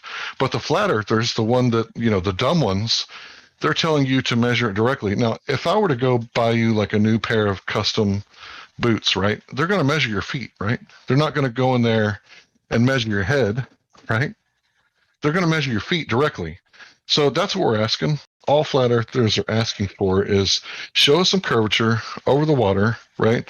And what they do is they show us, partially blocked images or objects, right? And oftentimes they don't even know it, but that itself is still a black swan. And this is how the black swan works. If you have a woman that's 9 months pregnant, and she's pregnant with triplets, and she lays on her back, and the doctor says, "What color are your toenails?" She's going to say, "I don't know," right? So if if she can see her toenails, then she's not 9 months pregnant with triplets. So with these observations that we're making, you guys keep showing us white swans and going, no, it's not a black swan, but it only takes one black swan to debunk all the other white swans. And you could show me 1 million white swans. If I got one black swan, then I've debunked you. That's how the black swan argument works. So if the Earth is a sphere with a radius of 3959 miles, then every observation must be, sorry, I forgot it, 1.225 times the square root of the observer's height in feet. So if the Earth doesn't have that radius, we can see too far, which we can, then it's not an Earth with a radius of 3959 miles. So what we're saying here is that we're testing it and it's failing. And this is the crux. This is where it's at. They say light is bending down at 8 inches per mile squared. So I don't know how you would verify that, Because light travels in a straight line until it reaches a different medium, right? So this is what refraction is. Light goes from atmosphere into water, right? You can see the straw bend in the glass, right? Now that's a big bend because that's a huge difference in density of the water and the atmosphere. Huge difference. So what they're saying is light is bending down because of temperature. So the temperature would have to be getting colder and colder and colder and colder and colder and colder every mile for it to keep bending down like that. So if they want to prove that this is what's happening, they have to get a black swan observation, and they have to get people out there, like 10 people every couple of miles or whatever, and measure the temperature to prove that that's actually what's happening, because so far this is their just so story, right? We're seeing things we shouldn't be seeing in places we shouldn't be seeing them, way past the horizon. And they're saying the light is bending down around the curve. Well, they got to prove it. They can't just use a snapshot of the temperature of that day. They got to measure the water, the air, everything for 10 miles to prove that it's getting colder and colder and colder, causing the light to bend down, down, and down. Otherwise, light travels in a straight path like it normally does. Now, it does bend when it goes into glass, or there's from atmosphere to glass, or atmosphere to water, or water to glass. It does bend there, right? The light doesn't actually bend. What it does is it changes its angle of attack, right? So it's coming in at this angle, it hits a different medium, and the light slows down, and the angle changes. But then it goes in another straight line until it comes out of that medium. So light usually travels straight. It's not really bending. The light is just changing direction. So if they can prove that light is bending down at all these different angles because this temperature, now I don't really think the temperature does that. I don't think there would be any way for them to demonstrate this, but this is what they need to demonstrate at this point to explain why light is bending down. So I think I just about wrapped it up.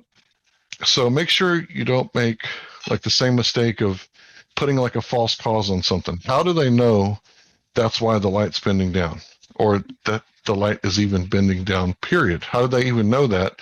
They would have to be able to demonstrate it, and I don't think they can. So, Ronan, I'm going to go ahead and open it up for questions.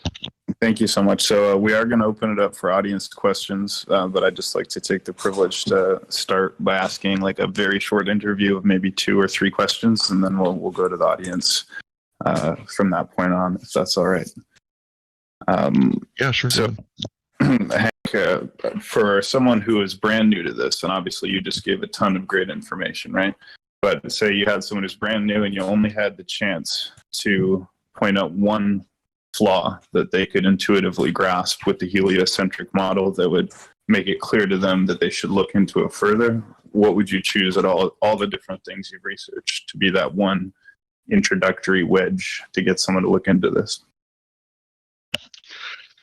Well, I would say the surface of the water, right? But a lot of people are going to say that that's so dumb that they're not even going to entertain it. So let me give you something that you can entertain.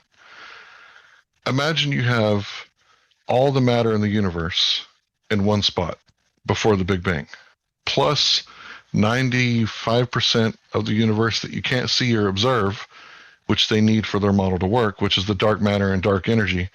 So everything you can see, plus everything we can't see in one spot, that would be a pretty deep gravitational well, wouldn't it? If mass attracts mass and this causes the bending and warping of space-time, or whatever kind of gravity they choose, that would be a pretty deep gravitational well with a hell of a lot of pull, wouldn't it? How could anything escape that gravitational pull? Right. Well, thank you, Hank. So there's a lot of people here. So let's open it up for questions. Does anyone have a question that comes immediately to mind for Hank? And again, obviously always being respectful is the name of the game. But does anyone have a question? I have plenty more, but I want to give everyone a fair chance. Yeah, I got a question. Hank, when it comes to the flat Earth theory, the most striking situation about it is the fact that the UN made over 123 countries signed a treaty, the Antarctica Treaty, and preventing people from going to Antarctica. I've seen flat Earth model, and most of the models states that the Antarctica is basically the edge of the flat Earth, and it makes me curious why the UN made over 123 countries sign that treaty, and it kind of boggles my mind the more I think about it.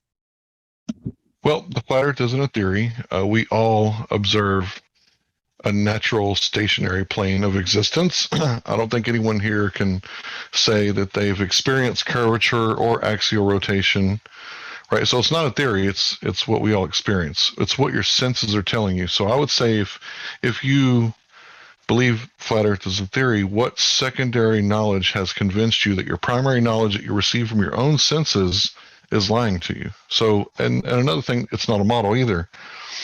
A model is like a toy, right? It's like, this is what we think is going on. This is what we're going to use to make predictions off of, and they may or may not benefit us in technology and other aspects.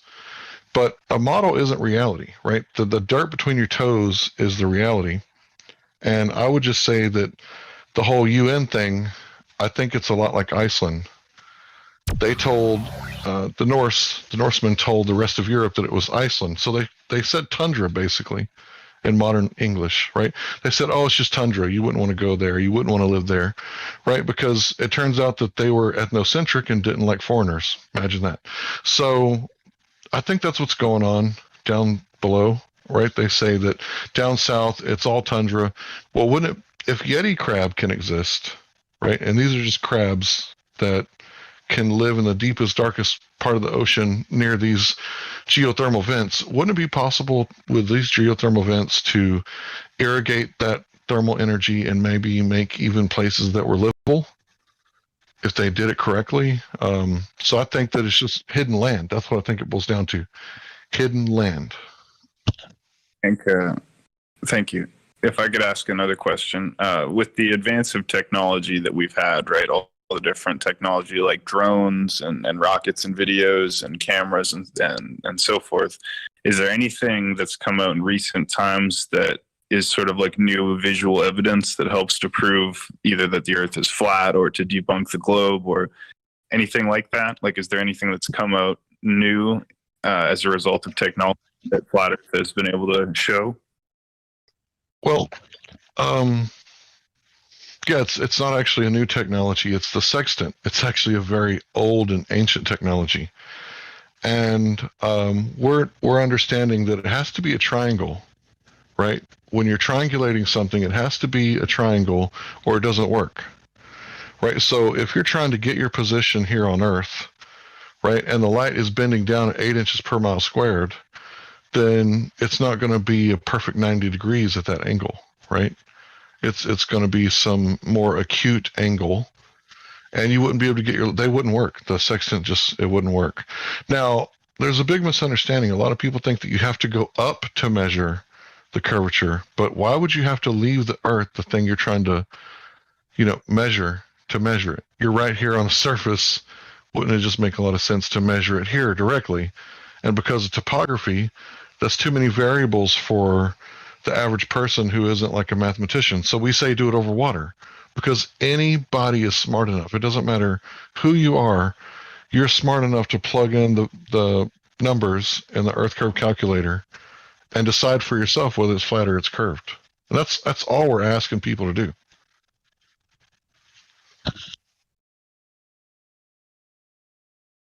Does anyone else have a question or comment?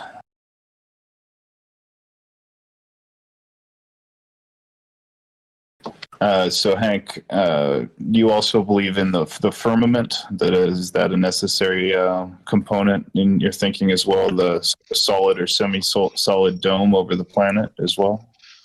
Well, we don't know the shape of it, but a lot of us think that it's a firmament dome-shaped. Some of us think that it's a flat top, a flat ceiling. And because of this, think about how perspective works. Let's say you have a drone, right? And you lift off and you stand on the liftoff pad. It's going to be right over your head at the zenith position, 12 o'clock, right? And you start, let's say it's a really good drone. Okay. So you start going west and it gets lower and lower and lower and lower till it kind of disappears into the horizon, but the altitude of the drone isn't changing. It's still, right under that 400-foot ceiling that they give us here in America. And it's still at the same altitude, but it appears to get lower, right? And then let's say that, once it leaves, you can't see it no more. This would be illegal to do. This is not advice. But let's say you could circle back around and come back around from the east. It would appear to rise like the sun, even though it never left that 400-foot altitude ceiling. It's never getting lower. It only appears to get lower. And that's why the sextant thing works so well, I think, is because anywhere in the world, if you know what time it is and where the star's location should be, you can almost pinpoint your exact location on this Earth. And the stars, they don't change. The position of the stars, they never change. Only the wandering stars, the so-called planets, those are the only ones that change. Right, all the other stars have the exact same position for 32,500 years, according to the BBC and the oldest known star chart that they found. So what do you consider planets to be? Are they flat as well? Are they there? Are they do they have a spherical shape?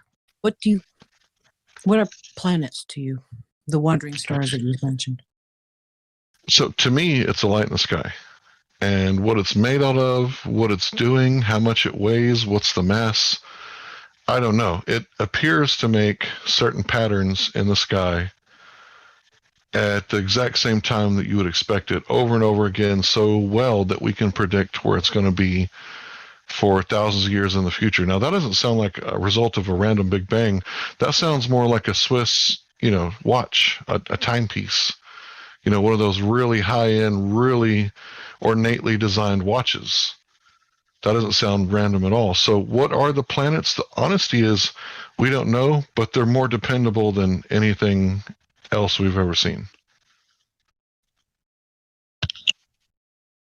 So whenever there's like a meteor, right, like something that comes from the heavens or comes from outside of the Earth, and it breaks through our atmosphere, and then it hits the Earth, how is that possible with a firmament dome? I would say you'd have to show me, because when they've dug and tried to get the iron from these so-called meteorites, they can't never get it. It's like they dig and they don't find anything. They don't find the iron they were looking for, they were hoping to get, and they wasted a lot of money trying to do that. So I would say, because you see a streaking light in the sky, right? How do you know that it's made of ice and metal and all these other, known elements? When you see a light, why don't you assume that it's like all other lights, right? And all other lights in nature is plasma. Fire is plasma, right? Lightning is plasma. Well, I know I've seen some in museums and stuff, right? And others are sold for huge amounts of money.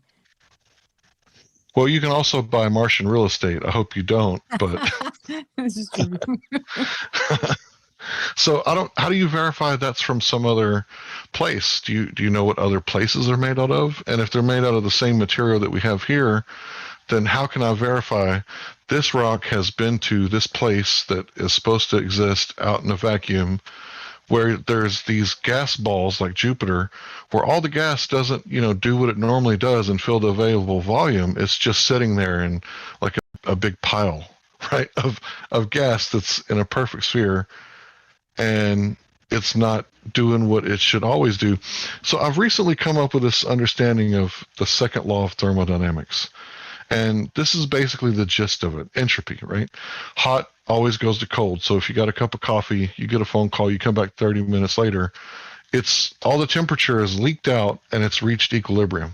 So it can't get any colder because it's in equilibrium.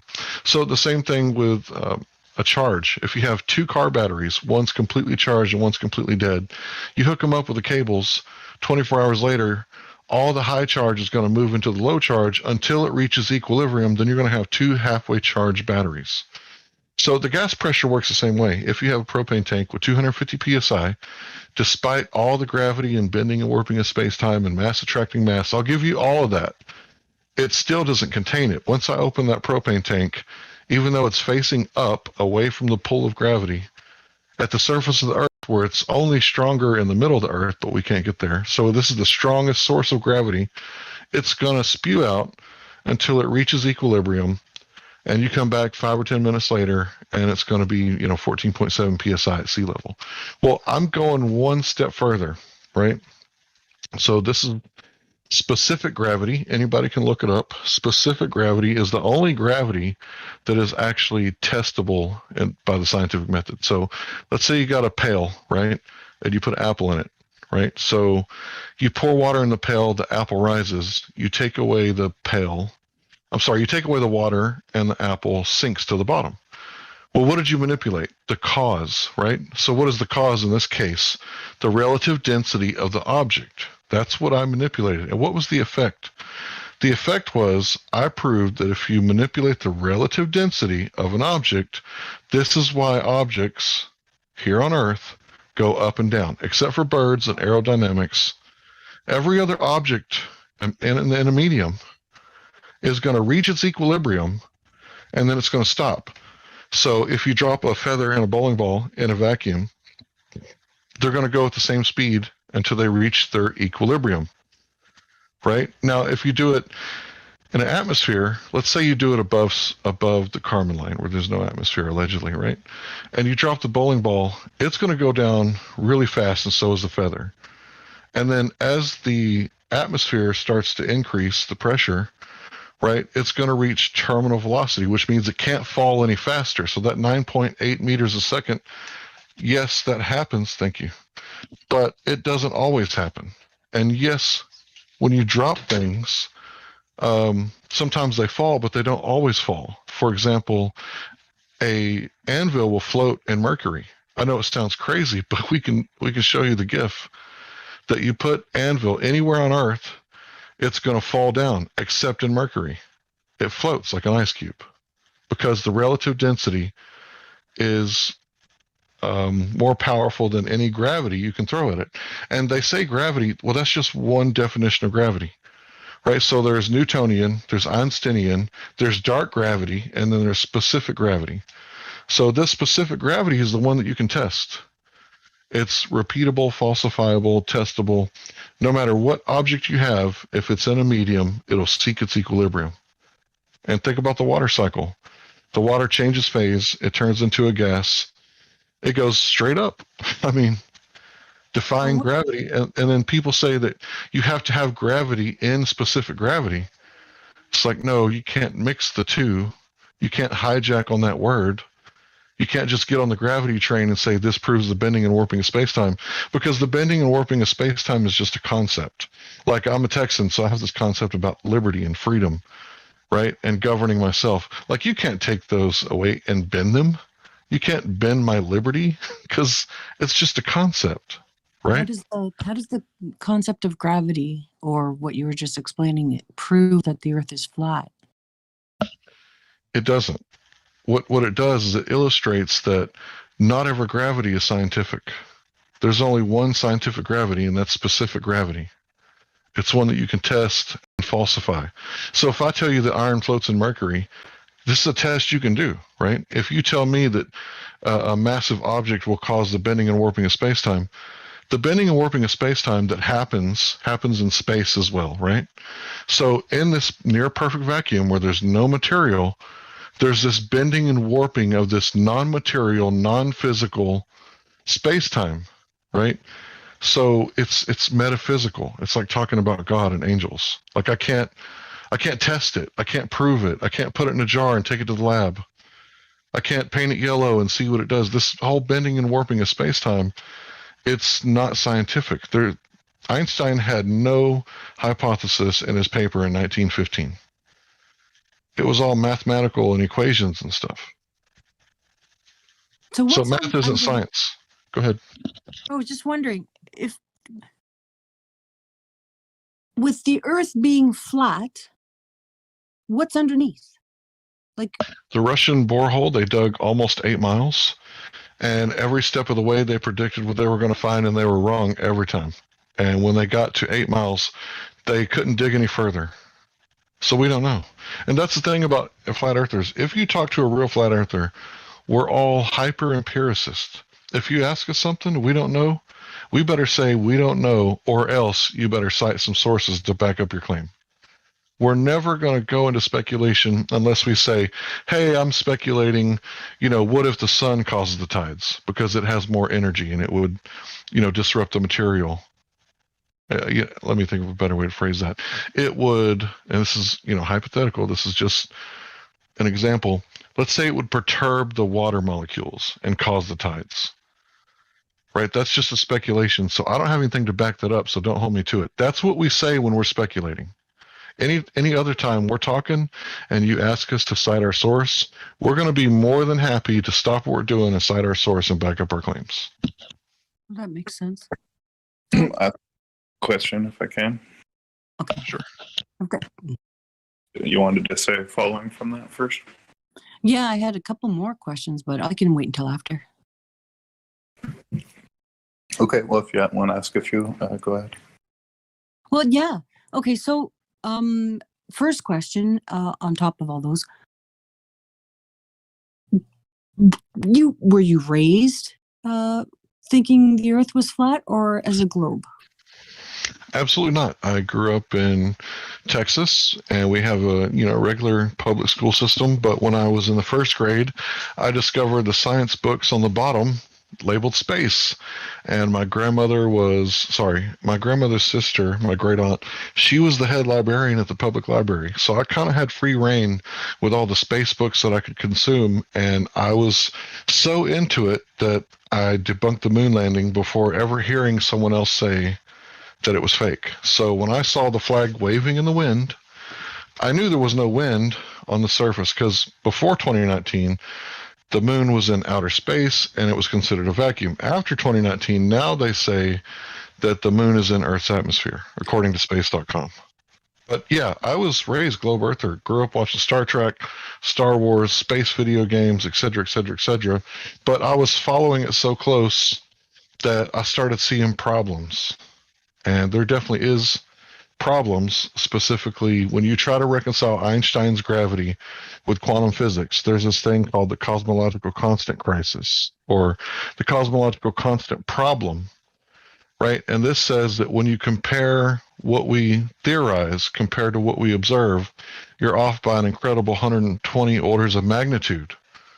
This is the huge factor, according to Michio Kaku. He said, if you're off by a factor of 2 or 10, oh man, you need a new theory, right? But they don't do away with the theory. They just keep ad hocing explanations where they make up on the spot as to this is why this still works. Now, any village idiot can tell you why it still works. So according to Michio Kaku, the galaxies are spinning 10 times too fast, and there's not enough gravitation to create enough pull for the outer stars because it's the opposite of a solar system.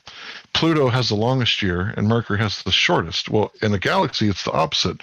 The stars near the center have the longest year and the stars in the outward arms have the shortest year.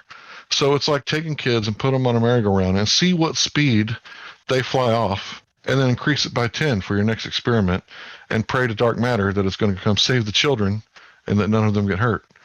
Right, that's what's going on. The math doesn't work out at the galactic level. Now, as far as making so-called predictions, which are actually postdictions, because it's a pattern, the sky is like a clock, like a pattern. They say they're making predictions, but they're all postdictions. But the math works out at the solar system level, but it absolutely doesn't work out at the quantum level, like I said earlier, quantum physics, and it doesn't work out at the galactic level, and that's why they need the dark matter theory, because it doesn't work.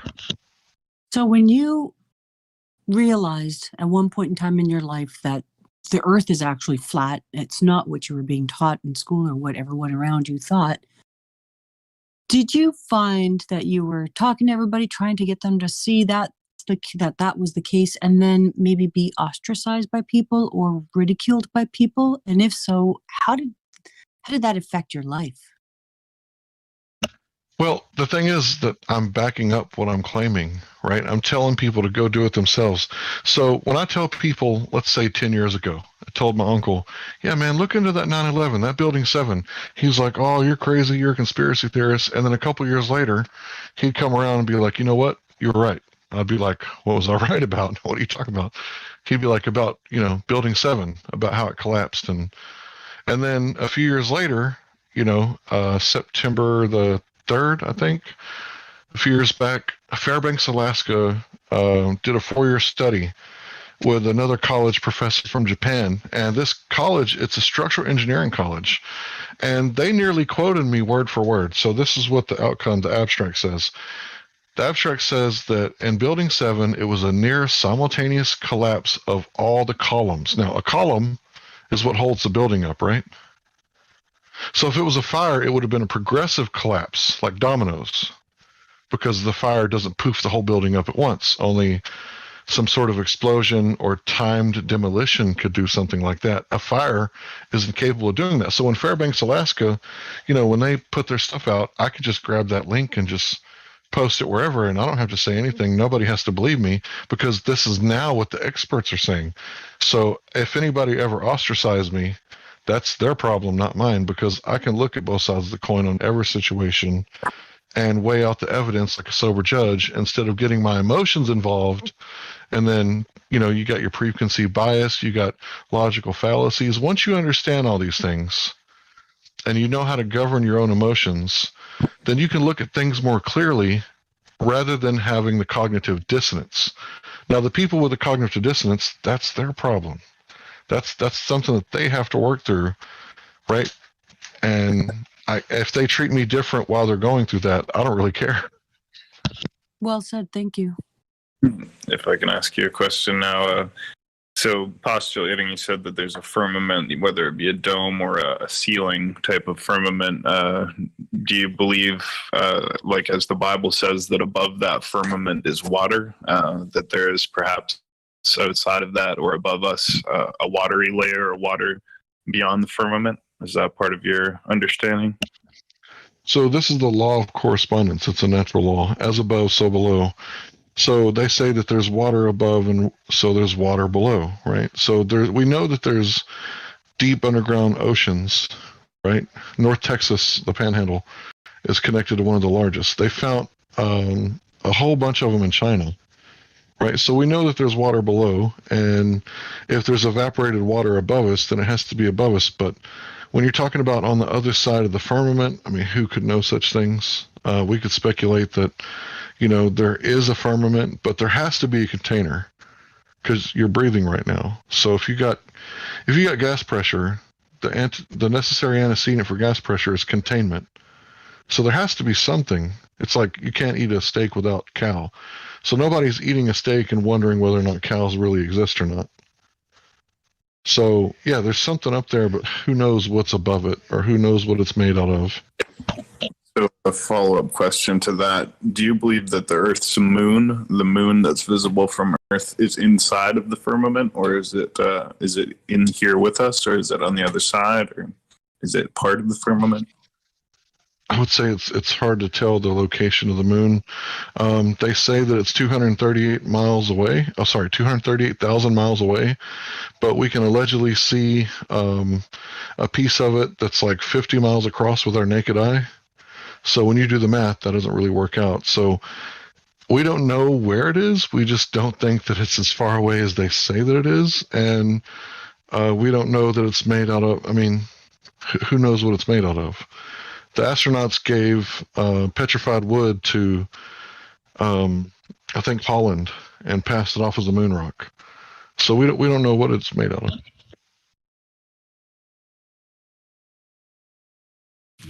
Question. If I assume that under the model of flat Earth that you're describing, the South Pole is, not actually some singular point, but spread around in, a circular fashion, where the North Pole is, in fact, more of a representative focal point, correct? So we don't have a model. Anyone that ever tells you that we have a model, it's incorrect, because at this point we're consolidating facts, right? So we're not free enough to create a model. And the truth is, you don't have a model either. You don't have a scientific model. In fact, your model doesn't work either. So just to be clear, if you've seen concepts of a flat Earth, it's like a disk flying through space, or turtles or something involved, We're not claiming that. Nobody claims a model. If you're claiming a model and you're a flat earther, you're obviously new and you don't know what you're talking about, because what people do is they put out these models that are straw man versions of what we're claiming that we live on, and then they debunk the model. And then they say, oh, this is fact checked. We debunked this. Well, you debunked a straw man. Classic. I mean, so there is no model. Now, I've seen the concept that you're referring to, right? That's not what I'm claiming. What I'm claiming is that you can measure water and it's missing curvature. Isn't that a bit of a double standard, though? Because you're effectively trying to debunk other models while simultaneously not presenting any to be tested. Okay, you want a model? I'll give you a model. The water has zero curvature. Go test that. I mean, if you don't mind. Well, if the Earth is flat in any configuration, then I should not be able to fly around from any point to any other point without crossing over any sort of central place, wherever the center of that flat space is. You know, it would, if it's round, it's wrapped around itself, and I can go without crossing over a path I've already been. Places would be connected two different ways, effectively, in either direction. And so the easiest way for an individual in their own life experience to then test things, you know, would be either to charter a boat or a private series of private planes or so on and so forth, to fly or sail from point to point and see what was actually closer to what, and if they could get something from multiple ways to see if, you know, it was wrapped around. This is something you could do in your own individual life, correct? Yeah, you're talking about making a map. Like, we're not trying to prove where the continents are as a relationship to other continents, because all maps are incorrect slightly somewhere. There's no perfect map of the world, right? And what is going on is we have Cartesian coordinates maps. They're all in grids, right? Squares. If the Earth was a sphere, wouldn't the maps be wouldn't they be rectangular coordinates? You know, because rectangles fit on a sphere, right? But they're all flat Earth maps because they're Cartesian coordinates. So if you want to know the shape of the Earth, yeah, you can fly around and go to space or whatever you want to do, but I don't know. I just think that you should measure it directly. I don't know why that makes sense, but like if I wanted to prove to you that I had a 12-foot boot size, wouldn't I just give you my foot instead of, well, you can measure my fingernails, or, you know, you can take a train, right, and ask other people, right, how big my foot is. No, I would give you my foot and say, see, it's a size 12, told you. Just measure it directly. I don't know why everybody comes up with, we could go to Antarctica and we could take flight and we could take rockets and we can go to space. You're not going to space, sorry, but you can go to the ocean. 95% of the population lives near an ocean.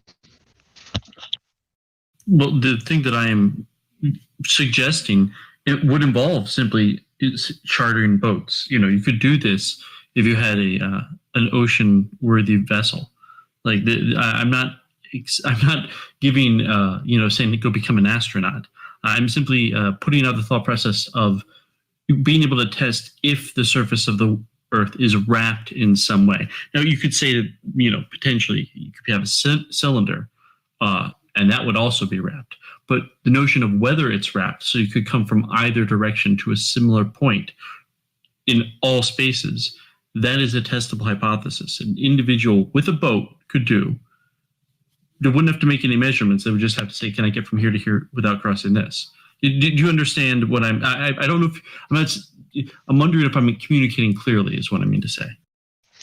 Well, if what you're saying is true, then you should be able to go to Argentina, South America, and take a short flight across the ocean to South Africa or Australia or New Zealand.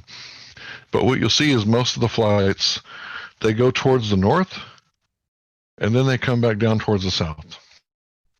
Now, it doesn't make sense that there wouldn't be like direct flights. And if there are, I would say that book it, see if you can go on it. So I'm not completely disagreeing with you. But what I'm trying to illustrate is that what's that going to prove? Okay, we don't know how fast they're going up there, right? Nobody has like a speedometer that they could take with them. And you're going to be a lot better off just by measuring it directly, because at 10 miles there should be 66 feet of curvature. So when I was in North Beach, I mean, me and my wife at night saw the lights across the way. And it's like those light poles aren't 66 feet above the water, right? So anybody can do this. You don't have to take my word for anything. I'm just an egghead on the internet, right? Who knows, right? I may be lying. But all I'm asking people to do is just go measure it for themselves and find out. If it's curved, it should be easy to prove it, real easy, because you can't see past a certain point, and it's going to be like that every single time. And you're never going to be able to see further. But the problem is we keep seeing further than we're supposed to be able to see, and we've debunked horizon, and now everybody admits that it's a refracted horizon. That's what the flat earthers have been saying. Well, the comment you made earlier about refraction, you were talking about light coming down through the atmosphere, but the light coming across the atmosphere is different, because the light that comes, conceivably from space, according to a globe model, passes through the atmosphere directly and comes down.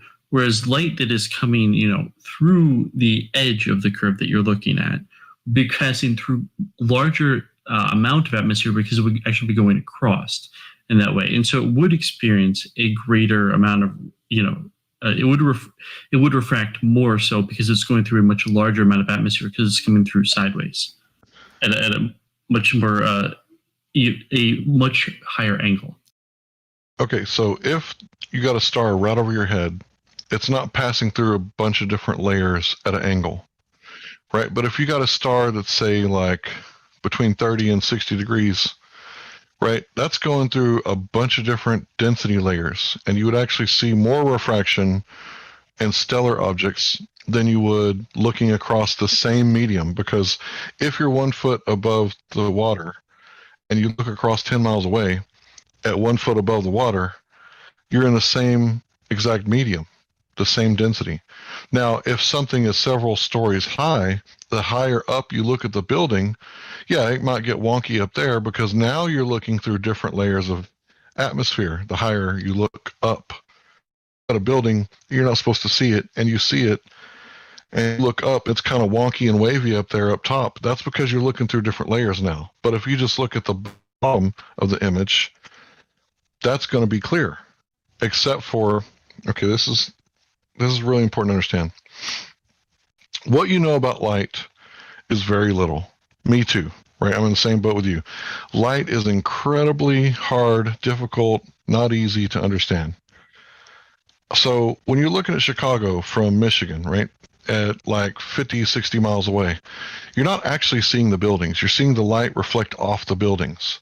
So as the light is reflecting off the buildings and headed toward your eye, it's expanding in all directions. It's diverging. The image is stretching like you're zooming in. And you can see this when you're at the bottom of the pool and you look across and you see a light on the other side at nighttime. And the light looks huge, right? But then you get close and you change the bulb, and it's actually a very small, tiny little filament. But the way that light works, it expands in all directions. And if you look at the inverse square law, every time you double the distance, the light intensity drops 4 times. So the intensity is what changes. Light does travel forever, but not at the same intensity. So I guess it could never go down to 0, because it's always going to be a fraction of a fraction of a fraction. So when you're looking at light from that far away, it's like, say you got a cowboy and you want to read his belt buckle to see which rodeo he won or whatever, right? As you zoom in, his feet are going to get cut off on the bottom. Well, the same thing's happening to the image of Chicago. The light is diverging in all directions and stretching, and one of those directions is down towards the water. And when the light bounces off the water, it never hits you in the eye.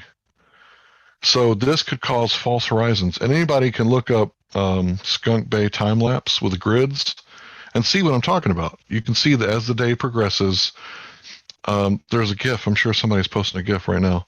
And you can see how it looks like the other side of the bay is getting flooded out as the day progresses and the sun perturbs the atmosphere, but it's not. It's just the light, with the way it's interacting with the atmosphere, it's causing a false horizon in front of it when the actual real horizon is actually behind it. And you can see it. It's clear as day to see the false horizon come up, swallow the buildings, and at the end of the day spit it back out like it never really happened. But it's really difficult to see this sort of refraction happening where you can notice it, because when we're looking at refraction, it normally takes instruments, right? So in this case, we took a time lapse and we sped it up. Now you can see it, right? But what really happens is that the horizon changes places throughout the day based on interference of the conditions of the atmosphere and the sun interacting with it. Sorry if I went on a rabbit trail on that one, but it's very difficult to understand what light is doing.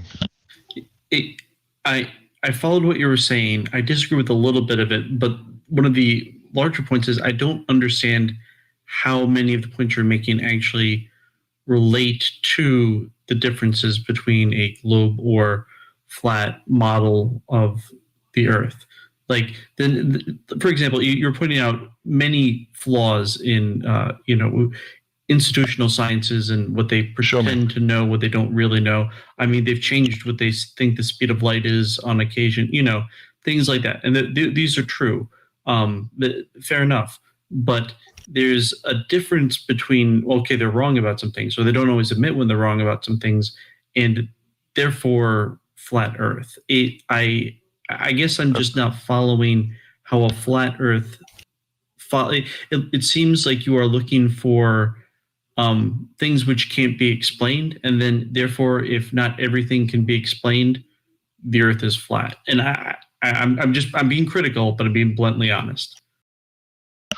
Yeah, I just want to say that, that's not my argument. My argument is go measure the water yourself and falsify or verify it. That's my argument. That's my real argument is here today.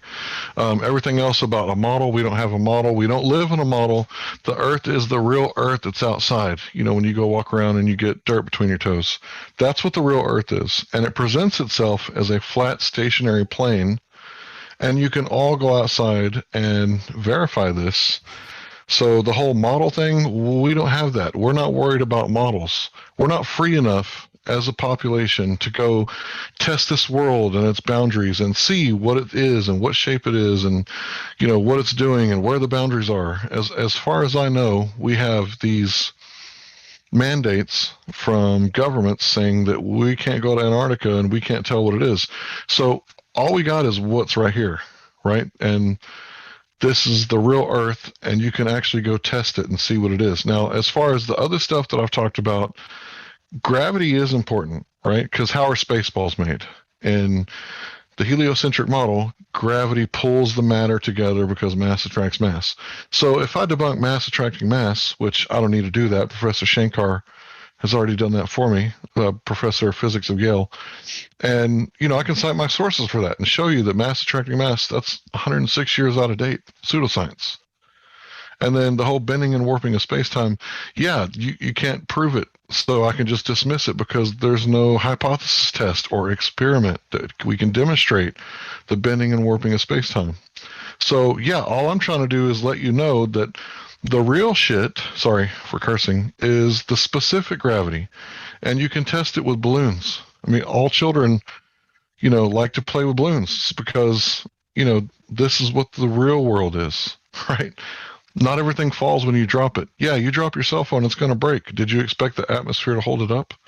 No, there's not enough buoyant force in the atmosphere to hold up your cell phone. But there is enough buoyant force to hold up the balloon.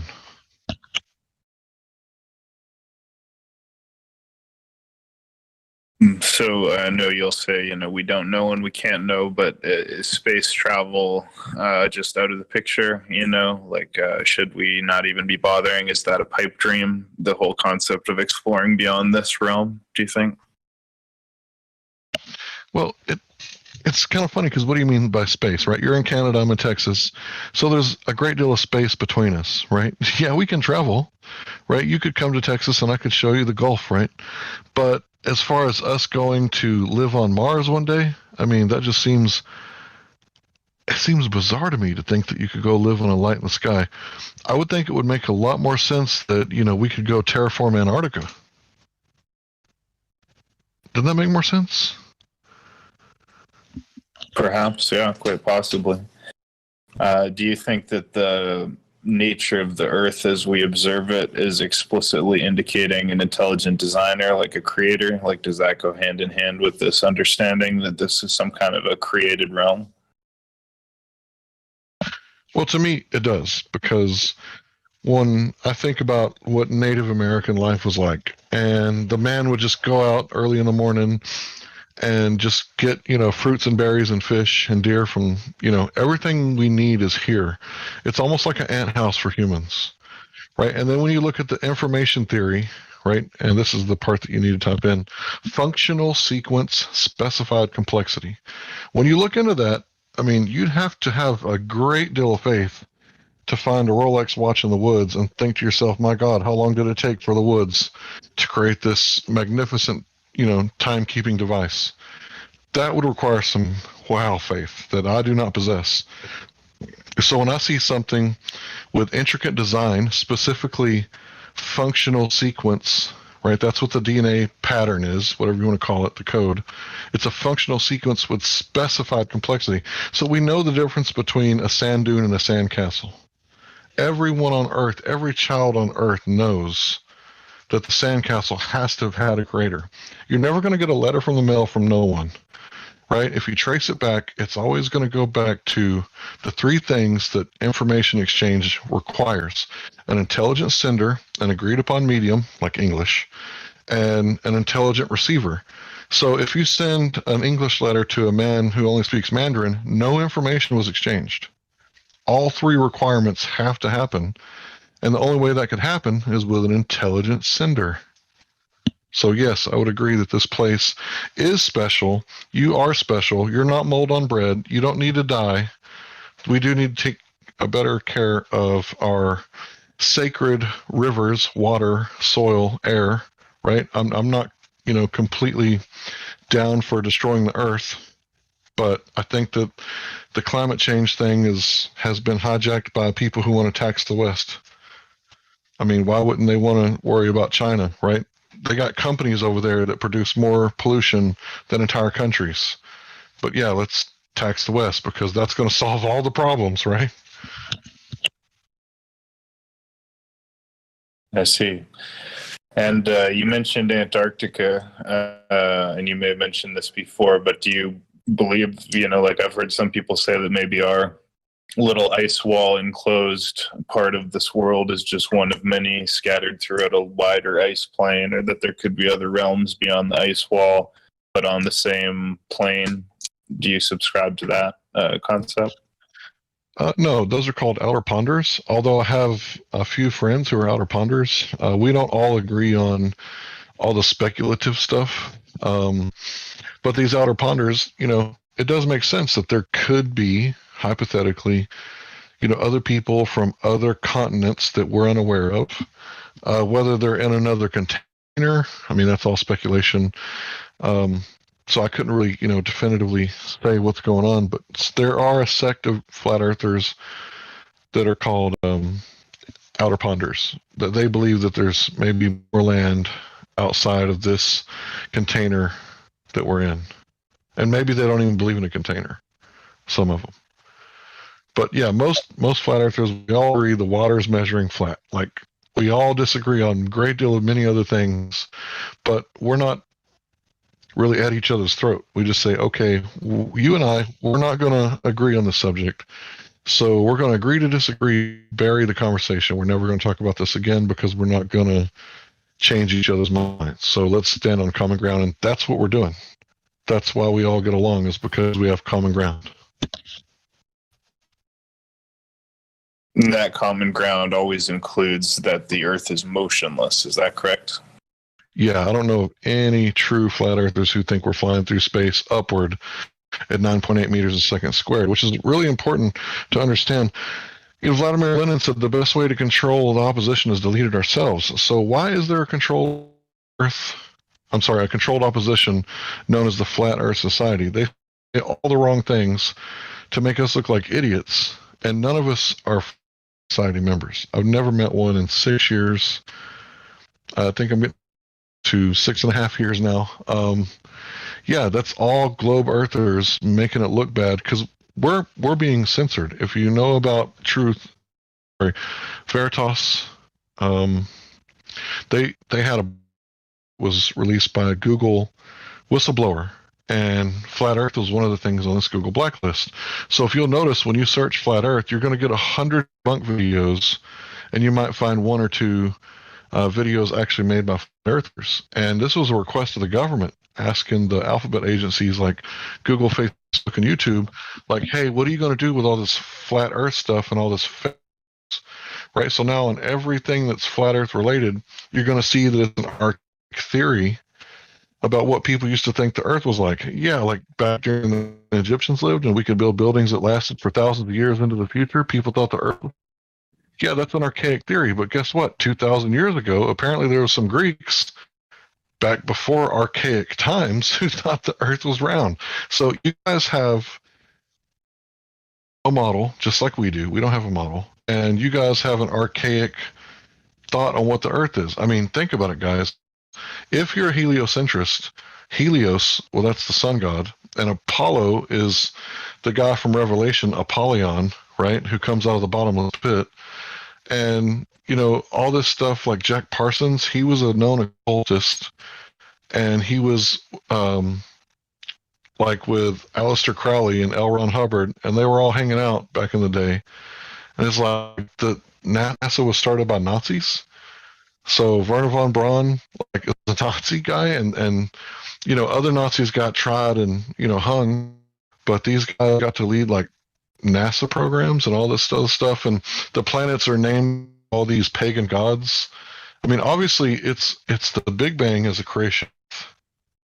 There's no science involved. The first step of the scientific method is to observe natural phenomena. Nobody observed the Big Bang. So if it can't even pass the first step of the scientific method, how can we prove that this static that everybody sees on their tube TVs from the 80s, 1% of that actually comes from the cosmic background radiation? How do we prove that's from the Big Bang? How could you possibly prove that? How could you prove that they're directly related unless you could manipulate the Big Bang, which is the cause, and see the cosmic background radiation as the effect? You can't do it. It's not science. There's no science in cosmology, astronomy, theoretical astrophysics, paleontology. There's no science involved. It's not natural science, to be specific.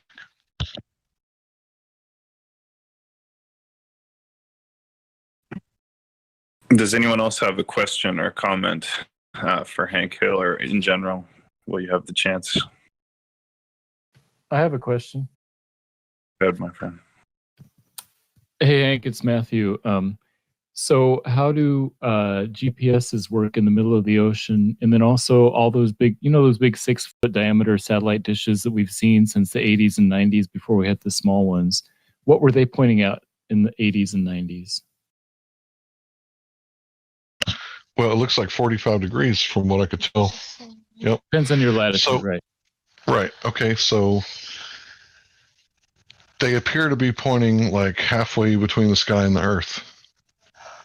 Right. So if you were to see, what people don't realize that the underground marine cables, it's like over 90% of our communication, right, is these submarine cables that go from continent to continent, right? Because radio signals, anybody who owns a cell phone, they know that the light doesn't travel forever. So you go outside to take out your trash, you start losing the Wi-Fi signal. You go down the block and you've lost connection completely, right?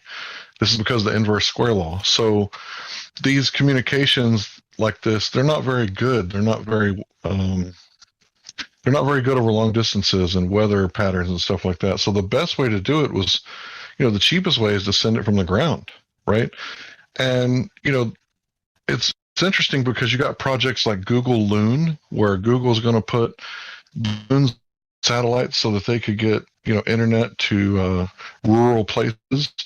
And then you got America came out and admitted that parts of the government were putting out balloons to surveillance the American population.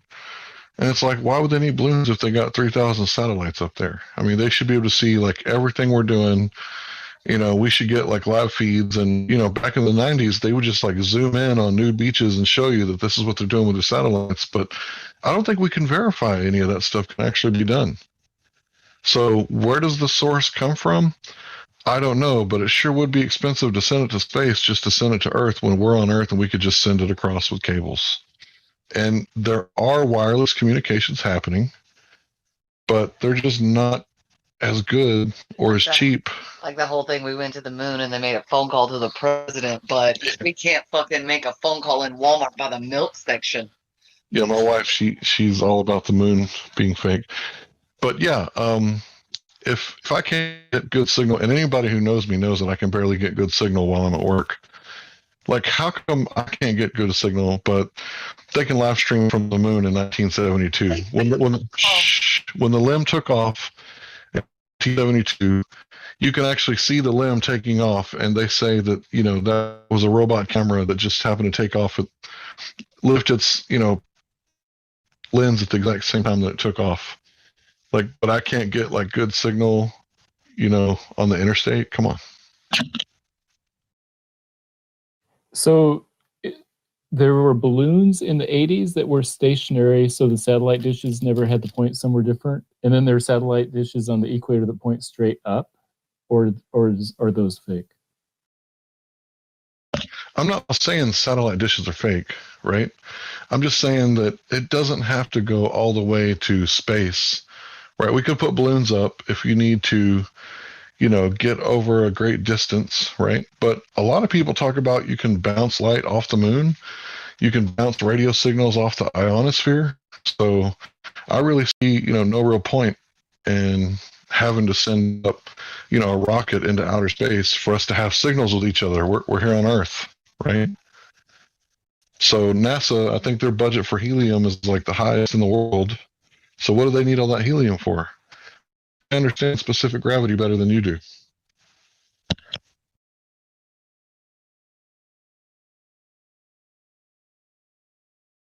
So, Hank, for those of us like myself who can't do math and don't have instruments of any kind, what are some of the ways, and you've probably covered this already, but just some of the ways that people can use their own senses and their own intuition to start piecing this together for themselves? And maybe, well, first of all, you know, a lot of people, the Earth. Oh, sorry, I thought you were done. Yeah, I am sorry. Go ahead. First of all, you know, people say that the globe is common sense. And which senses are you talking about when you say that it's common sense? Because can you see curvature? Can you experience motion? Well, they say you wouldn't be able to feel it. Right? So I would say, you know, common sense, number one. What does water do when you pour it out? It seeks equilibrium. Right? Like every time, no matter what. And it's the physics of water. It's very easy to understand that it would be level. That's why we call it sea level. And that's why I'm telling you that you can go out with a mirror, right? Like a dressing room sized mirror, put it in the water and face the sunset or the sunrise and have the other person on a lake, right, a body of water, and have them see if they can see the reflection, or get a spotlight and see if they can see yours when the sun goes down. Right? You can test it very easily because at 10 miles, there'll be 66 feet of curvature. Now think about this. Say I got a 6-story building, right? And there's a deer on the other side of the building. Now I can't shoot the deer with my camera or my rifle because I can't see it. Right? It's a 6-story building. It's blocking, right? That's what kind of bulge of water is going to be between you and the other person at the lake. It's going to be a 6-story building of water. Now, if you're claiming that you can shoot that deer with your rifle due to refraction, I'd like to see that, because I don't believe that's how ballistics work. I don't believe that when you see a target, it's not really there. When you see a target, it's really there. Like it's not because of refraction. You can't see a deer behind a mountain or behind a hill. And all we're saying is what we're seeing is what's actually there. And the globe earthers are going, nuh-uh, what you're seeing is actually refraction, right? But then you ask them what kind of refraction, and, you know, tell me what kind of mechanism is causing this, and how do we verify this? And, you know, nobody knows anything except for the word refraction. They just it with refraction, and that's not quite how it works. It's kind of like saying, you know, let me think how to put it. It's kind of like when someone says, oh, you're a conspiracy theorist. I don't have to listen to you. I can just dismiss everything you're going to say. Well, that's two tactics really. That's stultification, right? And it's another one that I can't remember right now. But to further expand on your question, Shogun, about how people can get involved with this too, is simple, like camera too. They offer these cameras now. You get the Nikon P900 or the P9000. These long distance cameras. You can go out to spots. You can, find objects that should be hidden. Tall mountains that should be hidden by the curve. Tall landmarks or just other things in general too. It's not much. These cameras aren't too expensive, but these are things you can do yourself. Thank you. Just with the Earth curve calculator, anybody can do this. I mean, even if, I don't know about other states, but in Texas you can drive on the beach. I mean, even if you just drive up to the beach and turn on your lights at a cove, right? And then someone's in the water, right? Or on the beach, right? If, you do the math, right? It's really easy to plug the numbers into the Earth curve calculator, and they're going to calculate refraction and all that stuff for you. It's really easy to just punch in the numbers. Can you do the same with binoculars, not just a camera, like a high-powered lens or something? Yeah, you could use lasers, binoculars, telescopes, high-end cameras, right? There's lots of stuff that you could do. But what you're trying to do is you're trying to falsify or prove that there's curvature. Now, I've already demonstrated with the Skunk Bay time-lapse that you can have false horizons due to atmospheric conditions.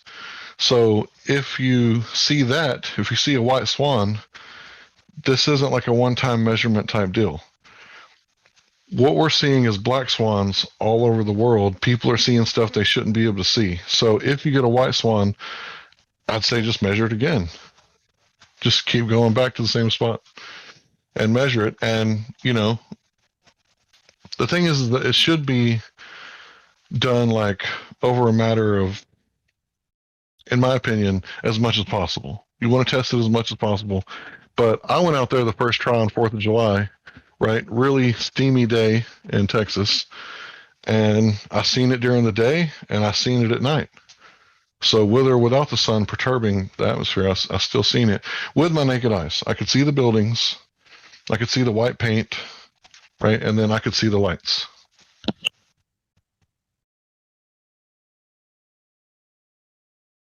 Well, this has been a lot of great material, a lot of good information. Does anyone else have a question or a comment they want to get in? If not, Hank, thank you so much for your time and for your knowledge. I was just wondering, do you have maybe like a takeaway message or a parting thought you want to leave with the audience here in the room and also those listening later on YouTube and BitChute? Yeah. Think for yourself, question authority, right? And if everyone were governing themselves, would they need to be governed from without, from the outside? So if you govern yourself and everybody follows natural law, then people can't stomp the breath out of other people and other people get pissed off and riot and steal stuff and burn stuff down. If everybody would just follow natural law, then, society would be a lot better off. So, take a look at the 10 Commandments.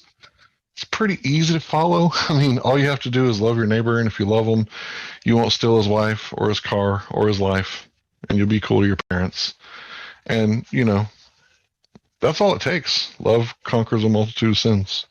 So, yeah, don't believe anything that you see, especially if you see it on TV, right? Wise words from a wise man. Thank you, Hank Hill, again for your time.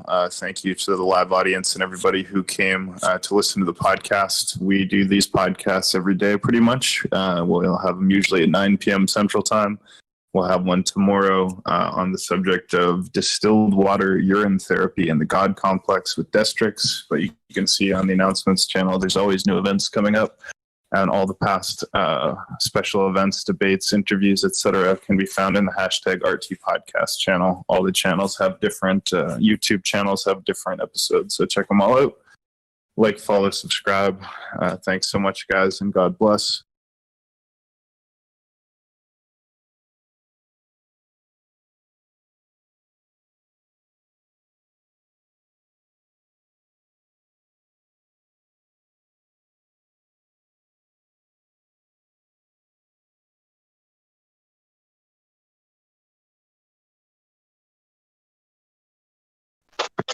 Howdy.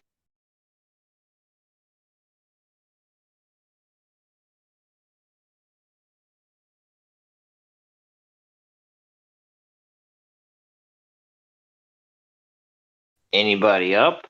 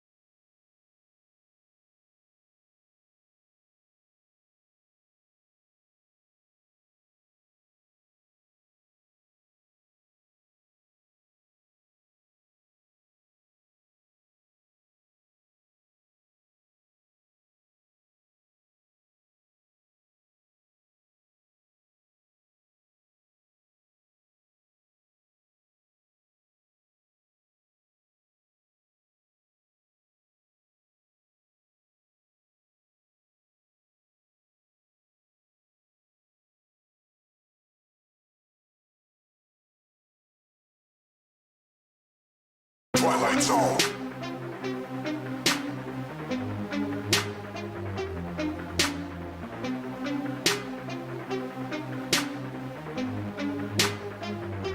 We're living in the Twilight Zone.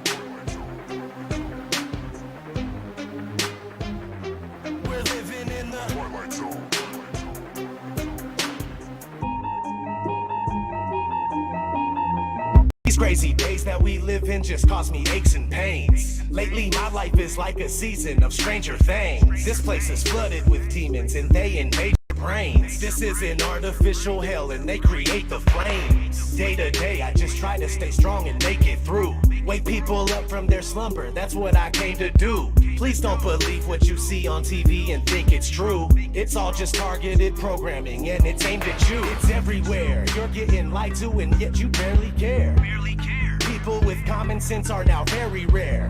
But the way that they brainwash you isn't very fair. They can shove that mind control programming up their derriere. I do not consent to the way they tailor society. Ain't no variety. Plus I really hate when they lie to me. I use music as a tool to release the anger inside of me. You don't know how fucking crazy it's driving me. That we're living in the Twilight Zone. They claim you have freedom, but they don't honor it. The world is a prison and you're the occupant. We're living in the Twilight Zone. The government's useless and they're incompetent. And satanic pedophiles are prominent. We're living in the Twilight Zone. The things that you believe are the total opposite. And being called crazy is just a compliment. We're living in the Twilight Zone. It's ran by the New World Order conglomerate. But there's a storm coming and there's no stopping it. We're living in the Twilight Zone. It's where we live and control you through fear and terrorism. They wanna keep you in a mental prison where they tell your vision through the television. Where the ignorance is bliss and they just keep you living in it. You're a business, getting us citizenship. What did you really think that your birth certificate is? Get the straw man on. Money isn't paid, it's all a bank note. It's only a bill exchange when you pay that loan. Like a monopoly game, but you can't pass go. When you turn on the TV, all did you get politically entertainment? The news that you see is all suggestive. Lower brain frequencies contribute to our stress. And you're responding, telling me that we're free living in this country. Military overseas and it's all for our peace. Just a record on repeat from the programming. Like probably want a cracker. Put you through education for domestication, control the mind faster. Giving you medication to poison our masses. If you ever question what's coming from our masters and you're rocking the boat, or you ever having any thoughts of your own, you better hope you never caught walking alone to be locked up a road off by the echo. Got your life looking like a sci-fi show. Brain scribbling when the Wi-Fi's on. Airplane mode when I ride my phone. If your eyes wide closed, we're living in the Twilight Zone. They claim you have freedom, but they don't honor it. The world is a prison and you're the occupant. We're living in the Twilight Zone. The government's useless and they're incompetent. And satanic pedophiles are prominent. We're living in the Twilight Zone. The things that you believe are the total opposite. And being called crazy is just a compliment. We're living in the Twilight Zone. It's ran by the New World Order conglomerate. But there's a storm coming and there's no stopping it. We're living in the Twilight Zone. I ask myself, why do I even bother? Cause people are just like sheep that are lining up for the slaughter. If they're killing rats with fluoride, then why is it in the water? They're using the news to fool us, divide us so they can conquer. The longer you stay asleep, then the longer I'm gonna scream at you. I can't believe you let them deceive you, it's inconceivable. I won't stop until you wake up and do what you need to do. This world is overran with an evil that is unspeakable. Most people don't know, so they just vote and pay taxes. The devil's hiding in the shadows and controlling their actions. And they think that the earth is a spinning globe on its axis. But I don't have any time to devote to this madness. I have nobody to relate to, so I ride alone. Just me and all these wild thoughts that are inside my dome. I feel like I don't belong here and I can't find my home. I'm tripping and I'm wishing it was different, but we're living in the They claim you have freedom, but they don't honor it. The world is a prison and you're the occupant. We're living in the Twilight Zone. The government's useless and they're incompetent. And satanic pedophiles are prominent. We're living in the Twilight Zone. The things that you believe are the total opposite. And being called crazy is just a compliment. We're living in the Twilight Zone. It's ran by the New World Order conglomerate. But there's a storm coming and there's no stopping it. We're living in the Twilight Zone. And there's nowhere that we can go. Awaken now, I'm feeling all alone. We're living in the Twilight Zone. And the rest that remain asleep, sedated and still thinking that we're free. We're living in the Twilight Zone. And there's nowhere that we can go. Awaken now, I'm feeling all alone. We're living in the Twilight Zone. And the rest that remain asleep, sedated and still thinking that we're free. We're living in the Twilight Zone.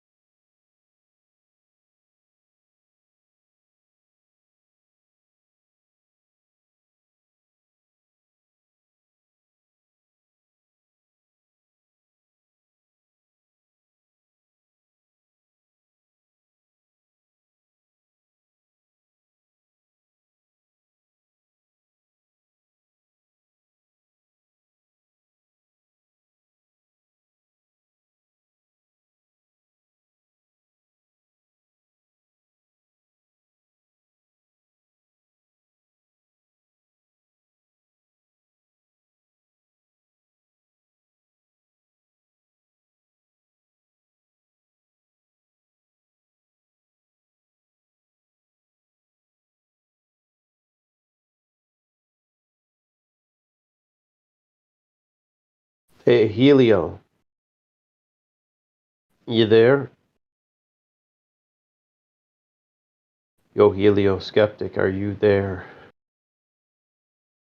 Is anybody here? Are you guys all asleep?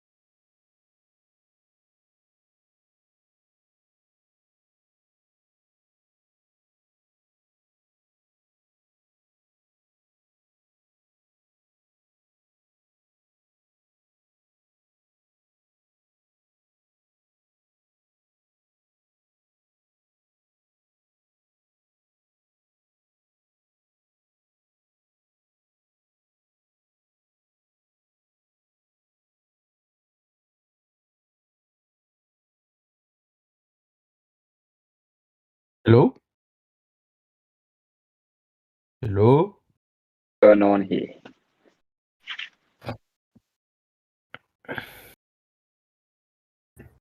Yeah, hi. What is going on in this channel?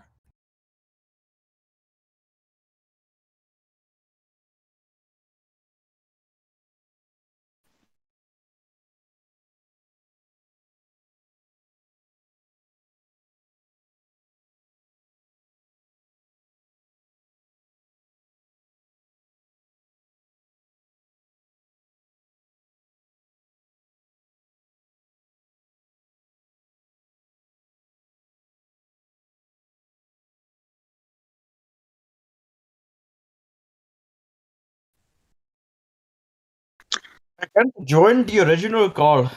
The VC check-in. At this moment, silence for the death of the globe.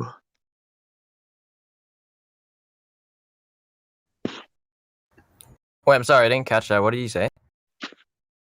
At this moment, it's silent for the death of the globe. Silence is the death of the globe?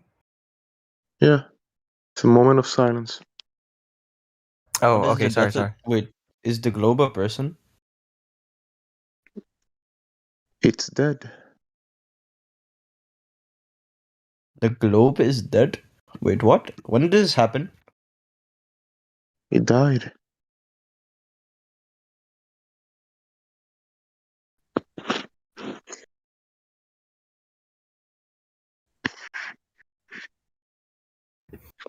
Wait, how long will this moment of silence last? Because I came here to like ask. I was told this is like a Q&A channel. I have a lot of questions. Yeah, you broke the silence, so it's done. Oh, oh, okay. And what brings you to the server? Well, yeah, I personally believe. Well, I know that the Earth is flat, and I've just been. I'm new here. I've just been scrolling through, and what you've got going on here is like it's amazing with all this, with all the evidence, all the resources that you've got compiled up. So but there's a lot of scroll through. So one question, like, what about like stars? Are those just like they're fake lights from the governments, right?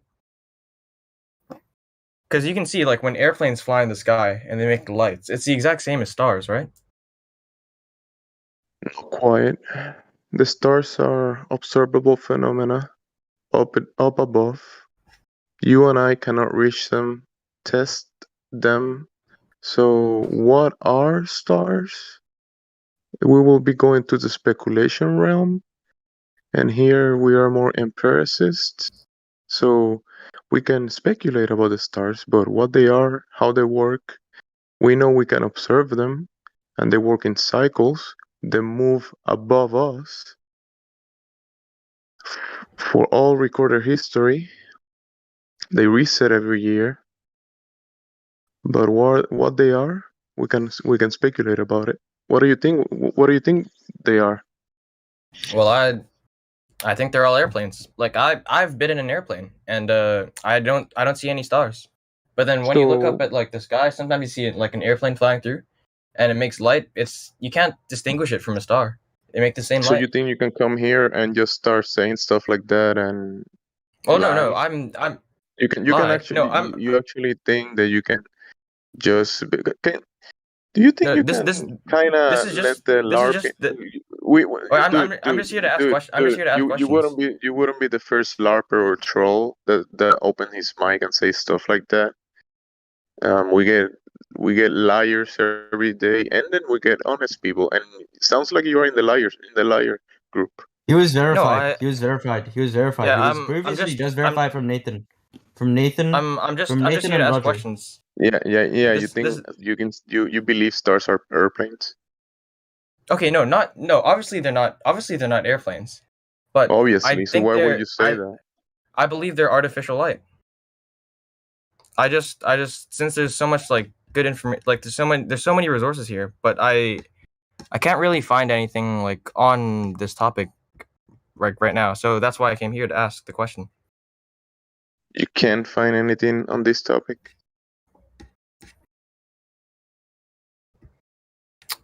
Not specifically, no.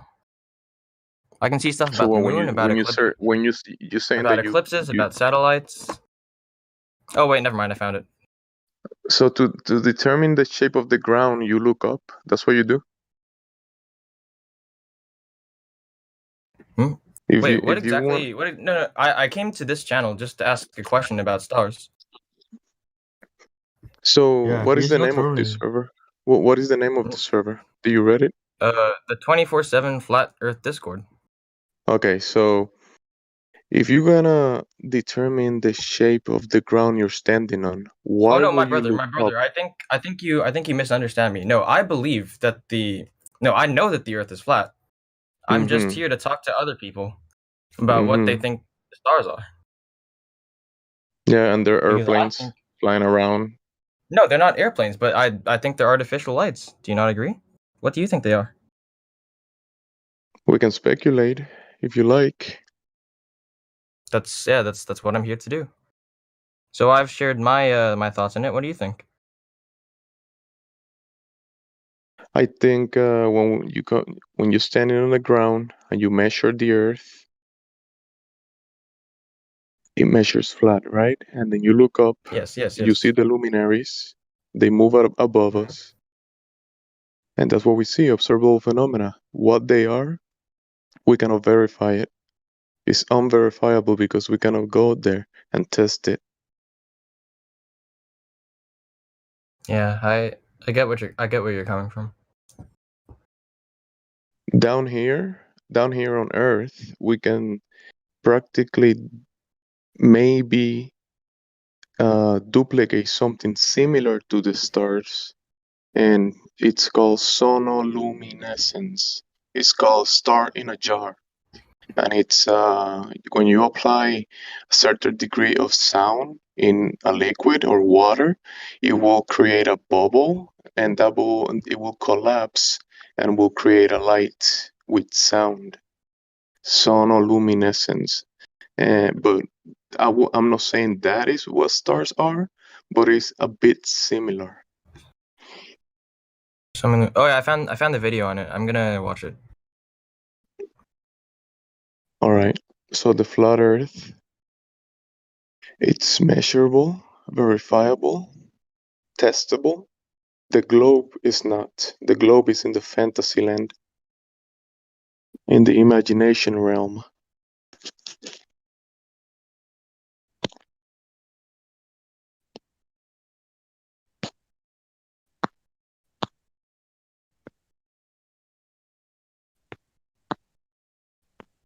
He's not a troll. Juice is not a troll. Yes, I'm sorry. I meant no disrespect. I just wanted to ask a question. What do you say, Josh? Juice is not a troll.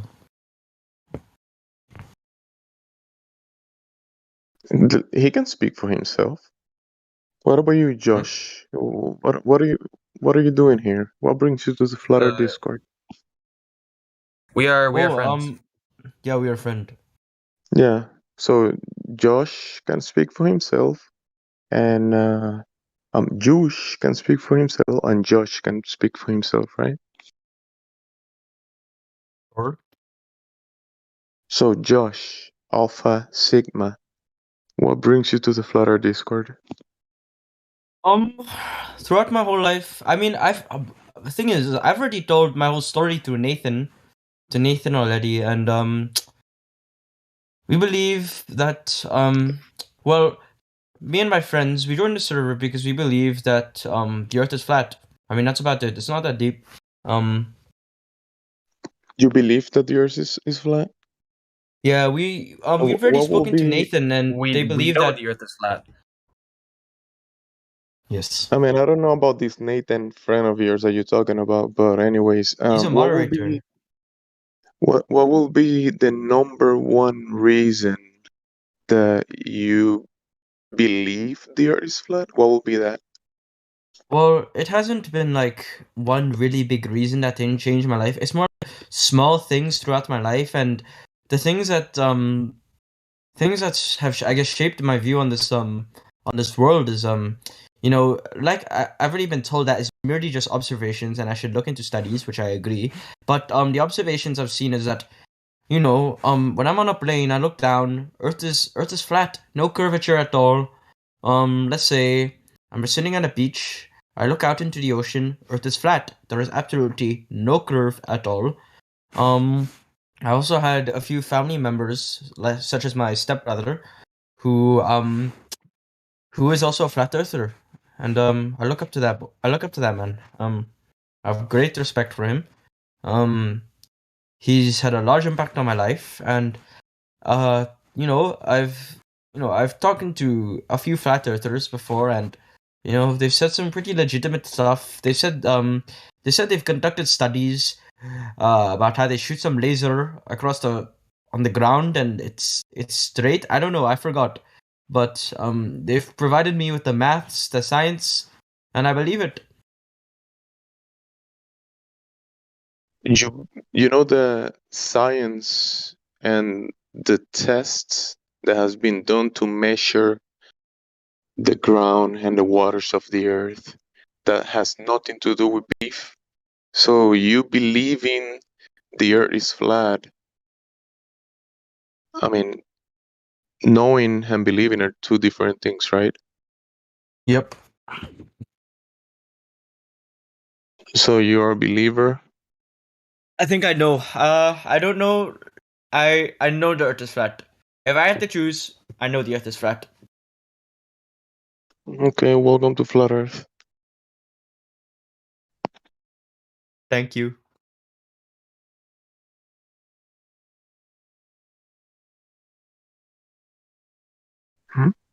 How about you, Josh? Josh? And do you look into luminescence? You went asking about stars. What do you think about stars now? Are they Yeah, still airplanes? I watched the video. No, for sure, they're not airplanes. Yeah, I What came video? to this. I came to this. Can you link me the video that you just watched? Can you link it to me? It's in the channel about stars. I can wait. I'll copy the link. All right, you went to the additional channels. Yep. Here, I'll link it in the which voice channel? The Livestream voice tech channel. It's this video, the Okay. one that I just watched.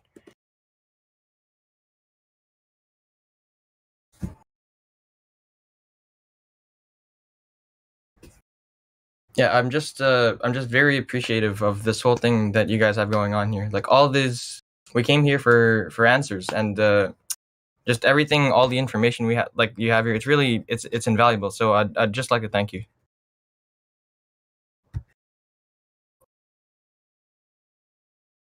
You're welcome.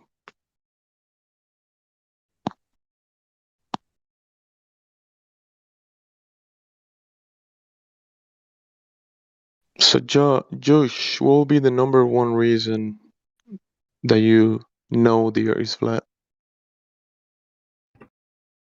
Well, as Josh mentioned, that we're friends. We came to this service together. But the thing that brought us together, some of us we know each other in real life, some of us we met online. But we all, it's a belief, but more so like just knowing that the Earth is flat. Just knowing that the idea that we're spinning on a globe filled with water through space at hundreds of miles, thousands of miles per hour is frankly just ridiculous to believe. And we came here to talk to like-minded people, just because in life we've experienced so much rejection, so much ridicule just for our beliefs, and yeah. What do you mean by that? Where do you experience rejection? It's like School, family, neighbors, friends. Not even friends, honestly. Peers. Our peers, yeah. Everything they tell us in school, I've learned the hard way that you cannot believe everything that people tell you. And this is just something that you have to discover for yourself. That's what I personally think. I mean, if you go around telling people that stars are airplanes, I think you will No, definitely find some rejection to that. that's not what I said. I was just asking about it because I wanted to know. I wanted to fill the gaps in my knowledge. But I thank you for helping me to clarify that. Okay. Do you have any more questions? I mean, I'm just reading through all these channels. I'm just finding the answers to most of it. okay, sure. Right. So, I'd rather have people say that they believe that they're on a globe than faking being a flat earther, which we get here quite often, right? That people come here and then fake it. Why? I don't know. Maybe funny, right? Yeah, they think it's funny. It's not. Right. But that's usually pretty fast. We get those fakers pretty fast. So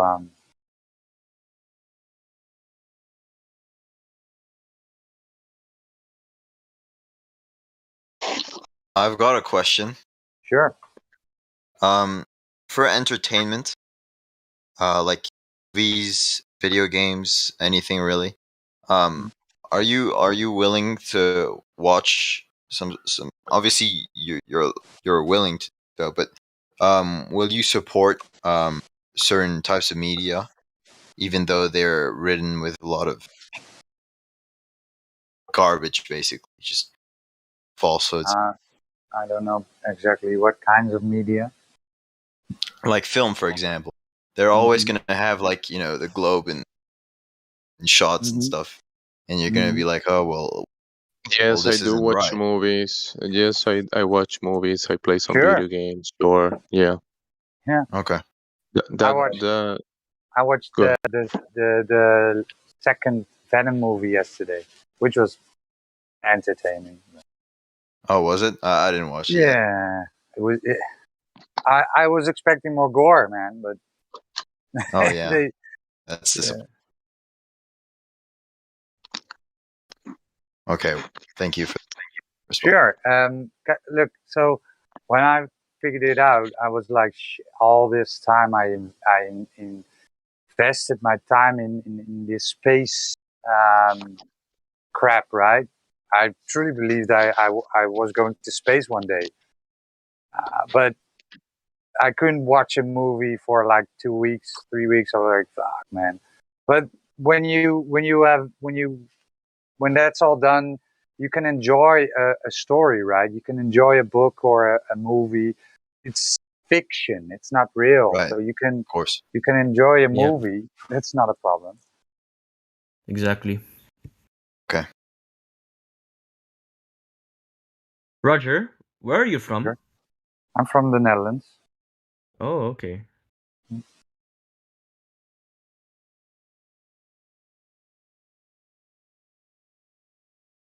Right. So if you look into the live stream, How do I get on the live stream?